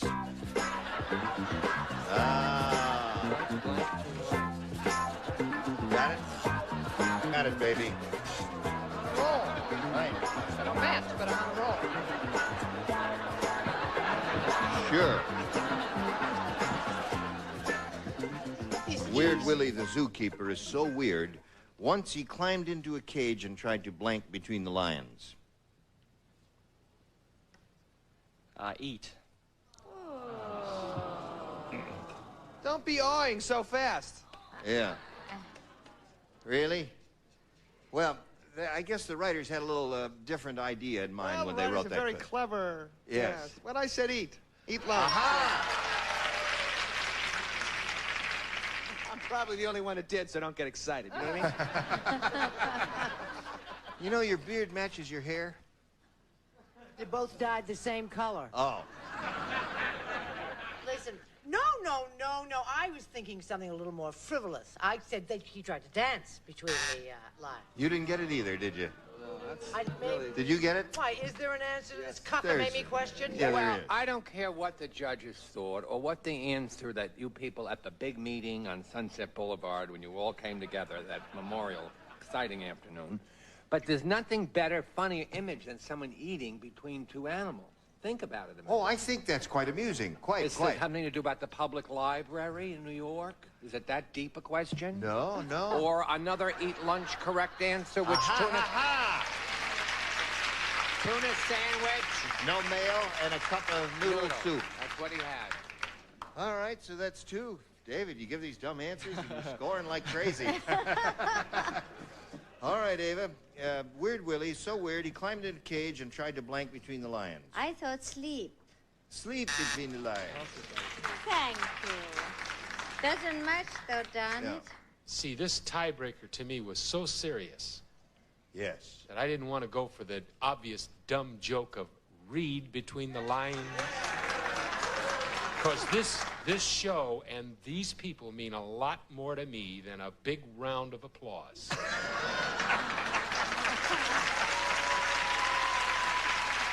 Well, you didn't say that, huh? In fact, whichever one of these two people loses, I am going to give him or her $10,000. Okay.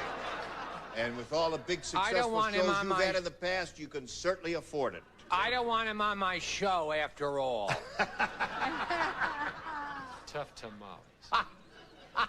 I said dance. Dance between the lions. A courageous fellow. To dance. Yes. To dare to dance between the lions. First, my chair is broken. Yeah. Then he says my ring looks cheap. Now they make fun of my answer. I had the definitive answer. I don't care what anybody says. Don't be upset. Read between the lions. They gave it a cheer like you said they would. Thank you. So, he has two and you have a shot at it right after this. Thank you, John. Here we go. Remember, it's 2 to tie and 3 to win here in the tiebreaker. Barbara, the beauty consultant, has some very strange ideas. After she takes a milk bath, she covers her body with blank.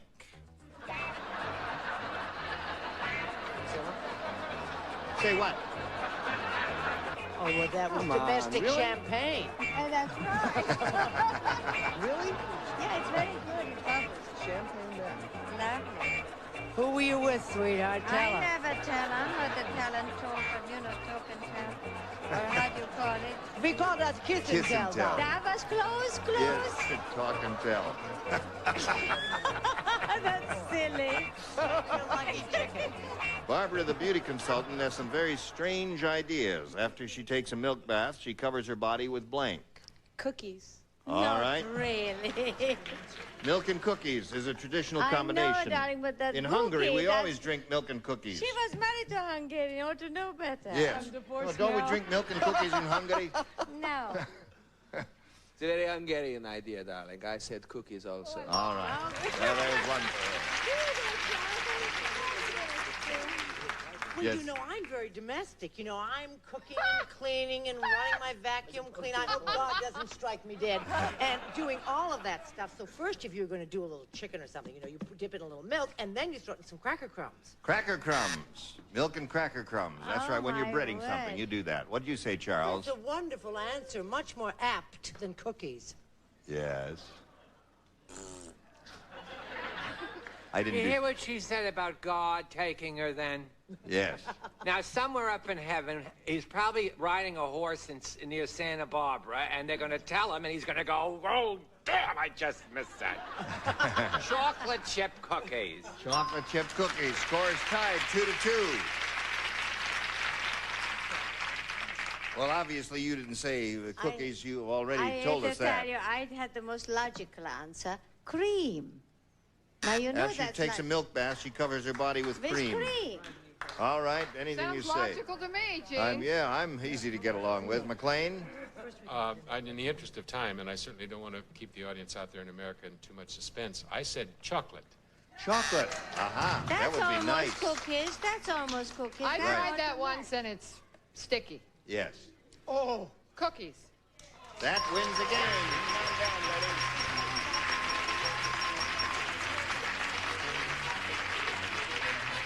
Now, David, we're going to send some prizes to you. We have a wet blanket for you.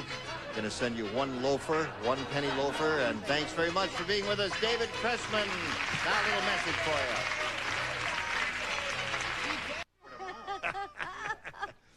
We invite you to tune in tomorrow to find out if Betty Kiss will win more money. She already has $5,500. Will she win more? Sounds like the soap opera.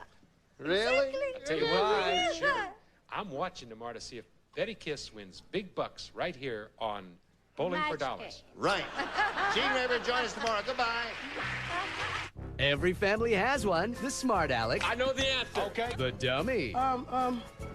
The beauty. We got it. The brain. I'm gonna go with Saturn. But only GSN has the new Family Feud.